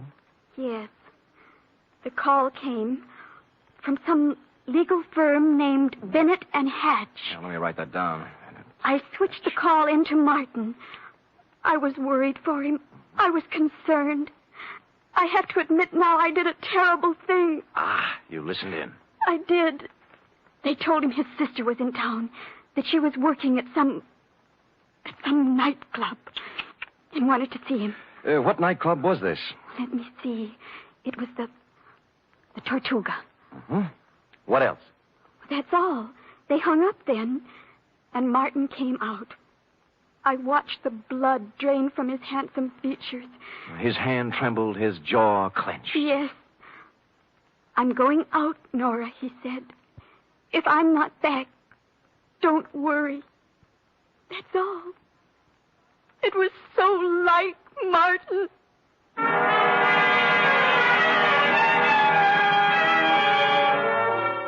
The Tortuga was only a few blocks away on Post Street, so I walked there.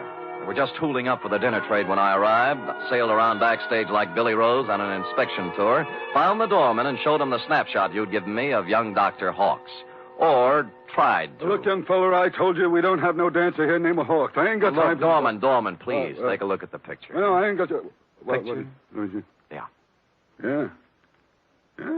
Hmm? That fellow was here at that. Tuesday, Monday night it was. Well, who'd he come to see? Well, wasn't nobody named Hawks, mister. It was Beth Jardine. Well, bless you, Doorman, bless you. Bless you, too. Thank you.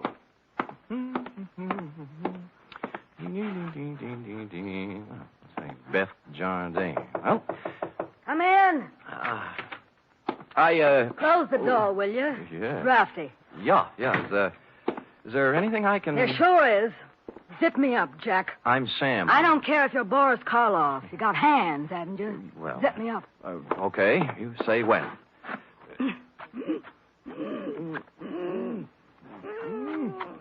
When? Can you breathe? Oh, no. You can't have everything. Ouch. What's on your mind, Jack? Martin Hawks. Sorry, never heard of him. Look, we're getting along beautifully up to now, honey. Let's not spoil it. You not only know Martin Hawks, you're his sister. What makes you think What's I that know? card stuck over there in the mirror? Bennett and Hatch, attorneys at law. Aha! The same Bennett and or Hatch who called Martin Monday afternoon and told him his sister wanted to see him here. Now, what's this all about? I can't tell you. He got a telegram from Mexico. Mexico? Yeah, it upset him. Something awful. What'd it say? Regret must confirm your worst fears. You're dead, huh? Yeah. Oh, that's great. Great. Pretty hilarious, huh? Jack, you just ain't got no idea. I got a piece of advice for you, Jack. Oh? Forget about Monty Hawks and live a long and useful life. Mm-hmm. I got a tip for you, too. You're in a tight spot. Watch that zipper, Jack.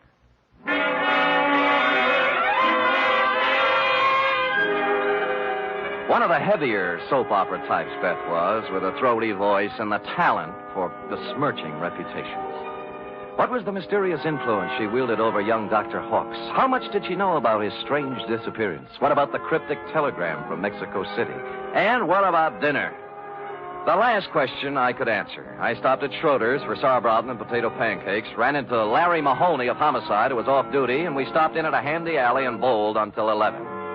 I was walking back down Market Street when I passed the Flood Building, which reminded me of the firm of Bennett and Hatch, who resided there. As a matter of fact, it looked like they were there right now, since the light was on behind the second-floor window with their name on it. Now, the sensible thing would have been to call around 9 in the morning, but as I seldom do sensible things, I hustled up the stairs and down the corridor to their office. Someone other than Bennett or Hatch had put in some time, obviously. The drawers of a dozen or more file cases had been pulled out and dumped on the floor, the desk drawers likewise. And to mark it clearly as the work of a thoroughgoing professional, the safe door was off its hinges.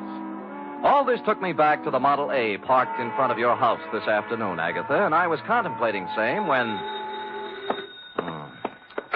Hello? Bennett. Yeah? Good, Christopher. I was scared you wouldn't be there. Tried to get you at home. Do it, baby, do it. Pull the string. We'll never make it with this guy. We're through. Pull the string here. Do it, baby, do it. Make it... Hello? Operator! Operator! Operator!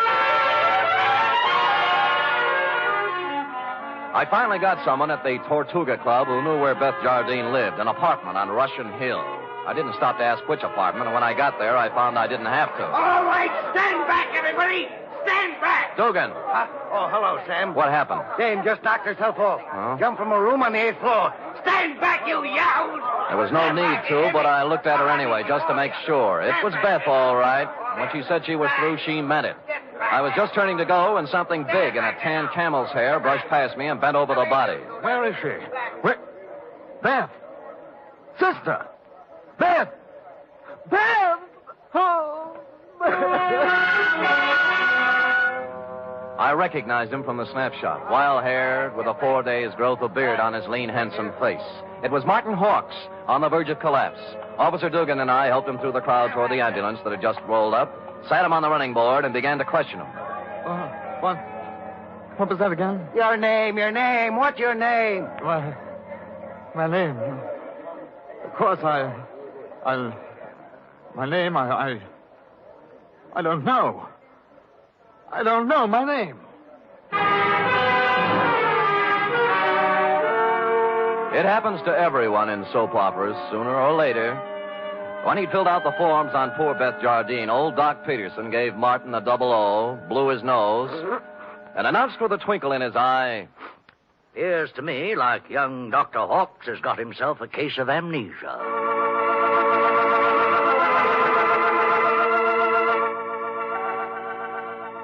Will the mind of young Dr. Hawks come out of the fog? What does he know about the death of Beth? Was it murder? Or suicide? Or both? And what of the mysterious telegram from Mexico City? Will Agatha ever discover the terrible secret of young Dr. Hawks? And will stupid Sam ever discover anything? Before we continue, a word from our announcer.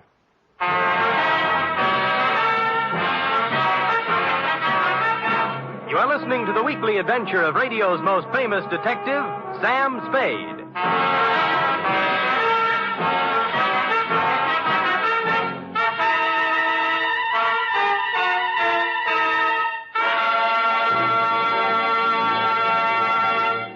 Three chimes mean good times on NBC.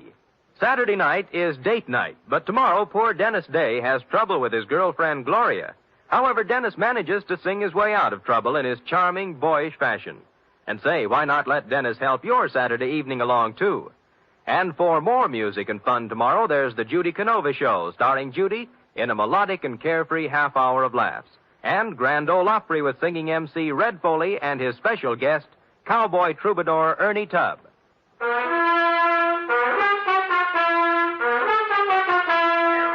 And now back to the soap opera caper, tonight's adventure with Sam Spade.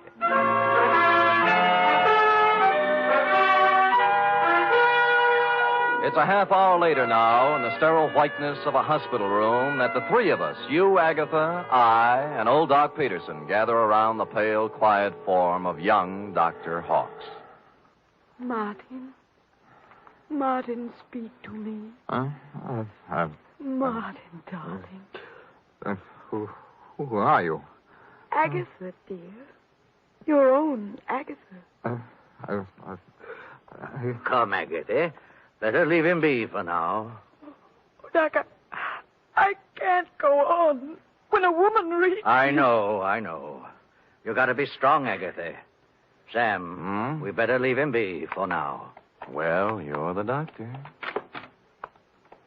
Oh, Doc, what could have done this to Martin? Oh, shock sometimes. You don't mean... Yes, I'm afraid I do. Seeing his sister, then? Could be. Or sometimes it's just a matter of a body getting into such a fix his mind backs off and refuses to have any part of it. The wire from Mexico City. Huh? His terrible secret. The strange threat hanging over him and his sister. Driving one to suicide.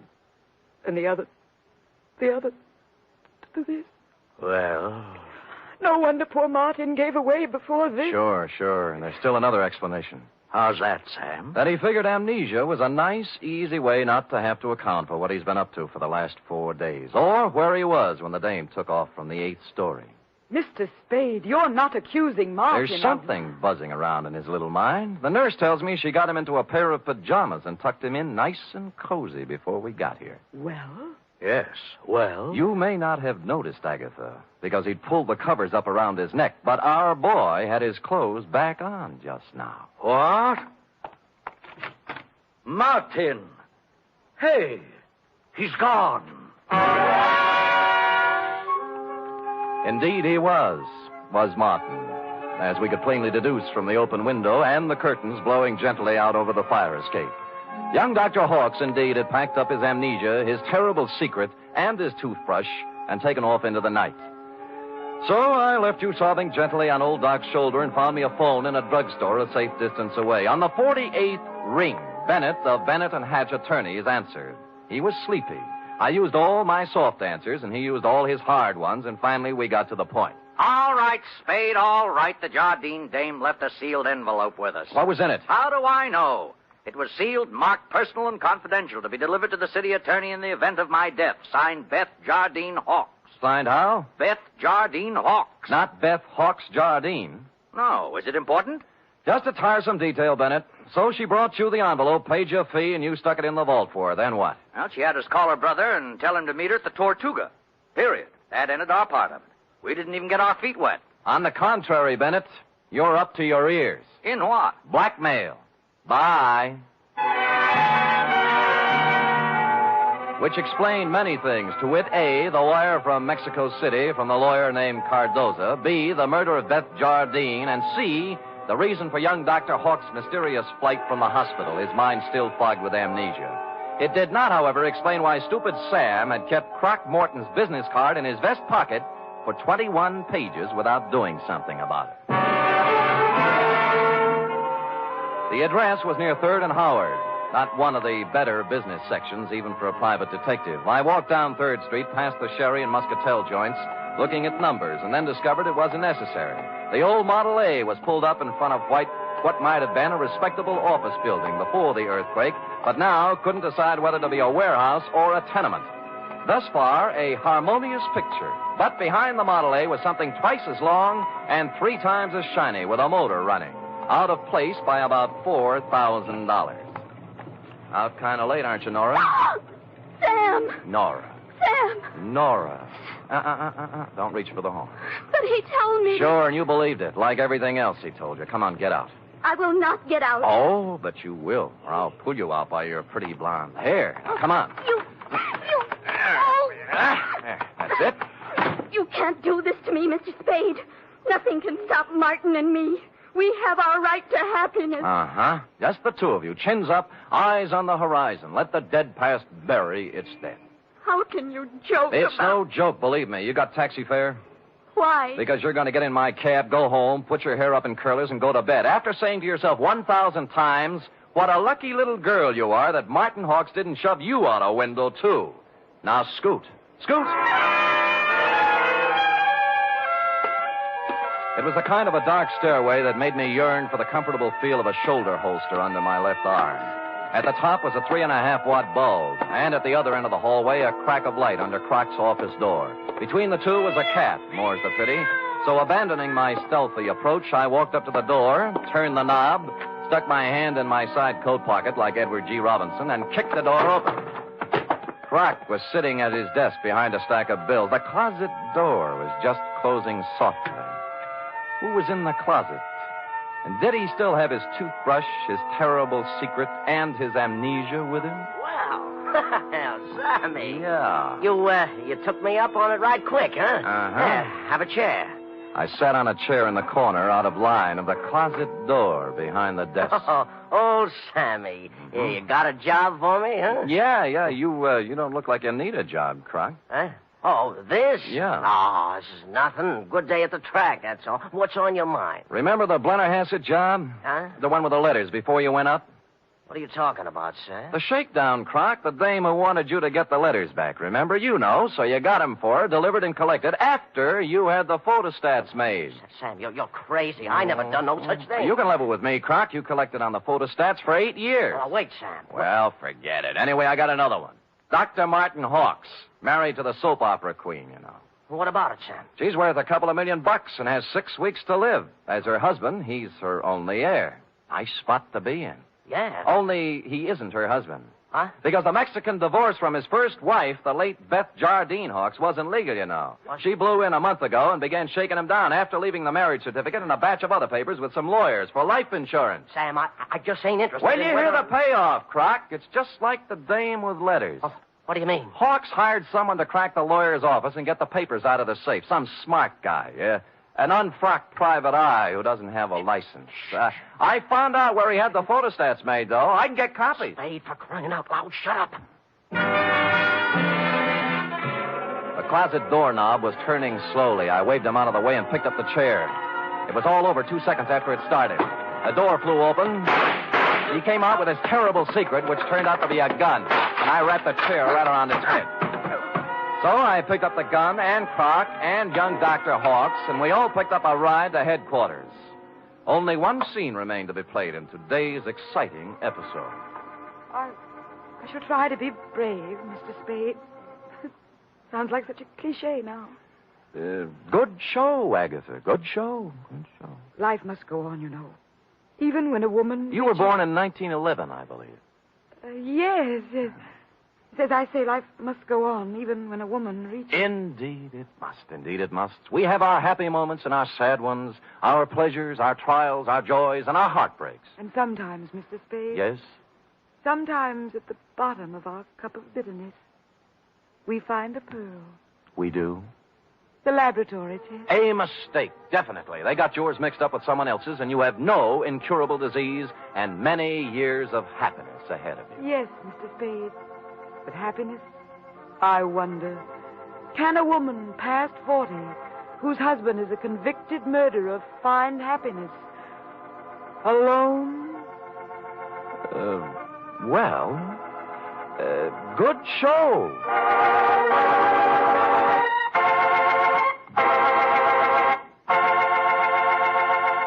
Period. End of opera. Oh, say. Uh-huh. Sam, I can't wait for tomorrow's episode. Be sure to tune in at this very same time, Cherub, and meanwhile, answer me this. What, Sam? How long will it take a woman past 20 to turn out a 25-page report? Yes, sir. I'll have the answer after a brief word from our announcer.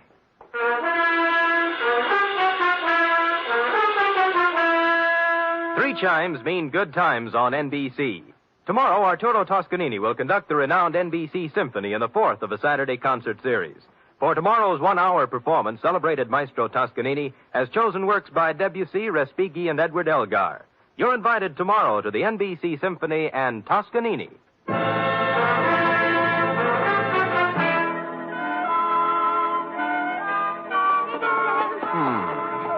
Oh, there, little girl. No tears now, no tears. They're tears of gratitude, Sam. When I read all this about other people's troubles, I'm so grateful to you for the smooth life we have together. Effie. Sam.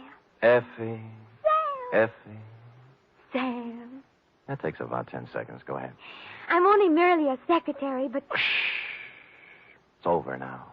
Matter of fact, we're 10 seconds over. Oh, well, Sam, I haven't even your wife to be versus... Nothing but peace and quiet. And fairly regular paycheck. With only a corpse now and then to produce a ripple on the mirror smoothness of our bliss. Oh, that's beautiful, Sam. I thought so. You don't have a single terrible secret either. No, but just to keep you interested, dear one, from time to time I shall pick up a piece of paper, read it, let the blood drain slowly from my face, then clasp you to me thusly, Sam! Holding you close, and just before striding silently from the room, mutter in your shell-pink ear. I know.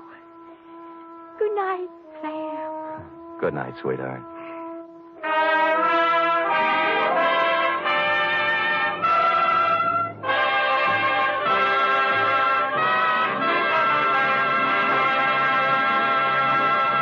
The Adventures of Sam Spade are produced, edited, and directed by William Spear. Sam Spade was played by Stephen Dunn. Lorene Tuttle as Effie. Script for tonight's adventure by Harold Swanton. Musical scoring by Lud Gluskin, conducted by Robert Armbruster. Join us again next week, same time, for another adventure with Sam Spade. Join the magnificent Montague and have fun at Duffy's Tavern on NBC. The National Broadcasting Company presents The Adventures of Sam Spade, Detective.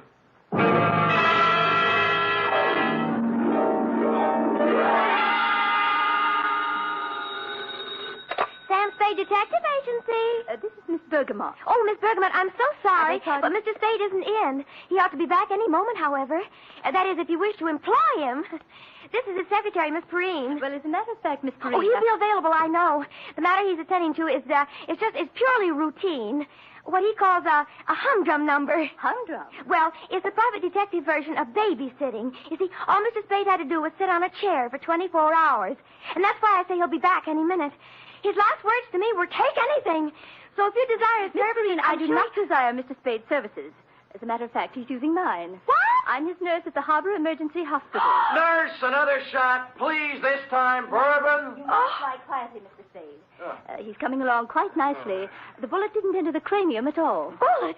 Cranium? Both. Mr. Spade wants to... But I refuse, nurse. I refuse. But, Miss Nightingale, I am. F. Wonder Girl. Sam. Ah. Oh, Sam. Dry those big brown eyes, Cherub. Fluff up the sofa and spread out some lamp for me to lay my poor bullet-ridden head on. In practically no time at all, I'll be staggering in to gasp out a humdrum report on the Kimberly Cross caper.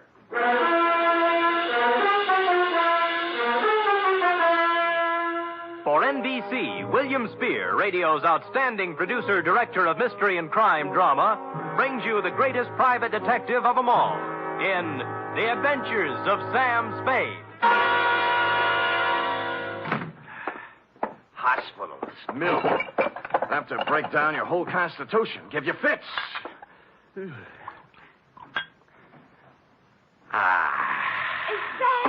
Who else? Oh, Sam. You look like the drummer man in the Spirit of 76. Nothing.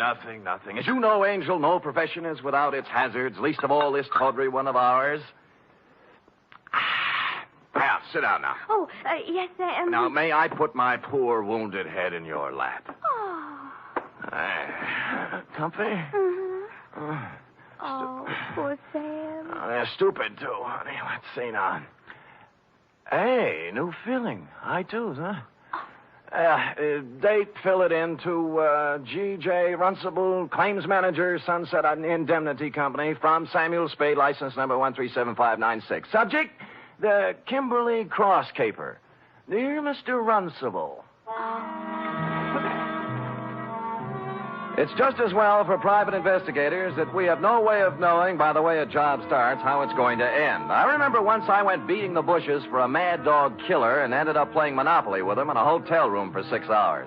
And I remember, too, the time I agreed to take a box of homemade candy to an old lady, wound up with a double murder and a case of arson. Yours, Mr. Runcible, belong to this species. Spade. G.J. Runcible, Sunset Indemnity. You available? Maybe. What'd you have? Are you or are you not available, Mr. Spade? Answer yes or no? Yes. Yes. How much? $50 a day. Expenses, Yes. right. Got a job for you next 24 hours. All you got to do is sit on a chair and keep your eyes on something beautiful. Sounds keen. Might call it a babysitting job. Oh, who is she? Kimberly Cross. Pretty? Like $250,000. Oh, rich, too, huh? She's on exhibit at the Bergendorf Galleries on Sutter Street. She's on exhibit? Get over there right away. Well, I'd better. Check with Mr. Bergendorf personally and then see Johnny Stroud, our company man. He'll give you instructions. Fine. Now, why don't you tell me what we're... Hello? Hello? Always happens on page 6.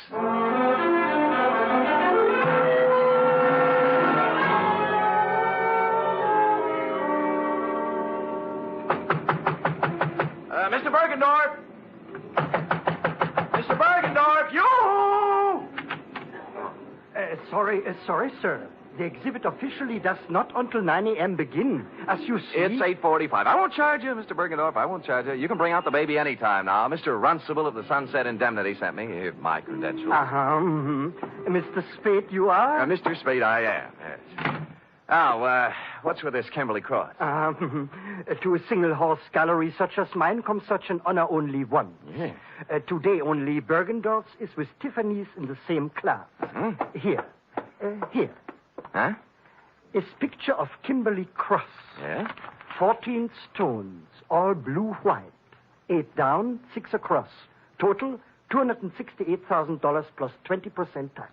Oh, jewelry. To call this jewelry is to call Elizabeth Taylor a garden variety tomato. Yeah. Is a crown jewel from Thuringia, Mr. Spade. Really? Is part of estate of a dead duke. Is price tag $268,000 plus 20%. Yeah. Where is it? Involved. Time lock.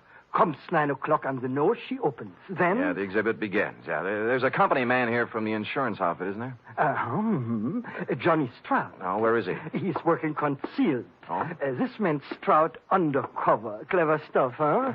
You see, parked at curb across the street, one autobus. Oh, yeah. Department of Public Health, City and County of San Francisco. What, Anti-tuberculosis campaign. Pardon? Is giving to public for free gratis 1 X-ray per citizen for chest cavity. Oh, chest X-ray. Handily parking opposite the Bergendorf Gallery, so inside Mr. Stroud can take for himself a plant. Get it? Clever.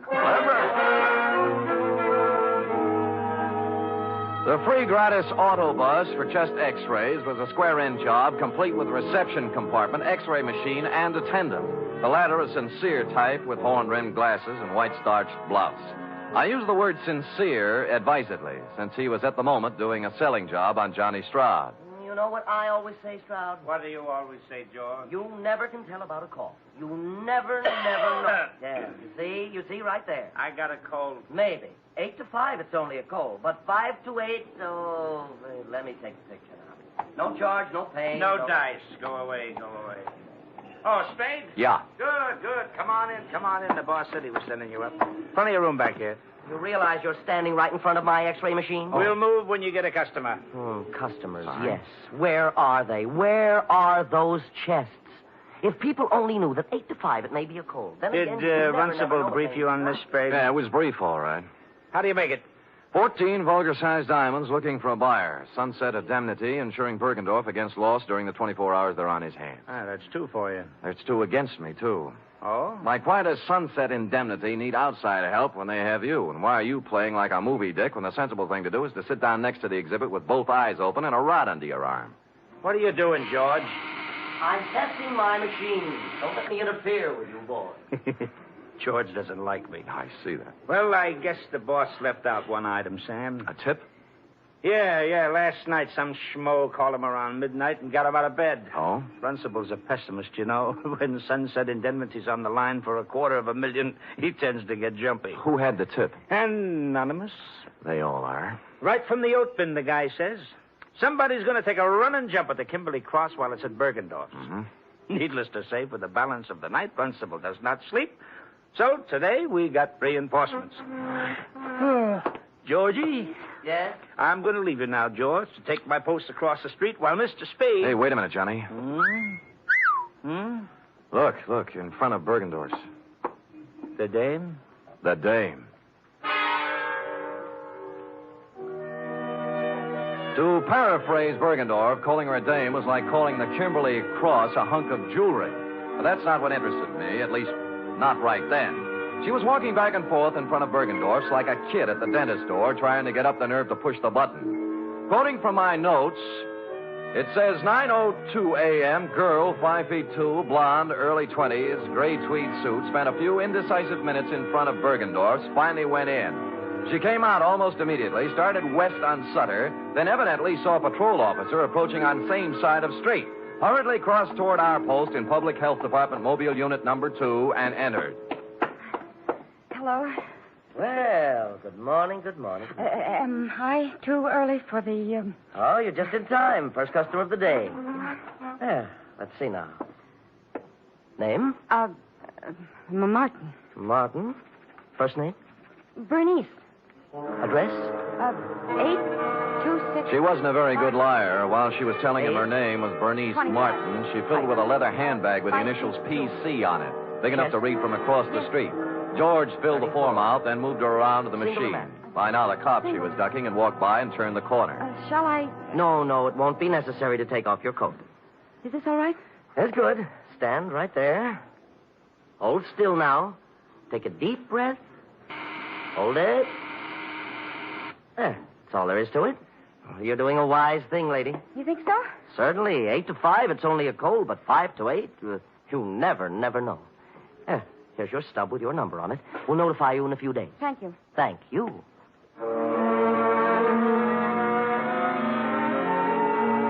Whereupon Miss P.C. hustled down to the corner and into a drugstore. 5 minutes later, she still hadn't come out. Stroud was beginning to champ at the bit. So what, Sam? So she's worried. She's ducking cops. She's using a phony name. Or her girlfriend's handbag. Look, I'm going. Hey, wait a minute. I'm sure I've seen her somewhere before. Where? I don't know, but I think it was around headquarters. Now who's playing movie, Dick? Look, it's 10 after 9. I'll go over and settle down next to the Vulgar Diamonds, and you make yourself comfy with Georgie. If I get busy, out you go, Keep pal. your eyes on the customers going in and out. There's a good loud burglar alarm over the door there, and you can hear it a block away. You see what I mean? It's good and loud. Holy cow.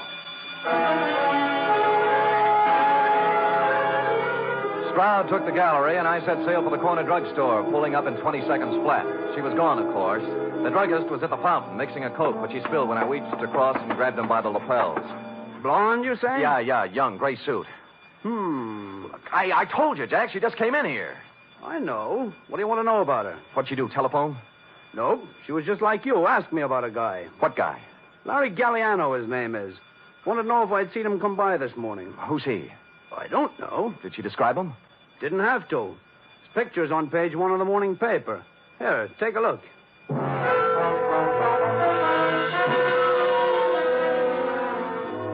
It was no time to dawdle, but I gave it 10 seconds. Larry Galliano, a one-time gas station stick-up artist, had just been released from Quentin after doing 5 years. On the way across the street to Bergendorf's, it came back to me where I'd seen her, standing outside the courtroom, crying when they sentenced him 5 years ago. Over here, Sam. Yeah. Oh, no. Bergendorf, huh? Yeah, shot from behind. The stones, needless to say. Sure. Maybe you were right about that day. No, she didn't have time. Someone was hiding in here waiting for Bergendorf's to open up this morning. How'd you get out? Oh, there must be a back door in this joint. I'll check it. The phone's on the desk. Wake up Lieutenant Dendy, huh? Right. How he'll love it, too. 2 of us holding hands across the street while... Stroud! Johnny Stroud! Look, it's me, Bergendorf, Sam Spade. Stroud! He's checking the back door. Who did it? Oh, double-crossed me. Wanted it all. Who? Who you talking about?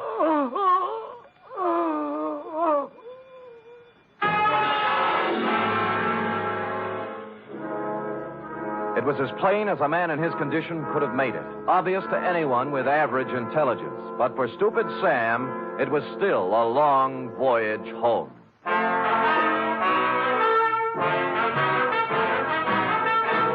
You are listening to the weekly adventure of radio's most famous detective, Sam Spade.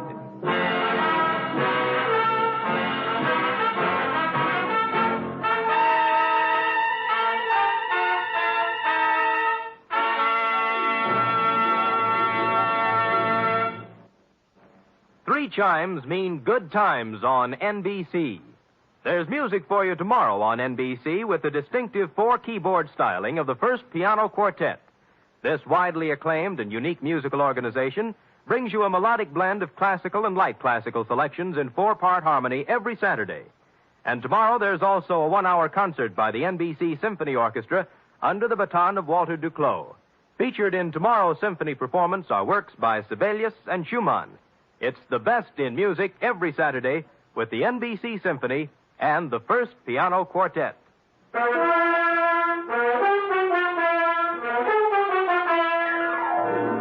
And now back to the Kimberly Cross caper, tonight's adventure with Sam Spade.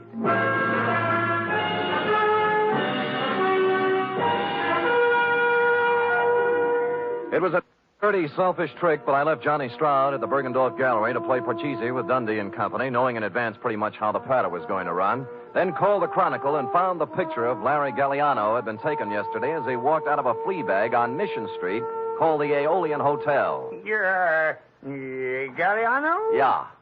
Sure. I know him. Stayed here night before last. Until I found out about him. Oh, found out what? That he was an ex-con. Wow. This here's a respectable joint, place, a house, mister. We don't cater to felons, misdemeanors, or any other members of the Demon. Demon? Yes, indeed. So, when I found where Galliano come from, why... Yeah. Now, look, did he give you a forwarding address? I don't know. Let me see, son. Yes. Oh, yeah. Christopher Apartments on Jones. See, you're in luck, young man. Yeah, my girlfriend's a landlady over there. Now, looky here. Don't you sweet talk her now.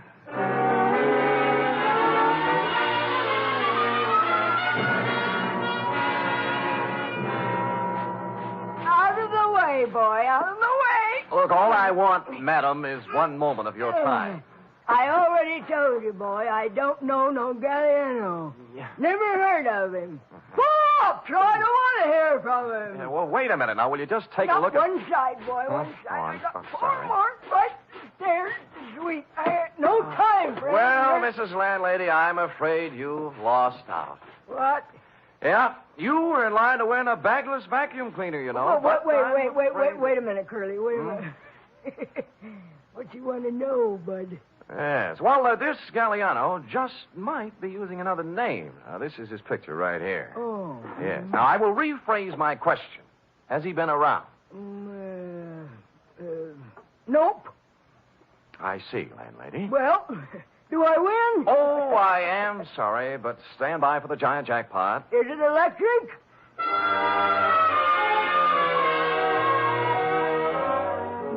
I patted her cheek, made a detour around her, and left, figuring to check with the parole board. But as I was climbing into the cab in front of the building, a stray thought hit me, and I went back to the doorway and cased the nameplates again. This time for someone with the initials I'd remembered seeing on the blonde's handbag, PC. I did better. Patricia Conroy was living in apartment 402. I buzzed 4 times, then tried the door. It was open. I gave the living room and bedroom a fast toss, moved on to the kitchen, and cased a hamper full of laundry on the back porch. Result, nil. I'd about decided I was in the wrong apartment when I noticed something that changed my mind. A crumpled up envelope in a wastepaper basket in the living room with today's date on it, marked Western Airlines, Flight 6 to Los Angeles, passenger L.P. Galliano.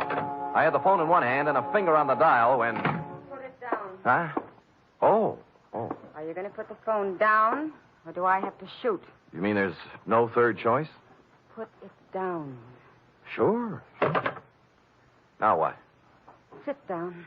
You'll be here for a while. Oh? His plane lands at Burbank in a half hour. If you have any dates between now and 4:30, forget them. Mind if I smoke? Go ahead. Oh. You know, this is pretty heavy-handed stuff for an ingenue. I've grown up a lot in the last 2 days. Not enough, honey, or if you wouldn't be stooging for Galliano. He can't run away from this kind of a rap, you know. 48 hours. Hmm? That's how long Larry's been out of the pen. Well, he didn't waste any time getting back in stride. Look, what's your name? Spade. Spade, what if I told you Larry Galliano had nothing to do with it? I might give you quite an argument. And I don't feel like arguing, so I'll just tell you. Good. Someone offered him the job at Bergendorf's the day he got out. Larry thought it was legitimate until he heard a couple of things by accident. Like what? Like getting hired to play fall guy in a phony robbery. You mean Bergendorf was in? Sure, till this morning. Uh-huh. They figured Larry'd be a handy guy to have hanging around with his big, fat prison record when the diamonds disappeared. That's what he told me, and I believe him. I love him. Whether or not you believe or love me or him, I do not care. I also do not care what kind of a rap you pin on me when this is all over. All I want is time, enough to do a couple of errands. Now, hoist it out of that chair and put it down in the closet there. You hear what I said? Yes, ma'am.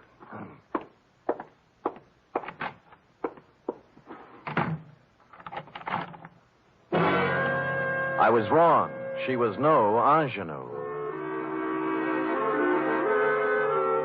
Happily, the closet had a light in it, so I settled down on a hat box and read some old copies of Mademoiselle until 5:30 when I heard the door close.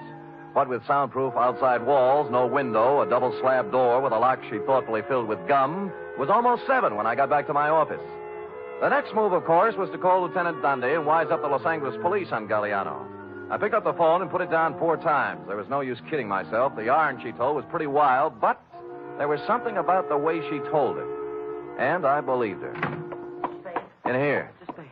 Yeah. You remember me this morning, huh? Oh, George, yeah. the technician from the X-ray mobile unit? Yeah, George, what's on your mind? Funny thing, that girl, 34 chest, you remember the blonde? Oh, yeah, I remember her very well, George. What about the blonde? Well, I tried to call her. Operator says there's no such number, and the company has no record of a Bernice. She was using a phony moniker, George. Her name's Patricia Conroy. Ah, now why would she do that? Well, a girl's got to be careful, you know. She does, for sure. How come? How come? I kind of took an interest in her case, you know. I rushed the pictures through as soon as we closed up tonight. She's an incipient case. Oh? Yes. I wanted to wise her up right away. You see, here. Oh. This is... No, this one's Johnny Stroud. I took it when he wasn't looking. Told him I was testing. He was right at that. Nothing wrong with him. But I always say you never... Yeah. How about the girl? How about the girl? Cold. Oh, yes. Yes. Here, now, look. You see this shadowy part here? Yeah? Hey, wait a minute. I wasn't looking at the shadow part. I was looking at something at the left side of the picture, right where the inside coat pocket would be.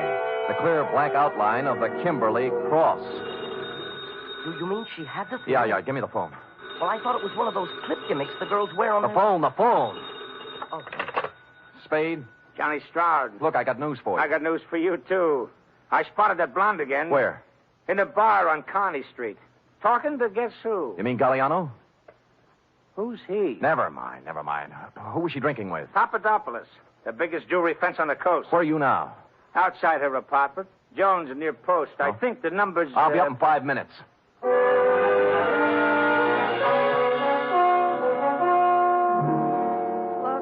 like I told you, Spade, I don't want to argue. She says she doesn't want to argue, Sam. Too bad. I don't mind telling you I'm a little burned up, baby. I fell for that line you handed me this afternoon. I didn't even mind sitting in your closet for 2 hours.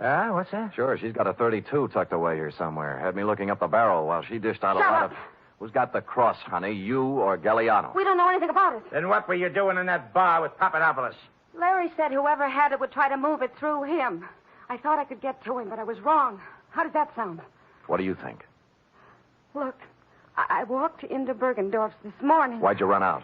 The vault was open. Furniture was overturned, and Bergendorf didn't answer when I called. I figured it was a setup for Larry to check in, and he was on his way, so... It does sound phony, doesn't it? It sure does, honey. I don't lie, I guess. I could make up a better story than this. Oh, you're doing great. Why'd Larry blow Tom? You need a diagram? He was scared. What chance is an ex-convict when it's his story against someone else's? What did you do with the 32? In the drawer. Over there. Now, here's the big question, honey. I can't tell you anything else. Where are the diamonds? How do I know? How do I know? Look, you're a real modest girl, Patricia. As a liar, you're sensational. I'm not lying. Oh, believe me. You had the Kimberly Cross in your inside coat pocket when you came into the wagon this morning. What are you talking about? I'll get it. The X-ray, baby. Take a look. You asked for a diagram. There it is, in your inside left pocket. Oh, wait a minute. Hello? Mr. Spade? Yeah? This is George, the technician again. This is all wrong. Hold it, George. Let me see that. I don't have any inside pocket. Look, I'm wearing the suit right now. Hold it. George, what is it? Well, I got to worrying about that print of Miss Conroy's, the incipient case, 34 chest, you know? Yeah, what about it? I called the lab and they checked again. It's a mistake, Mr. Spade. A switch. It belongs to someone else. Who? Johnny Stroud. Oh. Oh, well, George, you won't have to worry about making more extra prints. What? The ones you have will do. Huh? Yeah, thanks. Thanks a lot, George. George is getting worried. Extra prints? Yeah, I had him run off a batch. Evidence, trial, DA's office, you know. Now, let's take her in, huh? Just a minute. This is crazy. I have no inside pocket. How You wouldn't argue with a picture, would you, honey? Give me the gun, Johnny. We'll take her in together. No, wait. I want to settle something else. Johnny, you're pointing that thing at me. It might go off. Yeah, it might have that. What's eating you, Johnny? I know what's eating him. He's... Shut up. You aren't a very good liar either, are you, Sam? There aren't any extra prints. Well, there's always George. In a couple of hours, there won't be any George. Now you don't.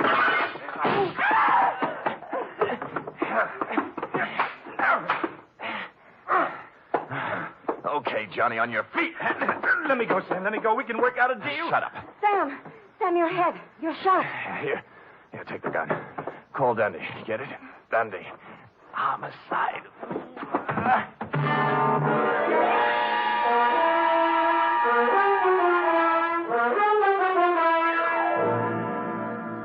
And the next voice I heard belonged to cool, brisk Miss Bergamot of the Harbor Emergency Hospital. Period. End of babysitting session. How intrepid, Sam. What's your wound? Nothing, sweetheart, nothing. As Hopalong Cassidy always says in Reel 6, don't worry, honey, it was only a scratch. Now... Wait. Now, Can't you get up without moving your lap? No, but Sam, there's one important omission. Oh? The Kimberly Cross. What did Stroud do with it? That cherub is an intramural affair between Stroud and Mr. Runcible. While, as you know, this report is an affair between you and the portable. Scoot.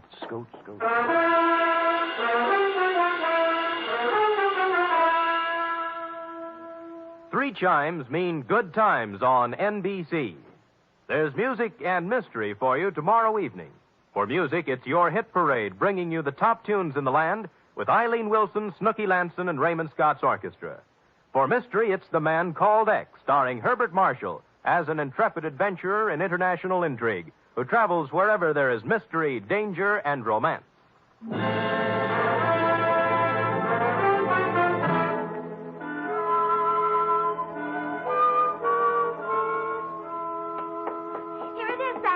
Oh, brisk, efficient Miss Perrine. You may lay it on my desk and restore your lap to its original position. Oh, yes, sir. Ooh.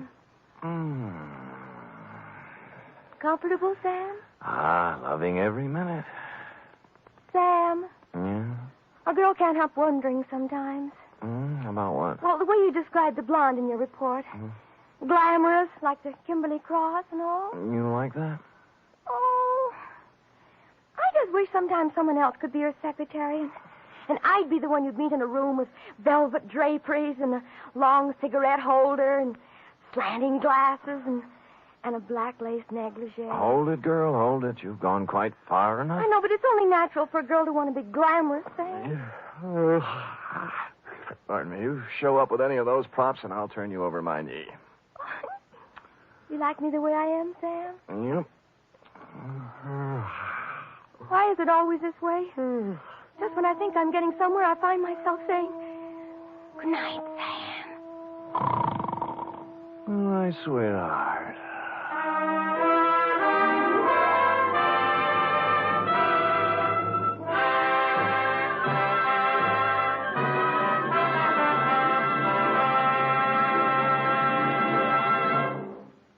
Adventures of Sam Spade are produced, edited, and directed by William Spear. Sam Spade was played by Stephen Dunn. Lorene Tuttle is Effie. Also in the cast were Wally Mayer, Fritz Feld, Georgia Ellis, Sidney Miller, Olin Soule, Alice Wellman, and John Monahan. Script for tonight's adventure by Harold Swanton. Musical scoring by Lud Gluskin, conducted by Robert Armbruster.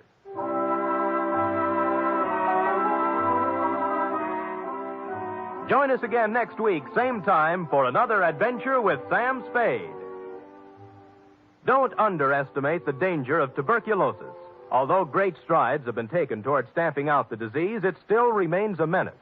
Last year alone, it caused 50,000 deaths in the United States. 50,000 needless deaths, because TB can be controlled and cured if caught in time. The key to the complete defeat of the disease is the chest X-ray. You'll find that in many communities, chest X-rays can be obtained free of charge or at a... The National Broadcasting Company presents The Adventures of Sam Spade, Detective.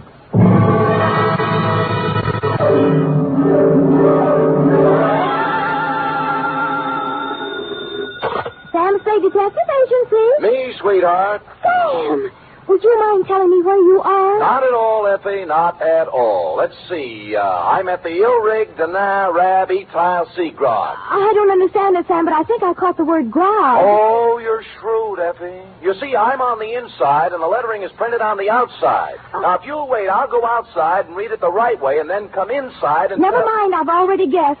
You're at George's Elite Bar and Grill. Trapped. Sam, answer me. You promised me you wouldn't. Me? I promised? Me? You did, Sam. You promised faithfully to stay away from bars. You know how hard television is on your eyes. Have you got your glasses? One in each hand. Fill 'em up, George. Oh, Sam, I heard that. What will people think?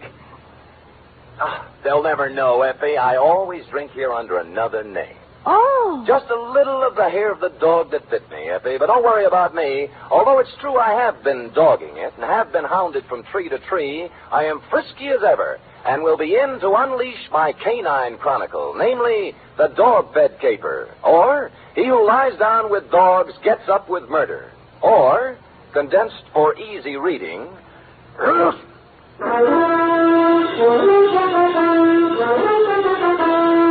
For NBC, William Spear, radio's outstanding producer-director of mystery and crime drama, brings you the greatest private detective of them all in The Adventures of Sam Spade.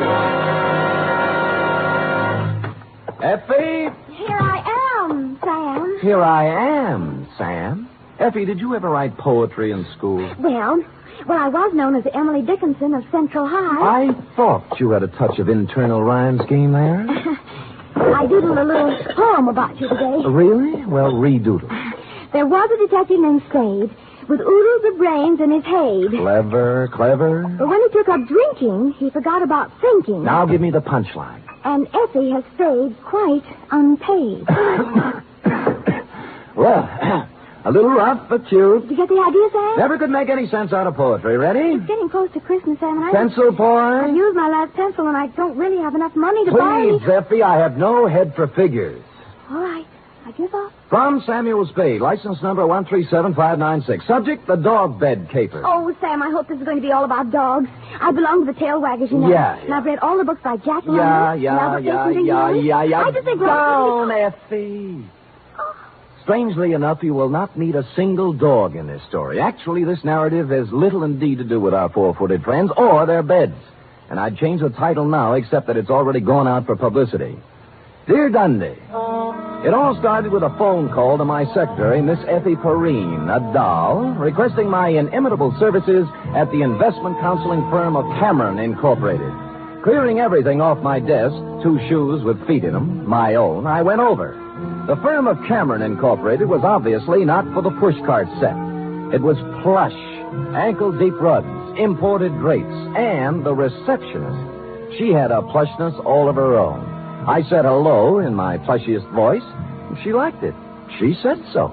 Oh, I like the way you said that. Say it again. Life is too short to go back even for a moment. The past is a dead thing, the present dying, only the future alive and vibrant. However, hello. Is there something? There is. Could I ask a question? Why not? I will rephrase the question. What time do you stop working this evening? Around 6. Care to have... Why not? There's a little bar around the corner, okay? Why not? Why not, indeed? Bring your own money? Well, come anyway.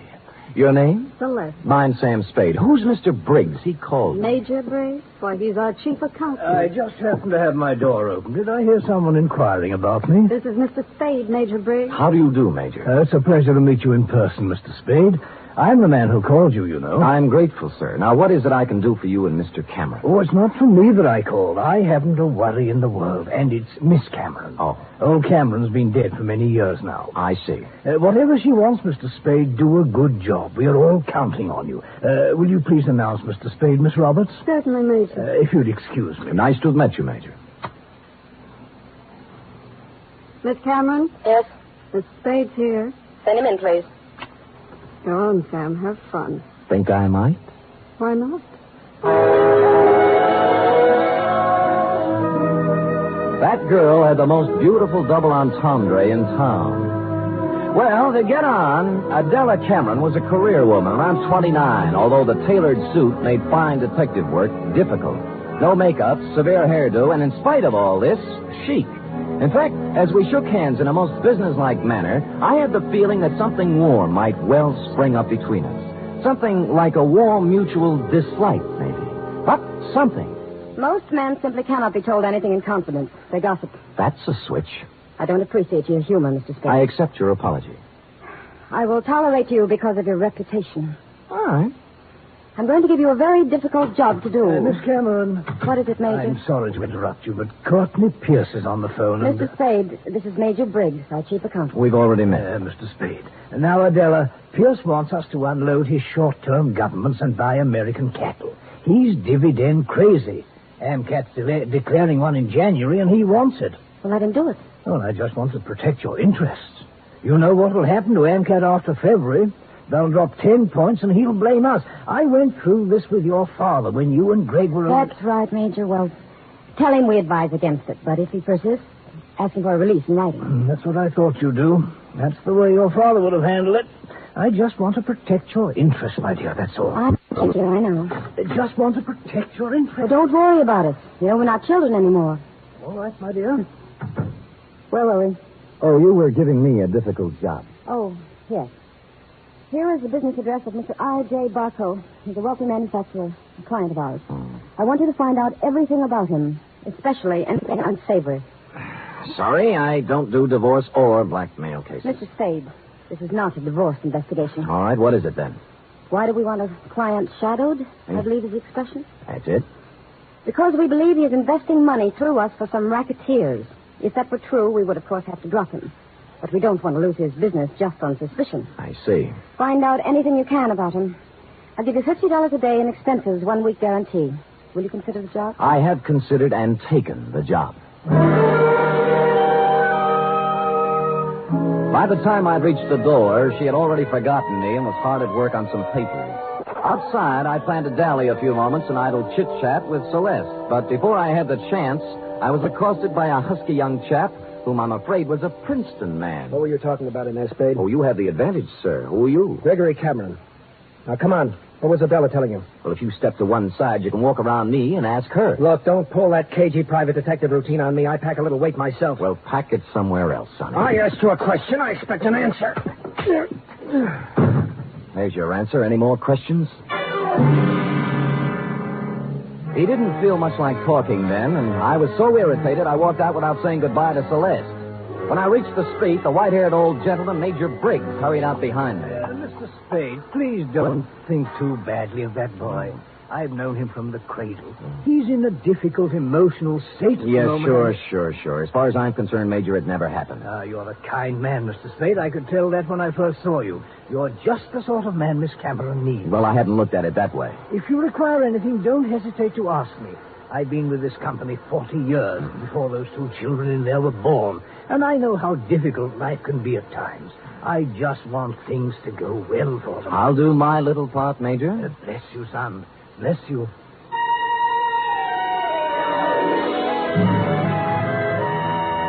I started to work. The card Adela Cameron had given me revealed that my quarry, Mr. I.J. Barco, was of all things a manufacturer of dog beds.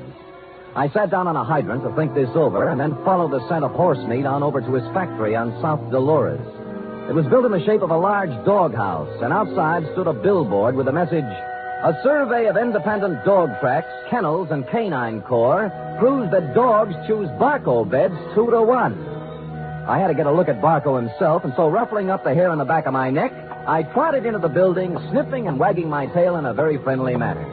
It was very easy to see Mr. Barco after I lied a little about my connection. What was that name again? Senor Don Jose Martinez Sada Morales, but you may call me Sam. And you represent a group of retail outlets in South America. Oh, I do indeed. We have our eye on your dog beds, Mr. Barco. Well, now, let's take a look at our catalog here. Now, say you had a Great Dane. You'd want something regal like this Louis XIV. Ever see a more beautiful bed? Well, not lately, but Mr. Barco... Down, boy, down. Now, here's a number that's very big this season with English Bulldogs, a Sheraton, natural wood finish. Lovely, huh? Arriba. And, of course, if it's an Irish Terrier, here's a purely gag present for his sense of humor. A Murphy bed. Get it, Sam? Irish Terrier? See. Well, of course, we wouldn't ask a dog to sleep in a Murphy bed. Mr. Barco, I'm afraid I don't see anything here I like. What's this? Do I understand you, sir? You are refusing this small speck of comfort to the one unselfish friend that man can have in this selfish world? Well, I'm not refusing anything. I just don't happen to... The unselfish friend who, if fortune drives you forth an outcast into the world, homeless, will ask no higher privilege than to be at your side to guard against danger. Well, Mr. Barco... Faithful unto death,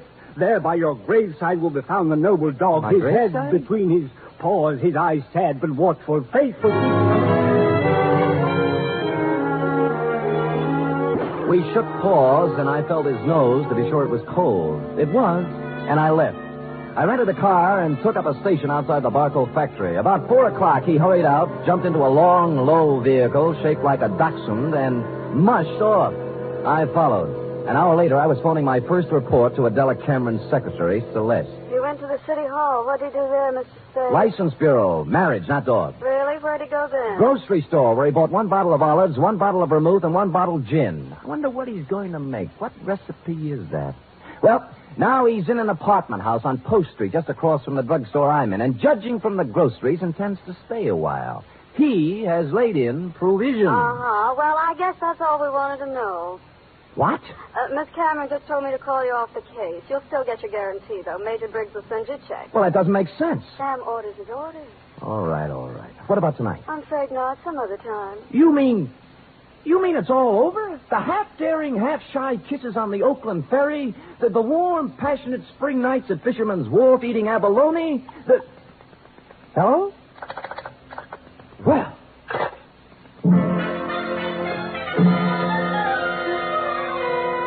Puzzled, as who wouldn't be, I walked slowly back to my car. But before I had a chance to get in, I saw I.J. Barco hurry out of his apartment house. But he didn't enter his car. He came right for me. Spade!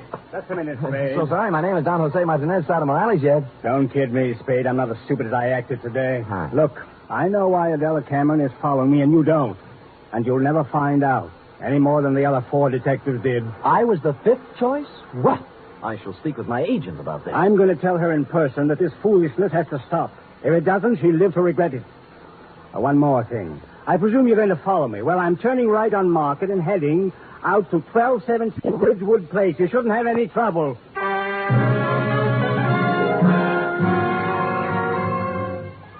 And with that, he spun on one heel and trotted to his car. He took off, but when I went to my car, it wouldn't turn over. And when I lifted the hood, I found out why. All my spark plugs were gone. I picked up a new set at a service station, looked up Adela Cameron's address in the phone book. It was 1217 Ridgewood Place. And a good half hour later, I got there. Barco's car was out in front. No one answered the door, but it was open. Adela Cameron was a crumpled heap on the living room sofa. Oh, Sam, help me, please. All right, Miss Cameron. Let me look at you. You hurt? No, I'm all right. It's him. Where? The bar.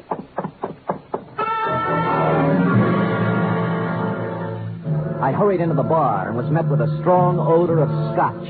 A bottle of it had been broken, and holding the neck of the bottle in one hand was I.J. Barco. He was on the floor, his hands slowly opened. The glass rolled out, and he died.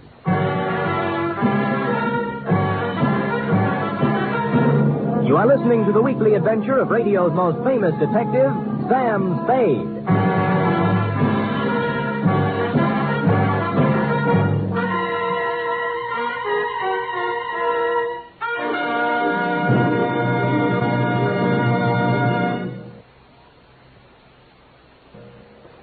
Act 2 of tonight's Sam Spade in just a moment. Meanwhile, here's news of other goings-on on NBC. There's no doubt about it, it's the big show. Not just any big show, but the big show. Brought to you every Sunday night over most of these NBC stations. An hour and a half of the very best in comedy, music, and drama. Your stars this Sunday on the big show include Fred Allen, Margaret Truman, Douglas Fairbanks, Danny Thomas, Mindy Carson, and many more. All presided over by the glamorous Tallulah. No wonder it's the big show. Saturday night on NBC means mystery with the man called X. A man without a name who travels the world over on missions of intrigue and peril. Herbert Marshall stars as the man called X tomorrow and every Saturday evening on NBC.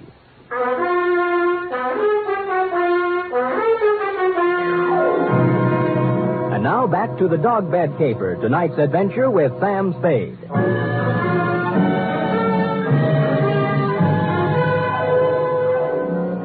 It took 3 bullets in the chest to finish off I.J. Barco. He'd apparently been standing there pouring a drink. Barco broke the bottle as he fell.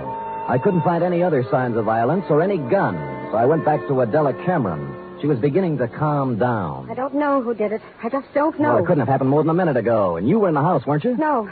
No, after I left my office, I stopped in the store for some things. Then came home. When I was driving down Ridgewood, I heard some sound. And you thought they were a car backfiring. How did you know? I've heard this script before. Don't you dare accuse me of killing that man. It's not what I think that counts, but what the police accuse you of. Sam, I heard those sounds. I came in the house when I went into the bar. You didn't notice Barco's car out in front? Oh, I suppose I did. I don't know. I don't remember. Uh-huh. Who are you calling? Homicide. Sam, wait a minute. Just a minute, please. Wait for what? I want to tell you some things. All right. Go on. I kind of get the feeling I was hired to put the finger on the dog's best friend. That's not the way it was. The last thing in the world I wanted was for him to be killed. Oh, murdered, I mean. All right, what did you want? I'll tell you the truth. Why I really had you watching Barco. I'd be curious. We handled his investment account. My brother Gregory... We ran into each other. I heard. Well, Greg took $150,000 of Barco's money and invested it, without my knowledge, in a television company. I hear that medium's making money. But it turned out this company was just a front for some men who wanted to build a gambling syndicate up north. You mean your brother didn't know that? He knew, but there was supposed to be big money in it. He was going to give Barco a good profit and take the rest for himself. And Barco found out and threatened suit or something. He never would have known, but the deal fell through and the gambler said the money was gone. Then he asked about the investment. What could Gregory and I tell him? What did you? Unfortunately, the truth. We said we'd make up the money with interest, but he only gave us 90 days. We couldn't get it by then. So you didn't shoot him, your brother did, eh? No, Sam, no, he couldn't have. I know Greg. He'd have more sense. In my brief meeting with him, I didn't think he had any sense. Just one more thing before I call the police. And don't call them. Help me get him out of here. Somewhere. No dice. Sam, don't let my whole life be Stop it. You set me on Barco to find some blackmailing material, yes? Yes. And then why did you suddenly call me off the job tonight? I didn't. Your secretary said you did. I didn't tell her anything of the sort. Can I have that phone now?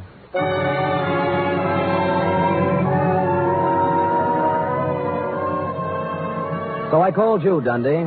Before you arrived, I looked through Barco's pockets for something to do and came up with a picture of him and a girl taken outside a marriage chapel in Las Vegas. The girl was Celeste, Cameron Incorporated's plushy secretary, several years younger and 2 shades less voluptuous. Her address, 627 Finley, was supplied by a now hysterical Adela Cameron. No one answered Celeste's door, but I heard a shower going inside, so I took the liberty of entering. Persona non grata.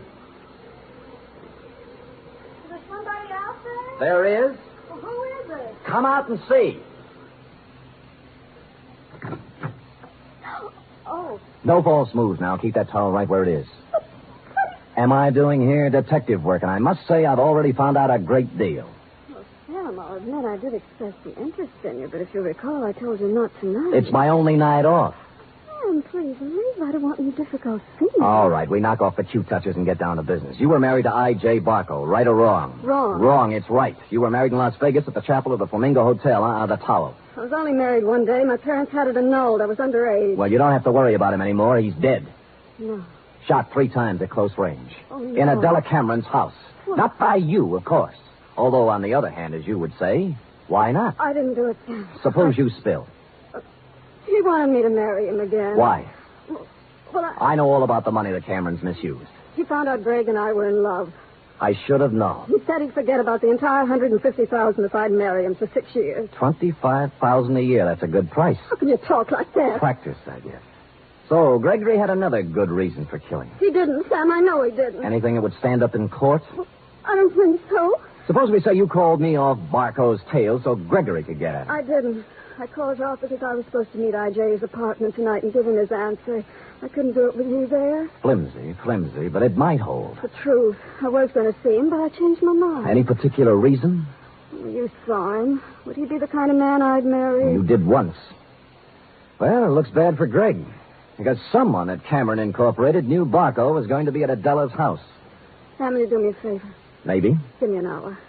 Then I'll go wherever you want. I'll tell you anything you want to know. Why an hour? Because if I'm going to live with myself, there's something I have to do. Well? Please, Sam. If you do, I'll give you some information you might want. For example? There was someone at Cameron Incorporated who knew that Barco was going to Adela's house.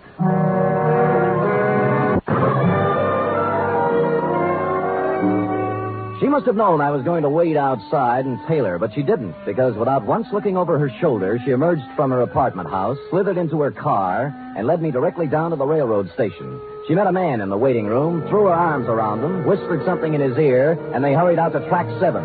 There was a transcontinental train getting up steam. She kissed him, and he climbed quickly up into a Pullman named Aurora Falls. And almost as quickly, I climbed in the other end. We met in the middle. What are you doing here? I came to take you off the train, Greg, before you made a big mistake and left town. Now, look here, Let's not Spade. go through the intercollegiate tough talk again. Are you coming off, or am I going to carry you off? You're going to carry me off?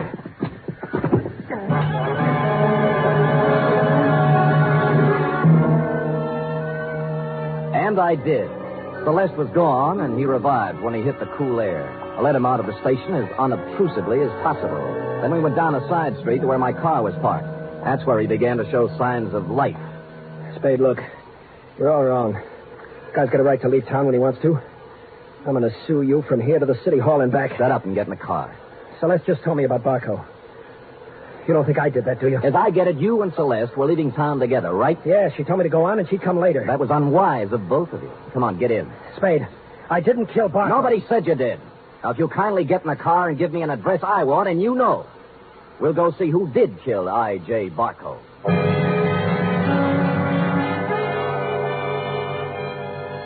He gave me the address I wanted and said I was crazy. I told him why I wasn't, and he began to see the reason of it. Never have I gone to pick up a murderer with more distaste. When we knocked at the door, I had a gun in my hand, but it wasn't necessary. Oh, come in, Mr. Spade. I knew you'd be along sooner or later. I don't like what I have to do, Major. Major, it can't be true. It just can't be. Come in, Gregory, my boy. Come in. A little Madeira first before we start to talk. Madeira? How can you talk about wine when a man's accusing you of murder? Oh, I don't think it's so unreasonable, Greg. After all, I did kill the unfortunate Mr. Barco, and this might be the last Madeira I shall ever have. Mr. Spade. Thank you, sir. Greg? I don't want any wine. Spadey's out of his mind, and so are you. I'm afraid not, Greg. Oh, that was a vintage 1900 Madeira you wasted, Greg. Twice as old as you. Stop it. I'm sorry about what happened, Greg. I would have spared you and your sister this unhappiness if I could have. But destiny was against us all. You knew he was going to Miss Cameron's house, didn't you? Yes. Just before I left for the bank with the weekly deposit, he called for Miss Cameron, and I took the call. I told him she was gone, and he said he was going to her house. It was to be an ultimatum. The money in 24 hours or exposure. But you didn't have to... Kill him? Certainly not. It was a crime of passion. I take the weekly deposit to the bank every Friday, and I always carry a gun. Silly me carrying a gun. Never had to use it, but the bonding company requires I carry it. Well, I went directly from the bank to Miss Cameron's house. I wanted to help her face Barco. Was she there? Oh, no, Mr. Spade. She'd apparently stopped downtown to do some shopping. So I faced Barco alone. I asked him point blank to give these young people more time, but he just laughed at me. He said the only time they'd get would be in jail, so... It happened. Well, I hadn't intended to, but I became angry. Suddenly found the gun in my hand, and the thought crossed my mind, my life is just about over, and yours, Greg, is just beginning. It was easier to pull the trigger than I would have realized. Oh, Lord. More Madeira, Mr. Spade? Thank you, Major, but no. Well, allow me to present the bottle to you as a gift. I'll get my hat and coat. Greg, my boy, I'm sorry. You're sorry. Major, I wish I'd never been born.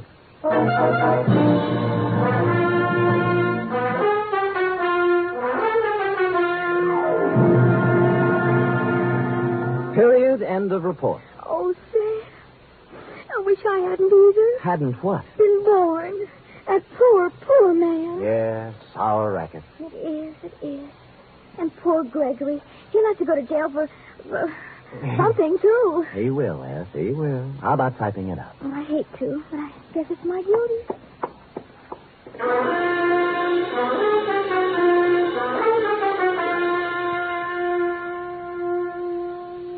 Three chimes mean good times on NBC.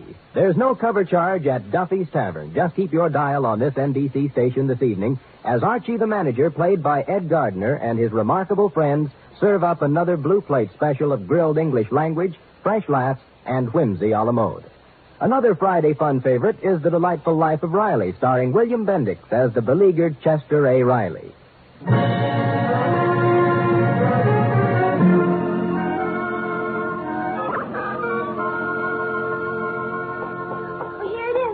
Now, let me see. Uh-huh. Murder is all in place. Gunshots indicated. Dundee's grammar edited. My astuteness emphasized. Yeah, you've learned your job well, Effie. Oh, I'm glad you're pleased, Sam. Wait a minute. What's this? What? P.S. Dundee, hands off Celeste Roberts. She's mine. Effie, what's the meaning of that? Well, you are going back to see her, aren't you? After the way she threw herself at you, no? Do you think she's my type of woman? Oh, Sam, I think every woman's your type. Every woman but me. Now, Effie, come here. Would I have you working in this office if you weren't my type? Guess not. Well, then let that thought be your comfort. The world can have all the Celeste Roberts it wants as far as... Oh, I can't go through with it. You see, Sam, you can have her if you want to. But in the end, I know you'll come back to me. I never doubted it once. Oh, Sam, you don't know how much you mean to me. Yes, I do, Effie. 3 weeks back salary. Oh, you... Good night, Sam. Good night, sweetheart.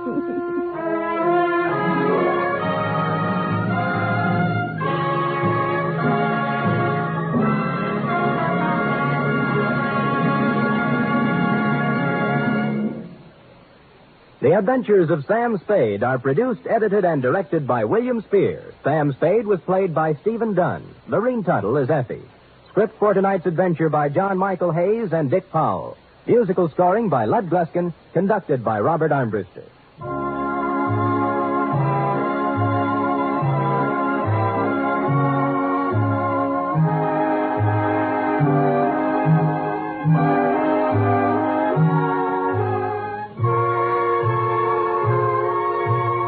Join us again next week, same time, for another adventure with Sam Spade. Hear the magnificent Montague, then visit Duffy's Tavern on NBC. The National Broadcasting Company presents The Adventures of Sam Spade, Detective.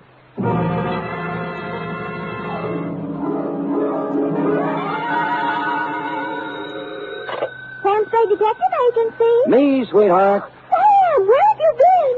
I don't know what to tell them. Tell who? The reporters, everybody. They all say you're the first private detective in the history of San Francisco to get rich honestly. Uh-huh. Oh, Sam, when I think of all the back salary I'll be getting, the fur coats... Easy, girl, easy. Prepare yourself. Sam? Yep.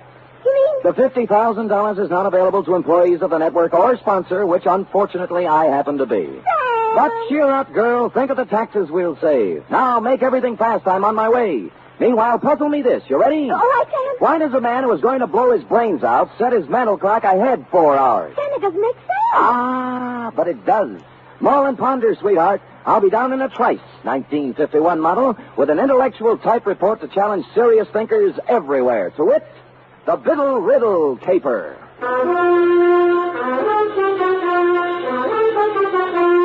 For NBC, William Spear, radio's outstanding producer, director of mystery and crime drama, brings you the greatest private detective of them all in The Adventures of Sam Spade.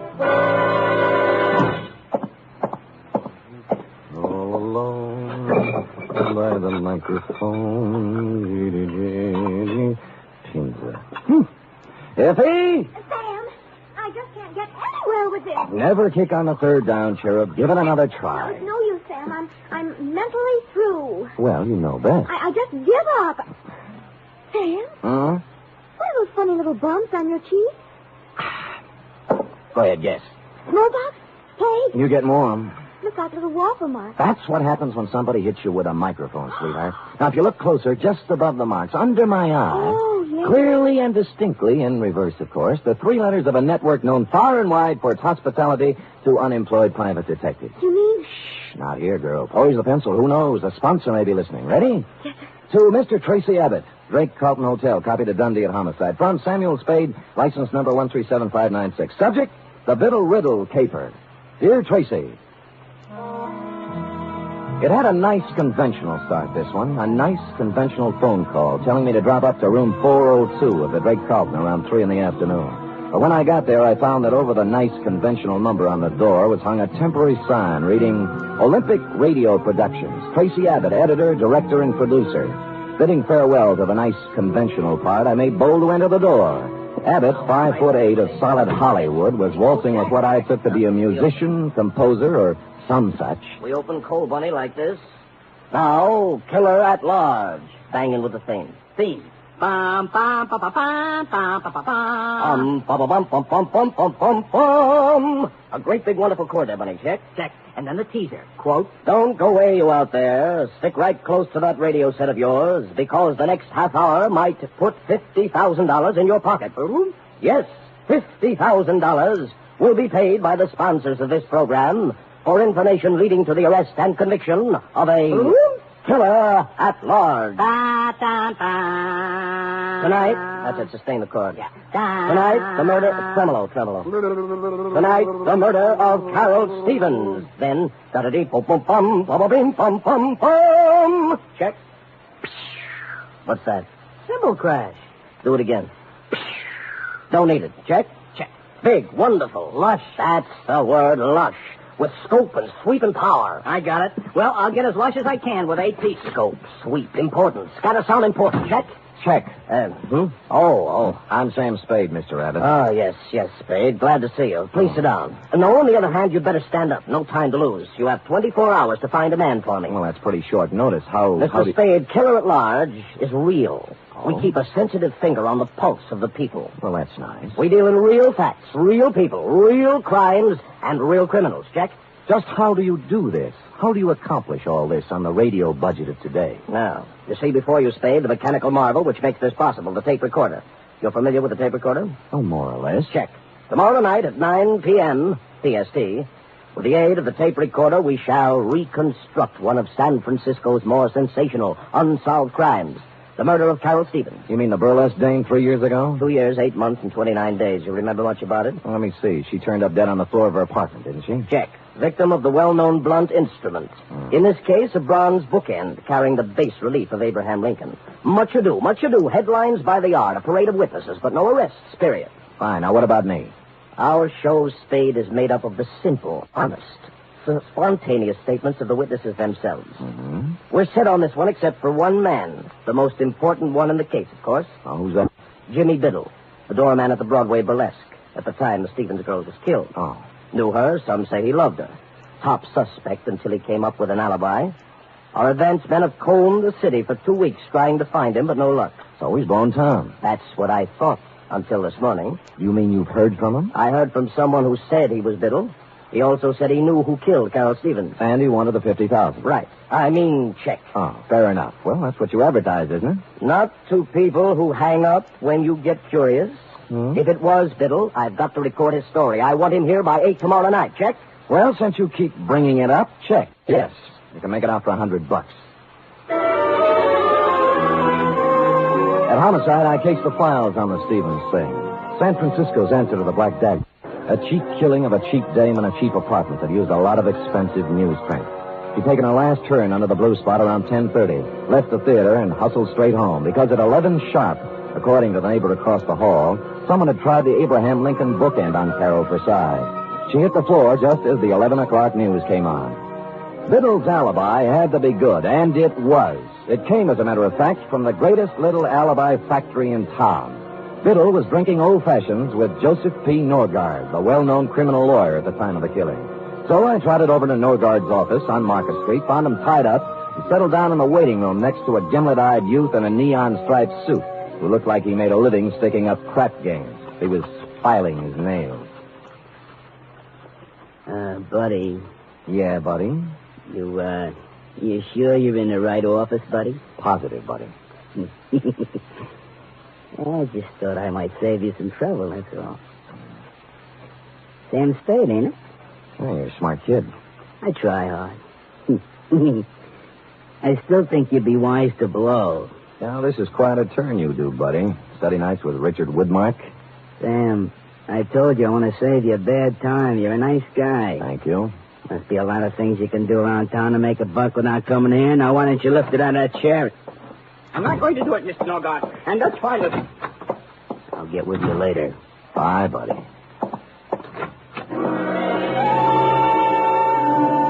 The guy who bustled out of Norgard's office was flabby, florid, and frightened. Pinstripe gave me a last baleful look and sidled out into the hall after him, which was nice because I was running out of punchlines.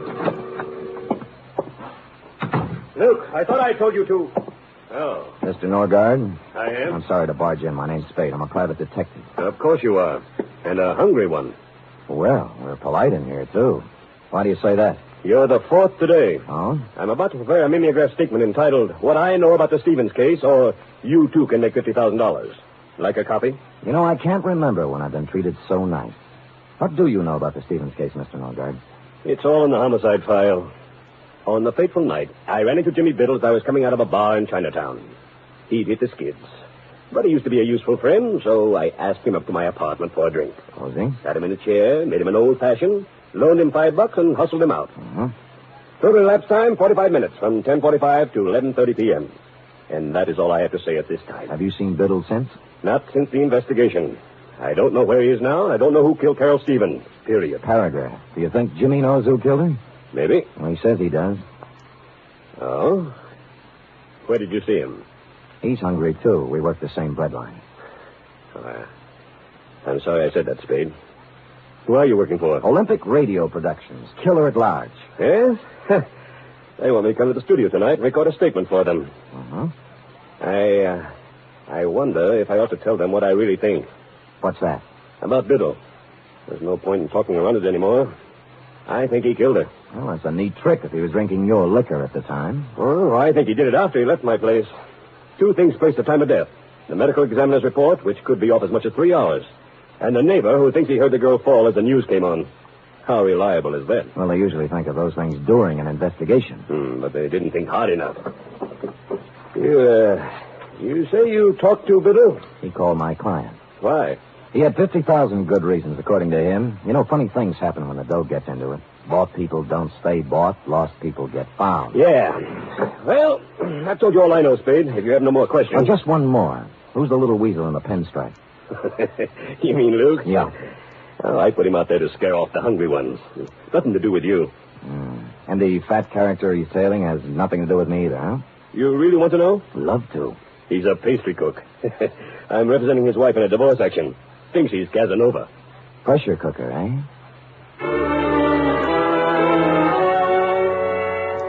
Shoving Norgard, Pinstripe, and the flabby pastry cook in the look-up-later section of my hat band, I took off for Biddle's last known address, a boarding house on Pacific Avenue. There I held hands with the landlady long enough to learn that A, she hadn't seen Biddle since a few weeks after the murder, but B, when last heard of, Biddle had gone on from the burlesque dame to something even more extremely female. According to the landlady... Name's Rosalie. Understand she's working on the line at the Pacific Ballroom. Red hair, blue eyes, and boom, boom. You get me? I got you. Pacific Ballroom, eh? Would you do that last again? Boom, boom. Yeah, just checking. Thanks, Mrs. Landlady.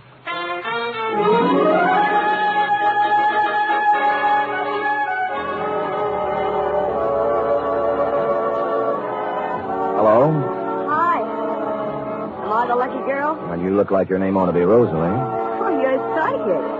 Got your tickets? Here, let me know when they're used up, huh? Don't worry. Hey. You know you're a pretty good dancer? Arthur Murray, class of 1906.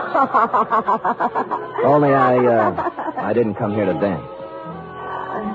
Oh. I'm looking for Jimmy Biddle, you know him? Yeah, I know him. You a cop? Not exactly. Well, what's the difference, cop or no cop? You'll find him one of these days. Where? In the bay, maybe. Or the morgue. He knows it. That's the funny part. He knows it, and he can't do anything about it. It's got him. Rosalie, baby, look, I'm not... That's enough about Jimmy. Let's dance, huh? That's what you're paying for, isn't it? Well, come on. Where is he? You're wasting your time. I won't sell him out.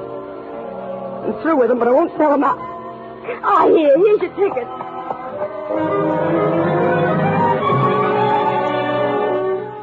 I sauntered over to the soft drink fountain and mulled the problem over a Coke for a minute or two. There are ways of dealing with dames like Rosalie. Some of them are a little cruel, as this one was going to have to be, but time was of the essence.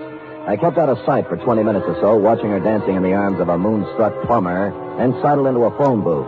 The Pacific Ballroom does not permit telephone conversations while the girls are working.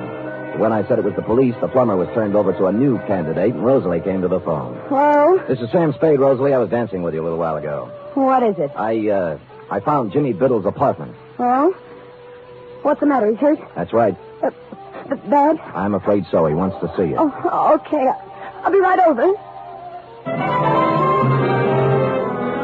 She didn't stop for a rap, just plowed a zigzag furrow through the mob at the main door and climbed into a cab at the curb. The driver must have been an old fan of hers, because they were almost out of sight by the time my cab got rolling, and that's the way it was across Market Street and all the way out Van Ness to the marina. Her cab was pulled up in front of an apartment on Jefferson Street, and she'd just gotten out when we slid in behind them. Hiya, you want to go up together? But you said you... I'm sorry, honey. I know it was a dirty trick, but now that's no way to be. You shut up.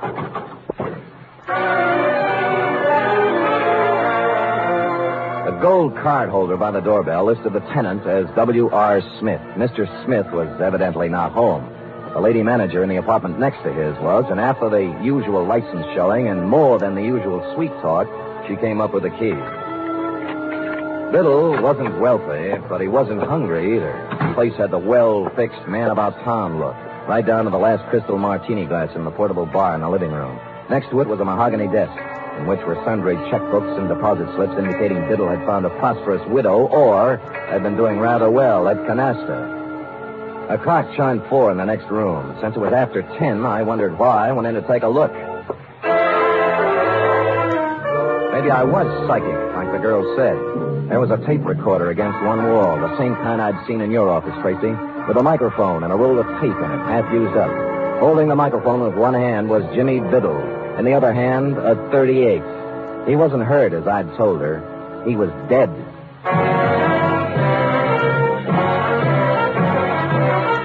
You are listening to the weekly adventure of radio's most famous detective, Sam Spade.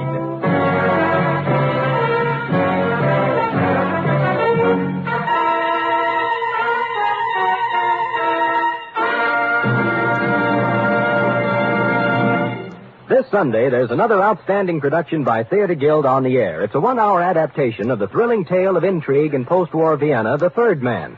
Joseph Cotton and Senior Hasso star in this Theater Guild on the air broadcast. And Sunday over most of these NBC stations also means The Big Show, an hour and a half of the finest in comedy, music, and drama. Tallulah will be your hostess, and just listen to a few of the stars. Fred Allen, Marlena Dietrich, Danny Thomas, and Fran Warren. There'll be many more, too, so tune in this Sunday and every Sunday for The Big Show.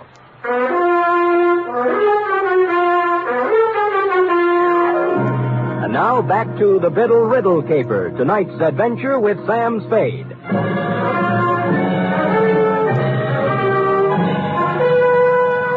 In accordance with Chapter 5 of the Private Detective's Manual entitled How to Keep Your License, I called Homicide and gave him the facts and figures, then went back to the study. Jimmy Biddle was surrounded by props like part 1 of a photo-crime puzzle. I carefully reached over his shoulder and pressed the button on the tape recorder.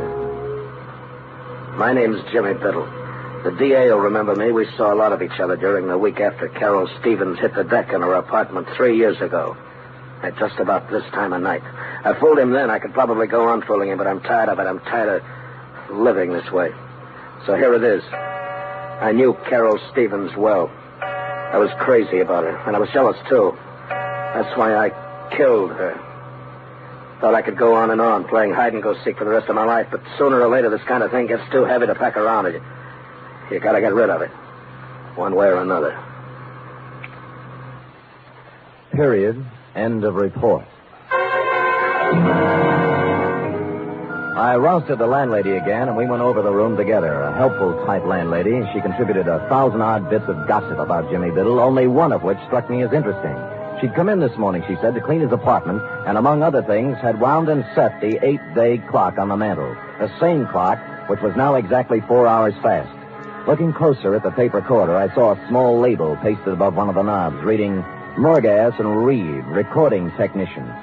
Next scene, the manufacturing section of Sansom Street. A 5-story building, all dark at this hour, except for a light in the office on the second floor back, which happily turned out to be D1. Morgas? Reed! Anybody! Hello. What do you want? Well, a pastry cook. I'm sorry. We're closed, you see. Office hours 9 to 5. Now, wait a minute. Just a minute, pastry cook. I'm not a pastry cook, sir. My name is Murders. I am one of the proprietors here. Just a moment, sir. Sorry. It was getting cold out in the hall. Oh, so you're Murgis, huh? I am. And I don't care who you are. I know all about it, sir. I know it wasn't a practical joke. What wasn't a practical joke? That tape. You can march right back to the man you're working for and tell him he can't buy me off. Is that clear? Not very. There's no use denying it. I saw you in his office this afternoon when he threatened me. Get down, Morgan! What is it?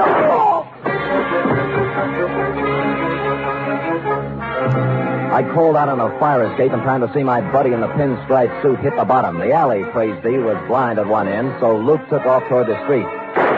I caught him in one leg. He stumbled, fell, smacked his head against the brick wall of the alley, and took the count. I was frisking him when a prowl cop who heard the shots moved up. I convinced him I wasn't rolling a drunk and left him to run back upstairs. Morgas?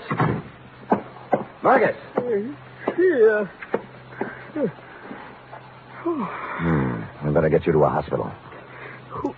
Who are you? Sam Spade. I don't work for Norgard. Right now I'm trying to hang a murder rap on him. Told me it was a practical joke. A gag. What? Tape. Jimmy Biddle. Tape. Jimmy rented the machine from you and made the tape himself, right? Yes. He... Norgard. What about Norgard? Tried to beat me into it. Beat me. Wouldn't give it to him. Give what? Tape. No.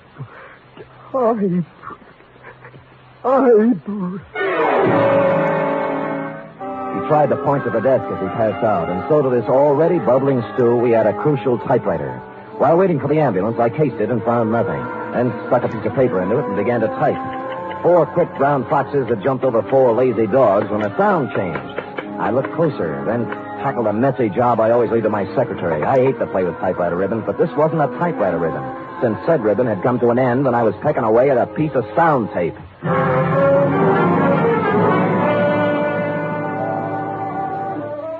Come on, Rosalie. No, I don't want to talk. Look, come on. My feet are even more tired than they were an hour ago. Okay, you first. All right, now. I'm sorry, Mr. Spade. I thought you were lying when you said Jimmy was hurt. Look, let's not go into that now. He was blackmailing Norgard, right? I don't even know who Norgard is. You knew Jimmy was shaking someone down, didn't you? I never knew where he got his money. I just know it was dirty money. He'd laugh and say he was living high, but not for long. He never mentioned Norgard? No, he just said he was going to make $50,000 on a radio program. Did he say how? Singing. I thought he was kidding, then he showed up with that tape recorder. Well, he wasn't kidding. Then what? He wanted to be alone, he said. He was going to make an audition and send it to a sponsor. That's where he made the mistake. He sent it to the wrong sponsor. Huh? He figured to hit Norgard for the biggest touch of all. Thought hearing it might make him dig deeper. So he recorded his statement, sent it to Norgard for a sample. But there was something he didn't think of. What do you mean? He should have studied up on his tape recorders, baby. With a pair of scissors and a good technician, Jimmy's eyewitness account turned into a first-class confession. The final phase of the Biddle riddle was, as you will recall, Tracy, enacted on one of the sound stages of the nation's leading network, where, as you will also recall, you were busily transcribing the testimony of various witnesses on the Carol Stevens case.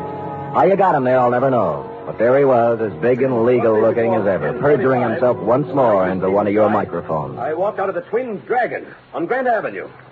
As I remember it now, Biddle was across the street. He apparently recognized me, though. Excuse me, will you, fellas? What? Oh. Hey, you idiot. You ruined it. I'm sorry, Tracy. Oh, we'll have to start it over again, Mr. Norgard. Would you mind if I record a few remarks? Spade, please understand my position. Biddle's confession has changed everything. I know. The killer is not at large. Yeah. 24 hours we spent recording the show. Now it'll all have to be done over again. Sorry. These people at this house. Listen, Tracy.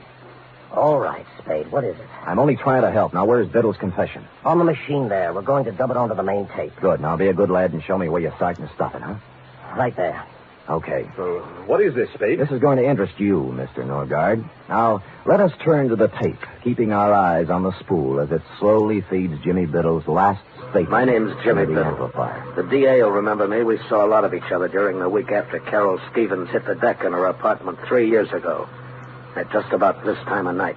I fooled him then. I could probably go on fooling him, but I'm tired of it. I'm tired of living this way. So here it is. I knew Carol Stevens well. I was crazy about her, and I was jealous, too. That's why There's a riddle for you, Norgard. He said the girl died, quote, at just about this time of night, unquote. But the clock struck 3 times. We know she died at 11. What happened to the other 8 chimes? Spade, this is no time. Be patient with me, Tracy. What about it, Norgard? Well, how do I know? The man was crazy, maybe. No. He wasn't crazy. Stupid, but not crazy. So we take this spool of tape off and put this one. What's that? This is the part that was cut out. Got it from the guy who did the splicing job for you, thinking it was a practical joke or something. Sam, do you know what you're saying? Yeah, but Biddle says it better. The last thing we heard was I was crazy about her, and I was jealous, too. That's why I killed her. Only he didn't say killed her. Just, that's why I... We're standing outside in the hallway of her apartment the night she died. I'd seen her leave the theater with a guy I recognized. I followed him home to her place. Heard the argument, everything, but I had no idea he'd kill her until I heard her hit the floor. Door busted open then, and he came out looking like a crazy man. He didn't even see me. He just ran down the back stairs as fast as he could go. I went in and saw her lying on the floor, dead. I could have killed him then, but I thought of something better. He's good pay. The cash comes right on time. But I'm tired of living this way. So there's the story. The man who killed Carol Stevens... That's right.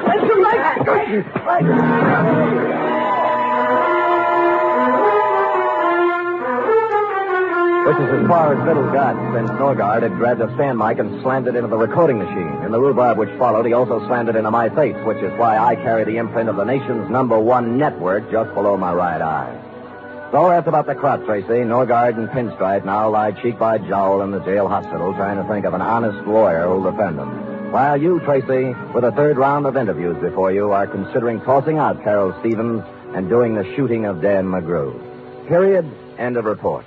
Sam, how unfortunate. Unfortunate? You never got to explain about the clock. It was 4 hours past. Why, sweetheart, that's self-explanatory. The clock said 4, you see? But it was 12. Biddle had been dead an hour, which makes it 11. Carry 1. Subtracting 4 from that leaves 7. 7. And assuming he'd been there an hour before that makes 6.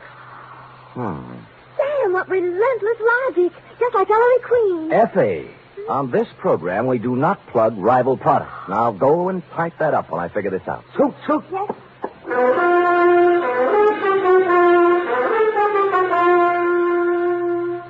3 chimes mean good times on NBC. There's mystery and music every Saturday on NBC. For Mystery Tomorrow, Herbert Marshall stars as the Man Called X. The Man Called X is a man without a name who travels the world over combating the forces of international espionage and intrigue. For Music Tomorrow, your hit parade brings you the top tunes in the land, played by Raymond Scott's orchestra and with vocals by Snooky Lanson and Eileen Wilson.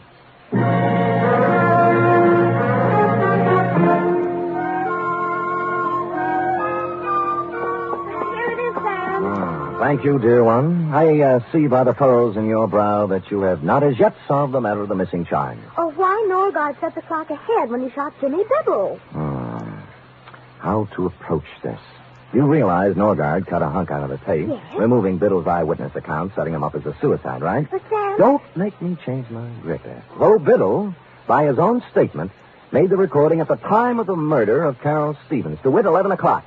Now, in cutting out the crucial words, Norgard also had to cut out 8 chimes. This, he realized, would be noticed. So he set the clock ahead to make the number of chimes jibe. Chimes jibe. Chimes jibe. Nice ring. Sam, will it be all right with you if I just say I understand when I really don't? Sure, sweetheart. I'll just type and answer the phone, and you use your feet and your head. And together we'll end up... I know. Good night, Sam. Good night, sweetheart.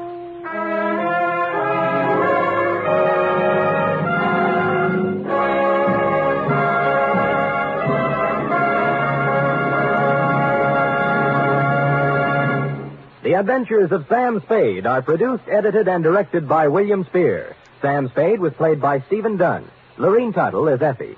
Script for tonight's adventure by Harold Swanton. Musical scoring by Lud Gluskin, conducted by Robert Armbruster.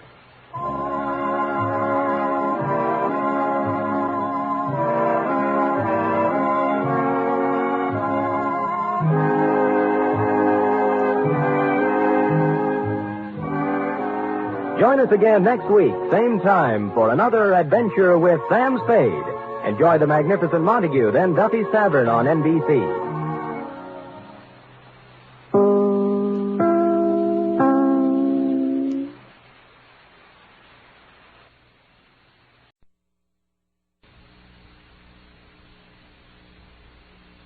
The National Broadcasting Company presents The Adventures of Sam Spade, Detective.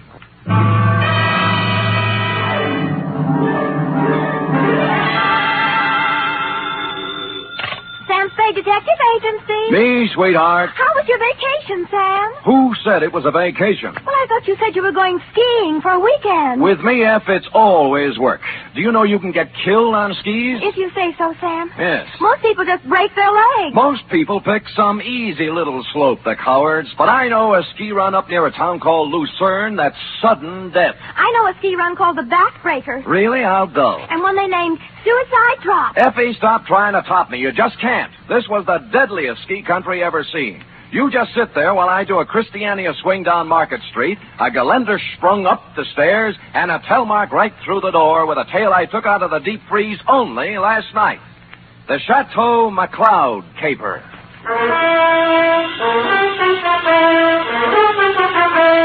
For NBC, William Spear, radio's outstanding producer-director of mystery and crime drama, brings you the greatest private detective of them all in The Adventures of Sam Spade.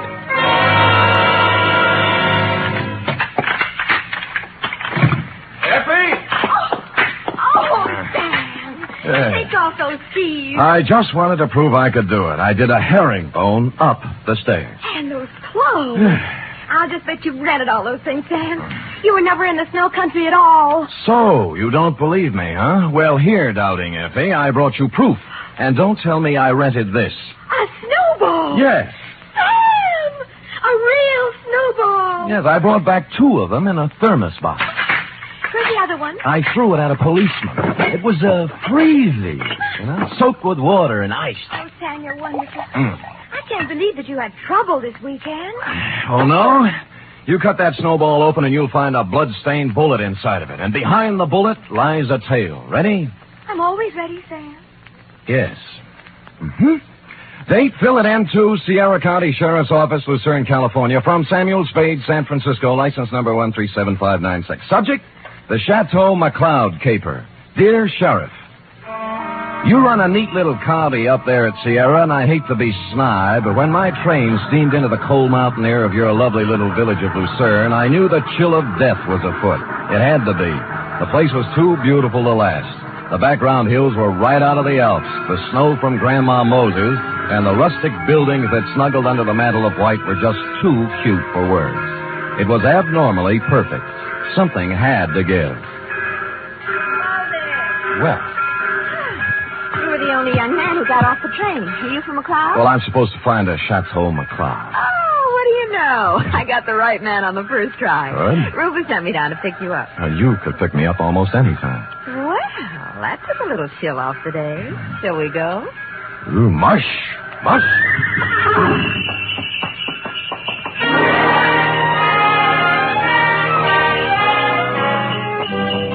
We glided out of the station, runners squeaking on snow, the soft pad of hooves, and the jangle of merry bells. We had a bearskin lap robe. It was a short bear, so we had to move close. Her cheeks were apple red, and her silk brown hair flowed in a spanking breeze. Oh, it was a scene that will forever. Rufus tells me you're an advertising genius. Well, I have placed a few ads in my day, mostly help wanted. Aha, don't kid me. He says you're going to put the McLeod canneries right on top with a new campaign. On top. You know, you're supposed to have a big name. Just 8 letters, Sam Spade. Oh? Well, I'm Rita Parker. I'm supposed to be Rufy's girlfriend. Of course, I think it's only to make his wife mad. But it's fun up here. Yeah, well, this is my first trip. Oh, well, then you're in for a treat. That is, if abnormal psychology appeals to you. What does that mean? The McLeod guest register is always full of dynamite. Oh. For example, this weekend reads thusly. Rufus McLeod with half of the money in the world trying to get the other half. Good. His wife, who has an interlocutory decree. Mrs. Interlocutor. Yeah, Cora. Yes. Her boyfriend, Paul Endicott, gigolo type. Charlie Allison, co-worker and friend to Rufus. He's a food technician or something dull. And then there's Tozier Fenborg, ski instructor, who comes down like a wolf on the fold. Oh. And people like that. Yes, well, I'll never remember all the names. I'm in the ad game, you know. It's initials to me. I call people, RL, TS, NTG, and, you know. Well, the names don't mean a thing. Just remember this. Every 30 seconds, duck. I beg your pardon?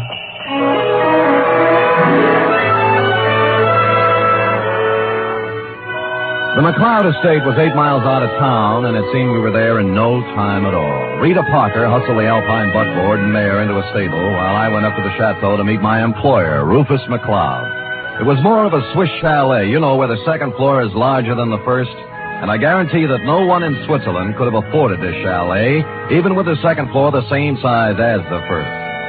I walked in and found Rufus, big and red-faced, standing in front of a fireplace that could easily have roasted a brace of oxen, rump to rump. Of course, you're Sam Spade. I am, Mr. McLeod. You came at an opportune time. There's no one around to overhear our conversation. I suppose you wonder why I hired a detective for a place like this. Well, not especially. I go where the people go, and the money. You'll be paid well for your time and trouble. I must be quick. In essence, this is my situation. Yes. Earlier this week, I received an anonymous letter saying that if I invited the guest list I'd planned for this weekend, there might be serious trouble. Here's the letter. Keep it to yourself. It's a Los Angeles postmark. I see. Well, we might start by tracing down this typewriter through an L.A. detective agency. Every one of my charming guests is from Los Angeles. One of them wrote it, if you ask me. Very likely. I want to know who wrote it, if I can, but more than that, I wonder what serious trouble the writer is referring to. The girl you sent to pick me up said you had a very volatile group of people assembled. Yeah, perhaps they're high-strung individuals, but they're civilized. I'm sure their conflict would never get beyond a cutting phrase or two, or perhaps a punch thrown here or there. Well, then you really don't believe you'll have any trouble? Yeah, I don't know. I thought it would be advisable to have a man like yourself around. Yes. One who deals in trouble professionally. Perhaps if things do get out of line, you can help repair the damages or even prevent things from occurring. Well, I'll do my best, Mr. McLeod, but it's not easy to look for something when you don't know what you're looking for. Oh, here they come, Spade. Oh. Back from the ski runs. Oh, I told them you were handling an advertising campaign for my canneries.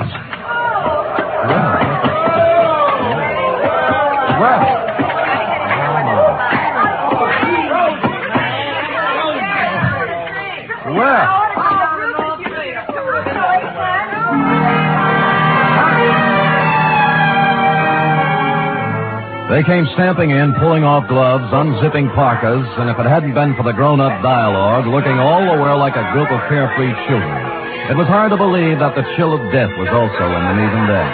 I couldn't keep my eyes off one of the particular members of the group, Mossberg ski boots, Chinese vermilion downhill pants, and a candy-striped parka, which she now pulled over her lovely head. The sweater she wore underneath was, I'm sure, designed for someone much smaller. A dachshund, perhaps? Is this the advertising man you've been telling me about, Ruth? Oh, Mr. Samuel Spade, my half-wife, Cora. Half? Well, how do you do? Glad you came, Sam. We can always use another sport in the crowd. Hey, everybody, shut up! Introducing the incomparable, fabulous Mr. Samuel Spade. Yeah. Sam. I'll give me the fast, Sam. Me, Paul Endicott, Rita Parker, Charlie Allison, Toja Svenborg. Charlie's the one who doesn't ski. I'll take snowshoes any day. I can't get anywhere in snowshoes. You've heard, perhaps, of the tortoise and the hare? Rufus, ring for some drinks. Tom and Jerry's, hot toddies, coffee, large something. We're having hot buttered rum. The stuff's warming in the kitchen. Well, get it up, get it up. Right away, Cora. And as for the rest of you, ready? A 1, a 2, a 3. What? Oh, yeah. Old Main, shout till the rafters ring. Stand and drink a toast once again. Let every loyal Maine man sing. Oh, do-de-do-de-do. They took up the song with a gusto, lifting imaginary drinks into the air, and it was all very jolly. For a party that was supposed to be fought with danger, this one certainly started out in just the opposite direction. The drinks came, and things got even merrier. Lunch was served, and afterwards I slipped into some outdoor gear and strapped on some skis. Everybody scattered different directions. Rufus McCloud and I skied to a place 3 miles away called the Halfway Cabin. Between the chateau and the cabin was a small lake called Royal Lake, completely frozen over. Rufus stood in front of the cabin, firing a .30-30 at a target set up down in the woods to the east. What do you see through the glasses, Spade? 2 bullseyes and nothing outside of the 8-ring. That's great offhand shooting at this range and standing on skis. Well, I can do much better than that. Watch this. See that silver tip on that big Norwegian fur over there? Yeah? I'll cut it off. Hey, look out! What? Well, he came swooping out of nowhere, Spade. I swear he did. Oh, I think he hit him. Who is it? It's Paul Endicott. No, he's up. Good. There's Cora with him. Well, you told me nobody was supposed to be skiing in that area. Yeah, they're not. Well, here he comes, and he looks plenty mad. What do I care about him? He's just after Cora for the money I give her, that's all. You're going to kill me, you stupid fool. You weren't supposed to be skiing there, Endicott, and it was an accident. Well, that was no accident. All right. Knock off the punches. You keep out, or I'll throw one at you. Oh, that I'd love. Paul, now stop it. And the rest of you, quit acting like children. Your boyfriend threw a sucker punch at me, Cora, and even if he is my guest, there's a limit to hospitality. I don't call one punch an even trade for a 30-30 bullet. You weren't hit, so don't start crying. Rufus, I have the feeling you wouldn't mind if he were hit. You wouldn't mind at all. Paul, I've just decided I don't like you without a mustache.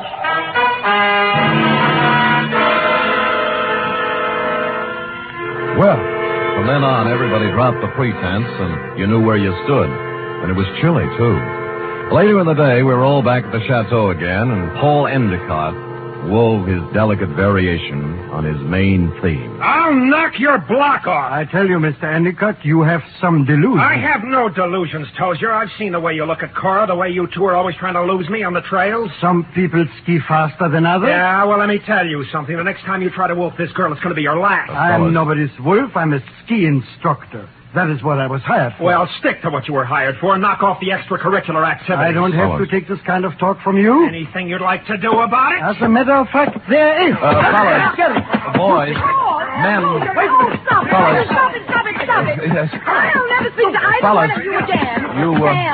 Sam. Yes, you want me to stop them, Mrs. McCloud? No, I want you to take me out of here. Oh, all right.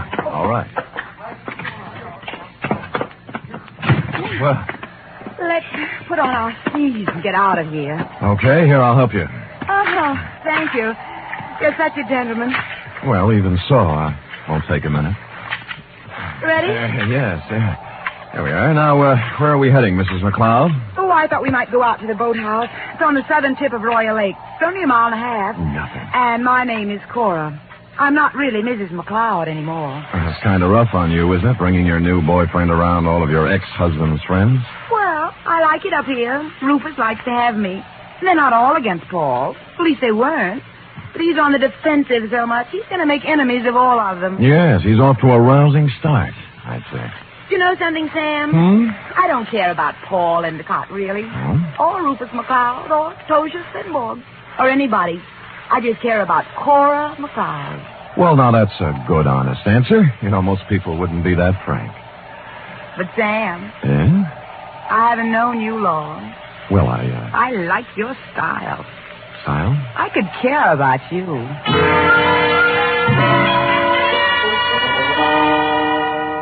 It broke my heart not to stop right there on the trail and kiss her because that's what she wanted me to do. So that's why I didn't do it. And I'll never turn down anything better.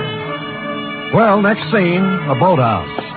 And when we got there, it was not at all the way I thought. A food technician and close friend of Rufus McLeod was there, working on something that baffled me at first. It's a nice boat, Mr. Spade. That's what it is. Belongs to Rufus. Yeah, I don't think I've ever seen one up close before. I'd take you for a ride, but this one needs a lot of work before anybody could use it. I'm just puttering. What prompted you to come out here, Cora?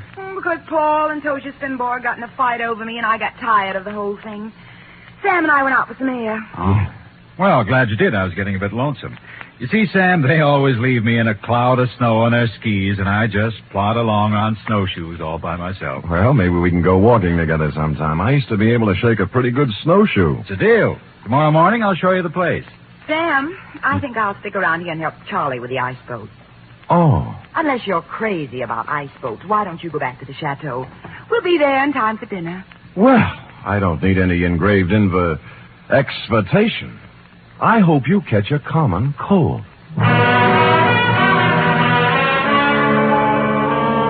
The trouble with that girl was that she only wanted one man at a time around her. Back at the chateau, there was no one but the cook, the Marjorie Main part.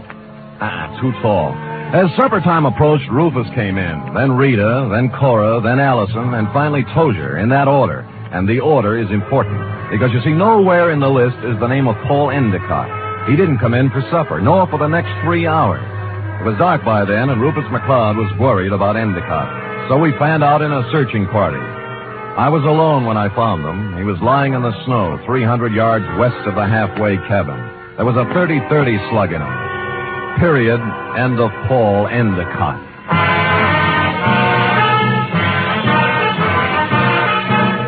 You are listening to the weekly adventure of radio's most famous detective, Sam Spade.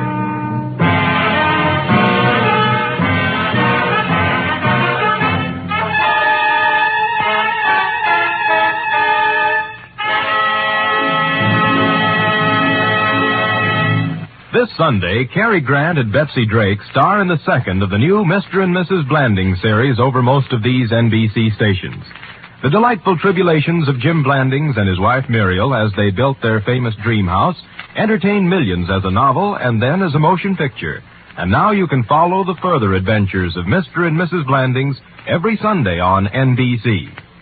And Sunday also means your weekly visit with the hilarious Harrises on the Phil Harris Alice Faye Show.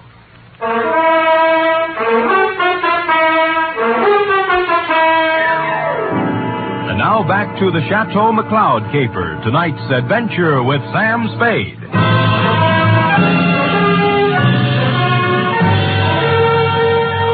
There were no ski marks near the body of Paul Endicott, just his own. Somebody had drawn a bead on him in the dust from some distance. I started to look for the rest of the searching party and then changed my mind. If the body of Endicott wasn't found, the murderer might wonder what happened to it, get worried, and make a mistake. So I picked him up, carried him to a small cave I found, covered the entrance with snow, brushed over the ski marks, and went back to the chateau. One by one, they all showed up, discouraged. Oh, we can't give up. We have to keep looking. I know how you feel, Cora, darling. It's too dark. We'll try tomorrow. Oh, don't worry about him. Paul can take care of himself. How can he take care of himself, Miss Parker, if he got lost? Who said he got lost? I am assuming. I think we're all assuming too much. I'm sure that it's nothing to worry about. If I know Paul, he'll show up tomorrow with some tall tale to tell. What do you think, Mr. Spade? What does an advertising executive know? Cora, your manners A sponsor might be listening. Oh. Well, I'm sorry, Sam. I'm upset. Okay. Frankly, I don't know what to think. But if I were a detective, I'd hazard a guess that Paul met with foul play. Oh, nonsense, Spade, nonsense. Come on, everybody, let's have a drink and have some fun. Paul will be back, and even if he isn't, who really cares? Scotch for me. And I guess nobody cared. Rufus was a little more jolly than usual, and the drinks began to dispel the gloom. It was as if Paul Endicott never had existed. It began to get late, and the bizarre wake broke up. Everybody went to bed, including me. I lay there fully dressed, looking up at the beamed ceiling for an hour. About then, my doorknob turned, and the door slid open and shut. Someone moved quietly into my bed as I was sliding my .38 out of its holster. Sam, me, Rita. Oh. Are you awake? Yeah, I wasn't even under the covers. Mind if I sit down here? Not a bit. Sam, Sam, I'm scared. I wish I could leave here. Oh, what's the matter? Paul's dead. I know he is. He didn't mean anything to me one way or the other, but I know he's dead. Anything to back up your feeling? I guess not. It's just something I'm sure of. Why'd you come to me? Because you're really a detective, and I know it. Oh, me? Oh, now, you handled a case for my father once. You just don't remember me. All right, I'm a detective. Rufus hired me because he expected trouble. Sam, I'll tell you something about Paul. Yeah? Cora didn't really like him. They were always fighting. She only cares about herself, so she said. Tell me, what kind of a car does Paul drive? It's a yellow convertible, but it's still in the garage. I checked. Any other cars missing? No, they're all there. Oh, and I found out something else. What? Before supper, there was a gun missing from Rufus's gun rack. It's back now. Mm-hmm. Anything else? That's all I know, Sam, except that Paul's dead. I know it. I wish I'd never come up here.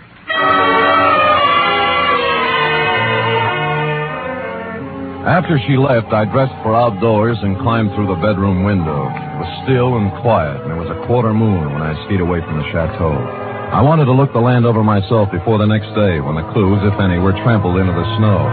When I passed the northern tip of Royal Lake on the trail to the halfway cabin, I saw a new set of ski tracks heading into the woods where I'd found Endicott's body. I followed them, and they went right to the cave where I'd hidden him. And he was gone. I was standing there, pondering this, when I thought I saw something move in the trees to the west of me. I stood stock still. That was a mistake. A bullet splintered a tree next to me, and I shoved off as fast as I could. There was no second shot. I circled around in the trees trying to catch sight of someone. Nothing. I kept in the shadows and made for the halfway cabin. It was dark and quiet, at least until I opened the door. I tried, but he had the advantage of surprise and some kind of a club. I ended up on the floor with someone sitting on my chest. All right, I have your gun. You make one wrong move, Spade, and I'll use it. It's got bullets in it and a hair trigger, so be careful. We could use a little light.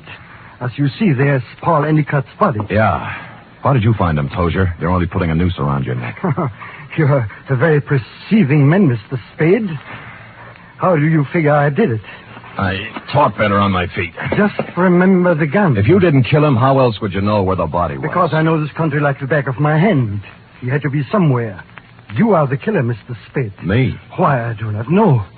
You found the body before anyone else could. Hid it, then clumsily tried to hide your tracks. Don't be silly. Why would I come back? A murderer always worries about his crime. Did he forget something? Was something left undone? It's natural. It sounds good, except it isn't true. You couldn't pin it on me in a month of Sundays. But somebody might just tie it on to you. That's what you think. Do you know what I'm going to do now? I wouldn't want to guess.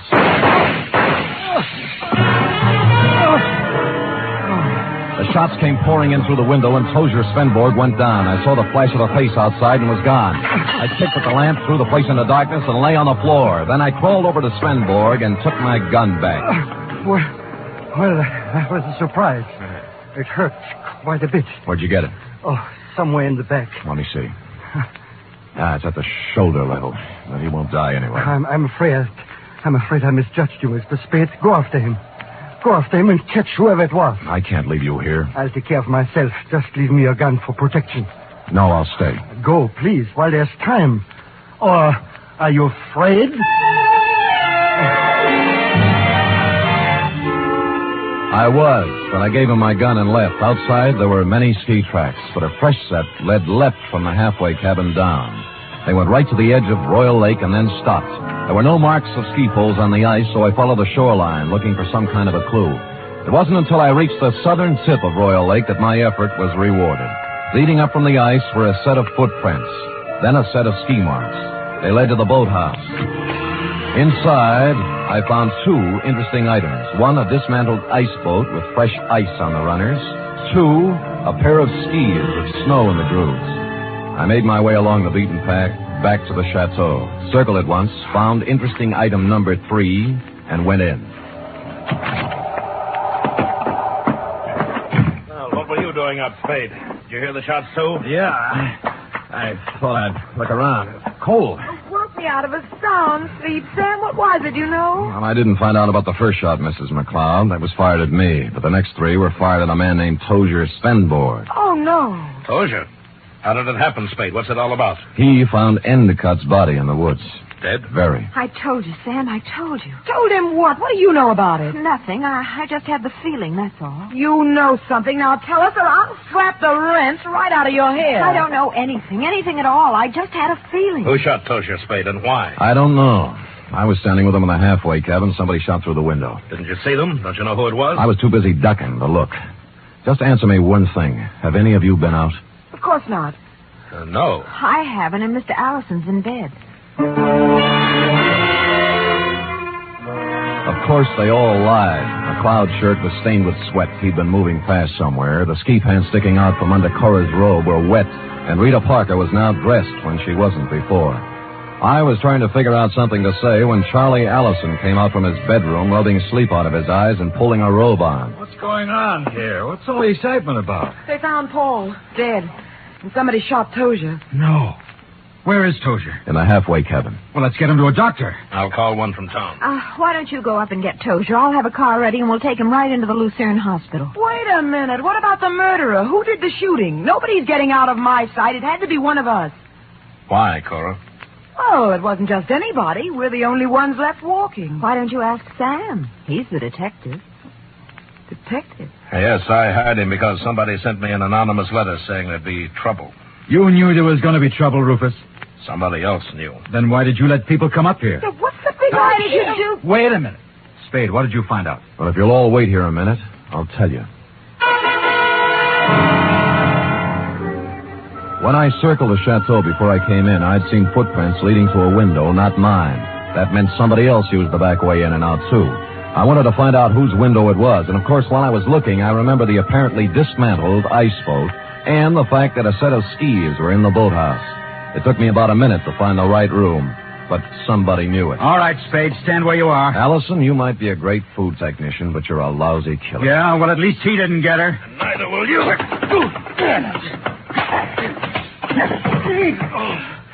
I got him, Spade. All right, come on, stand up. Come on. You sap. Cora, huh? You think you could get her by killing somebody? Shut up, leave me alone. I'm sorry for you. Sorry for anyone that ever knew her. I'm sorry for myself. She loves me, you fool. What's the matter? I was sound asleep. We found our killer, Mrs. McLeod. Charlie? Yes, baby, Oh, Rufus, it's been a long day. I need a drink.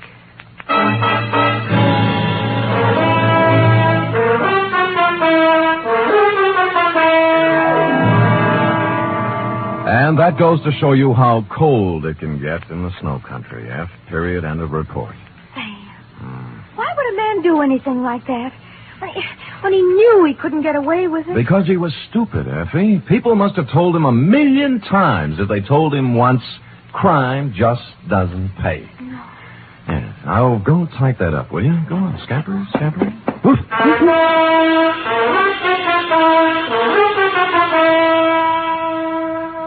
3 chimes mean good times on NBC. Here's news of 2 important musical events. This Saturday, Arturo Toscanini begins a new Saturday series of concerts with the NBC Symphony. And for his premiere, the celebrated maestro Toscanini will present a special hour-and-a-half performance of Verdi's Requiem. And beginning next Monday, you can hear the first in a new series by the Boston Pops Orchestra.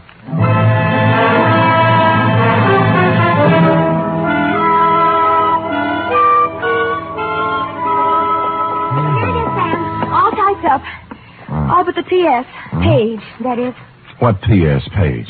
Why should it need a P.S.? Sam, you know that this report, to borrow a phrase from you, is full of holes. My phrase? I wish I'd never said it. Now, for instance, who sent the note to Rufus? Paul Endicott. He expected trouble. That's why he was so belligerent to everybody. All right. Yes. I'm going to come right out and ask you. Good. Why did Allison kill him? Well, I thought it was rather obvious, Effie. Cora was leaving Rufus McLeod for Allison, but because Allison worked for McLeod until Cora's divorce was final, they didn't want Rufus to know about it. So they used Paul Endicott as a decoy love affair. But I'll bet Endicott didn't want to get Cora up. I'll bet that was it, Sam. Effie, I don't know how you ever guessed. Endicott saw in it a chance to pick up a buck with a little blackmail. It was just a wild guess, Sam. Yes. And, of course, Allison did ski, didn't he? What do you think? Well, how else could he get around so fast? And he made such a point about those snowshoes. Sam? Yes? If I'd written the caper, I'd have covered that up a little. Come here. Oh, I'm sorry, Sam. I guess I shouldn't have said that. You certainly should not have. You know there's only one thing around here you're supposed to say. Yes, Sam, I know. Shall I say it? Make it fast. Good night, Sam. Good night, sweetheart.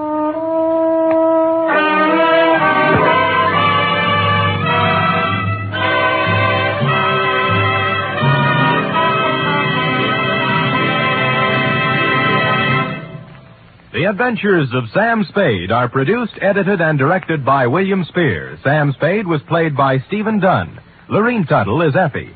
Script for tonight's adventure by John Michael Hayes. Musical scoring by Lud Gluskin, conducted by Robert Armbruster.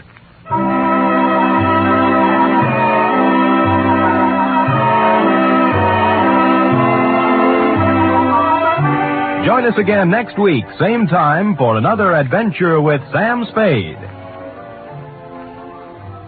Do you keep an appointment book? In 1950, 30,000 people kept an appointment they hadn't bargained for with infantile paralysis. And 4 out of 5 of these were helped with March of Dimes money. We must go on helping, yet we also must be prepared for what may come in this year. March of Dimes is your way of fighting infantile paralysis. Give all you can to your local March of Dimes headquarters. Join the 1951 March of Dimes today. The Magnificent Montague next, then it's Duffy's Tavern on NBC.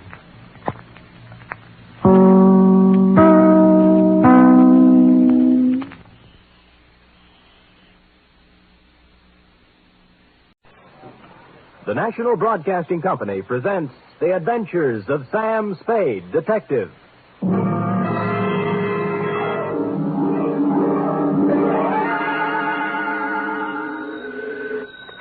Sam Spade Detective Agency? Miss Perrine? Who did you think it was, Sam? Not a hurry? You don't know what a hot guess that is, Cherub. Really, Sam? Mm-hmm. You think I'm the femme fatale type? In a black velvet gown with a veil? What chance would I have? Sam, you've given me new heart. Deservedly so, Wonder Girl. And in femme fatale, you have hit upon what might be called the keynote of the saga, which even now I am itching to tell you. A saga? More, a tale, Effie, well calculated to keep you in... Oh, no, we better put that another way. But while I mull a subtitle for this Oriental tapestry, find yourself a copy of something by Eric Ambler or E. Phillips Oppenheim and bone up on the ground rules of international intrigue. Ooh, international? Ooh, yes. The next 39 steps you hear will be me walking up to the door in my black Homburg and velvet collar, with my pockets bulging with plans for submarines, supersonic airplanes, and secret fortifications, and my tongue a wag with a report which will echo around the embassies of the world as the Cloak and Dagger Caper.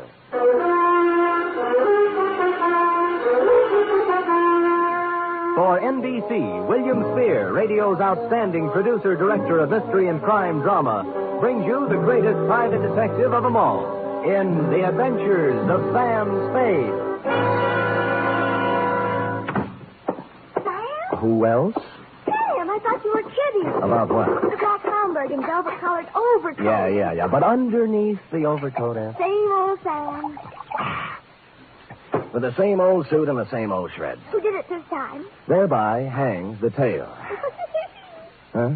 It's hanging out the back of your trousers, Sam. What? Your shirt tail. Well, better keep the coat on. Jawaharlal won't mind. Who? Jawaharlal Barra. It's his coat. We'll go into that right now. You ready? Yes, sir. To Jawaharlal Barra. Jawarhal, uh-huh. Well, speaking. From Samuel Spade, license number 1275596. Subject? The Cloak and Dagger Caper. Dear Jawaharlal. I'd been out Friday night until 4 a.m. watching wedding presents. So when Saturday turned up rainy, I did the mad, impulsive thing and decided to stay home. I plugged the phone, built a fire and a tall drink, invited Freddie, the neighbor's cat, in for a short milk, put my feet up and my head down, and reached for a magazine.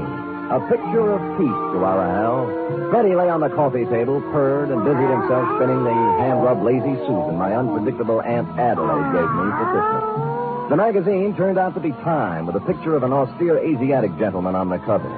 2 pages, and I had the kind of headache you can only get from reading the news these days, so I turned it in on a slick pulp with a breathless yarn about an international gumshoe and a satin-lined cloak who kept running into women with bosoms full of papers.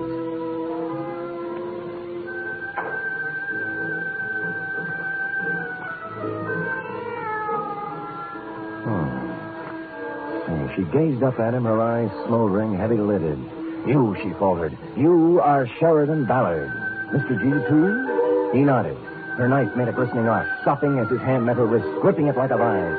You liar, she hissed. With the other hand, he ripped away her veil, smothered her lips in hot, fierce kisses, felt her go limp in his arms. Now, Zelda, my girl, he whispered, let's have the plans for that plutonium-powered rocket ship. Ah, veil lady. Mr. Spade? Huh? Well. What can I do for you, veil lady? You do not mind that I come in so? How did you come in so? The door is open. I see sitting in chair an attractive man. So? So, you are perhaps working on a remake of The Thief of Baghdad for television? Black tube, of course. Oh, you mean this what I have on? Also this what you haven't on. You keep out of this, Freddie. I saw her first. So, you just happened to be wandering past my door and popped in, is that it? Miss, You may call me Shalimar. Hmm. No, I do not just pop in. I come by design. Well, just what kind of designs do you have in mind? Mr. Spade, Hmm? you are Private Eyes. Shalimar, I am Private Eyes. You got troubles? Much. How much? I am beloved of Ahmed. Well, that's nice for Ahmed. Ahmed who? McClatchy. Ahmed McClatchy? How do you explain that? He has 2 American names. Oh, figure. You are a friend of Ahmed, too? Never heard of him. Oh, perhaps, Mr. Spade, perhaps you forget. Ahmed McClatchy? No. No? Never forget a face. What's the matter with Ahmed? Hashish. Dope? Much. He has the wild dream, the night horse, the what you call hallucination. Hallucination. You have told others of Ahmed's visit to you? I have told no one of Ahmed's visit to me for the simple reason that he... Oh. Huh? Do not pile upon one falsehood another. Oh. Ahmed has to you paid a visit, this I know. Oh? Now, if you will be so kindly, I will join you in drink. Now, wait a minute. Why don't we... Mm-hmm. You do not want to talk with Shalimar? Well, I just think we ought to clear up this misunderstanding. Now? What do you have?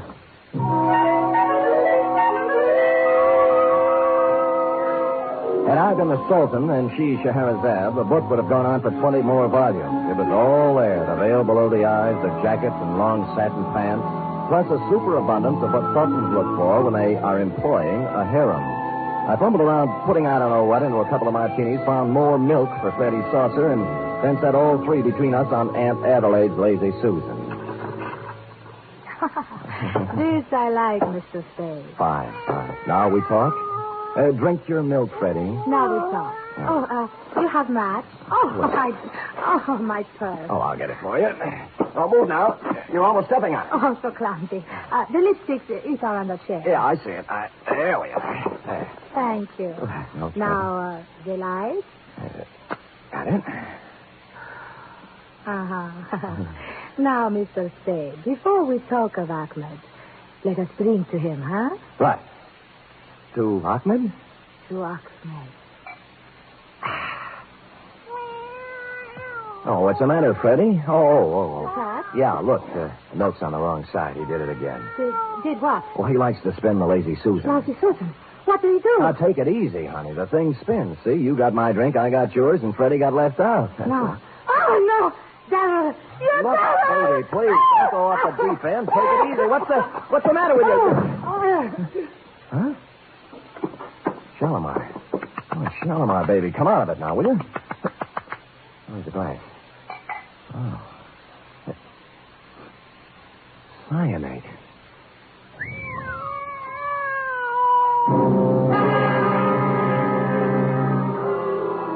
So that took care of Shalimar. The purse had nothing except the usual feminine claptrap, hairpins, makeup, and cigarettes. No keys, no identification, nothing except for a locket around her neck, which was something you don't run into every day. A strange hand-wrought disc-shaped thing with what looked like the face of a clock on it. 12 Arabic symbols where the hour should be, and a pair of hands pointing to 4. In some Jawara, it was the sort of thing Sheridan Ballard, the man called G2, yawns over, which struck Humdrum me as a little bit out of the ordinary. It struck Lieutenant Dundee of Homicide the same way. Look at me, Sam. Look into my eyes. Dundee, I didn't know you cared. Well, no, I am not an idiot, Sam. Well, I've been in this business for 25 years. Mm-hmm. I've looked at a lot of stiffs in my lifetime, but this is the first hoochie-coochie girl in my book who ever walked in out of the rain and tried to poison a total stranger. Well said, Dundee. Here. So, use your head, Sam. Where have you seen her before? I told you I don't know her, Dundee. Then why did she try to kill you? Ask her. This whole thing's impossible. Harem, costume, poison, Shalimar. Fantastic, I know. I'm sorry. All right, get out of here. The print man, the MB, and the photographers will be here in a minute, and you'll only get in the way. Where'll I go? Anywhere. Find out who this dame is. Who's going to pay my fee? Well, scram. Bidding farewell to the gentle lieutenant, I took off into the rain, bound I knew not where. I bought a paper and settled down in a one-armed coffee joint, drank 3 cups of coffee, and came up with 3 leads. First, the ballet master at the Opera House. Scheherazade, we are not doing till 3 weeks yet. The costumes are all picked up still, and I am missing no ballerinas. Now again, golden apple princesses. 1 and 2, and 1 and 2.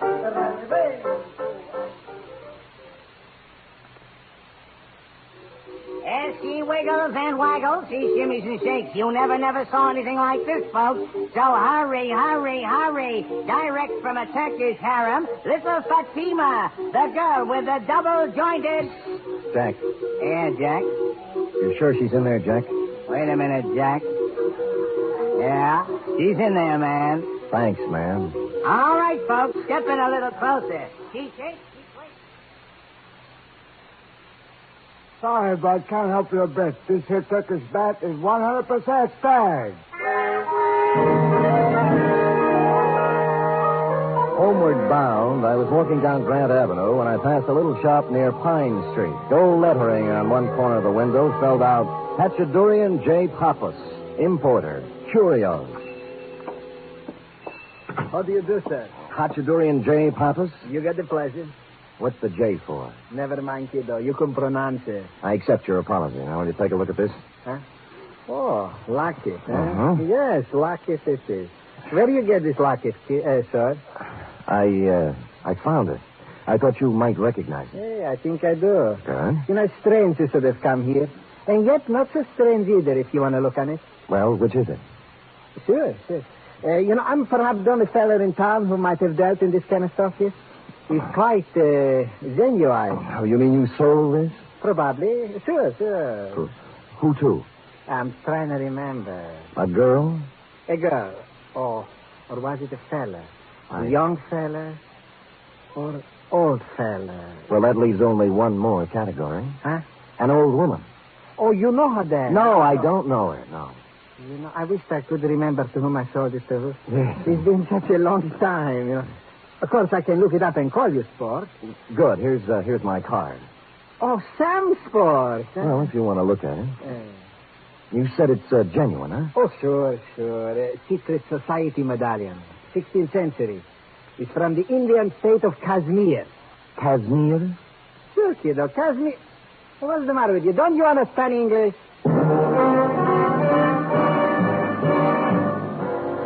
Kashmir. A typical Spade blunder. All I could think of was a girl on a cigarette package, thereby confining my operations to Turkey. But this opened new doors. The first, the most obvious, and ultimately the correct choice was a flossy nightclub known to the town's well-heeled party folk as the Vale of Cashmere. It was dark when I got there, but the front doors hadn't opened yet. Around at the side, an alley led up to the trade entrance, next to which stood a huge, wedge-shaped character with a swarthy complexion marred by a scar down one cheek. And to make him even more Oppenheimish, he was wrapped in a black, tent-sized opera cloak. I nodded politely, he spat, and I went inside. The Vale of Cashmere is a sumptuous bistro even on ordinary nights, and this night was obviously to be more than ordinary. The table across the end of the floor was banquet size. The place was hung with Kashmiri flags, and the picture of an old man who looked familiar was hung from the middle of one wall. The maitre d' was talking to an important-looking gent near the long table, and I walked over to him, pausing only to note one of the dancing girls practicing in a corner in her Shalimar-type costume. Felt like I was close to home. And the curry. You understand? Not so hot, yes, Excellency. It shall be as you wish. The florist will be here promptly with the flowers. I trust you will be prepared to take care of it. Excuse me, gentlemen. Eh? My name is Spade. Rajputsin, sir, at your service. Please, Mr. Spade, we have... No, not at all, my good man. What is it, Mr. Spade? Are you in charge here? I am the head waiter, sir. This gentleman is the Kashmiri proconsul. Oh, forgive me, Your Excellency, but... Yeah, sorry. Not at all. Do you have a dancing girl here named Shalimar? Shalimar? No, what? Probably use another name. How about Ahmed? McClatchy. Right, where is he? A former employee as of this afternoon is Ahmed McClatchy. Who is he? My chef. Today, of all times, he does not show up. You know where he lives? Oh, I can look it up, but... Please, sir, the proconsul and I, in the banquet tonight, the arrangements, the Prime Minister himself... Sure. Just one more thing. A proconsul. Have you ever seen one of these before? What is it? A secret society medallion, they tell me. Who tells you this? Hachadurian Papa runs a little curio store on Grand Avenue. Know anything about it? Secret society is right. The circle of 12. You see here? The hands point to 4. Yes, the fourth member, this means. The hand straight up is the leader. You seem to know what you are talking about, head waiter. Kashmiri culture is a hobby of mine, Excellency. This is an ancient, subversive organization dating from the time of the Mughal conquest of the 16th century. Very interesting. But of little significance now. The Circle of 12 has been dead for 3 centuries. If you will excuse me, Excellency, I'll get for Mr. Spade Ahmed's address, and then I will... Hold it. Ahmed!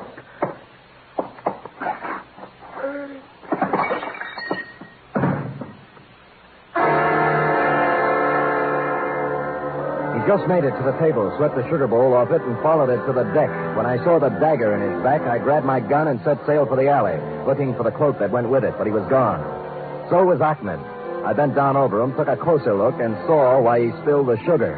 With his finger, he traced a design in it, a round design, the Circle of 12.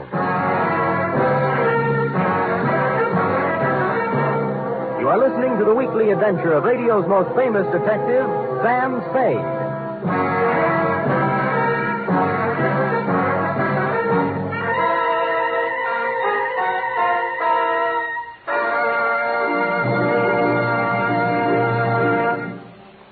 There's a bright newcomer to your NBC Sunday lineup starting this Sunday.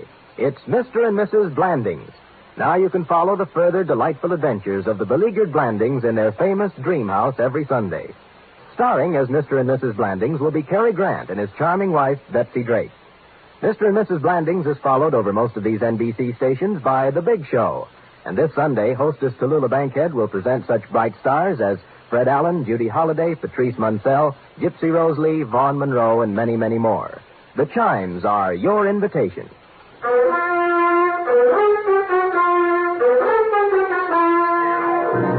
And now back to the Cloak and Dagger Caper, tonight's adventure with Sam Spade.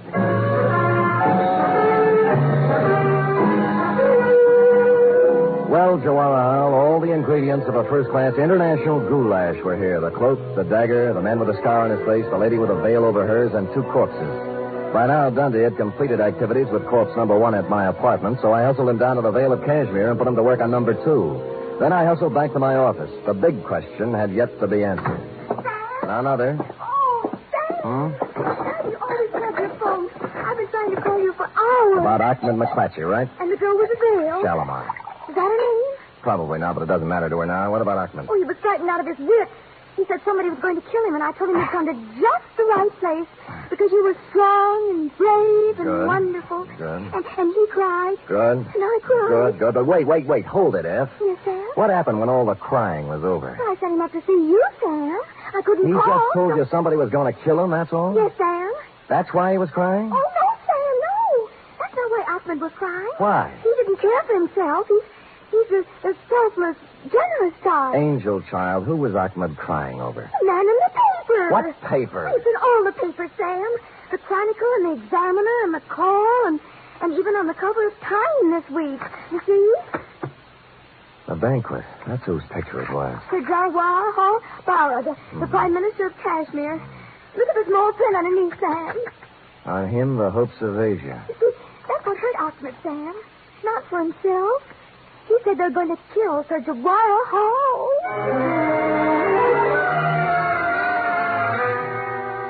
Two paragraphs later, my taciturn secretary let slip the information that Shalimar had arrived at the office 5 minutes after Ahmed left and departed for my home and hearth loaded for bear. The hullabaloo over you, Jawahar, was due to the fact that you were at this moment arriving on the steamer Pacifica, en route to Washington with, as the article put it, the destiny of the Middle East in your briefcase. 10 minutes later, I was fighting my way through the mob at Pier 42.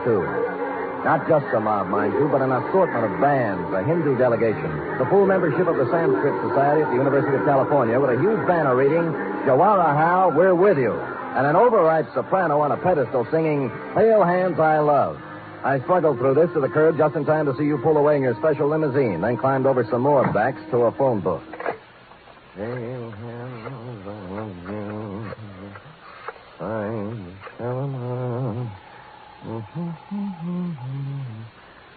Kashmiri consulate. Rajput Singh speaks. Look, this is Sam Spade, Mr. Singh. Oh, yes. Has the Prime Minister arrived there yet?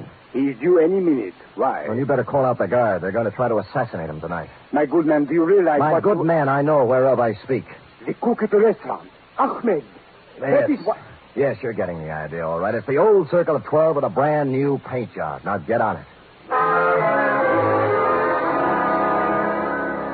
My next move may sound to you like a combination of negligence, indolence, and ennui, Jawahar, but I must remind you that I was not employed on this caper, was receiving no stipend for risking my ever-loving neck, and had added up the figures in the problem of primary interest to me, namely, the lady who tried to kill me on page 2. I therefore entrusted responsibility for your health and that of the Middle East to the proconsul, made my way home, put on my slippers, and set the lazy Susan on the floor this time for Freddie to play with. Where was I? Oh, yeah. Now, Zelda, my girl, he whispered, let's have the plans for that plutonium-powered rocket ship.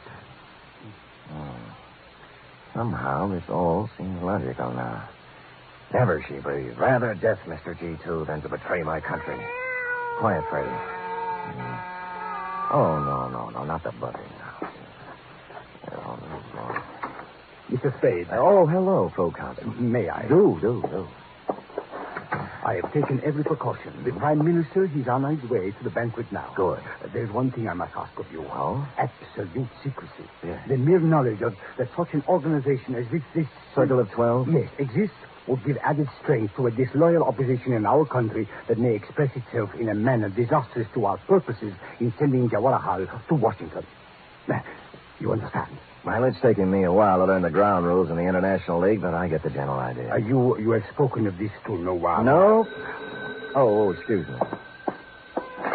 Hello? This is Hatchadurian the Papa, sir. Oh, yes. It took me a great deal of long time to check my records, Mr. Spade, but I finally found it. Oh, what's that? The gentleman who bought the set of 12 Kashmiri medallions, like the one you saw me in my shop. Oh, yes. His name is Rajput Singh. A foreigner fella, I think. He's the Kashmiri proconsul here. Oh, well, gosh, thanks, Dorothy. This is Hatchadurian the Papa, sir. I found it just now. Look, Dorothy, after all you've done for Alice, the least she could do is thank you. And you can tell her that from me. Now, bye, honey. So long, kiddo. Silly kid. Silly. Let's see now, where were we? You had just given me your assurance you would maintain strictest secrecy in this unfortunate matter. Oh, yes, sir. Now, I must go. They're expecting me at the banquet. Thank you again, sir. Not at all. Your service to our country and the world will find expression, I hope, on some later day. Good night. Good night.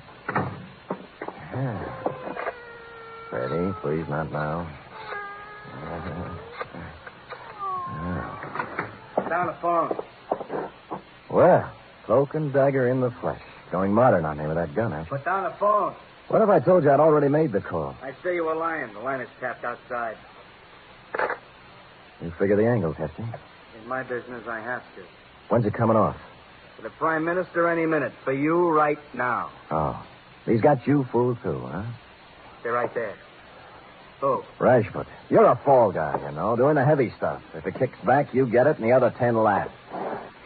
You think you could talk me out of it, huh? Why, that's the last thing in my mind. I'd never...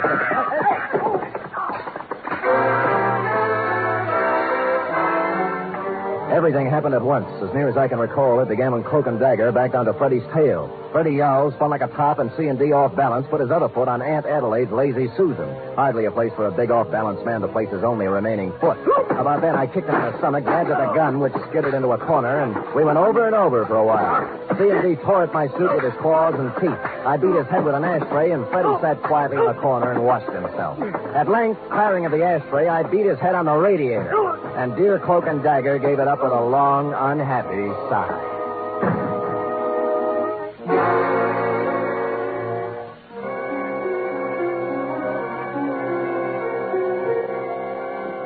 Mr. Spade, this is a dress-up affair. Get out of my way, head waiter, or I'll walk right over that white shirt front. Please, I can't... Have they been served anything yet? The drinks are just coming on. Wait, I should be sure. And now, my countrymen, before we introduce our guest of honor, Sir Jawaharlal Bara, our beloved Prime Minister, I suggest we rise and toast our country. To Kashmir, may she... Go ahead, Proconsul. Don't let me interrupt. Please, not here. The standard remark is, what is the meaning of this? Aren't you going to ask me? I'm supposed to be dead. Is that what's throwing you? Mr. Spade, please, a toast is about to be drunk. Where's my drink, Proconsul? Gentlemen, there was at one time a custom in our country for the host to exchange glasses with the guest of honor. Permit me, Jawaharlal. To Kashmir.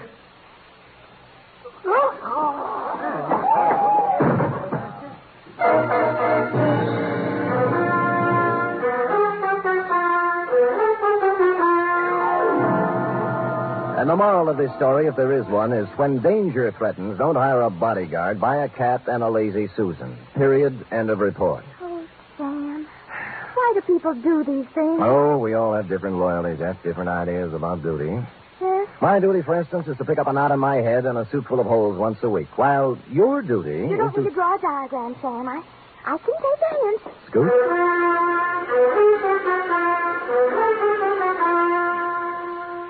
Three chimes mean good times on NBC. This Sunday, Theater Guild on the Air presents a light, laughable, lovable comedy. It's The Fortune Hunter, and it stars Gene Crane and John Lund. You're invited Sunday to another outstanding one-hour production by Theater Guild on the Air. And a reminder, there's a bright newcomer to your big Sunday lineup on NBC. Mr. and Mrs. Blanding, starring Cary Grant and Betsy Drake.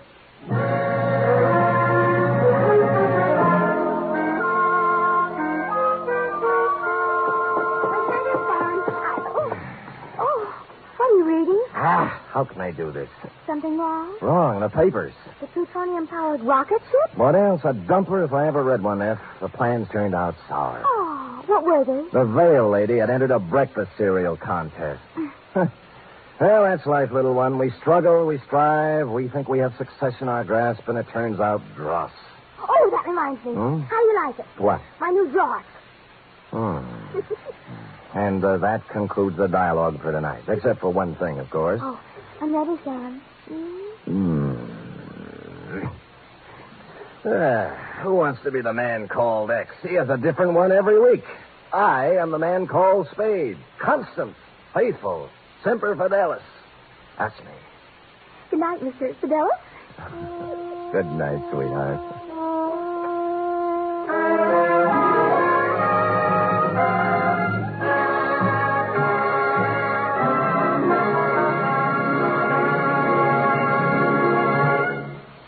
The Adventures of Sam Spade are produced, edited, and directed by William Spear. Sam Spade was played by Stephen Dunn. Lorene Tuttle is Effie. Script for tonight's adventure by Harold Swanton. Musical scoring by Lud Gluskin, conducted by Robert Armbruster.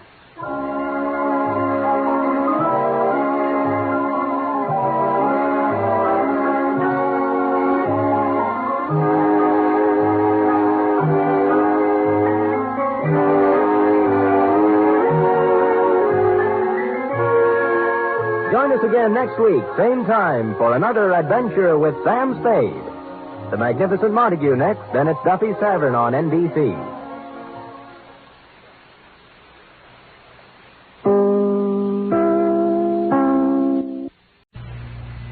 The Adventures of Sam Spade, Detective. Brought to you by Wild Root Cream Oil Hair Tonic, the non-alcoholic hair tonic that contains lanolin. Wild Root Cream Oil. Again and again, the choice of men and women and children, too.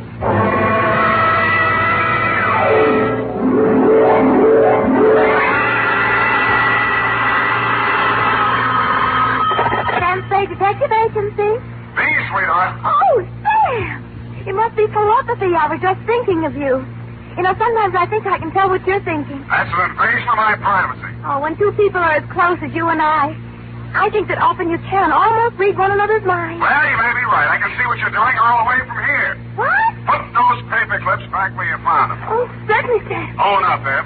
You purloined pencils absconded with erasers, pilfered stationery, filched stamps for your personal use. I only write to Mother when there's nothing else to do around the office. Besides making unit phone calls and charging them to me, you've tapped the petty cash drawer for lunch money. And you've been filling your pen with company ink. I didn't think you'd mind, Sam. I'll pay it all back. But I have a big heart and boundless compassion. Stay where you are, sweetheart. I'll be down on my unlimited generosity with your back salary. And 2 tickets for us to go to the fights tonight, and dinner.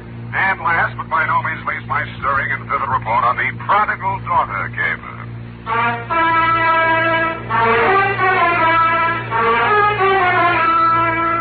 Dashiell Hammett, America's leading detective fiction writer and creator of Sam Spade, the hard-boiled private eye, and William Spear, radio's outstanding producer-director of mystery and crime drama, join their talents to make your hair stand on end with the adventures of Sam Spade.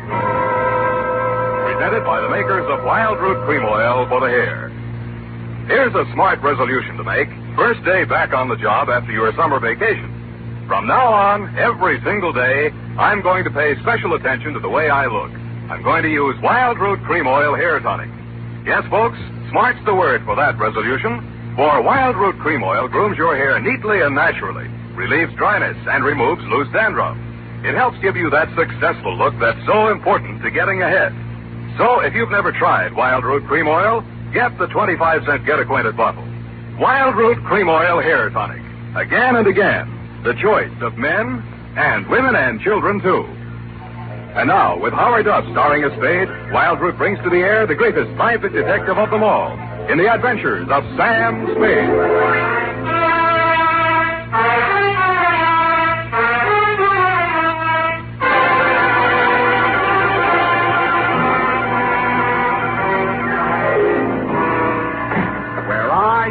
Now that I need you. Effie! Oh, hi, Sam. Hiya, Sam. Come on. Bring your book. Got a pencil? We gotta hurry if we're gonna make the fight, you know. Well, I've got one of the new reflector kind of pencils. Well, get the lead out.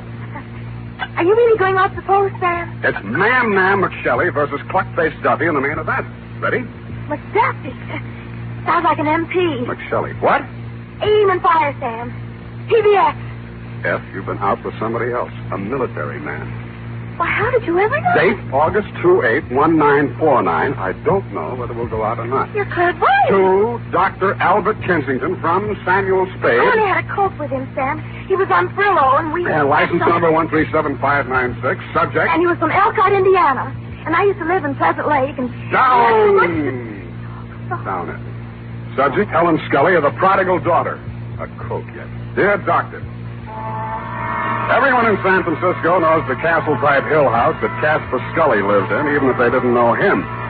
When I got there was an all-black 49 convertible in the driveway, and slightly smaller, same color, a Russian wolfhound wearing a spiked collar and expression to match. He broke his chain when he saw me and ran in the back of the house. That should have told me something, but I plunged the doorbell and was admitted by a butler named Stanley, who left me standing in a draft in the library looking at a cold television set. I pulled up my coat collar, took a plant in front of the fireplace, and lit a cigarette. Pretty soon, things started. A blonde girl in a yellow suit was having a one-sided argument with a gray-haired man in a gray suit. Nobody paid any attention to me. Stuff about how you forbid it and it can't go on. Well, let me tell you, it can go on just as long as I want it to. And there's nothing you can do about it, so don't, whatever you do, try to interfere. Oh, stop it. That hurt look again. I've seen it too often, and I'm sick of it. Do you hear me? I'm sick of it.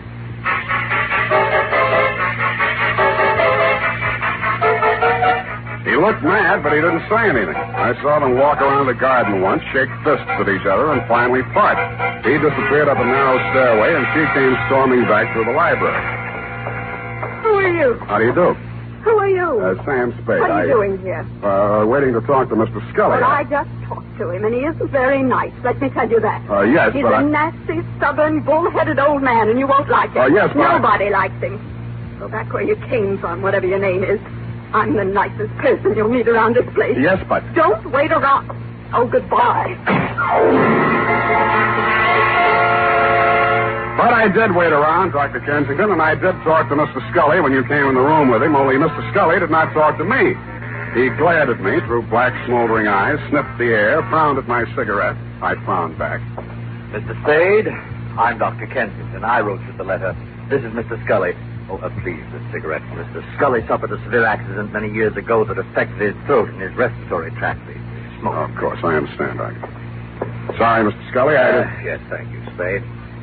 This is not generally known, but the unfortunate accident in the chemical plant also robbed Mr. Scully of his vocal power. I see. Yes, the modern doctor, the physician of today, is a far cry from the general practitioner of yesteryear. Today, we must know the mind, the psychological quirks, Well, he must follow through completely on a case. Sometimes, as I am today, a confidant, an executive officer for his patients. He is a friend, to say the least, eh? Oh, yes, to say the least. Eh? Oh, of course, Mr. Scully, to the point, of course. Sit down, Spade. Oh, thanks. Now then, Mr. Scully, as you well know, and the world knows, has made several fortunes in his lifetime. And he didn't accomplish this by allowing people to run roughshod over him. But, Mr. Scully, I'm just backgrounding, Mr. Spade. Please be patient. Mr. Scully intends leaving his daughter Helen his entire fortune. A great deal of money, to say the least. Say the least. But Helen doesn't care about the money. She's foolish, young, headstrong, and impetuous. Huh? I heard her arguing with Mr. Scully a bit. Now, Mr. Scully. We'll straighten all this out. Mr. Spade will help us. Well, then, Spade, you have half the problem right there. She is a headstrong, impetuous girl. And lately she's done several things to displease her father. Right, Mr. Scully? You see, Mr. Spade. No, I gathered that much, but what kind of thing? Helen's been singing in a cheap nightclub called the Blue Goose. What? Oh, it's very embarrassing. Low class, eh? Yes. There's a man named Torpy. He owns the club. A man named Chick Torpy? You know of him? I've heard of him. Contrary to all her father's wishes, Helen insists on seeing this man Torpy. How old is she? Well, that's beside the point, Mr. Spade. But a sordid affair now might rob her of a future of wealth and security. Mr. Scully's at the point of exasperation. He might well change his will over this matter. Correct, Mr. Scully? At best, this is an embarrassing situation, and most indiscreet of Helen to have brought it about. So, I'm supposed to go talk to Chick Torpy, is that it? In a word, yes. Well, you sound rather reluctant, Mr. Spade. Chick Torpy's a little too old for the Boy Scouts. Well, we want you to see him. Find out how much you'll take to stop seeing Helen. Tell me, what happens if Torpy isn't for sale? Oh, everyone has a price, Mr. Spade. Matter of character.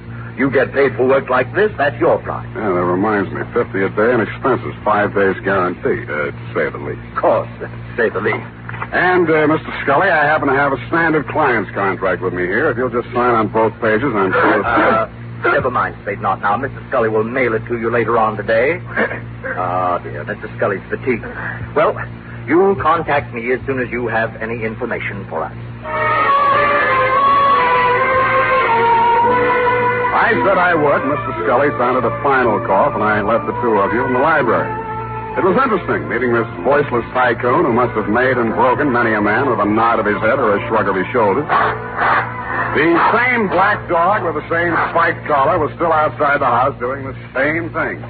Ah, Spade. Spade? But something new had been added. A pair of well-tailored shoulders, diamond stick-pin, and a gray felt hat with a snap brim. Hello, Spade. You don't know me. Now, wait a minute. There's something about a guy in a lineup. You're Dapper Danny Cavillo. When'd you get out of Folsom, Danny? A while back. They gave me a kind of rain check. Mm-hmm. Wouldn't that 38 make you a parole breaker? Oh, is that showing? Unless your ribs grow in different directions. Sam, I'm here to save you a lot of trouble. What trouble are you here to save me? You want to see Chick Torpy, don't you? You've got business to talk with him, no? News gets around fast, Danny. No, it's just that Chick had been expecting somebody like you from the old man, and, well, I'm here to see that you see him. So, why don't you kind of get in the car? And I kind of did. Danny smiled, lit a cigarette, shifted his shoulder holster so he could shift gears better, and drove me back across town to an apartment house on LaSalle, the Metropolitan. A good-looking guy who stood about 6'4", black hair, answered the knock. Hello, Chick. May I present Sam Spade? Sam Spade, meet Chick Torpy. That'll do it, Danny, thanks. Hello, Spade. Come on in. See you, gentlemen. Danny's Gabby. Hello, Chick. Your taxi service always free? Just when I'm in a hurry to get things settled, soldier. You saw the old man today, huh? I saw him and talked to his doctor, Kensington. All right. You're here to tell me how worried the old man is, right? If you're talking about Helen and you, yes. You're bad company. Yeah. What else? He wants you to stop seeing her. Well, suppose I don't want to stop seeing her. Suppose I told you I love her. Let's see. She comes with $3 million when he kicks. You love her. I'd be crazy if I didn't. I wonder what she'd say if she heard you say that. Why don't you ask her, Spade? Helen? Hello, Mr. Spade. Told you to leave my house today, but you didn't listen. Vince Spade? Well, I'm wondering, anyway. Maybe this will help. When you get back to my father, tell him I think Chick would be a fool to brush me off. Tell him that someday I expect to inherit all of that wonderful money he spent a lifetime making. Tell him that Chick's tired of working. Got all that? Yep. How do you feel, Spade? Like I'm earning my fee. Oh, you've already earned it, Spade. There's no use trying. I've told her myself, now you can tell him. She's not for sale, and I'm not for sale. Got it? You got it. All right, then you're finished here. Hello. Oh, you. Well, I'm not sure I want to talk to him. Give him a pill. And it was on that happy note, Doctor, that I went downstairs, found a drugstore, and tried to phone you and tell you what Torpy had said. Your line was busy, and while I was waiting for it to get unbusy, I spotted Chick Torpy out in front. He looked madder than when I'd left him, and there was a bulge in his coat that hadn't been there before. He got into a black sedan near the curb, and I hailed a cab and followed him across town up to Nob Hill. A half a block from the Scully residence, I left my taxi and took the rest on foot. He was still a couple of 100 feet ahead of me as he disappeared into the garden entrance. I heard a cry for help, and then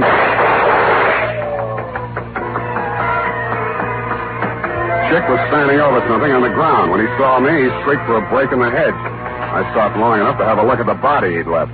My client. He still had gray hair, and he was still wearing the gray suit, but half his face had been shot away.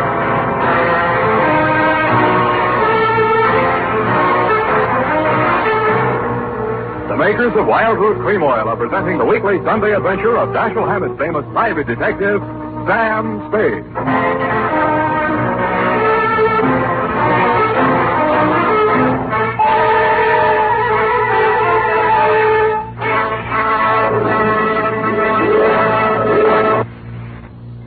Remember, non-alcoholic Wild Root Cream Oil contains lanolin. It grooms the hair naturally, relieves dryness, and removes loose, ugly dandruff. So if you want your hair to be more attractive than ever before, get the generous new 25-cent size of Wild Root Cream Oil, America's leading hair tonic, on sale at all drug and toilet goods counters. It's also available in larger economy bottles and the handy new tube. By the way, smart girls use Wild Root Cream Oil, too, and mothers say it's grand for training children's hair. Get Wild Root Cream Oil. Again and again, the choice of men and women and children, too.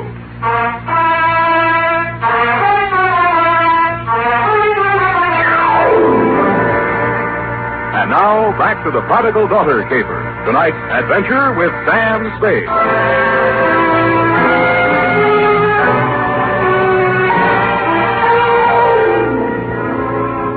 My 5-day contract arrived in the morning mail signed by Casper Scully. The headlines were no surprise. Chick Torpy sought in shooting of multimillionaire. Item: ballistics matched up slugs taken from body with weapon owned and licensed to one Chick Torpy. And item: because of a city ordinance regarding disposition, the body of Casper Scully, found off the immediate premises of his home, had been removed to the city morgue and would remain there until claimed by nearest of kin.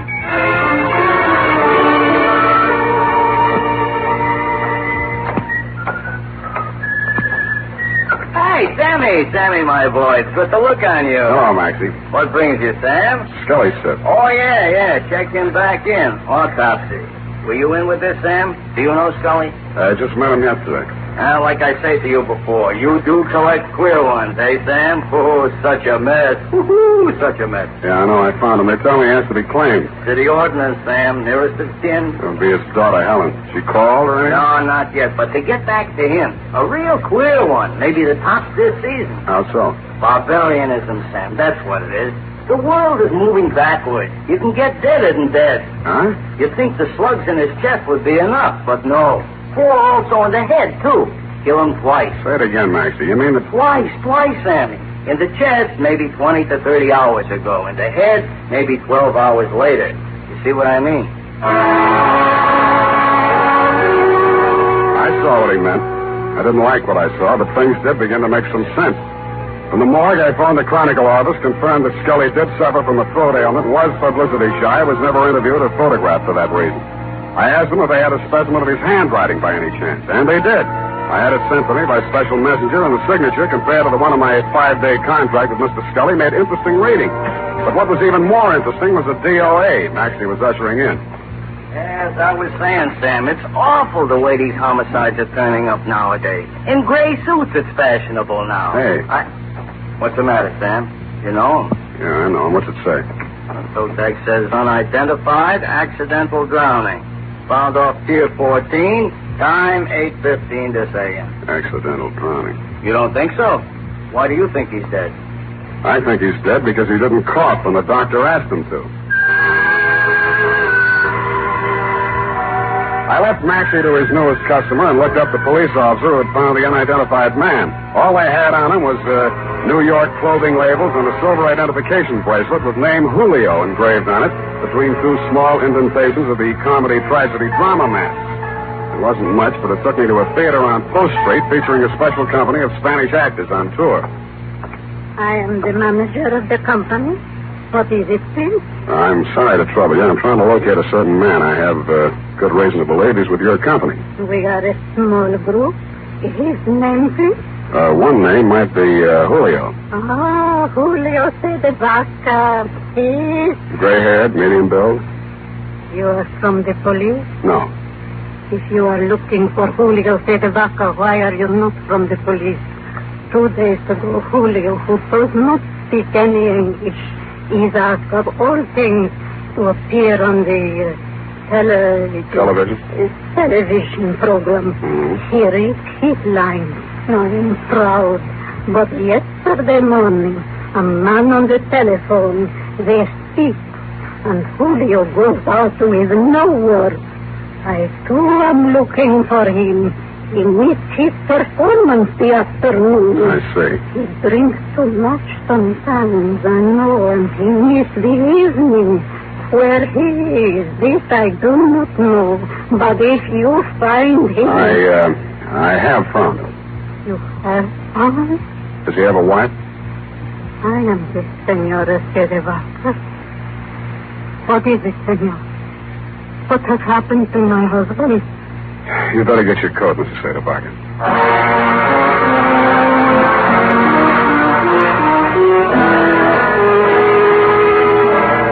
I went back to the morgue with Mrs. Sederbacher, doctor, and after that I went over to the Blue Goose Club.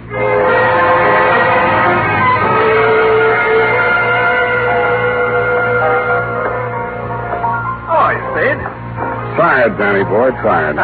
Well, come on in and relax. Nice place. You run it for Chick? When he's away. Seen Chick lately? 2 sets of cops, 3 reporters have been here asking the same question already this morning. What are you trying to prove? Chick's in trouble. You're his partner. No, he got himself into this one, Spade. Look, we make a nice dollar running this place. It's legitimate. And no cop's going to raid us or close us up. Chick started fooling around with that Scully woman. And I told him just once. It's dynamite, I said. You know how the old man is. Let bygones be bygones. But Chick didn't listen. Tell me about the bygones that should be bygones and why Chick should know how the old man is. Well, Scully sent him up 5 years ago. Didn't you know? No, I didn't. Oh, Chick owned some property south of Brazito, and Scully wanted it for oil drilling or something. Chick asked too much, and Scully figured a way to get it from him in court. Had it condemned or something. Well, Chick got kind of sorry. Met the old man on the street one day, and, well, they convicted Chick of attempted murder. 2.5 years. And Chick looked up Scully's daughter when he got out of prison and started making love to her to get even. Why, yes, Spade, that's just the way it started. Only Chick was the sucker after all. He really went for the creature. He married her 3 weeks ago in Reno, the poor sap. Anybody else know about that part of it? Only me. I was best man. By the way, Danny, did you rap Julio Cidabaca over the head last night and toss him in the bay? Who's Julio, whatever his name is? An actor who happened to look something like old man Scully. Enough like him to keep his mouth closed when I was there, but who might want to open it later. I don't know what you're talking about, Spade. Didn't think you would. But I don't like it. Yeah, boy. Timmy? Joe? Yeah. Blow this phone off. I'm sick of looking at it.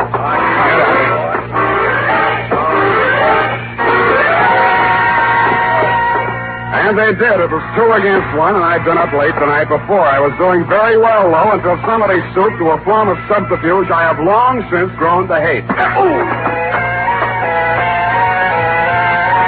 was borne on 2 swarthy shoulders out of the club and into the open air. I was on a balcony, and a good stiff sea breeze was blowing. I didn't enjoy it long. 1, 2, 3,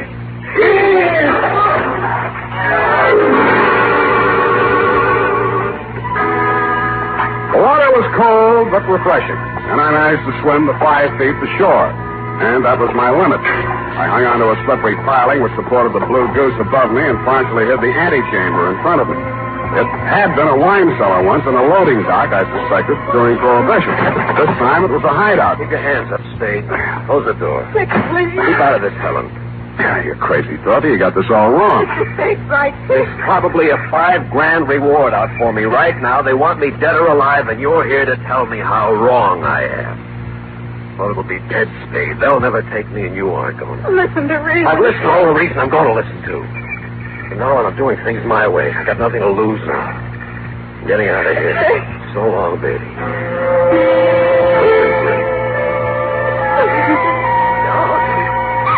He leaned over to kiss her goodbye, and that is when I rediscovered that my wet revolver, even though it wouldn't fire, still had plenty of power left. Mr. Spade, thanks for doing that.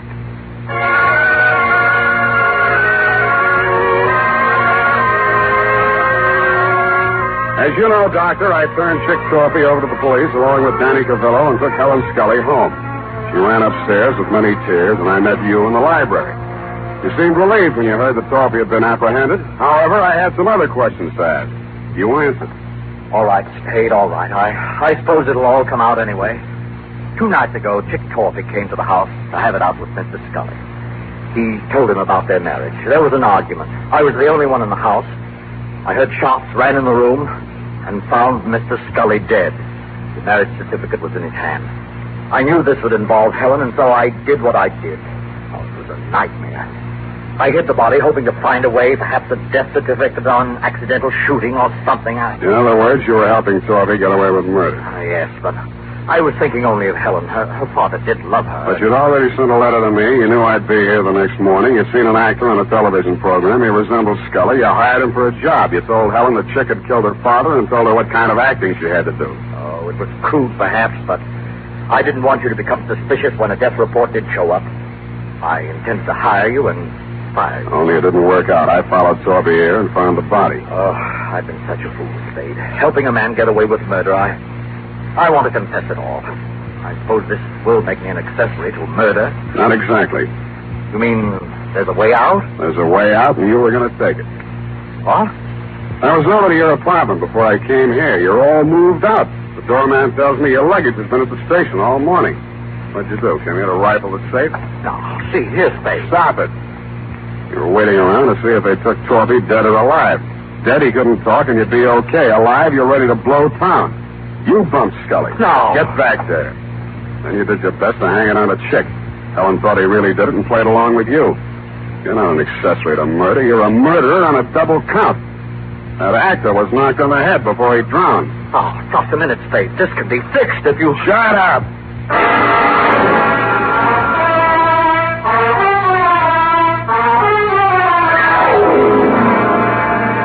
Period. End of report. Sam, I don't understand. What, Angel? I don't understand, Sam. What? Well, you say you turned Chick Torpy over to the police. Yet Dr. Kensington was the murderer. A formality, yes. He will be released and cleared in short order. Anything else? Well, yes. What about Danny Coville? An innocent bystander. But he had you beat up and knocked on the head. And he has already made amends with those tickets for the fight. But... No more questions, Ev. Pipe this up and I'll give you the happy ending.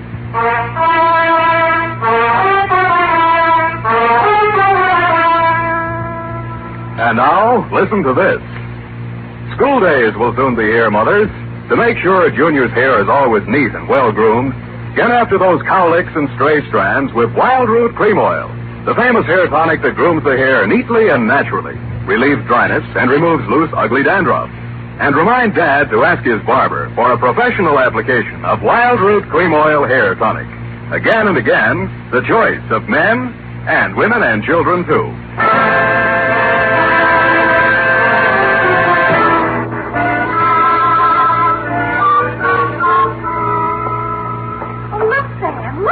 What is it? Look, Sam, look. What is it? Look, Sam, look. All right, I shall rephrase the question. What? Oh, I see. You mean the magazine look, huh? They said an advance copy. It's not even out till next Tuesday. What's it doing here? Oh, look at them. CDs. Who are these people here? That's Sam Spade. What? On the radio. You know, Howard Duff. He plays you on the radio. Oh, it's Duff. Why don't I play it on the radio? You're not the type, I guess. Look here, Sam Spade dictating to Effie. Hey, she's not bad. Not bad. Oh, really? That accuracy, I thought. What is it? Levine Tuttle. Levine. The name is so actressy. As Bill Spears, Spade producer, gives final instructions. Look at him. He has 9 o'clock shadow. Well, come on, let's get out of here. Go to the fight. Oh, Sam. Then I can't say it. Say what?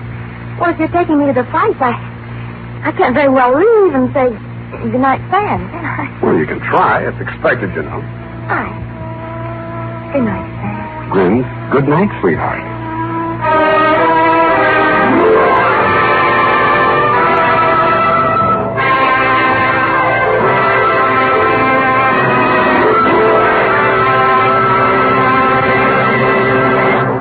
The Adventures of Sam Spade, Dashiell Hammett's famous private detective, are produced and directed by William Spear. Sam Spade is played by Howard Duff. Lorene Tuttle is Effie.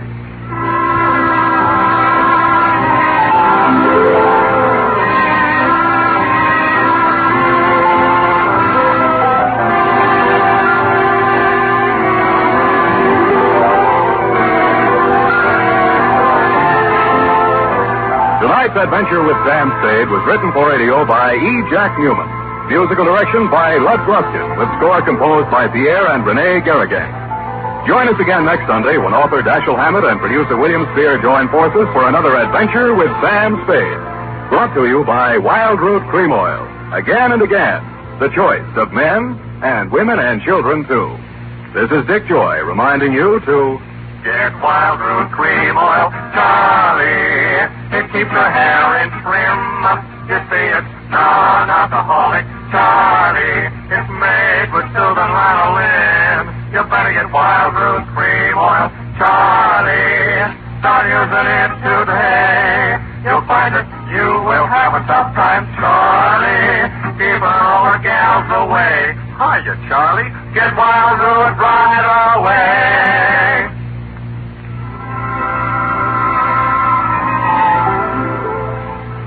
This is CBS, the Columbia Broadcasting System. The National Broadcasting Company presents The Adventures of Sam Spade, Detective.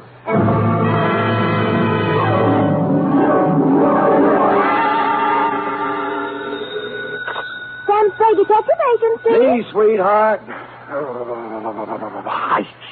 What was that last? Nothing. That was my teeth chattering. Oh, is it cold out? Out where I was, Effie, I've been swimming.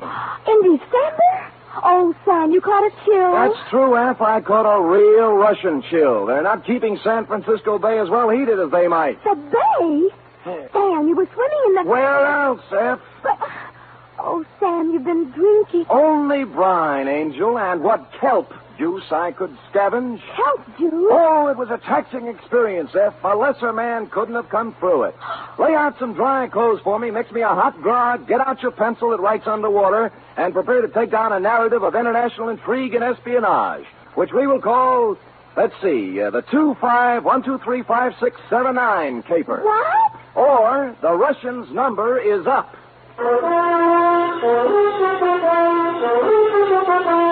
NBC invites you to listen to the greatest private detective of them all, as William Spear, radio's outstanding producer-director of mystery and crime drama, brings you The Adventures of Sam Spade.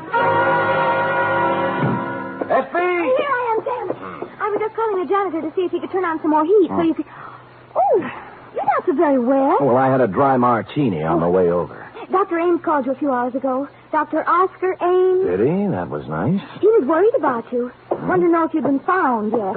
He said you two were on a ferry boat and that he just stepped in to have a cup of coffee, and when he came back... Yes, Effie, yes. Well, can't keep the FBI waiting. The FBI? Well, who else? You don't think I was playing around with kids on this caper? Oh, no, Sam. I knew they were grown-ups. I'll take it down, then. No, And this one, your Uncle Sam was working for his Uncle Sam. They fill it in. To Federal Bureau of Investigation, Washington, D.C. Care of J. Edgar...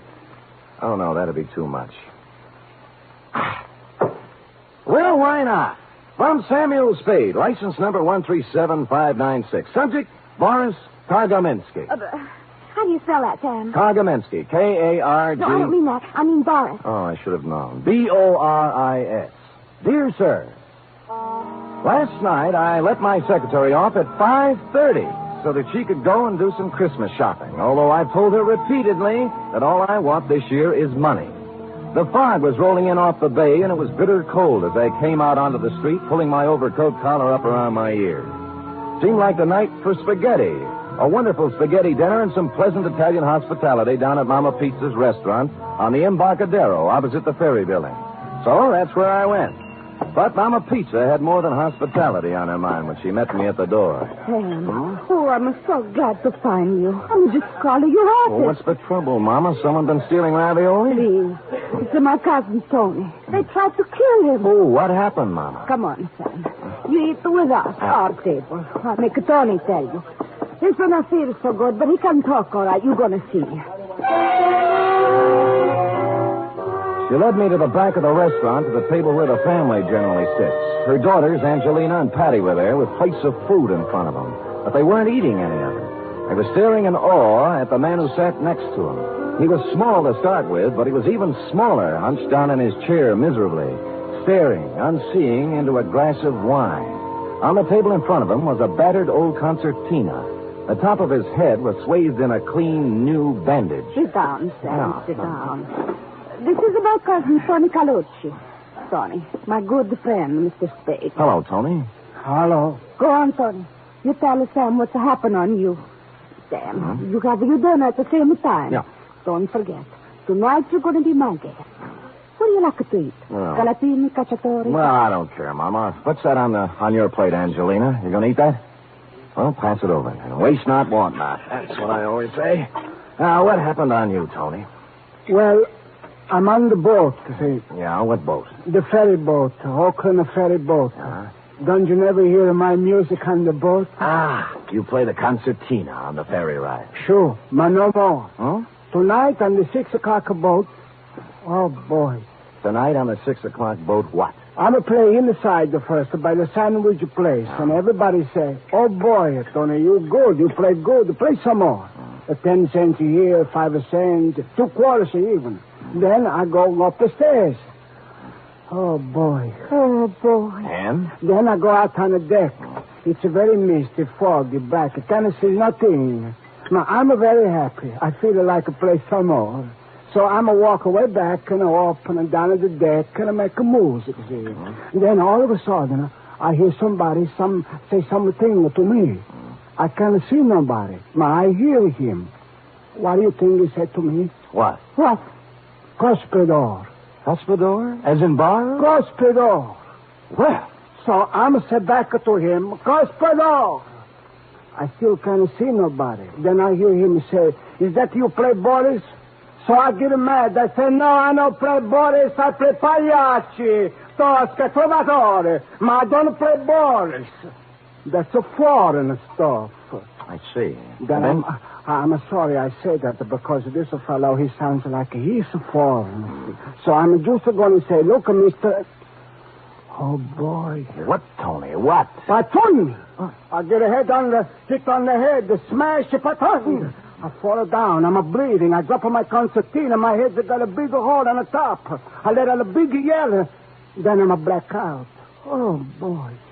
People come running around and good luck. There's a doctor on board. They carry me down the stairs and he fixes me up.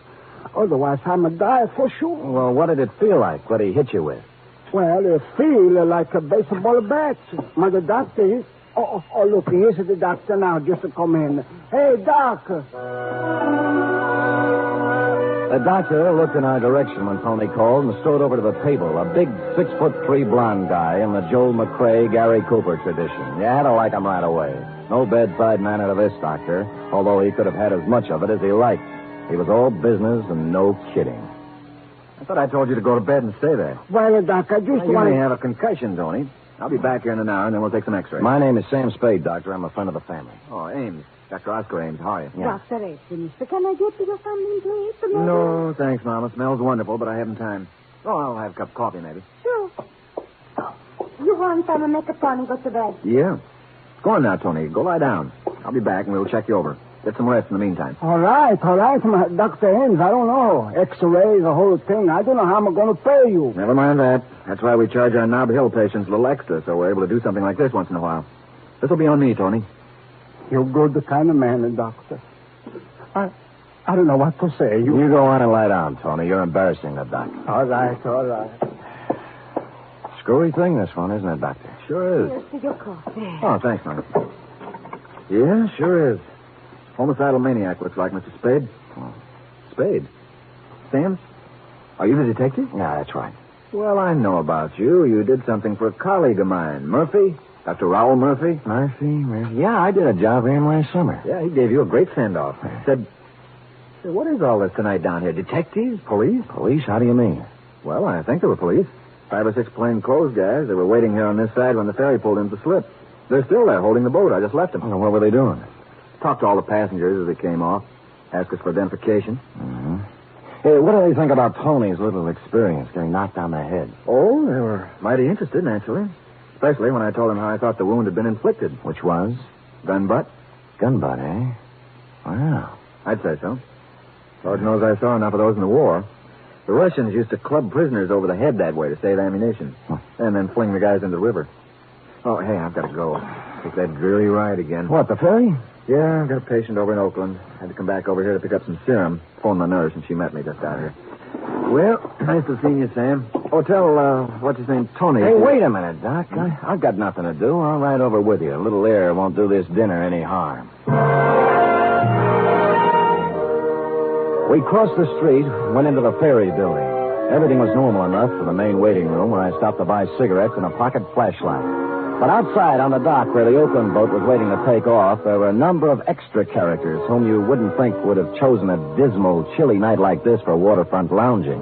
There wasn't anybody I knew, and in any gathering of plainclothesmen, local variety, I generally spot 1 or 2 familiar faces. Dr. Ames and I got aboard, followed by 3 of these gentlemen. The broadest one, who was built for endurance, exchanged pleasantries with us as the boat moved out into the water. Hello, Dr. Ames. I see you didn't miss the boat, like the old saying. No. Oh, you're one of the fellows I talked to before when we landed. Yeah, that's right. I don't think I got your name. Connolly. Oh, Connolly, this is Mr. Spade. Yeah? Would that be Lieutenant Connolly or Sergeant, maybe? That's Connolly.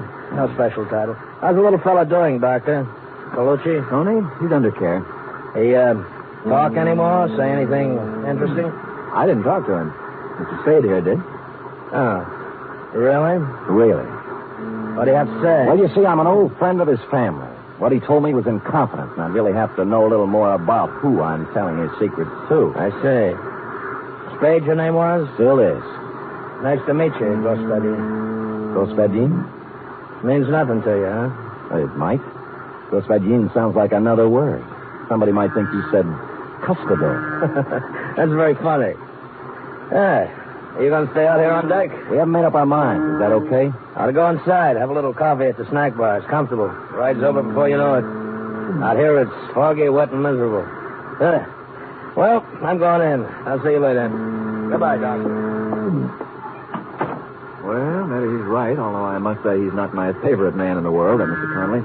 It is strictly pneumonia weather out here on deck. Shall we go in? Not just yet for me, Doctor. I think I'll stretch my legs a little. Doc, tell me, where was it that Tony got caught? On the upper deck, I know, but which side? We're turned around now. Starboard. Just about directly above where we're standing. Yeah, right. Don't point, Doc. Our friend Connolly and his boys are on their way out to sea. No, they went back in. You think they're as mysterious as they seem? Oh, definitely that. You know what made them turn back just now? Decide it wasn't necessary to check whether we were still here? No, what? They can't make us out here. It's too dark. But they can see 2 lighted cigarettes. Sam Spade, detective. Mm-hmm. Look, even in the face of pneumonia, you want to get up there and look around where Tony was, don't you? I do. Well, then hand me your cigarette, and I'll smoke them both a yard apart, and we'll both be here. Except you. Oscar Ames, M.D. Masterful thinking, Doc. Go ahead, I'll be here.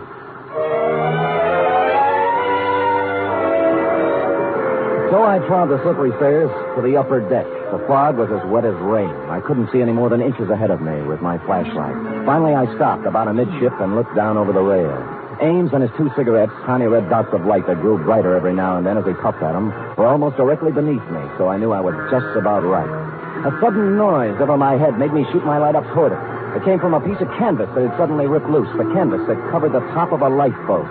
I got up there somehow and perched precariously, holding onto 2 steel supports with one arm. The piece of canvas had been ripped open with a knife, a hole large enough for a man's body to get through.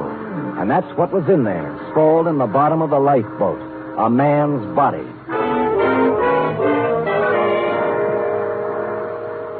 He'd been stabbed in the neck. This was the man who had slugged Tony.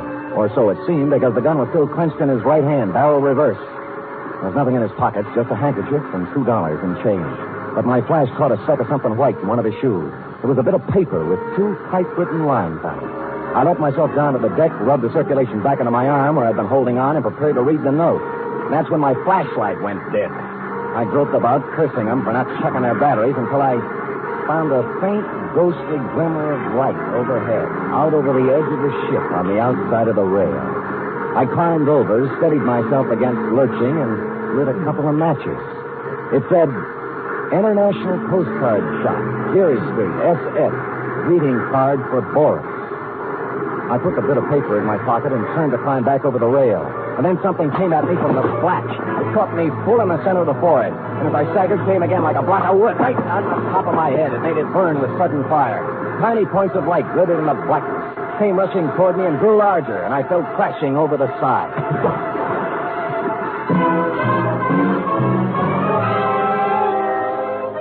They tell you a lot about what you remember when you're going down for the 3rd time. You know what I remembered? I remembered that Gospodin is Russian for comrade. Sam Spade, detective.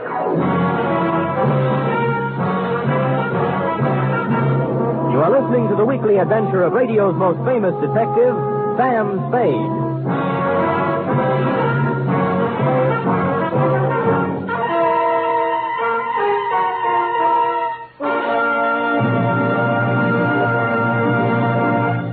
Imagine the greatest names in stage, screen, and radio. People like Bob Hope, Rosalind Russell, Meredith Wilson, Frankie Lane, and many, many others. Imagine an hour and a half of the very finest in comedy, music, and drama. Imagine all this rolled into one wonderful program, presided over by the distaff dynamo, Tallulah Bankhead. Well, NBC has the program. It's The Big Show, Heard every Sunday night over most of these stations. All this and Tallulah, too. No wonder it's the big show. And Sunday evening also means Theater Guild on the air. This Sunday, Theater Guild presents Boomerang, starring Kirk Douglas.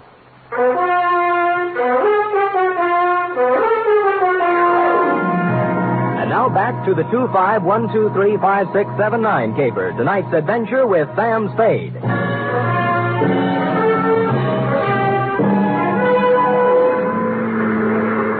I found myself mechanically keeping afloat somehow and trying to get out of my overcoat. My eyes burned. I felt heavy and lodged, as if I'd swallowed gallons of water. My head began to clear a little, but with returning consciousness came increased pain, pretty bad, too. From out of the misty blanket, from every direction, in a dozen different keys, from near and far, foghorns sounded. I knew that by now the current had swept me out of the path of the Oakland ferries. The water was chilling me, and I turned over and began swimming, just hard enough to keep the blood circulating. The lights of a boat came into sight suddenly, and I threw back my head and yelled. But the horn crying its warning drowned me out, and the boat went on, and the fog closed in behind me.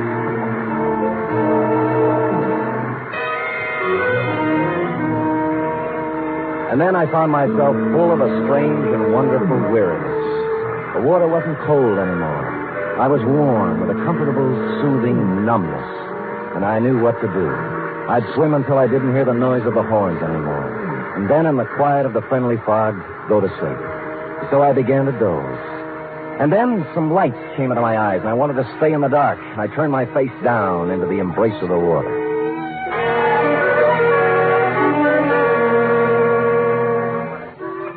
And then I wasn't where you'd expect at all. I was lying on a baggage truck that was moving. People were crowding around, walking beside the truck, staring at me. The guy in uniform, wheeling me, noticed I had my eyes open. Well, hello, pal. Welcome back to the United States. Hello, what part of the United States? Just landing in Sausalito. Lay still. We'll take you over to the hospital. Sausalito. How long before this boat gets back to San Francisco? Right away. Well, I'll tell you, I'm going with... Hey, wait, sir. You ain't in no condition. Thanks, I'll be okay. Half an hour later, shivering and shaking in my wet clothes, keeping my mouth clamped tight so my teeth wouldn't sound like a dice game, I climbed into a taxi at the ferry building and went to my apartment. There I swallowed half a pint of whiskey and rubbed myself with a coarse towel until my skin was sore. Then I looked in the pocket of the soggy suit I'd hung up to dry. It was still there. A piece of paper from the dead man's shoe. Damp, but legible. International Postcard Shop, Geary Street, SF. Greeting card for Boris. I got up to put on a dry suit and then changed my mind. Put the wet one back on. Good evening. Are you the proprietor here? Yes, that's right, sir. 6 years at the same location. Oh, my goodness, is it raining out? You really got... Dowsing? Yes, I did. Nice collection of postcards from all over, eh? Yes. South America, every place. Yes, yes. I pride myself on having the most complete possible selection. Was there something you had especially in mind? Yes, there was. Oh? I'm looking for a greeting card for Boris. You... What's the matter? Didn't you hear me? Yes. Didn't you understand? Well, Well, what? It's only that I didn't exactly expect somebody like you. What did you expect? Somebody slinking around in a false mustache, wearing dark glasses, and an Inverness cape? No, I... You know, with your type of thinking, you may not be the right man for this job, Gaspagey.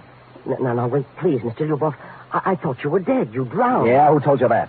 Well, you know. Yeah, well, I didn't drown. I jumped in the water when I heard him coming. You can see how wet I still am. Yes, of course. So you escaped. Easily. Enough talk. Hand it over. The greeting card for Boris. Very well. Let's see. That's San Francisco, of course. He turned and reached down onto the counter. I slipped my hand under my armpit and held my .38 ready in case he came up with something similar. But all he brought forth was a box marked special. On this, he extracted something and handed it to me.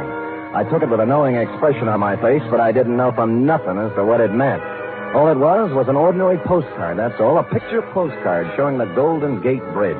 Underneath it, the caption, Wonder Cities of the World, number 25, 1235679, San Francisco. Nothing else. I was afraid my mouth was open. What's the matter? Matter? Don't you know how to read the name? It's so difficult, of course. Idiot, certainly I know how. I was just admiring the work, that's all. Oh. It is excellent, isn't it? Look, you'd better go now. You've been in here an awfully long time. We don't want to... No, of course we don't. I'll go, Vespasian. Vespasian, I'm sorry to have been overly cautious. There is no such thing as over-caution. Yes, thank you. You were so... Well, you seem like an American. So do you. I strode out onto the street, touching my postcard, but I shoved it inside my sleeve a moment later because who I saw standing under the misty glimmer of a streetlight waiting for me was my heavy-set, mysterious friend from the ferry boat, Connolly. I turned my head around and glanced down the other end of the block behind me. Two other guys were there, sure enough. And they advanced slowly toward me with their hands raised, palms out, as if they were showing me they weren't carrying guns. I reached my hand inside for mine all the same, but I never got to use it because Connolly rushed me from the other side. I caught him on the chin and he went down, clattering into an ash can. The other two boys grabbed me and held my arms behind me. Connolly got up, rubbing his face, and I waited to get murdered. But no. All right, Joe Lewis. Bring it along.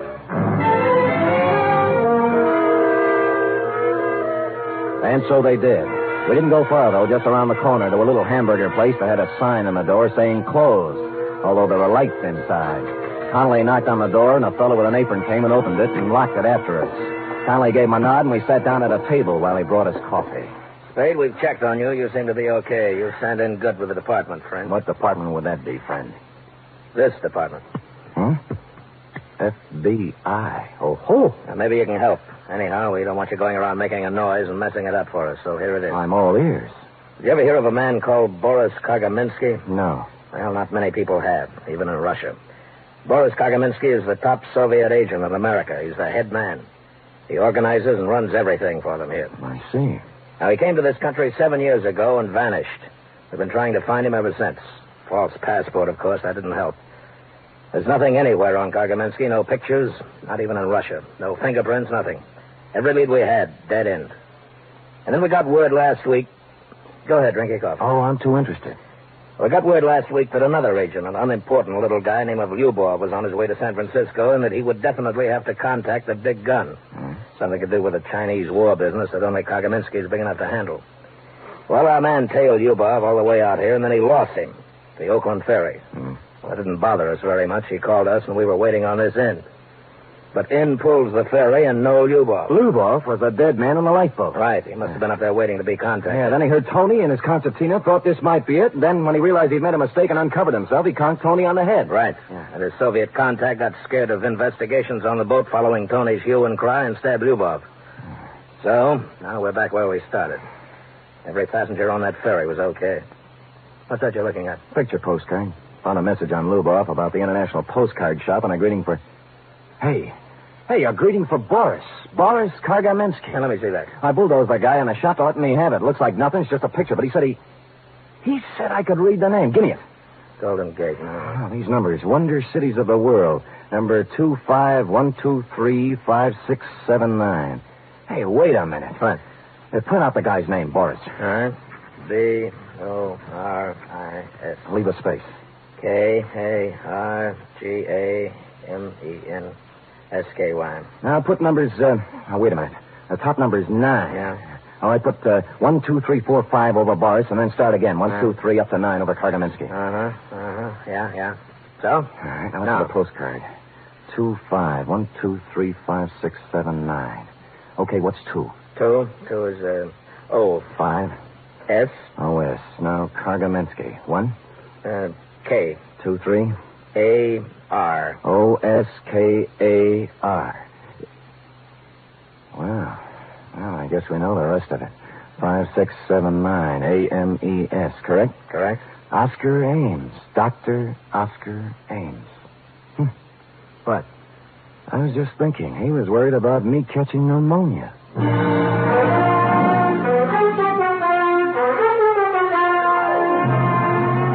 I called Mama Pizza, and from what she said, we knew where to go. We picked him up at the emergency hospital. He was just finishing the operation on Tony's head. We watched him through the glass, and the other young doctor standing alongside us said he was one of the greatest surgeons they'd ever seen. When he unrolled his gloves and took off his operating mask, he looked up and saw me, alive, and the other boys with me.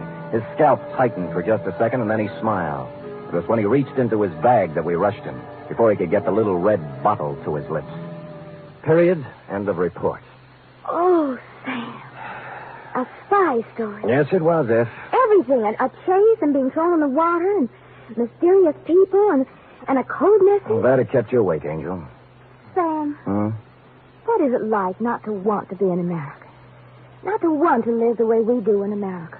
Yeah, I can't imagine, sweetheart. I can't either.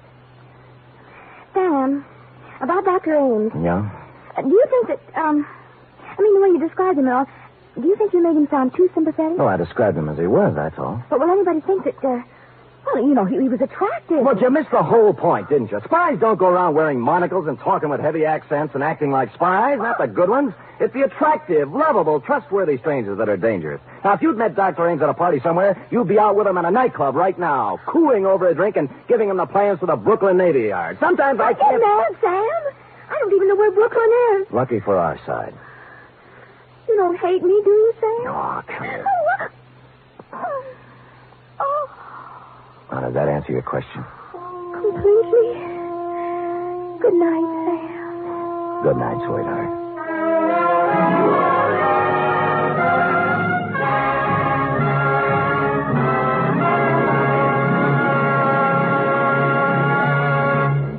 The Adventures of Sam Spade are produced, edited, and directed by William Spear. Sam Spade was played by Stephen Dunn. Lorene Tuttle is Effie.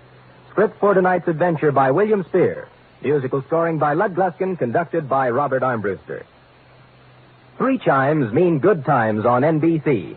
There's no cover charge at Duffy's Tavern. Just keep your dial tuned to NBC later as Archie the manager and his delightful friends cook up another mad and merry session at that remarkable restaurant, Duffy's Tavern.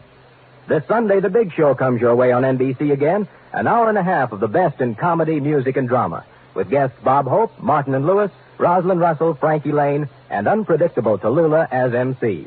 Go ahead, tell them about The Thing. Oh, yes, Sam Spade and Effie asked me to remind you about The Thing.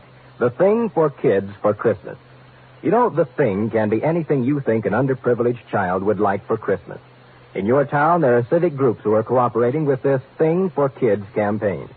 Send your new or used toys to the collection centers in your town and help make some child's Christmas brighter.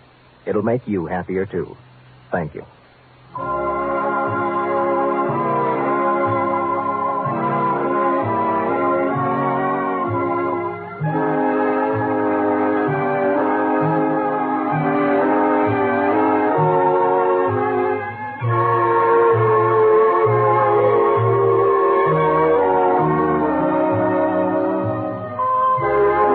Join us again next week, same time, for another adventure with Sam Spade.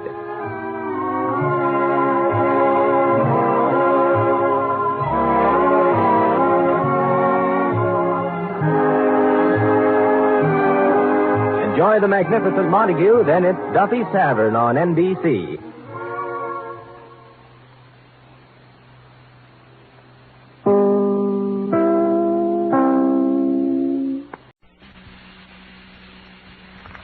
The Adventures of Sam Spade, Detective.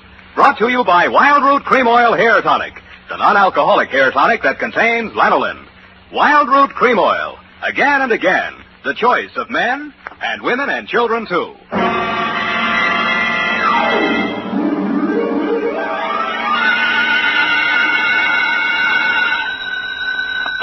Sam Spade, Detective Agency. Very important, sweetheart. Write this down. Yes, Sam. I have pencil and paper ready. Ingredients, colon.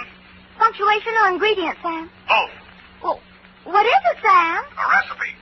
1 pound of fennel. Oh, that's liquid measure, Sam. You put that in later. Cross out funnel? Not funnel, fennel. It is not liquid. It grows at fairly pines. Fairly what, Sam? 1 root of St. John's wort. Whose wart? Not wart, wort. Oh, what? Don't interrupt. Some newt size, a couple pounds ought to be enough. 1 ounce of bat's wool. 1 adder fork, that is not a utensil. 1 fillet of fenny snake. Some lizard's legs. 1 hemlock root digged in the dark. Directions. In the poisoned entrails throw toad that under cold stone days and nights hast 31. And if anyone drops in for trick or treat, Effie, leave him have it. Oh, Sam, now I get it. Halloween. It's a witch's brew. You were only fooling me. That's what you think, sweetheart. Get out your cauldron, your poison pen, and your book of malefactions. I'll be right down to dictate my report on the fairly bright caper, or I should have stood in bed and ducked for apples.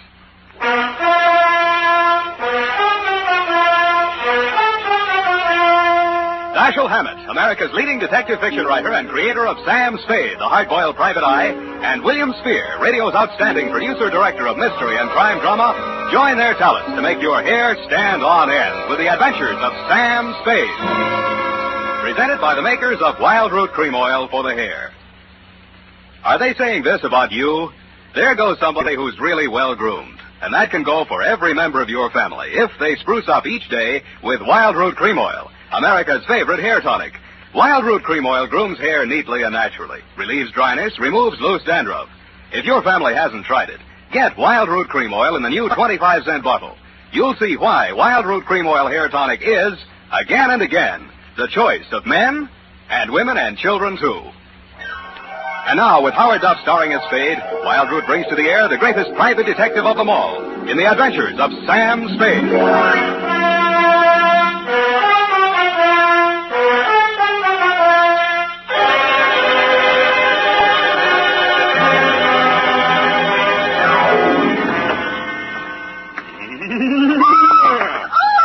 Is that the wind dying? Oh, no, it's only two devils that blow through a murderer's bones to and fro in the ghost's moonshine. Oh, Sam, take off that ridiculous mask. You look about as much like a demon. As a demon, check. Fly your broom into the adjoining office, sister, and we'll weave a few spells. Date, Effie. Yes, Sam. What is this thing on my desk? Looks like a pumpkin. It is a pumpkin. I made it this afternoon. Here, I'll light it. Well, isn't that cute? Isn't that cute? Eyes and nose and mouth. Looks like Lieutenant Dundee of Homicide. Oh, thank you, Sam. Thank you. Well, I guess everyone knows it's Halloween, even if they don't listen to the radio. Shall we? We shall. Date, All Hallows Eve, 1948, to Hillary Bright, Esquire, number 13, Black Place, City. From Samuel Spade, license number 137596. Subject, the Fairly Bright Caper. It was a fairly bright afternoon for the fog-bound Bay Area. There was no frost upon the pumpkin. In fact, as yet, no pumpkin. But I did see a black cat and several attractive wolf girls in broomstick skirts during the bus ride down the peninsula to your client's ancestral estate, Fairley Pines. A bat flew out of a hollow tree as I mushed up a road through some pine woods to the house. In the gathering dusk, I also observed the toad, a lizard, and a hooty owl, which, if memory serves, are staple ingredients for a witch's brew. Then I observed, hobbling out of the forest, an authentic hag. She was wearing a dusty black robe, a peaked black hat, and her matted gray hair coiled serpent-like around her evil countenance. She leaned on a gnarled staff of hemlock, fixed me with her yellow, glittering eyes, and said, Hello, kiddo. Yes'm. Which way's the house? Which house? Fairly Pines. Lost my bearings, I did. I was looking for some fellow. Oh. I got the bat's wool right enough and newt's legs. Couldn't find no adder's forks, but reckon this here copperhead will do the trick. What are you going to do with all that stuff? It's for the brew. I'm the witch I hired for tonight. Name's Gudge. Born Sophia, but of course I don't have no Christian name anymore since I sold out to Old Scratch. Beat me down on my price, he did, too. Look at that wart on my nose. What nose? Huh? The house is up that way. Mind if I walk along with you, pretty boy? I don't like girls. Huh? No, not at all, ma'am. No need to be afeared. With the scoungy fee they're paying me, they'll be lucky if I give them a whiff of brimstone. Not so close, please. But I did promise one manifestation and the scream of a soul in torment at the witching hour. Yeah. Fiddle, fiddle, aye, fiddle. Ready or not, shoot! Who is that? What's your hurry, sir? Where do I find Mr. Hillary Bright? Oh, you're the detective, is Spade? Right. Oh, well, I'm Homer Langdon, attorney for the Fairley estate. Come along, I'll take you to it. Sorry for that challenge just now. Been hearing strange noises around the grounds. You notice anything peculiar as you came up the road? Well, there was an old lady. I use the term loosely. Looking for Fenwell? Yeah. That's the witch.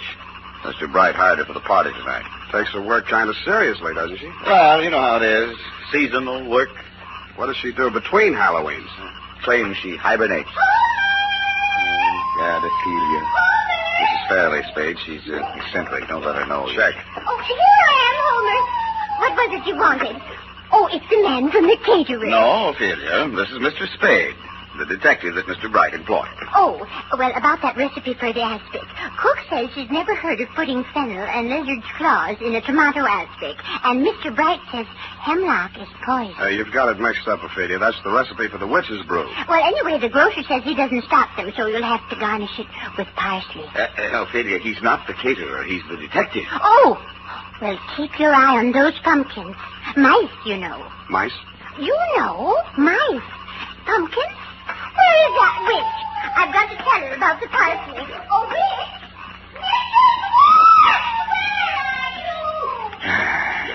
Sad case, but harmless. Shall we go in? Yeah.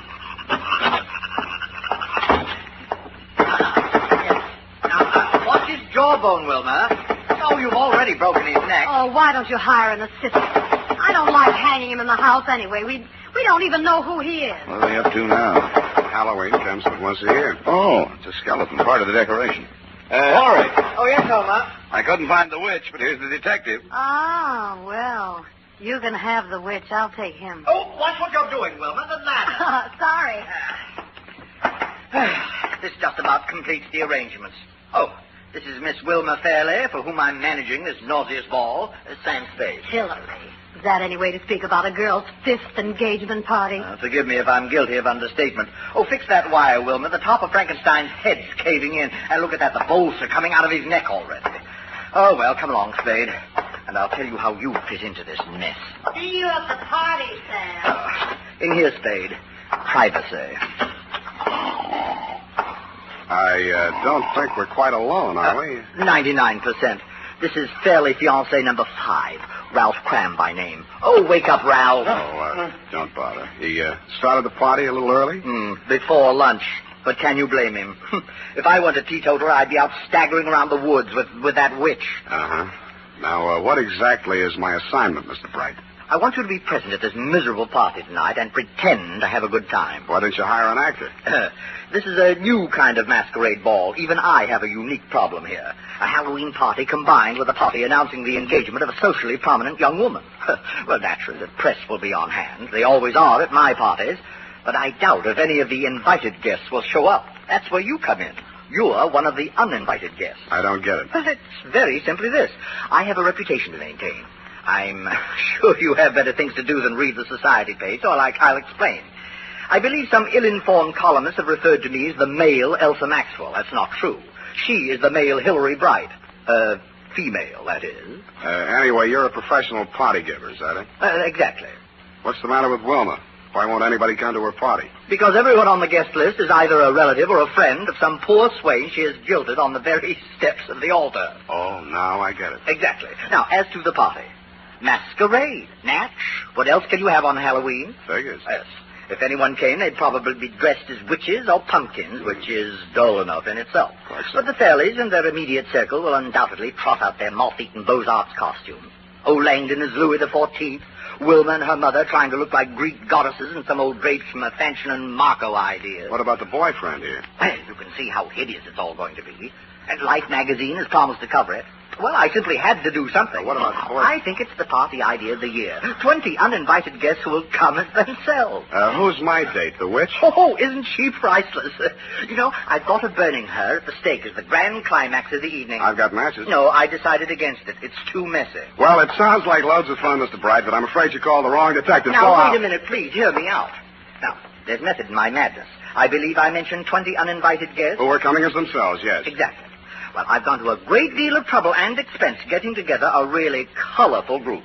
All authentic types. A gangster, a shrimp fisherman, a swami, 3 bubble dancers, a gypsy, a paroled axe murderer, a sandhog. Oh, that reminds me, I must see whether the blubber arrived for that Eskimo they're flying down from Nome. Yeah, well... What I'm getting at, Spade, is that with a collection of people like that, well, anything might happen. Well, why didn't you invite the local police force? Oh, they're coming in costume, of course. Good, then you won't need me. Besides, I get $800 a day in expenses. Mr. Spade, at the last party our local chief of police attended, the guests were held up and robbed of $50,000 worth of jewels, including the chief's gold bag. So, you see, we do need you.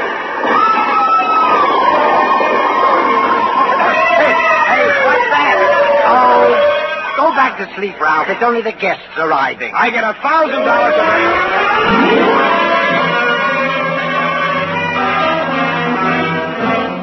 were right. You did need a detective. In fact, you could have used several others. First, the pickpocket you'd invited lifted the police chief's wallet. The axe murderer chased the witch up a tree. And the gangster and the cowboy tried to shoot it out over one of the bubble dances. After I'd foiled the safecracker in the act of blowing the vault in the library, things quieted down, and everybody formed a circle around a bonfire. All right, quiet, please. Quiet, everyone. Quiet. Mrs. Fairley has a very important announcement to make. Ophelia? She was here just a few moments ago. Oh, have you seen her around Langdon? A few minutes ago, she said she had a headache and went upstairs to get some aspirin. Sam, I'm worried about Mother. Would you mind going upstairs to see what she's up to? She's been behaving so strangely tonight. She's been behaving strangely. Sure, Wilma. I'll be right back. Come along, let's get on with it. A witch. Urgent! You stand over here. Here? No, bring your broom. That's it. And don't look so pleasant. You're supposed to be evil. Beware! Those not wearing toebane is subject to warts. There's evil in this place tonight. Blood on the stone, blood in the cauldron.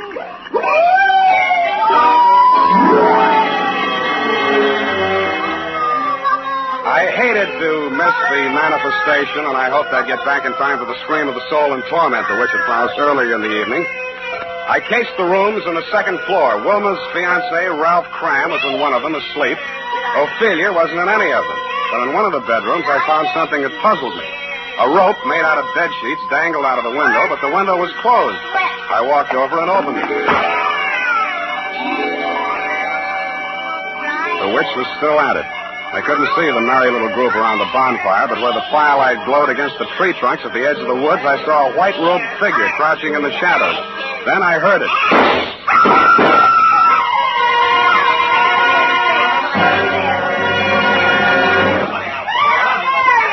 Hurt them all in the house. Run a hand. Don't let any of them get away. Right, Chief. All right, folks, you'll have to step inside. What? Come on. It's Wilma, Spade. She's dead. Somebody shot her. She was sprawled on her face at the foot of a big pine tree at the edge of the clearing. A single slug had entered her body just below her left shoulder blade. If this was part of Mr. Bright's Halloween production, I thought he'd overdone it just a little, because she was dead. As nearly as I could reconstruct it, Wilma had been standing outside the circle of people grouped around the fire, as if somebody in the woods had called to her and she'd left the group to investigate. She'd been facing the fire when she was shot. And what about the two shots that had missed her? If the killer had been aiming at her and missed, he couldn't have avoided hitting somebody else in the crowd. I went back to the house to check the guests. All there, unwounded and accounted for, except the witch. According to the local chief of police, who was rapidly turning into a toad, she had flown away on her broom. I checked my nose for warts.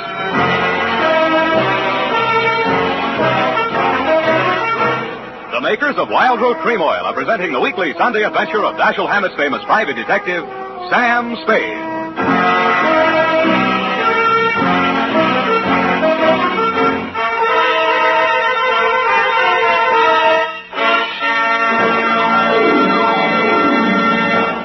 Now, here's important news on good grooming. If you want the well-groomed look that helps you get ahead, socially and on the job, listen. Recently, thousands of people from coast to coast who bought Wild Root Cream Oil for the first time were asked, how does Wild Root Cream Oil compare with the hair tonic you previously used? The results were amazing. Better than 4 out of 5 who replied said they preferred Wild Root Cream Oil. Remember, non-alcoholic Wild Root Cream Oil contains lanolin. It grooms the hair naturally, relieves dryness, and removes loose, ugly dandruff. So if you want your hair to be more attractive than ever before, get the generous new 25-cent size of Wild Root Cream Oil, America's leading hair tonic, on sale at all drug and toilet goods counters. It's also available in larger economy bottles and the handy new tube. Get Wild Root Cream Oil, again and again, the choice of men and women and children, too.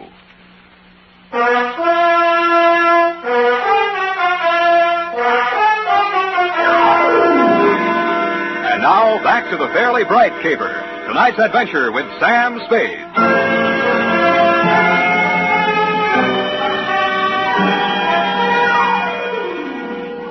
By dawn the next morning, Aloysius Becker, boy police chief, still hadn't sweated anything out of his 20-odd suspects, but yawned. The family lawyer, Langdon, had an old gun permit, no gun. Then he canvassed the town for Wilma's 18 jilted suitors. They were all alibied by their wives and children, which knocked that angle out. She carried no insurance, nobody stood to gain anything financially by her death, and nobody but you, Mr. Bright, actively disliked her. About then, Chief Becker put Ophelia back on the griddle. Now, look here, Mrs. Fairley. You still aren't coming clean with us. Clean? Oh, the ashtrays. I'll call the maid. Come back here. Yes, Chief Becker. Now, sit down, Mrs. Fairley. Now, let's go over the part of your story where we found the bed sheets hanging out your window. Yes. Why did you tie the bed sheets together and hang them out the window? For a rope. So, you admit that you used that rope to sneak out. I did no such thing. I always go out that way at night. And you admit that... Oh, I give up. Mrs. Fairley. Oh, it's you, Mr. Spade. I want to thank you for guarding the pumpkin so well. I didn't see a mouse all evening. Thank you, Mrs. Fairley. I only did what... Oh, why is Chief Becker so angry? I think what's worrying him, Mrs. Fairley, is why you closed the window behind you when you went out on your rope.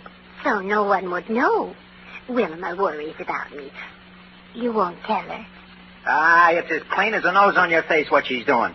Working up to an insanity plea. Ingenious theory, Chief, but look, can I talk to you a minute outside? Yeah, could use a little air. Keep them all here, Monahan.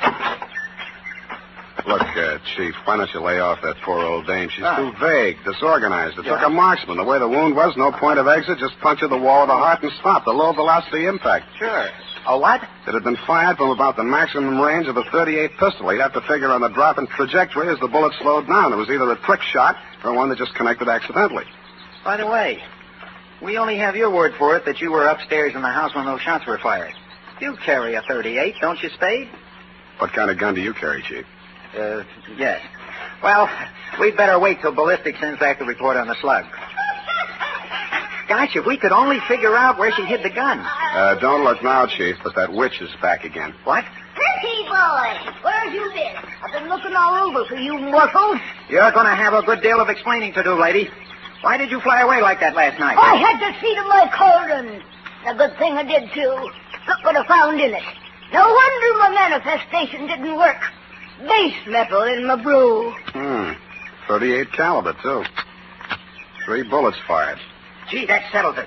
You're under arrest. Who, me? Yes. No, her. Oh, no, you don't. I'll put a star on you, I will. I'll turn you into a toad. Look, Chief, where's that gun permit you took out of Langdon's room?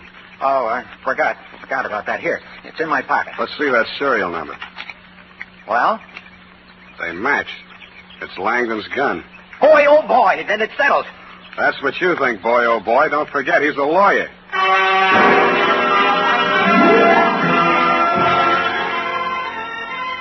I headed for the woods. I found the spot where I'd seen the figure in white crouching just before the shots were fired. A little way back in the woods, I found footprints. French heels, short, mincing stride. Following along behind them was another set, flat soles, long, manly stride. The mannish footprints followed the feminine footprints almost to the clearing and then stopped.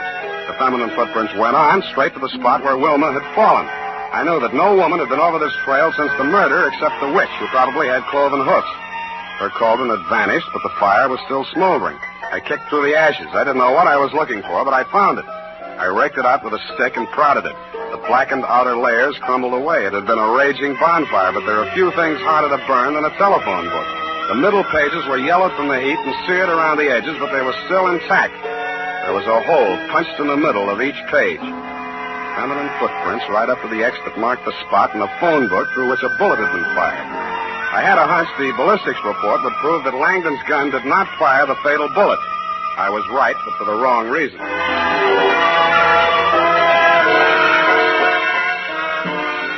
Yeah, you can't get around it, Chief. Ballistics don't lie. You can see here. You don't even need a magnifying glass. Take a look there. Don't have my glasses. Well, you ought to be able to feel it, too. Big ridges on the test slug. The other one's almost smooth. Rust pits wouldn't make a ridge like that, would they? No, we figure they must have used a faulty cutter at the factory when they rifled the barrel. Well, that settles it. That and those women's footprints and that phone book all point to Mrs. Fairley. What's about a phone book? Whoever shot her fired the slug through a phone book to make it look like a long-range job. It was a low-velocity hit, all right, but it was tearing through that phone book that slowed it down. That proves the killer didn't have to be a marksman. Stood right next to her. What's so funny? This picture in the morning paper, you and those bubble dancers, Chief. Let me see that. Why, that's libelous. It's more than that. Huh? There in the background, Langdon and Mrs. Fairley.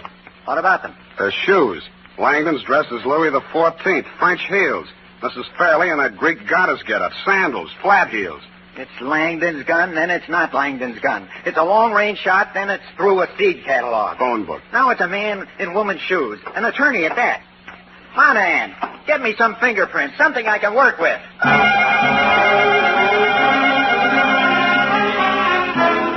I didn't blame the chief. My somersaulting clues were getting me busy, too. So far, Langdon, like the good lawyer he was, had kept his mouth shut, which meant nothing one way or the other. That was smart. But he disposed of his gun by throwing it in the witch's cauldron, which was stupid. A, because it was sure to be found, and B, because there was no reason for hiding it anyway. But two stupids sometimes make a smart. If he wanted it to be found, he must have had a story ready in case he had to talk. If I were in that spot, my story would have been that I fired those shots into the woods after the fleeing killer. But I didn't know how I would explain the fact that only 3 shots were heard, one of which killed Wilma. Then I thought of those 2 ridges on that test slug. 2 ridges, 2 shots into the woods. This time I did know what I was looking for. They were buried deep in the soft trunk of a pine tree near the ground. I dropped to my knees and dug.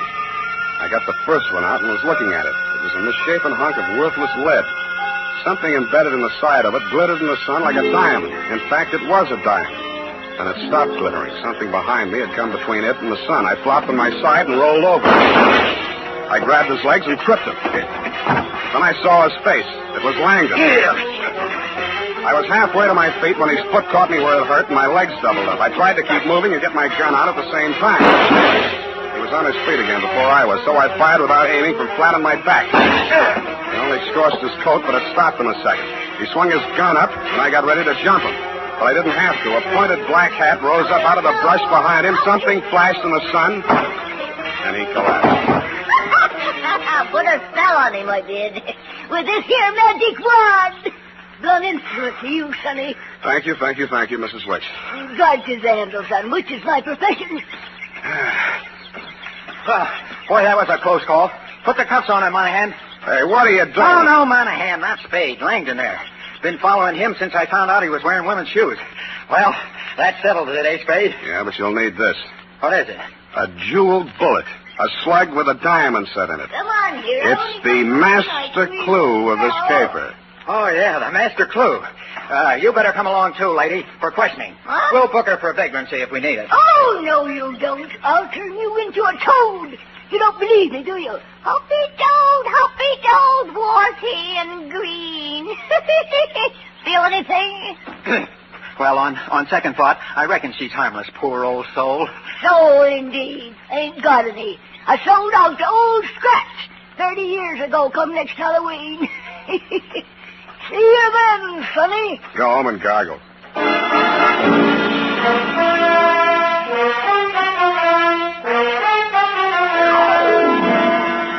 Period. End of report. But, Sam, what was the significance of the jeweled bullet? Oh. Well, after he shot Wilma, Langdon fired 2 shots into the woods, remember? Yes. Those 2 bullets had diamond insets so placed that they would gouge the inside of the gun barrel. All bullets fired from the gun thereafter would have markings different from the one fired into Wilma's body. Oh. Well, he was wrong, of course, but it was noble of him to want to cover up for poor Mrs. Fairley. What for, Abby? Well, she killed her daughter, of course, because she was just out of patience with her, getting engaged and unengaged all the time till they hadn't a friend in the world. That's so.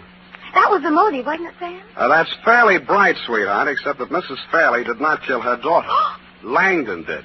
You mean she was his daughter, too, by a previous marriage? Go tighten that up, sweetheart, before I turn you into a toad.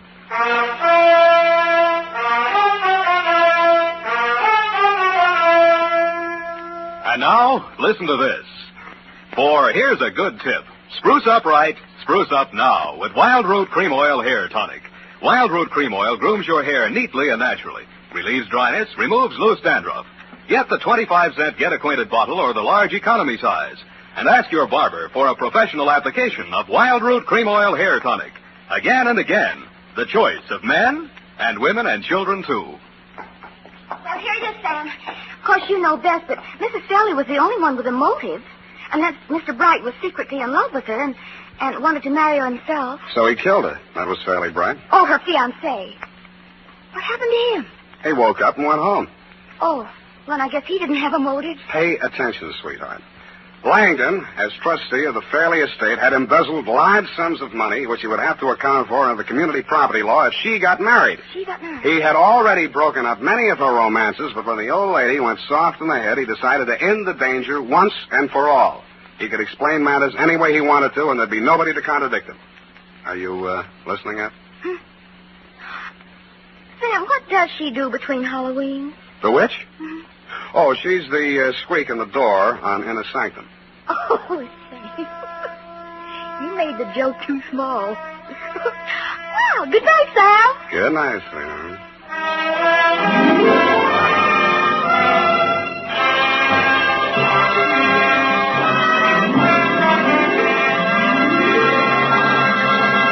The Adventures of Sam Spade, Dashiell Hammett's famous private detective, are produced and directed by William Spear. Sam Spade is played by Howard Duff. Lorene Tuttle is Effie. The Adventures of Sam Spade are written for radio by Bob Tallman and Gil Dowd. Musical direction by Lud Gluskin with score composed by Renee Garrigang. Join us again next Sunday when author Dashiell Hammett and producer William Spear join forces for another adventure with Sam Spade. Brought to you by Wild Root Cream Oil. Again and again, the choice of men and women and children, too. This is Dick Joy reminding you to get Wild Root Cream Oil, Charlie. It keeps your hair in trim. You see, it's non-alcoholic, Charlie. It's made with Susan Lanolin. You better get Wild Root Cream Oil, Charlie. Start using it today. You'll find that you will have a tough time, Charlie. Keeping all the gals away. Hiya, Baldy. Get Wild Root right away.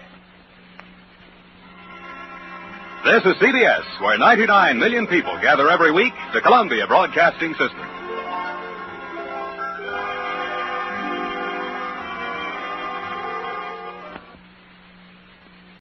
The Adventures of Sam Spade, Detective.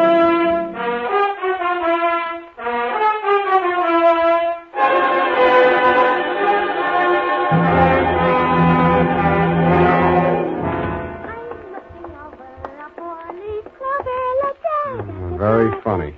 Certainly took you long enough. Oh, thank you, Sam. Well, do you like them? My girls? I guess so. It's your own hair, I trust. Oh, yes, Sam. When it's brushed out, you'll never know anything happened. Whenever you're ready, curly. Oh, gee, you like it that well? Yeah, very cute. Well. To business.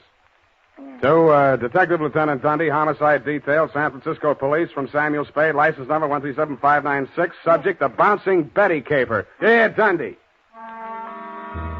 It all began on a Wednesday. My secretary, Miss Effie Perrine, tiptoed into my office and laid an engraved calling card on the desk in front of me. The name on it was Randall Carruthers. She said he looked like money, so I said, show her in. Or him in. She did. Good morning, sir. Do you wish the morning paper? Thanks. I've read it. Dear me. What's the matter? Well, this ashtray, sir. Have you a silent butler? I don't even have a noisy one. Oh. In all my years of service, it has been my constant endeavor to keep things neat and tidy, down to the smallest detail. I see. Well, if it bothers you, just dump those butts into the wastebasket. Very well, sir.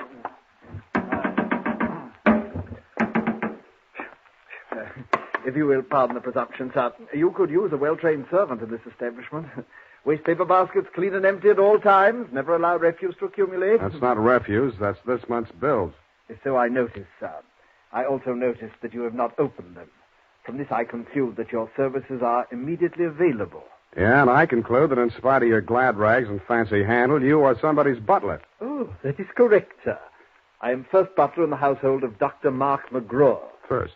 Bleak Cliff is the name of the estate. It's near the village of Squid Beach, some 50 miles in a southerly direction on the Pacific coast. You know, I think I'm going to like you as a client, Mr. Carruthers. I mean, it's refreshing to get a few accurate facts without, shall we say, priming the pump.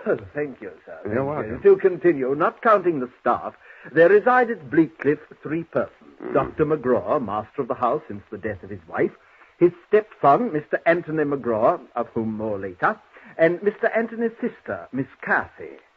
It is on her behalf that I've come to you, sir. What is her problem, Mr. Carruthers? The correct form of address is Carruthers, sir, not Mr. Carruthers. Check. Yes, thank you, sir. Now, as to Miss Cathy's problem, sir, someone is attempting to murder her. Specifically, she has upon several occasions been shot at from ambush.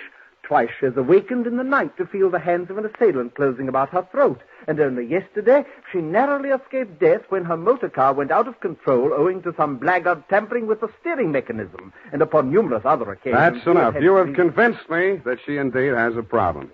What do the local police think? No one has been to the police, sir. Why not? It's a delicate situation, sir. Miss Carthy's brother, Mr. Tony, is undergoing treatment for nervous disorder. Mm-hmm. The family did not wish to place him in an institution, and since Dr. McGraw, his stepfather, is a psychiatrist, he is allowed to remain at home. I see. He's flipped. Where do I fit in, Carruthers? Well, sir, if a reputable gentleman such as yourself were to come to Bleakcliff and witness these persistent attempts upon that girl's life, perhaps they could be forced to put the boy away where he belongs. It's possible. I'm willing to try. For money. Oh, splendid, sir, splendid. I took the liberty of drawing, in your favor, a draft upon the First National Bank of Squid Bay, 1 week's remuneration in advance of your services to the Bleakcliff estate in the capacity of chauffeur. Chauffeur? Yes, sir. I thought that might be a capital disguise. Have you a better suggestion, sir? Well, no, that's okay. This check. Yes, sir. $200. It's a pretty big weekly salary for a chauffeur, isn't it?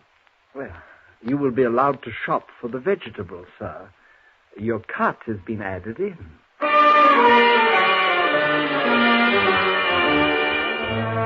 I told him I didn't know one vegetable from another, that I was a lousy driver, and in more time than it takes to tell, I was installed at Bleakcliff in a room above the garage and told to wait there until summoned.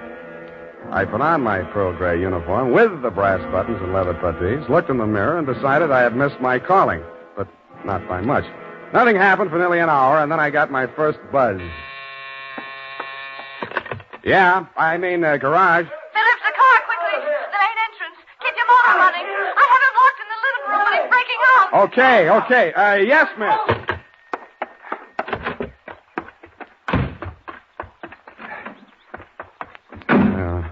Let me see. Get that door open. Open that door. Why didn't you have the door open? I'm sorry, miss. Well, get going, please. Darn it, miss. Where's the spark on this? What's the matter with it? Well, it's flooded. The house, you know.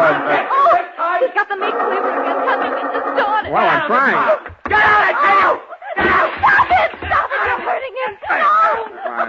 All right. Put it down, kid. Put it down. Come on. Give it to me. What's going on? I say, who are you? Haven't you been instructed not to disturb my patient? I'm sorry. I'm new here. When I saw him coming at Miss McGraw with that meat cleaver, I naturally thought... Oh, well, no harm done. Come along, Tony. Come along now. Come along, boy. We'll have a nice long talk. What shall I do with it now? We'll put it back in it. You all right? Oh, sure. I should be used to it by now. By the way, you're new here, aren't you? What's your name? Sam. Sam? That's nice. Turn to the left outside the gate, Sam, and drive straight out to the shore road. Well, if I can just... Hey, I just turned that little key. Look, Ma, I'm driving.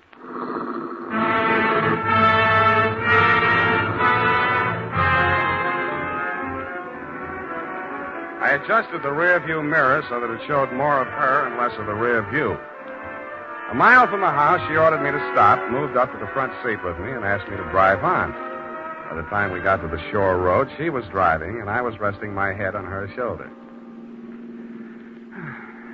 Where are we going? I've got a little hideaway down the coast. It's right on the beach, at the foot of a tall cliff. There's a fireplace, a little bar, some records. Got some bop? It's wonderful there with the surf pounding outside, hidden away from the world. You feel so safe. Don't stop. You'll like it there. You feel as if there's no one else on earth. Time standing still. Oh, if I could just be sure that Mother wouldn't worry about me. You're impossible. Okay, Kathy, I'll be serious. What's with that brother of yours? Tony? I'd rather not talk about that if you don't mind. Well, maybe I can talk about your stepfather. I really should know what kind of a man my boss is. I go for these drives to forget all that. Please don't spoil it for me. Okay, Kathy, okay. Please. The sharp turn into this driveway. Now, we get out here. Yes, ma'am. Down this path. Uh-oh. What's the matter? You afraid of high places? Yeah, you just pushed me off of one. Oh, Sam, don't be like that. You're pouting like a little boy. Come on, I want to show you my little house. What's so special about your little house? Oh, Sam, if you only knew what my life is like. You only know what mine is like. I need someone so much to talk to, Sam. As long as you can steer the conversation, you mean. Come on, Sam. I'll show you the house. The path led to a flight of wooden steps that clung to the face of a sheer cliff. There was something like the stairs you find yourself falling down in nightmares. They dropped maybe 200 feet to a crescent of white sand. Watch out for that one step. It's broken. Yeah. You have to make your dream house this hard to get to? Because of Tony. He has vertigo. What? When we were kids, he used to chase me, and I'd run down here, and he was scared to follow me. Afraid of heights. He still is. Oh. Well, you light us a fire, Sam. The wood's there in the box. I'll go make us a drink. Fire? Who needs a fire? I'm hot. What'd you do before you took up driving? Oh, I was a private eye for a while. Oh, how exciting. Nah, it's a sour racket. Tell me about it. Nah. Let's talk about you. Here's your drink. Thanks. Well, what do you want to know about me?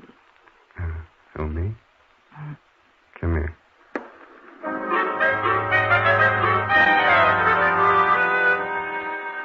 The scent she was wearing was 20 carat, but the story of her life was heavy melodrama. It seemed that Dr. McGraw, a handsome fortune hunter, was a folly of her mother's middle years. But she had come to her senses shortly before she died and cut him out of her will. But that was not the end of it. When Kathy's brother had been faced with the alternative of entering an institution or remaining at home under his stepfather's care, she had begged the doctor to remain in spite of his warnings that her brother might take a notion to kill her. But get this, Dundee, it's real deep. In spite of visible evidence to the contrary, she was convinced that her brother was not out to kill her, but that the doctor was. I couldn't sell myself on that part of the yarn, but she looked so awfully pretty while she was telling it. And suddenly, she didn't look so pretty. An expression of terror was on her face. No! Get down! I rolled her onto the floor and kicked the lamp out. By the glow of the embers in the fireplace, I could still see the gleam of the gun barrel shoved in through the broken window. I hoped he couldn't see so much. I knocked over a chair to give him something to shoot at. He was already halfway up the face of the cliff on those rickety wooden stairs. At the top, he turned and looked back. Who was it? It was Mark, wasn't it? The doctor? You know better than that. It was Tony. Thought you told me he was afraid of heights, couldn't come down those stairs. He never did before. Don't you believe me? Yeah, Kathy. I may wind up believing the rest of your story.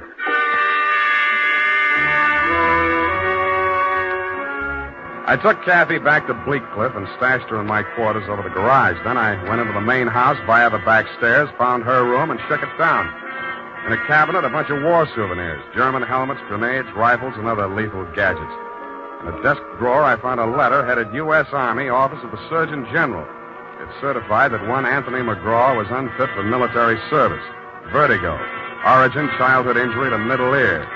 Downstairs in the library, I found a shelf of medical books. Vertigo. Vertigo was almost incurable, and there was certainly no quick cure. But some patients had lost their symptoms temporarily under hypnotism. Then it said, see narcosynthesis. I did.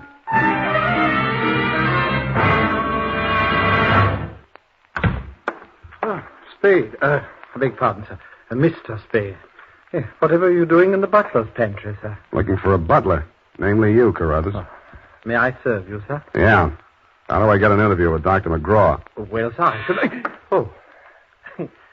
Strange, after all my years of service, I still start as a master's summary. Hey. You did it again. Well, I'm sorry, sir. I'd better see what Dr. McGraw wants. Forget it. I'm answering this one. You're not going to drop your disguise, sir. Why not? Who am I kidding, anyway?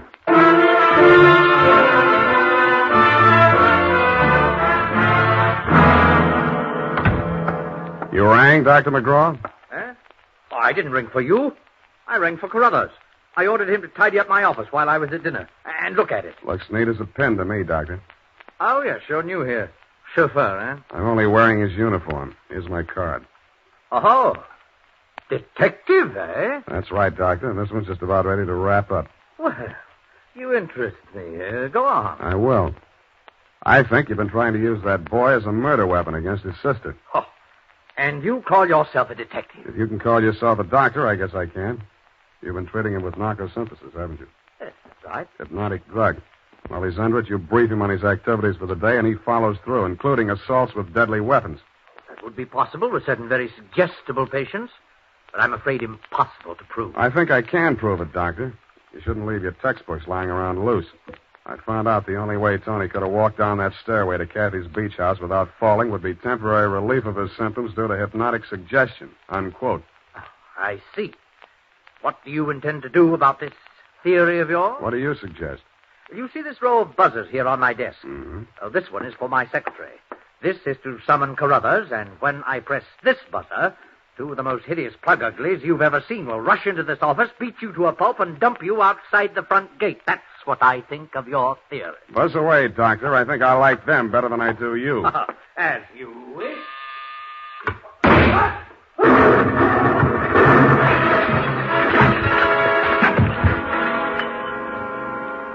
From where I was on the other side of the room, I didn't know what had happened at first. All I saw was a lot of paper gushing out of the wastebasket. The doctor sure was dead. His midsection was perforated like a shower drain. And on the wall, spanning out around the end of the room, about a yard up from the baseboard, there was a straight line of holes. I dug into one. What I took out wasn't a bullet. It was a perfectly round steel ball. Then I remembered the wastebasket, the paper flying out of it just before the explosion. In the bottom of it, I found the answer. The base of a steel mechanism with German lettering on it. It was a wartime anti-personnel mine that the GIs called the Bouncing Betty. The United States Armed Forces Radio Service is presenting the weekly adventure of Dashiell Hammett's famous private detective, Sam Spade.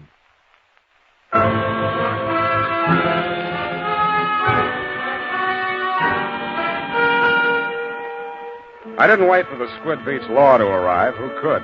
I went straight back to San Francisco. You, Lieutenant Dundee, were waiting at my office.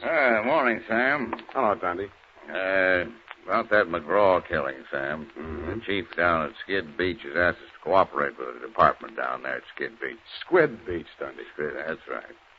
They say you caught a bus at Skid Beach. Squid. That's right. At 1:45 in the company of a young woman answering the description of the McGraw girl. They say that, do they? They say they got a statement from that butler, Carruthers. Well, it's open and shut anyway. The butler hired you, the girl is wanted, and you're hiding her out. Why? Why not? Well, it's established that the girl hated the deceased and bickered with him constantly. The doctor and the boy were pals. That girl's guilty. You've been able to place her in the murder room? Well, no, but here's an item. She worked with an Army ordnance during the war in research. Subject? I made a note of that. Enemy landmines, anti-personnel. One of the reports she helped put out was on the Bouncing Betty. Yeah? Definitely. Hey, where are you going, Sam?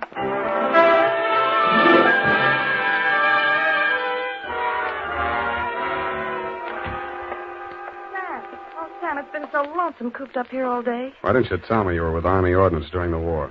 Well, I don't know. I suppose I thought it was unfeminine or something. Try again. All right, I'll tell you the truth. I had a copy of that report with instructions for the operation of the Bouncing Betty in the desk in my room. What the devil are you doing with a thing like that? I don't know. I was proud of it. It was the only report I worked on with the general. Should have got rid of it. I did. I burned it in the fireplace as soon as I learned what had killed him. You didn't burn it good enough. Sam, they found it. Yeah. Have they arrested Tony? Not yet, but he's definitely sane. He'll have to take the rap for anything he's done. I see. Well, I guess there's no other way. Tony didn't do it, Sam. I did. I want to make a confession. Not to me, please. Not to me. After what happened down at the beach when I knew I was no longer safe anywhere, I realized I had to do it. For Tony's sake as well as mine. When we arrived back at the house, I looked into the dining room and I saw Dr. McGraw eating dinner. I knew it was my chance to get into his office. Yeah? Then what? Well, the bouncing Betty was in my room.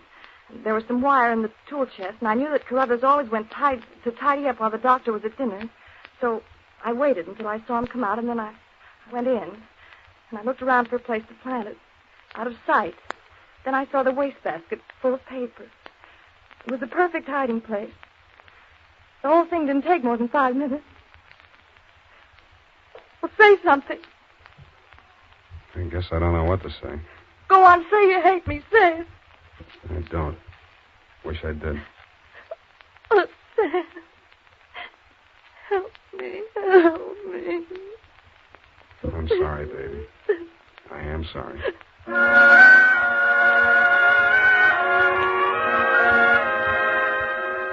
I don't know how long we sat there. I held her in my arms until she cried herself out, then we just looked at each other. I knew if I put it off another minute, I wouldn't call you at all, Dundee. So, with my arms still around her, I reached for the phone. Homicide. Lieutenant Dundee, this is Sam Spade. Lieutenant Dundee. Hello. Hello. Give me that. Lieutenant, this is Catherine McGraw. I wish to make a full confession in the murder of my stepmother. I walked out while she was still talking to you, Dundee. I knew she'd wait for you, and I didn't want to be there when you took her away. As I walked over to my office, everything she'd said kept coming back to me. I could see her sneaking into her brother's room and getting her contraption out of the cabinet. I could see her hiding behind the door until Carruthers came out after tidying up McGraw's office, dumping ashtrays, emptying wastebaskets. And that's as far as I got. I went back to my office to wait. And sure enough, 20 minutes after the papers hit the streets with Kathy's confession, the door opened and he came in. Well, sir, I believe it's turning a bit raw out of doors. The gardener was saying only this morning that we should order out some shrouds for the Sapiglosa Sinuata. Am I discommoding you, sir? No, Carruthers, I've been waiting for you.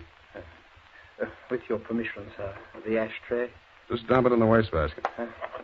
Well, I am gratified to note that your secretary has been looking after things and has emptied your waste paper basket. This is right and proper.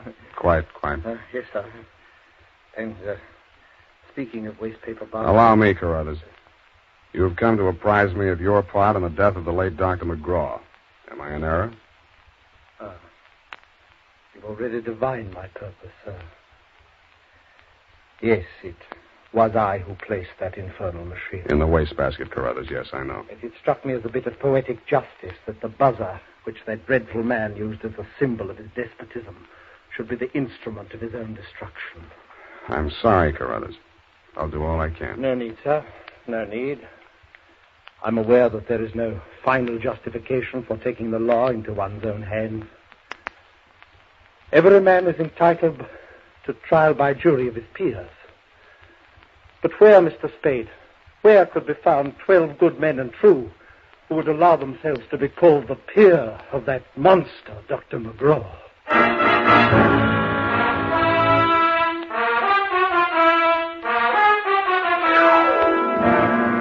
Period. End of report.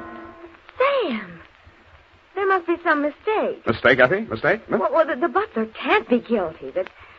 That's old-fashioned. He was an old-fashioned butler, sweetheart. Where today can you get help like that? Somebody who empties the ashtrays, keeps the waste paper baskets clean, tidies up around the place. Well, I'd be only too happy to do the same for you, Sam. I know you would, doll. But considering what happened to Mr. Carruthers' employer, Effie, you mustn't allow your mind to dwell on such matters. It's wicked.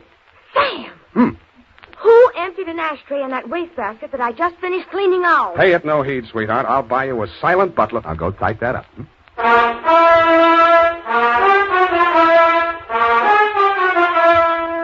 it is, Sam. I hope I haven't made any mistakes. I'm in such a hurry. Whatever did you do to your hair? Well, I brushed it out, Sam. What happened to the pin curls? I told you, Sam, when it was brushed out, it wouldn't be noticeable. Hours of torture sitting under a hot dryer for something nobody will notice. But, Sam, it puts bounce in your whole makeup. I get it. The bouncing Effie caper. Oh. Eyeshadow, new shade of lipstick. You look real gone. Oh, no. Whom is it tonight? Well, it's his friend of Maud, Sam. Of course, she's not really serious about him, so it's all right. Your conscience bothering you? Oh, no, Sam, no. He's definitely not serious about her. I mean... Well, have fun, sweetheart, while Maud burns. Oh, well, she won't. And I suppose you'll be seeing that girl, what was her name? Oh, yes, Kathy. Well, at least, Eph, I'm not playing in someone else's garden. No. Well, have fun anyway. Good night, Sam. Good night, sweetheart.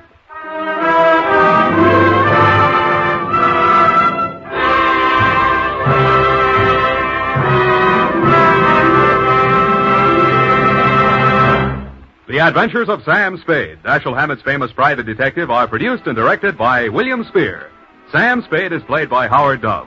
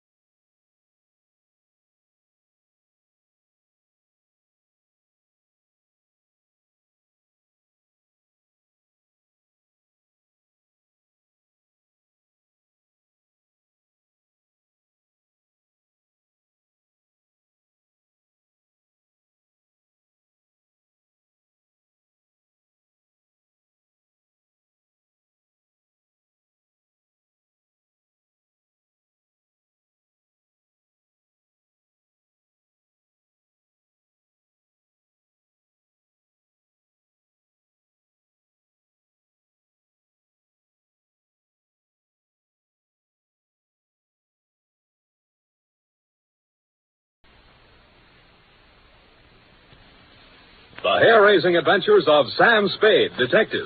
Brought to you by the makers of Wild Root Cream Oil for the hair.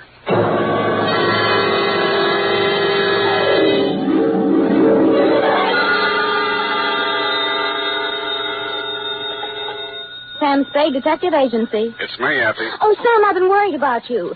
Sid Weiss was just on the phone, and he says digging up a corpse without a permit is against the law. It's all right, Effie. I just dug him up to say hello and put him back again. Oh, thanks. I'll be down in a couple of minutes to dictate my report, sweetheart. If I get lost on the way, you'll find me in City Hospital, the Psycho Ward, third straitjacket from the left.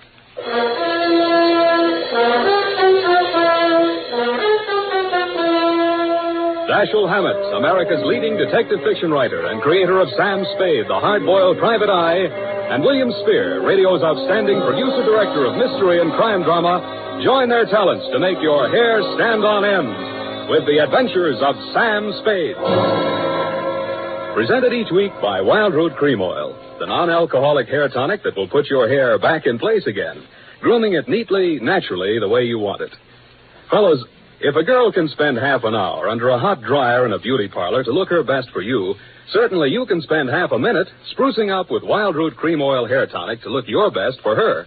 That's all it takes, and Wild Root Cream Oil grooms your hair neatly and naturally, the way girls like to see it. Besides, it relieves dryness and removes loose dandruff. There's not a drop of alcohol in Wild Root Cream Oil. It contains lanolin. So get the big economy-size bottle at your drug or toilet goods counter.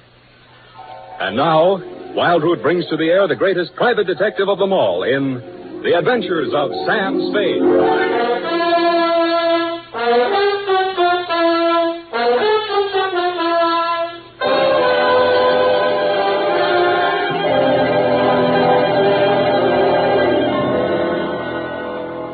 Date, August 2nd, 1946. To Mrs. Gregory Denov. Subject, death of Dr. Denov. I was sitting in my office with nothing to think about except a horse named Corkscrew Jr. My secretary, Effie Perrine, came in and said there was someone outside.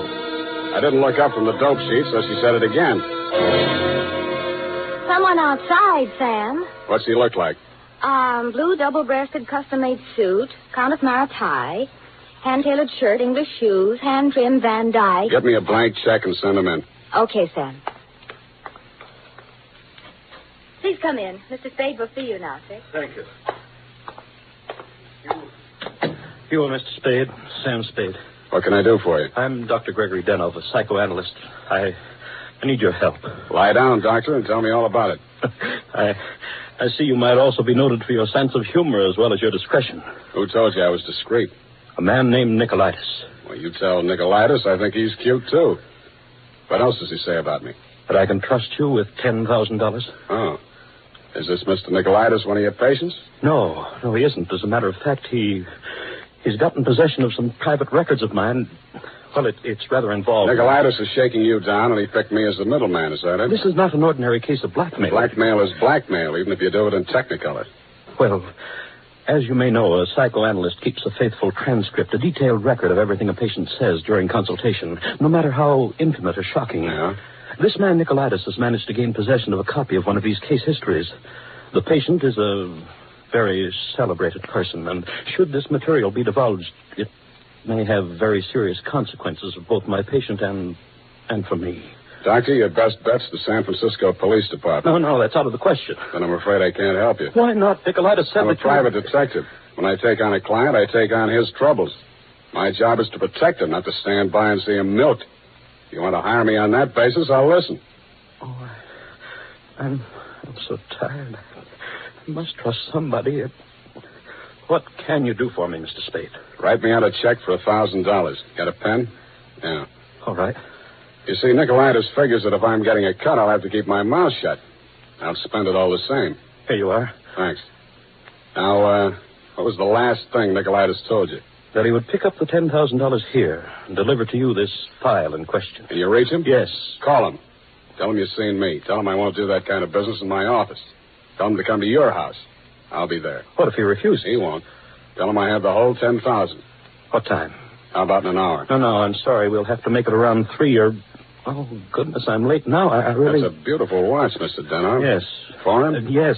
May I see it? My watch? Why, really, Mr. Spade, I'm very late. I have so many things to do, and I have to be at the Majestic Theater well before the matinee starts at 2:30. How are you going to see me at 3 o'clock if you're going to the theater? Oh, I'm not going to stay for the performance. Well, Mr. Spade, till 3 o'clock then. Oh, my office is in my apartment. The address is here on my card. It's the penthouse. Penthouse, huh?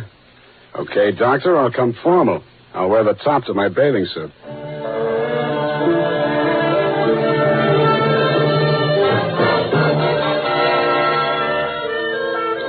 I left my office around 2:30 and started walking up Nob Hill.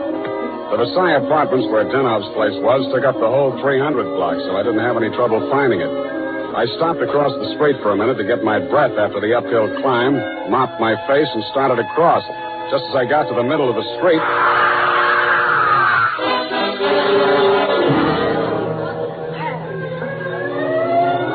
The crowd was packed in so close around I couldn't see who'd done the Brody, but I had a pretty good idea. The cops had the sidewalk roped off and guards posted at the building entrance. It took me maybe 20 minutes to elbow my way through and show my credentials. Sergeant Levine had the front door, so they let me in. Lieutenant Dundee of Homicide met me at the door of the penthouse. Hiya, Sam. What do you want? I want to see Dr. Denov. The doctor's dead. Dead? Yeah. He's my client. They can't do this to me.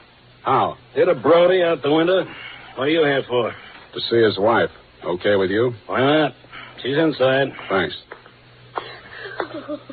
Mrs. Daniel, please. With all due respect for your grief, I must have the keys to the cabinet where Gregory kept his confidential files. You realize that you wished me to take charge of his patients and that I am responsible. All this police and so on. Oh, we must get those files out of here as soon as possible. Yes? My name is Spade. I am Dr. Zoya. I was poor Dr. Denno's oldest friend. If there's anything I'd like to see you, Mrs. Denov, alone. But you police have already asked her so many questions. You see, she's not in the... I'm not with the police. I'm a private detective. I was working for Dr. Denov. A private detective? He was in trouble, you see. You see, Dr. Sawyer, the police won't believe me. Mr. Spade, you'll tell them. You'll tell them he didn't commit suicide. Well, Mrs. Denov, I guess that takes care of everything here. It's clearly suicide. Oh, idiot. Blind, stupid idiot. Suicide. My husband, he treated suicides. He would never... No, please. It will be all right, my dear. I'm sorry. She's hysterical. Yeah. If I had the time, I would... Tell them. Please, Mrs. Dano. The undertaker has been arranged for burial at 7 o'clock. Beit Israel Cemetery. Now, please, the key to Gregory's file. Here, take it and go. Go ahead, all of you. Okay, we'll call you now. Oh, I'm so sorry, gentlemen. This hysteria, a simple traumatic condition. If I only had the time. Who can I turn to? Who'll help me? You think it's pleasant? You think my husband would rest if they said I committed suicide? What shall I do? What shall I do? What shall I do? Oh, you... Dr. Zoya didn't have the time, neither have I. You think it's murder? Who do you think killed your husband? To name someone? That's a very serious charge, Mr. Spade. Goodbye, Mrs. Denov. Constance Brent. You mean Constance Brent, the actress? Yes. Yes, she was his last patient this morning. She had threatened to kill him before. How do you know? My husband said so. To you? And he'd written it down on his notes on her case. Once before, she'd almost pushed him from that same window. How about your husband and Miss Brent? Oh, I knew she was falling in love with my husband. That always happens. They call it a transference. But in this Your case... husband told me Miss Brent was acting in a play this afternoon over at the Majestic. Yes, Midsummer Night's Dream. But she was here. I know she was here. Miss Ray, the receptionist, was coming back from lunch when she heard voices arguing inside. And she was sure it was Miss Brent's voice. Show me the doctor's case history on Miss Brent. I can't. It's missing. As soon as it happened, I went to the files. I meant to show it to the police. Who could have taken it? Constance Brent was the last one in that room before he died. Yeah. When did you see Nicolaitis last? Nick, who? Skip it. Where can I reach you in case... For the next couple of hours, I'll be at the Majestic Theater. I want to see how good an actress this Constance Brent is.